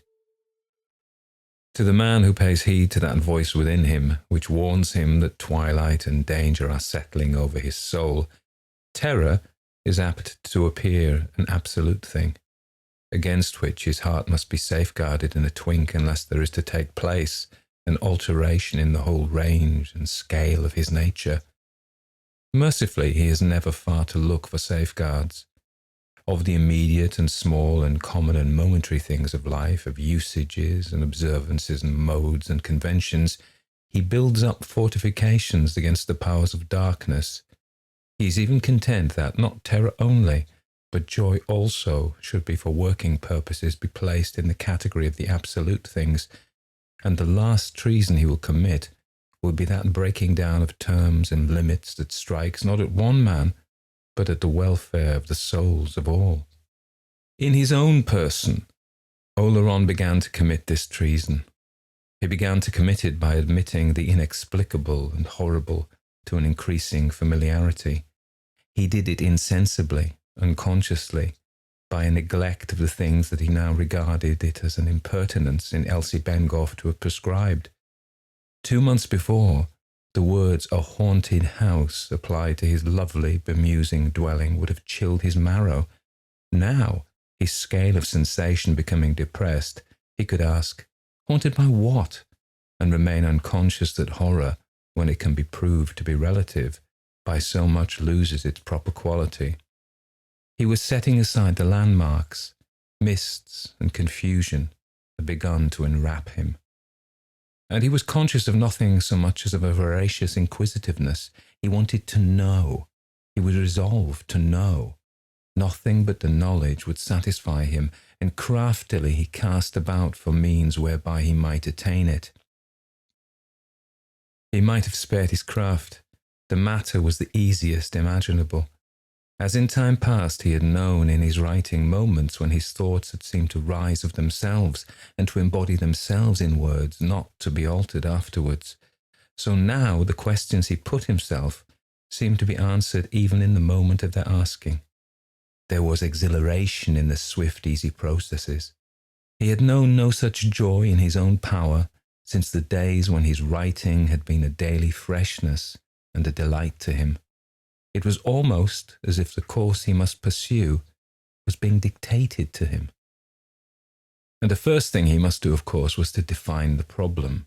He defined it in terms of mathematics. Granted that he had not the place to himself, granted that the old house had inexpressibly caught and engaged his spirit, granted that by virtue of the common denominator of the place, this unknown co-tenant stood in some relation to himself, what next? Clearly, the nature of the other numerator must be ascertained. And how? Ordinarily, this would not have seemed simple, but to Algernon it was now pellucidly clear. The key, of course, lay in his half-written novel, or rather in both Romillys, the old and the proposed new one. A little while before, Algernon would have thought himself mad to have embraced such an opinion. Now he accepted the dizzying hypothesis without a quiver. He began to examine the first and second Romillys. From the moment of his doing so, the thing advanced by leaps and bounds. Swiftly he reviewed the history of the Romilly of the 15 chapters. He remembered clearly now that he had found her insufficient on the very first morning on which he had sat down to work in his new place. Other instances of this aversion leaped up to confirm his obscure investigation. There had come the night when he had hardly forborne to throw the whole thing into the fire, and the next morning he had begun the planning of the new Romilly. It had been on that morning that Mrs. Barrett, overhearing him humming a brief phrase that the dripping of a tap the night before had suggested, had informed him that he was singing some air he had never in his life heard before, called the Beckoning Fair One.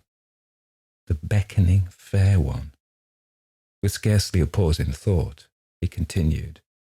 The first Romilly having been definitely thrown over, the second had instantly fastened herself upon him, clamouring for birth in his brain.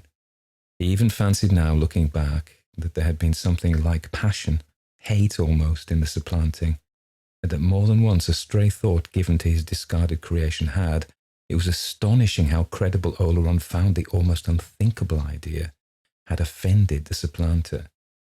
Yet that the malignancy almost homicidal should be extended to his fiction's poor mortal prototype. In spite of his inuring to a scale in which the horrible was now a thing to be fingered and turned this way and that, a good God broke from Algernon. This intrusion of the first Romilly's prototype into his thought again was a factor that for the moment brought his inquiry into the nature of his problem to a termination. The mere thought of Elsie was fatal to anything abstract. For another thing, he could not yet think of that letter of Barrett's, nor of a little scene that had followed it, without a mounting of colour and a quick contraction of the brow. For wisely or not, he had had that argument out at once. Striding across the square on the following morning, he had bearded Barrett on his own doorstep. Coming back again a few minutes later, he had been strongly of the opinion that he had only made matters worse. The man had been vagueness itself. He had not been to be either challenged or browbeaten into anything more definite than a muttered farrago in which the words, "Certain things, Mrs. Barrett, respectable house, if the cap fits, proceedings that shall be nameless," had been constantly repeated. "Nor that I make any charge," he had concluded. "Charge?" Algernon had cried. "I have my ideas of things, and I don't doubt you have yours." "Ideas? Mine?" Algernon had cried wrathfully, immediately dropping his voice as heads had appeared at windows of the square. "Look you here, my man. You've an unwholesome mind which probably you can't help, but a tongue which you can help, and shall, if there is a breath of this repeated." "I'll not be talked to on my own doorstep like this by anybody," Barrett had blustered. You shall, and I'm doing it. Don't you forget there's a God above all who has said, you're a low scandalmonger, and so forth, continuing badly what was already badly begun. Algernon had returned wrathfully to his own house, and thenceforward, looking out of his windows, had seen Barrett's face at odd times, lifting blinds or peering round curtains, as if he sought to put himself in possession of heaven knew what evidence, in case it should be required of him. The unfortunate occurrence made certain minor differences in Algeron's domestic arrangements. Barrett's tongue, he gathered, had already been busy. He was looked at askance by the dwellers of the square, and he judged it better, until he should be able to obtain other help, to make his purchases of provisions a little farther afield, rather than at the small shops of the immediate neighbourhood. For the rest, housekeeping was no new thing to him, and he would resume his old bachelor habits. Besides, he was deep in certain rather abstruse investigations in which it was better that he should not be disturbed. He was looking out of his window one midday, rather tired, not very well, and glad that it was not very likely he would have to stir out of doors, when he saw Elsie Bengough crossing the square towards his house. The weather had broken. It was a raw and gusty day, and she had to force her way against the wind that set her ample skirts bellying about her opulent figure, and her veils spinning and streaming behind her. Algernon acted swiftly and instinctively. Seizing his hat, he sprang to the door and descended the stairs at a run. A sort of panic had seized him. She must be prevented from setting foot in the place. As he ran along the alley, he was conscious that his eyes went up to the eaves, as if something drew them. He did not know that a slate might not accidentally fall. He met her at the gate and spoke with curious volubleness. "This is really too bad, Elsie, just as I'm urgently called away. I'm afraid it can't be helped, though, and that you have to think me an inhospitable beast." He poured it out, just as it came into his head. She asked if he was going to town. Yes, to town," he replied. "I've got to call on Chambers. You know Chambers, don't you?" "No, I remember you don't. Big man you once saw me with. I ought to have gone yesterday, and..." This he felt to be a brilliant effort. "And he's going out of town this afternoon, to Brighton. I had a letter from him this morning." He took her arm and led her up the square. She had to remind him his way to town lay in the other direction. "Of course, how stupid of me," he said with a little loud laugh. "I'm so used to going the other way with you, of course. It's the other way to the bus. Will you come along with me? I'm so awfully sorry it's happened like this." They took the street to the bus terminus. This time Elsie bore no signs of having gone through interior struggles. If she detected anything unusual in his manner, she made no comment. And he, seeing her calm, began to talk less recklessly through silences. By the time they reached the bus terminus, nobody seeing the pallid-faced man without an overcoat and the large, ample-skirted girl at his side would have supposed that one of them was ready to sink on his knees for thankfulness that he had, as he believed, saved the other from a wildly unthinkable danger. They mounted to the top of the bus, Algernon protesting that he should not miss his overcoat, and that he found the day, if anything, rather oppressively hot. They sat down on a front seat. Now that this meeting was forced upon him, he had something else to say that would make demands upon his tact. It had been on his mind for some time, and was indeed peculiarly difficult to put. He revolved it for some minutes, and then, remembering the success of his story of a sudden call to town, cut the knot of his difficulty with another lie. "I'm thinking of going away for a little while, Elsie," he said. She merely said, "Oh?" "Somewhere for a change. I need a change. I think I shall go tomorrow, or the day after. Yes, tomorrow, I think." "Yes," she replied. "I don't know quite how long I shall be," he continued. "I shall have to let you know when I'm back." "Yes, let me know," she replied in an even tone. The tone was, for her, suspiciously even. He was a little uneasy. "You don't ask me where I'm going," he said with a little cumbrous effort to rally her. She was looking straight before her, past the bus driver. "I know," she said. He was startled. "How? You know?" "You're not going anywhere," she replied. He found not a word to say. It was a minute or so before she continued in the same controlled voice she had employed from the start. "You're not going anywhere. You weren't going out this morning. You only came out because I appeared. Don't behave as if we were strangers, Paul." A flush of pink had mounted to his cheeks. He noticed that the wind had given it the pink of early rhubarb. Still, he found nothing to say. "Of course you ought to go away," she continued. "I don't know whether you look at yourself often in the glass, but you're rather noticeable. Several people have turned to look at you this morning, so of course you ought to go away. But you won't. And I know why." He shivered, coughed a little, and then broke silence. "Then, if you know, there's no use in continuing this discussion," he said curtly. "Not for me, perhaps, but there is for you," she replied. "Shall I tell you what I know?" "No," he said in a voice slightly raised. "No?" she asked, her round eyes earnestly on him. "No." Again, he was getting out of patience with her. Again, he was conscious of the strain. Her devotion and fidelity and love plagued him. She was only humiliating both herself and him. It would have been bad enough had he ever, by word or deed, given her cause for thus fastening herself on him. But there, that was the worst of that kind of life for a woman.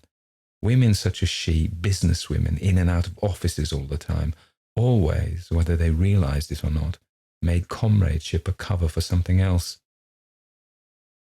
They accepted the unconventional status, came and went freely as men did, were honestly taken by men at their own valuation, and then it turned out to be the other thing after all, and they went and fell in love.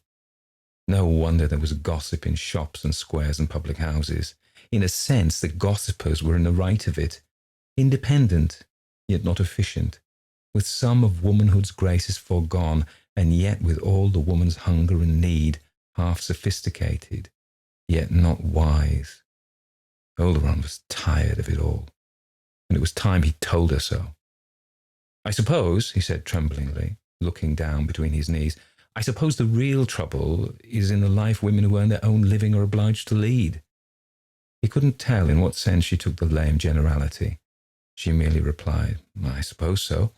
"It can't be helped," he continued, "but you do sacrifice a great deal." She agreed, a good deal. And then she added after a moment, "What, for instance?" "You may or may not be gradually attaining a new status, but you're in a false position today." It was very likely, she said. She hadn't thought of it much in that light. "And," he continued desperately, "you're bound to suffer. Your most innocent acts are misunderstood. Motives you never dreamed of are attributed to you. And in the end it comes to—" He hesitated a moment and then took the plunge. "To the sidelong look and the leer." She took his meaning with perfect ease. She merely shivered a little as she pronounced the name. "Barrett?" His silence told her the rest. Anything further that was to be said must come from her. It came as the bus stopped at the stage and fresh passengers mounted the stairs. "You'd better get down here and go back, Paul," she said. "I understand perfectly. Perfectly. It isn't Barrett. You'd be able to deal with Barrett. It's merely convenient for you to say it is Barrett. I know what it is. But you said I wasn't to tell you that. Very well. But before you go, let me tell you why I came up this morning." In a dull tone, he asked her why. Again she looked straight before her as she replied, "I came to force your hand. Things couldn't go on as they have been going, you know. And now that's all over." All over," he repeated stupidly. "All over. I want you now to consider yourself, as far as I'm concerned, perfectly free. I make only one reservation." He hardly had the spirit to ask her what it was. "If I merely need you," she said, "please don't give that a thought. That's nothing. I shan't come near for that. But," she dropped her voice, "if you're in need of me, Paul, and I shall know if you are, and you will be, then I shall come no matter what cost. You understand that?" He could only groan. "So that's understood," she concluded. "And I think that's all. Now go back. I should advise you to walk back, for you're shivering. Goodbye." She gave him a cold hand and he descended. He turned on the edge of the curb as the bus started again. For the first time in all the years he had known her, she parted from him with no smile and no wave of her long arm.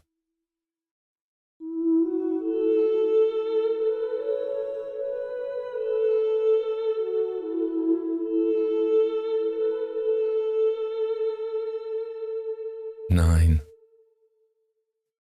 He stood on the curb, plunged in misery, looking after her as long as she remained in sight. But almost instantly with her disappearance, he felt the heaviness lift from his spirit. She had given him his liberty, true. There was a sense in which he had never parted with it, but now was no time for splitting hairs. He was free to act, and all was clear ahead. Swiftly the sense of lightness grew on him. It became a positive rejoicing in his liberty, and before he was halfway home, he had decided what must be done next. The vicar of the parish in which his dwelling was situated lived within 10 minutes of the square. To his house Algernon turned his steps. It was necessary that he should have all the information he could get about this old house with the insurance marks and the sloping to-let boards, and the vicar was the person most likely to be able to furnish it. This last preliminary out of the way, and aha, Algernon chuckled, things might be expected to happen. But he gained less information than he hoped for. The house, the vicar said, was old, but there needed no vicar to tell Algernon that. It was reputed, Algernon pricked up his ears, to be haunted. But there were few old houses about which some such rumour didn't circulate among the ignorant, and the deplorable lack of faith of the modern world, the vicar thought, did not tend to dissipate these superstitions. For the rest, his manner was the soothing manner of one who prefers not to make statements without knowing how they will be taken by his hearer. Algernon smiled as he perceived this. "You may leave my nerves out of the question," he said. "How long has the place been empty?" "A dozen years, I should say," the vicar replied. "And the last tenant, did you know him or her?" Algernon was conscious of a tingling of his nerves as he offered the vicar the alternative of sex. "Him," said the vicar, "a man, if I remember rightly. His name was Madley, an artist. He was a great recluse, seldom went out of the place, and," the vicar hesitated and then broke into a little gush of candour, "and since you appear to have come for this information, and since it's better that the truth should be told than that garbled versions should get about, I don't mind saying that this man Madley died there, under somewhat unusual circumstances. It was ascertained at the post-mortem that there was not a particle of food in his stomach, though he was found not to be without money, and his frame was simply worn out. Suicide was spoken of, but you'll agree with me that deliberate starvation is, to say the least, an uncommon form of suicide. An open verdict was returned." "Ah," said Algernon. "Does there happen to be any comprehensive history of this parish?" "No, partial ones only. I myself am not guiltless of having made a number of notes on its purely ecclesiastical history, its registers and so forth, which I shall be happy to show you if you would care to see them. But it's a large parish. I have only one curate, and my leisure, as you will readily understand." The extent of the parish and the scantiness of the vicar's leisure occupied the remainder of the interview, and Algernon thanked the vicar, took his leave, and walked slowly home. He walked slowly for a reason, twice turning away from the house within a stone's throw of the gate, and taking another turn of 20 minutes or so. He had a very ticklish piece of work now before him. It required the greatest mental concentration. It was nothing less than to bring his mind, if he might, into such a state of unpreoccupation and receptivity that he should see the place as he had seen it on that morning when, his removal accomplished, he had sat down to begin the 16th chapter of his first Romilly. For, could he recapture that first impression, he now hoped for far more from it. Formerly he had carried no end of mental lumber. Before the influence of the place had been able to find him out at all, it had had the inertia of those dreary chapters to overcome. No results had shown. The process had been one of slow saturation, charging, filling up to a brim. But now he was light unburdened, rid at last both of that Romilly and of her prototype. Now for the new unknown, coy, jealous, bewitching, beckoning fair. At 2:30 of the afternoon, he put his key into the Yale lock, entered, and closed the door behind him. His fantastic attempt was instantly and astonishingly successful. He could have shouted with triumph as he entered the room. It was as if he had escaped into it. Once more, as in the days when his writing had had a daily freshness and wonder and promise for him, he was conscious of that new ease and mastery and exhilaration and release.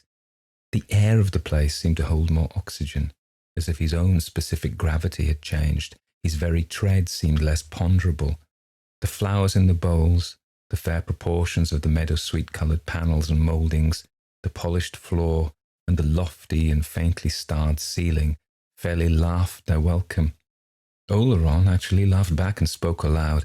"Oh, you're pretty, pretty," he flattered it. Then he lay down on his couch.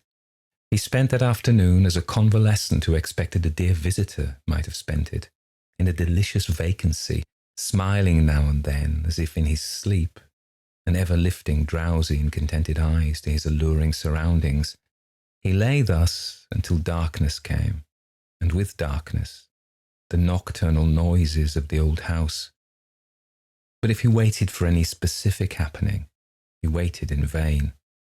He waited similarly in vain on the morrow, maintaining, though with less ease, that sensitized plate-like condition of his mind. Nothing occurred to give it an impression. Whatever it was which he so patiently wooed, it seemed to be both shy and exacting. Then, on the third day, he thought he understood. A look of gentle drollery and cunning came into his eyes, and he chuckled. Oh, well, if the wind sits in that quarter, we must see what else there is to be done. What is there now? No, I won't send for Elsie. We don't need a wheel to break the butterfly on. We won't go to those lengths, my butterfly. He was standing musing, thumbing his lean jaw, looking aslant. Suddenly, he crossed to his hall, took down his hat and went out. My lady is coquettish, is she? Well, we'll see what a little neglect will do. He chuckled as he went down the stairs. He sought a railway station, got onto a train, and spent the rest of the day in the country. Oh yes, Oleron thought. He was the man to deal with fair ones who beckoned and invited and then took refuge in shyness and hanging back. He didn't return until after 11 that night. Now, my fair beckoner, he murmured as he walked along the alley and felt in his pocket for his keys. Inside his flat, he was perfectly composed, perfectly deliberate, exceedingly careful not to give himself away, as if to intimate that he intended to retire immediately. He lighted only a single candle, and as he set out with it on his nightly round, he affected to yawn. He went first into his kitchen. There was a full moon, and a lozenge of moonlight, almost peacock blue by contrast with his candle flame, lay on the floor. The window was uncurtained, and he could see the reflection of the candle, and faintly that of his own face as he moved about. The door of the powder closet stood a little ajar, and he closed it before sitting down to remove his boots on the chair with a cushion made of the folded harp bag. From the kitchen he passed to the bathroom. There, another slant of blue moonlight cut the windowsill and lay across the pipes on the wall. He visited his seldom-used study and stood for a moment gazing at the silvered roofs across the square. Then, walking straight through his sitting room, his stockinged feet making no noise, he entered his bedroom and put the candle on the chest of drawers. His face all this time wore no expression save that of tiredness. He had never been wilier nor more alert.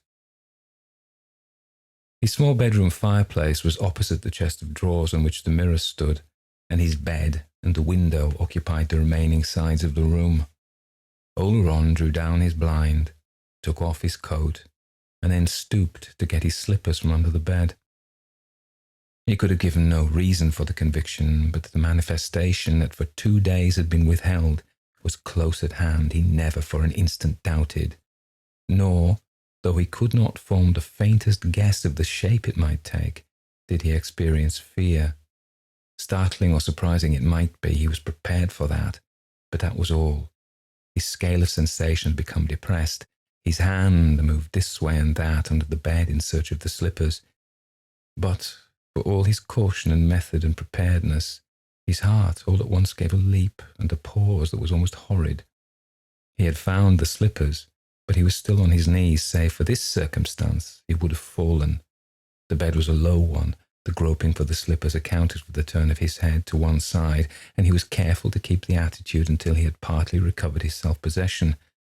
When presently he rose, there was a drop of blood on his lower lip, where he had caught at it with his teeth, and his watch had jerked out of the pocket of his waistcoat and was dangling at the end of its short leather guard. Then, before the watch had ceased its little oscillation, he was himself again. In the middle of his mantelpiece there stood a picture, a portrait of his grandmother. He placed himself before this picture so that he could see in the glass of it the steady flame of the candle that burned behind him on the chest of drawers. He could also see in the picture glass the little glancings of light from the bevels and facets of the objects about the mirror and candle, but he could see more. These twinklings and reflections and re-reflections did not change their position, but there was one gleam that had motion. It was fainter than the rest, and it moved up and down through the air. It was the reflection of the candle on Oleron's black vulcanite comb, and each of its downward movements was accompanied by a silky and crackling rustle.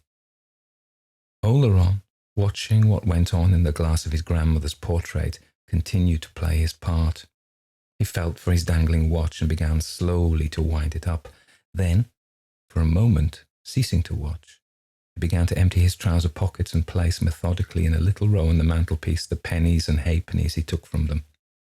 The sweeping, minutely electric noise filled the whole bedroom, and had Oleron altered his point of observation, he could have brought the dim gleam of the moving comb so into position that it would almost have outlined his grandmother's head.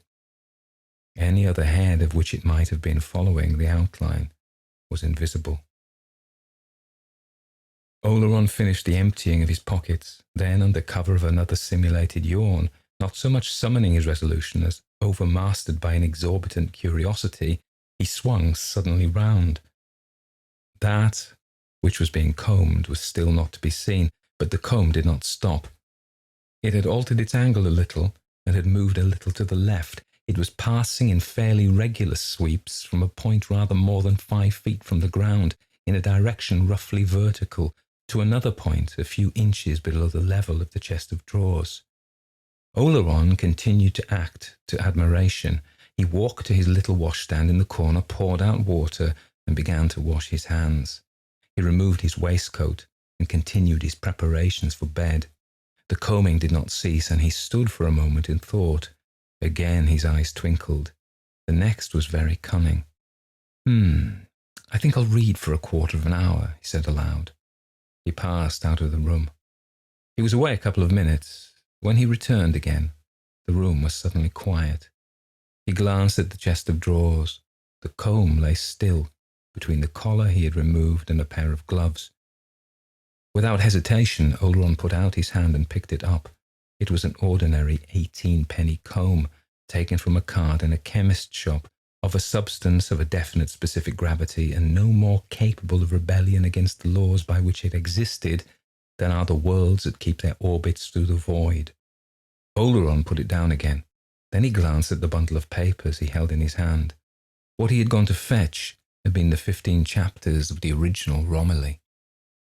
He muttered as he threw the manuscript into a chair. As I thought, she's just blindly, ragingly, murderously jealous. On the night after that, and on the following night, and for many nights and days, so many that he began to be uncertain about the count of them, Oleron, courting, cajoling, neglecting, threatening, beseeching, eaten out with unappeased curiosity, and regardless that his life was becoming one consuming passion and desire, continued his search for the unknown co-numerator of his abode.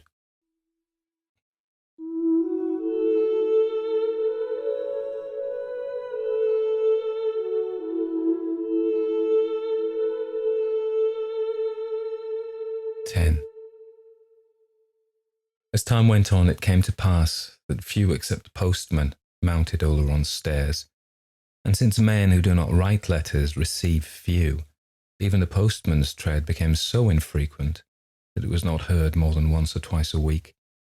There came a letter from Oleron's publishers asking when they might expect to receive the manuscript of his new book. He delayed for some days to answer it and finally forgot.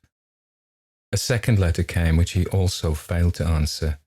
He received no third. The weather grew bright and warm. The privet bushes among the chopper-like notice boards flowered, and in the streets where Oleron did his shopping, the baskets of flower women lined the curbs. Oleron purchased flowers daily. His room clamoured for flowers, fresh and continually renewed, and Oleron did not stint its demands. Nevertheless, the necessity for going out to buy them became to irk him more and more, and it was with a greater and ever greater sense of relief that he returned home again.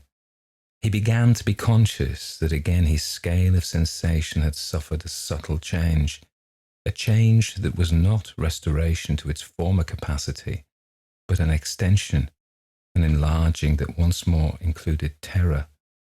It admitted it in an entirely new form, lux orco, tenebrae Jovi. The name of this terror was agoraphobia. Oleron had begun to dread air and space and the horror that might pounce upon the unguarded back. Presently, he so contrived it that his food and flowers were delivered daily at his door. He rubbed his hands when he had hit upon this expedient. That was better. Now he could please himself whether he went out or not. Quickly he was confirmed in his choice. It became his pleasure to remain immured. But he was not happy.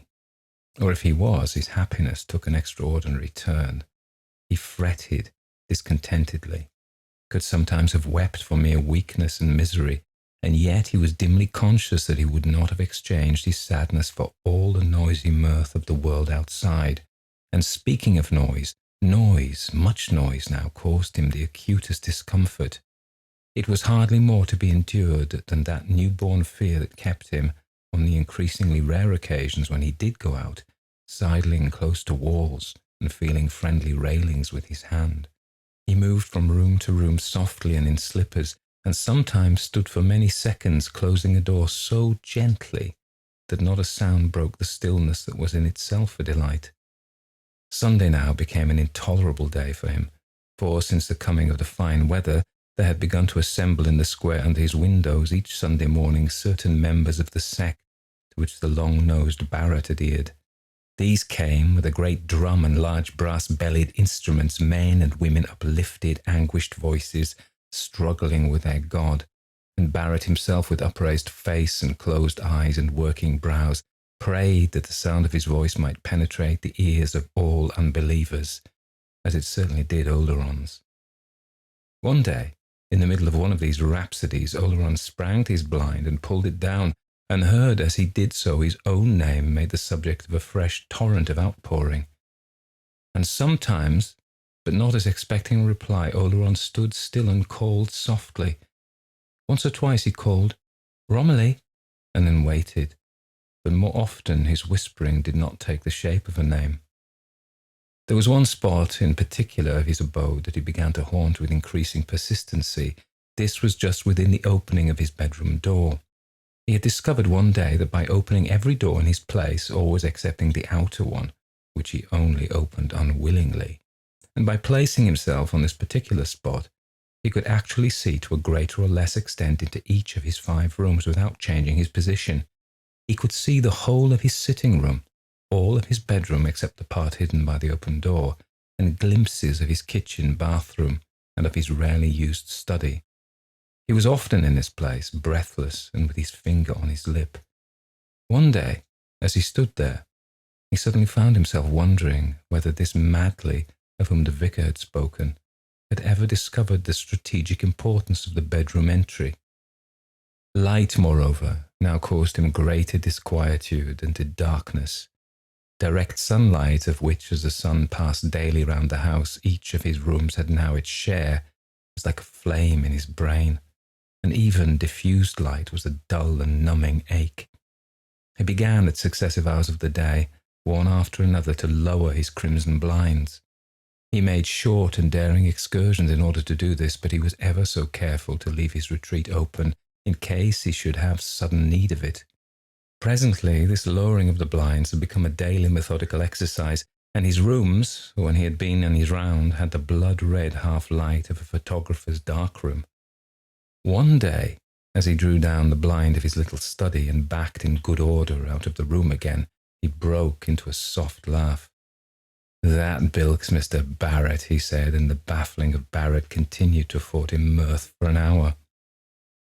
But on another day, soon after, he had a fright that left him trembling also for an hour.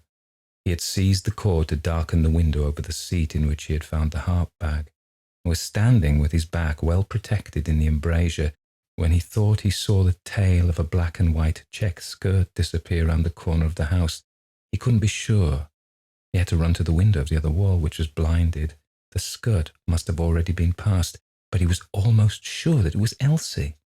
He listened in an agony of suspense for her tread on the stairs. But no tread came, and after 3 or 4 minutes he drew a long breath of relief. "By Jove, but that would have compromised me horribly," he muttered. And he continued to mutter from time to time, "Horribly compromising. No woman would stand that, not any kind of a woman. Oh, compromising the extreme." Yet he was not happy. He could not have assigned the cause of the fits of quiet weeping which took him sometimes. They came and went, like the fitful illumination of the clouds that travelled over the square, and perhaps, after all, if he was not happy, he was not unhappy.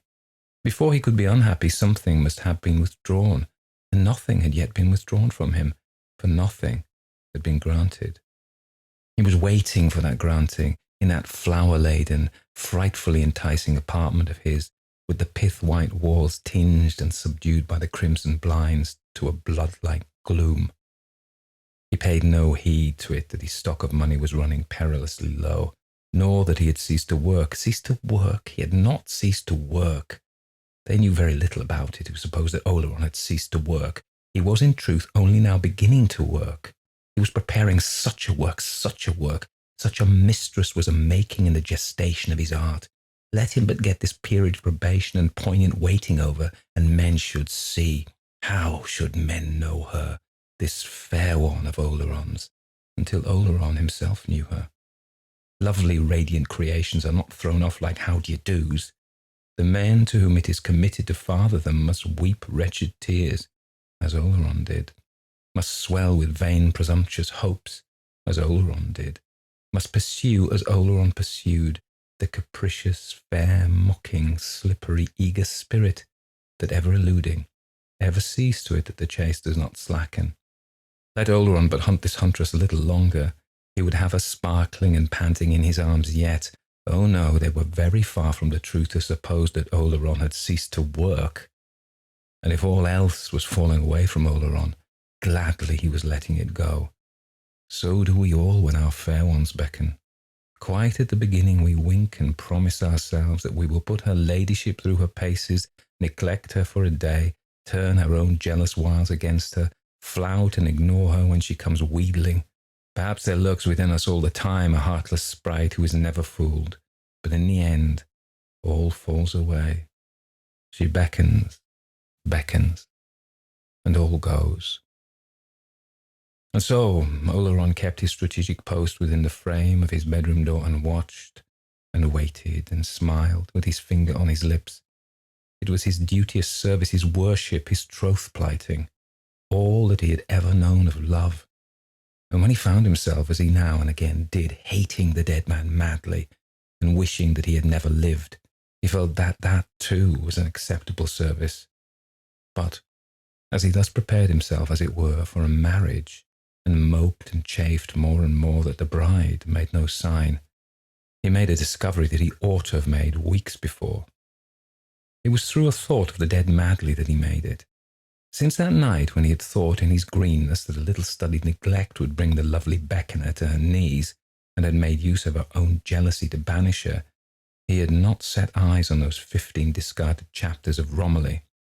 He had thrown them back into the window seat, forgotten their very existence, but his own jealousy of Madly put him in mind of hers, of her jilted rival of flesh and blood, and he remembered them. Fool that he had been. Had he then expected his desire to manifest herself where there still existed the evidence of his divided allegiance? What? And she with a passion so fierce and centred that it had not hesitated at the destruction twice attempted of her rival. Fool that he had been. But if that was all the pledge and sacrifice she required, she should have it. Oh, yes, and quickly. He took the manuscript from the window seat and brought it to the fire. He kept his fire always burning now. The warmth brought out the last vestige of odour of the flowers with which his room was banked. He didn't know what time it was. Long since he had allowed his clock to run down. It had seemed a foolish measurer of time in regard to the stupendous things that were happening to Oleron, but he knew it was late. He took the Romilly manuscript and knelt before the fire. But he hadn't finished removing the fastening that held the sheets together before he suddenly gave a start, turned his head over his shoulder, and listened intently. The sound he had heard had not been loud. It had, indeed, been no more than a tap, twice or thrice repeated, but it had filled Oleron with alarm. His face grew dark as it came again. He heard a voice outside on his landing. "Paul! Paul!" It was Elsie's voice. "Paul! I know you're in. I want to see you." He cursed her under his breath, but kept perfectly still. He did not intend to admit her. "Paul, you're in trouble. I believe you're in danger. At least come to the door." Oleron smothered a low laugh. It somehow amused him that she, in such danger herself, should talk to him of his danger. Well, if she was, serve her right. She knew, or said she knew, all about it. "Paul, Paul, Paul, Paul," he mimicked her under his breath. "Oh, Paul, it's horrible." Horrible was it, thought Algernon. Then let her get away. "I only want to help you, Paul. I didn't promise not to come if you'd needed me." He was impervious to the pitiful sob that interrupted the low cry. The devil take the woman. Should he shout to her to go away and not come back? No, let her call and knock and sob. She had a gift for sobbing. She mustn't think her sobs would move him. They irritated him, so that he set his teeth and shook his fist at her. But that was all. Let her sob. "Paul! Paul!" With his teeth hard set, he dropped the first page of Romilly into the fire. Then he began to drop the rest in, sheet by sheet. For many minutes the calling behind his door continued. Then, suddenly, it ceased. He heard the sound of feet slowly descending the stairs. He listened for the noise of a fall or a cry or the crash of a piece of the handrail of the upper landing. But none of these things came. She was spared. Apparently her rival suffered her to crawl abject and beaten away. Oleron heard the passing of her steps under his window. Then she was gone. He dropped the last page into the fire and then, with a low laugh, rose. He looked fondly round his room. "Lucky to get away like that," he remarked. "She wouldn't have got away if I'd given her as much as a word or a look. What devils these women are! But no, I oughtn't to say that. One of them showed forbearance." Who showed forbearance, and what was forborne? Oleron knew. Contempt, no doubt, had been at the bottom of it, but that didn't matter. The pestering creature had been allowed to go unharmed. Yes, she was lucky. Oleron hoped she knew it. And now, for his reward. Oleron crossed the room. All his doors were open. His eyes shone as he placed himself within that of his bedroom. Fool that he had been not to think of destroying the manuscript sooner. How, in a house full of shadows, should he know his own shadow? How, in a house full of noises, distinguish the summons he felt to be at hand? Trust him, he would know. The place was full of a jugglery of dim lights. The blind at his elbow that allowed the light of a street lamp to struggle vaguely through, the glimpse of greeny blue moonlight seen through the distant kitchen door, the sulky glow of the fire under the black ashes of the burnt manuscript, the glimmering of the tulips and the moon daisies and narcissi in the bowls and jugs and jars. These did not so trick and bewilder his eyes that he wouldn't know his own. It was he, not she, who had been delaying the shadowy bridal. He hung his head for a moment in mute acknowledgment. Then he bent his eyes on the deceiving, puzzling gloom again. He would have called her name had he known it. But now he would not ask her to share even a name with the other. His own face within the frame of the door glimmered white as a narcissi in the darkness. A shadow light as fleece seemed to take shape in the kitchen. A time had been when Oleron would have said that a cloud had passed over the unseen moon. The low illumination on the blind at his elbow grew dimmer. The time had been when Oleron would have concluded that the lamplighter going on his rounds had turned low the flame of the lamp. The fire settled, letting down the black and charred papers. A flower fell from a bowl and lay indistinct upon the floor. All was still. And then a stray draught moved through the old house, passing before Oleron's face. Suddenly, inclining his head, he withdrew a little from the door jamb. The wandering draught caused the door to move a little on its hinges. Oleron trembled violently, stood for a moment longer, and then, putting his hand out to the knob, softly drew the door to, sat down on the nearest chair, and waited, as a man might await the calling of his name that should summon him to some weighty, high, and privy audience.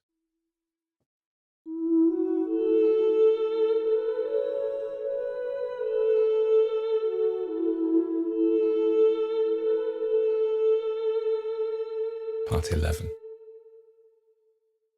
One knows not whether there can be human compassion for anemia of the soul. When the pitch of life is dropped, and the spirit is so put over and reversed, that only is horrible which before was sweet and worldly, and of the day. The human relation disappears. The sane soul turns appalled away, lest not merely itself but sanity should suffer. We are not gods. We cannot drive out devils. We must see selfishly to it that devils do not enter into ourselves. And this we must do even though love so transfuse us that we may well deem our nature to be half divine. We shall but speak of honour and duty in vain. The letter dropped within the dark door will lie unregarded, or, if regarded for a brief instant between two unspeakable lapses, left and forgotten again. The telegram will be undelivered, nor will the whistling messenger, wiselier guided than he knows to whistle, be conscious as he walks away of the drawn blind that is pushed aside an inch by a finger, and then fearfully replaced again. No, let the miserable wrestle with his own shadows. Let him, if indeed he be so mad, clip and strain and enfold and couch the succubus. But let him do so in a house into which not an air of heaven penetrates, nor a bright finger of the sun pierces the filthy twilight. The lost must remain lost. Humanity has other business to attend to. For the handwriting of the two letters that Oleron, stealing noiselessly one June day into his kitchen to rid his sitting room of an armful of fetid and decaying flowers, had seen on the floor within his door, had had no more meaning for him than if it had belonged to some dim and faraway dream.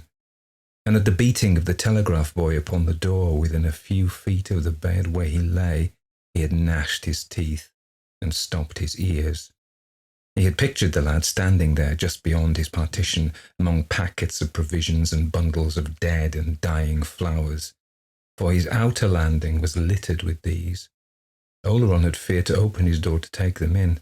After a week, the errand lads had reported that there must be some mistake about the order, and had left no more. Inside, in the red twilight, the old flowers turned brown and fell, and decayed where they lay. Gradually, his power was draining away.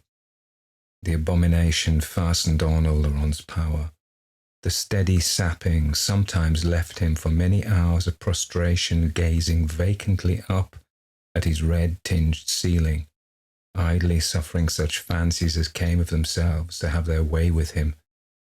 Even the strongest of his memories had no more than a precarious hold upon his attention. Sometimes a flitting half-memory of a novel to be written, a novel it was important that he should write, tantalized him for a space before vanishing again, and sometimes whole novels, perfect, splendid, established to endure, rose magically before him, and sometimes the memories were absurdly remote and trivial, of garrets he had inhabited and lodgings that had sheltered him and so forth. Algernon had known a good deal about such things in his time, but all that now was past. He had at last found a place which he did not intend to leave until they fetched him out, a place that some might have thought a little on the greenstick side, that others might have considered to be a little too redolent of long dead and morbid things for a living man to be mewed up in, but so irresistible, with such an authority of its own, with such an associate of its own, and a place of such delights when once a man had ceased to struggle against its inexorable will. A novel. Somebody ought to write a novel about a place like that. There must be lots to write about in a place like that, if one could but get to the bottom of it. It had probably already been painted by a man called Madley who had lived there.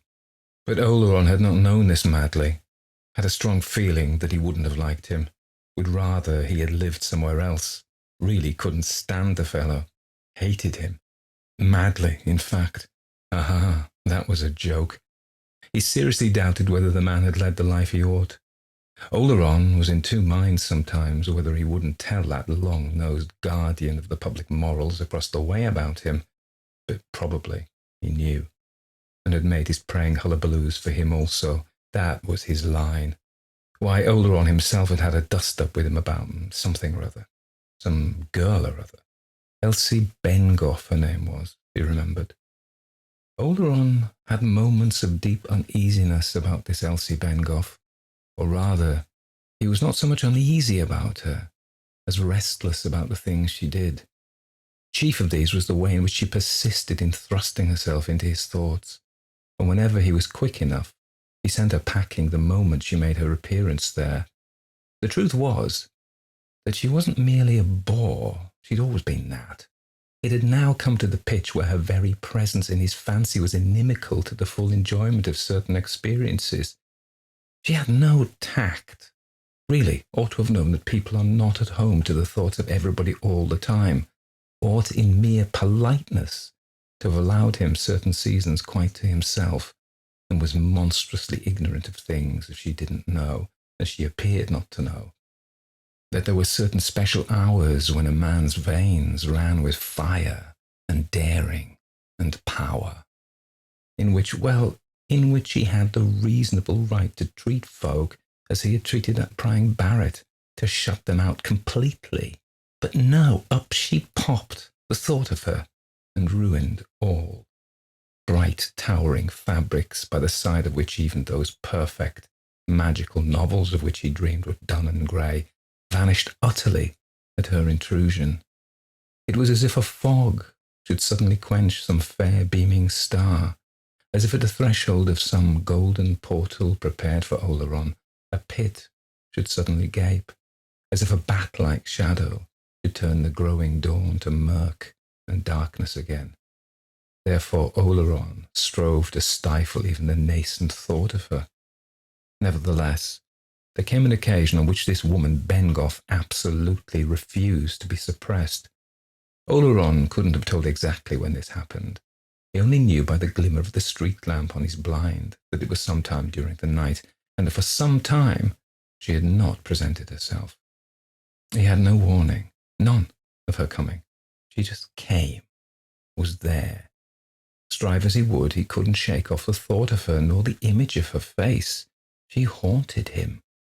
But for her to come at that moment of all moments, really it was past belief. How she could endure it, Algernon could not conceive.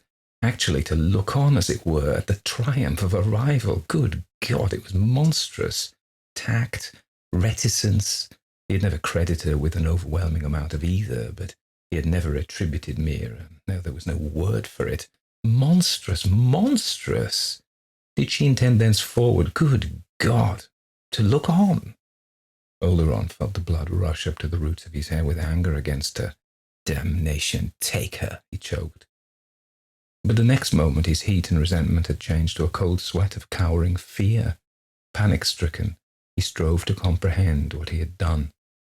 For though he knew not what, he knew he had done something fatal, irreparable, blasting.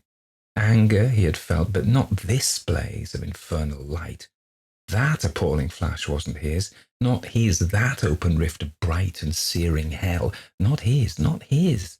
His had been the hand of a child, preparing a puny blow, but what was this other horrific hand that was drawn back to strike in the same place? Had he set that in motion? Had he provided the spark that had touched off the whole accumulated power of that formidable and relentless place? He didn't know. He only knew that that poor igniting particle in himself was blown out. That, oh, impossible, clinging kiss, how else to express it, had changed on his very lips to a gnashing and a removal, and that for the very pity of the awful odds he must cry out to her against whom he had lately raged to guard herself. "Look out!" he shrieked aloud. The revulsion was instant, as if a cold, slow billow had broken over him. He came to find that he was lying in his bed, that the mist and horror that had for so long enwrapped him had departed, that he was Paul Oleron, and that he was sick, naked, helpless, and unutterably abandoned and alone. His faculties, though weak, answered at last to his calls upon them, and he knew that it must have been a hideous nightmare that had left him sweating and shaking thus. Yes, he was himself, Paul Oleron, a tired novelist, already past the summit of his best work and slipping downhill again, empty-handed from it all. He had struck short in his life's aim. He had tried too much, had overestimated his strength, and was a failure. A failure. It all came to him in a single word, enwrapped and complete. It needed no sequential thought. He was a failure. He had missed. And he had missed not one happiness, but two. He had missed the ease of this world which men love, and he had missed also that other shrining prize for which men forego ease, the snatching and holding and triumphant bearing up aloft, of which is the only justification of the mad adventurer who hazards the enterprise. There was no second attempt. Fate has no morrow. Oleron's morrow must be to sit down to profitless, ill-done, unrequired work again, and so on the morrow after that, and the morrow after that, and as many morrows as there might be. He lay there, weakly yet sanely considering it. And since the whole attempt had failed, it was hardly worthwhile to consider whether a little might not be saved from the general wreck. No good would ever come of that half-finished novel. It intended that it should appear in the autumn, was under contract that it should appear. No matter. It was better to pay forfeit to his publishers than to waste what days were left. He was spent. Age was not far off, and paths of wisdom and sadness were the properest for the remainder of the journey. If only he had chosen the wife, the child, the faithful friend at the fireside, and let them follow in ignis fatuus, that list. In the meantime, it began to puzzle him exceedingly what he should be so weak, that his room should smell so overpoweringly of decaying vegetable matter, and that his hand, chancing to stray to his face in the darkness, should encounter her beard. He thought he heard a sound from the kitchen or bathroom. He rose a little on his pillow and listened. Ah, he was not alone then. It certainly would have been extraordinary if they had left him ill and alone. Alone? Oh no, he would be looked after. He wouldn't be left ill to shift for himself. If everybody else had forsaken him, he could trust Elsie Bengough, the dearest chum he had, for that. Bless her faithful heart. But suddenly, a short, stifled, spluttering cry rang sharply out. "Paul!" It came from the kitchen. And in the same moment it flashed upon Oleron, he knew not how, the 2, 3, 5, he didn't know how many minutes before, another sound, unremarked at the time, but suddenly transfixing his attention now, had striven to reach his intelligence. This sound had been a slight touch of metal on metal, just such a sound as Oleron made when he put his key into the lock. "Hello? Who's that?" he called sharply from his bed. He had no answer. He called again. "Hello? Who's there? Who is it?" This time he was sure he heard noises soft and heavy in the kitchen. "This is a queer thing altogether," he muttered. "By Jove, I'm as weak as a kitten too. Hello there. Somebody called, didn't they? Elsie? Is that you?" Then he began to knock with his hand on the wall at the side of his bed. "Elsie, Elsie, you called, didn't you? Please come here, whoever it is." There was a sound as of a closing door, and then, in silence, Oleron began to get rather alarmed. It may be a nurse," he muttered. "Elsie would have got me a nurse, of course. She'd sit with me as long as she could spare the time, brave lass, and she'd get a nurse for the rest." But it was awfully like her voice. "Elsie, or whoever it is, I can't make this out at all. I must go and see what's the matter." He put one leg out of the bed, feeling its feebleness. He reached with his hand for the additional support of the wall. But before putting out the other leg, he stopped and considered, picking at his newfound beard. He was suddenly wondering whether he dared go into the kitchen. It was such a frightfully long way. No man knew what horror might not leap and huddle on his shoulders if he went so far.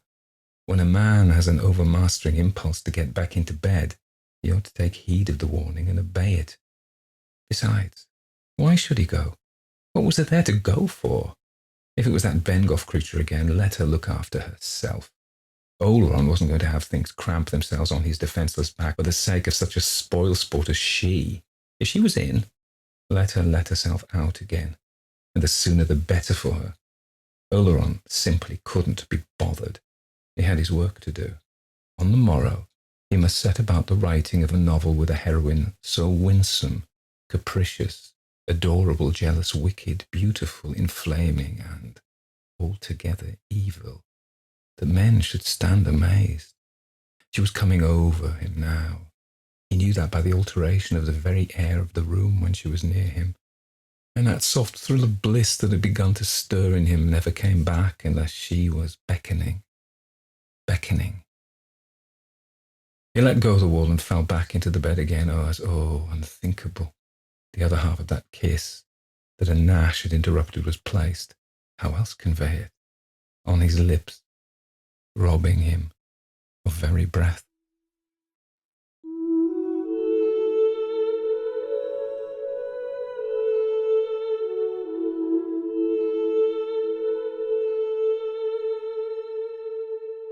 Part 12. In the bright June sunlight, a crowd filled the square and looked up at the windows of the old house with the antique insurance marks in its walls of red brick and the agent's notice boards hanging like wooden choppers over the paling. 2 constables stood at the broken gate of the narrow entrance alley, keeping folk back. The women kept to the outskirts of the throng, moving now and then as if to see the red-drawn blinds of the old house from a new angle and talking in whispers. The children were in the houses behind closed doors. A long-nosed man had a little group about him, and he was telling some story over and over again, and another man, little and fat and wide-eyed, sought to capture the long-nosed man's audience with some relation in which a key figured.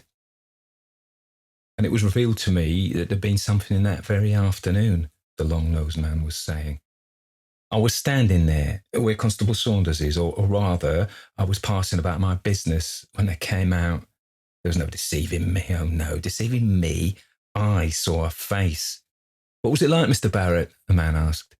It was like hers whom our Lord said to, Woman, doth any man accuse thee? White as paper and no mistake, don't tell me. And so I walked straight over to Mrs. Barrett. And Jane, I says, this must stop, and stop at once. We are commanded to avoid evil, I says, and it must come to an end now. Let him get help somewhere else. And then she says to me, John, she says, it's 4 and 6pence a week. Them was her words. Jane, I says, if it was £46,000, it should stop. And from that day to this, she hasn't set foot inside that gate. There was a short silence then. Did Mrs. Barrett ever see anything like? somebody vaguely inquired. Barrett turned austerely on the speaker. What Mrs. Barrett saw, what Mrs. Barrett didn't see, shall not pass these lips, even as is written, keep thy tongue from speaking evil, he said. Another man spoke. He was pretty near canned up at the Wagon and Horses that night, weren't he, Jim? Yeah, he hadn't half copped it. Not standing treat much neither. He was in the bar all on his own. So he was, we talked about it. The fat, scared-eyed man made another attempt. She got the key off me. She had the number of it. She come into my shop of a Tuesday evening. Nobody heeded him. Shut your heads, the heavy labourer commented gruffly. She hasn't been found yet. Here's the inspectors. We shall know more in a bit. 2 inspectors had come up and were talking to the constables who guarded the gate. The little fat man ran eagerly forward, saying that she had bought the key off him. I remember the number because it's been 3 1s and 3 3s. 111 333, he exclaimed excitedly. An inspector put him aside.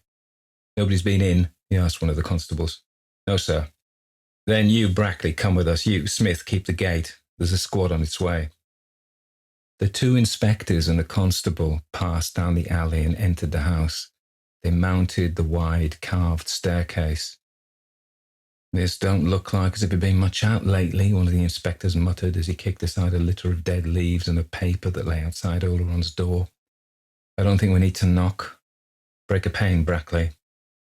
The door had 2 glazed panels. There was a sound of shattered glass, and Brackley put his hand through the hole his elbow had made and drew back the latch. "Ugh," choked one of the inspectors as they entered. "Let some light and air in, quick. It stinks like a hearse." The assembly out in the square saw the red blinds go up and the windows of the old house flung open. "That's better," said one of the inspectors, putting his head out of a window and drawing a deep breath. "That seems to be the bedroom in there. Will you go in, Sims, while I go over the rest?" They had drawn up the bedroom blind also, and the waxy white, emaciated man on the bed had made a blinker of his hand against the torturing flood of brightness. Nor could he believe that his hearing wasn't playing tricks with him, for there were 2 policemen in his room, bending over him and asking where she was. He shook his head. "This woman, Bengoff, goes by the name of Miss Elsie Bengoff. Do you hear? Where is she?" "No good, Brackley. Get him up. Be careful with him. I'll just shove my head out of the window, I think."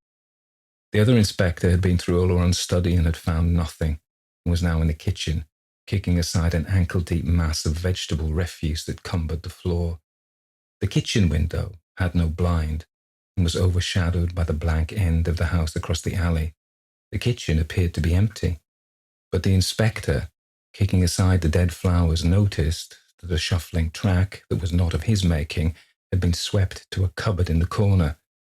In the upper part of the door of the cupboard was a square panel that looked as if it slid on runners. The door itself was closed. The inspector advanced, put out his hand to the little knob and slid the hatch along its groove. Then he took an involuntary step back again. Framed in the aperture and falling forward a little before it jammed again in its frame was something that resembled a large lumpy pudding done up in a pudding bag of faded browny red frieze. "Ah," said the inspector. To close the hatch again, he would have had to thrust that pudding back with his hand, and somehow he didn't quite like the idea of touching it. Instead, he turned the handle of the cupboard itself. There was weight behind it, so much weight that after opening the door 3 or 4 inches and peering aside, he had to put his shoulder to it in order to close it again. In closing it, he left sticking out a few inches from the door a triangle of black and white checked skirt. He went into the small hall. "All right," he called.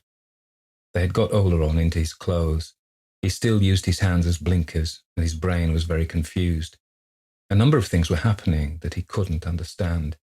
He couldn't understand the extraordinary mess of dead flowers that seemed to be everywhere. He couldn't understand why there should be police officers in his room. He couldn't understand why one of these should be sent for a 4-wheeler and a stretcher, and he couldn't understand what heavy article they seemed to be moving about in the kitchen, his kitchen. What's the matter?" he muttered sleepily. Then he heard a murmur in the square and the stopping of a 4-wheeler outside. A police officer was at his elbow again, and Oleron wondered why, when he whispered something to him, he should run off with a string of words, something about "used in evidence against you." They had lifted him to his feet and were assisting him towards the door. No, Algernon couldn't understand it at all. They got him down the stairs and along the alley.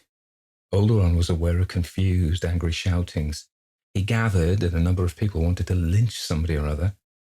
Then his attention became fixed on a little fat, frightened-eyed man who appeared to be making a statement that an officer was taking down in a notebook. I'd seen her with him. They was often together. She came into my shop and said it was for him. I thought it was all right. 111-333 the number was, the man was saying. The people seemed to be very angry. Many police were keeping them back, but one of the inspectors had a voice that Algernon thought quite kind and friendly. He was telling somebody to get somebody else into the cab before something or other was brought out, and Algernon noticed that a four-wheeler was drawn up at the gate. It appeared that it was himself who was to be put into it, and as they lifted him up, he saw that the inspector tried to stand between him and something that stood behind the cab, but was not quick enough to prevent Algernon seeing that this something was a hooded stretcher. The angry voices sounded like the sea. Something hard like a stone hit the back of the cab, and the inspector followed Algernon in and stood with his back to the window nearer the side where the people were. The door they had put Algernon in at remained open, apparently till the other inspector should come, and through the opening, Algernon had a glimpse of the hatchet-like to-let boards among the privet trees. One of them said that the key was at number 6. Suddenly, the raging of voices was hushed. Along the entrance alley, shuffling steps were heard, and the other inspector appeared at the cab door. Right away, he said to the driver. He entered, fastened the door after him, and blocked up the second window with his back. Between the two inspectors, Algernon slept peacefully. The cab moved down the square. The other vehicle went up the hill. The mortuary lay that way.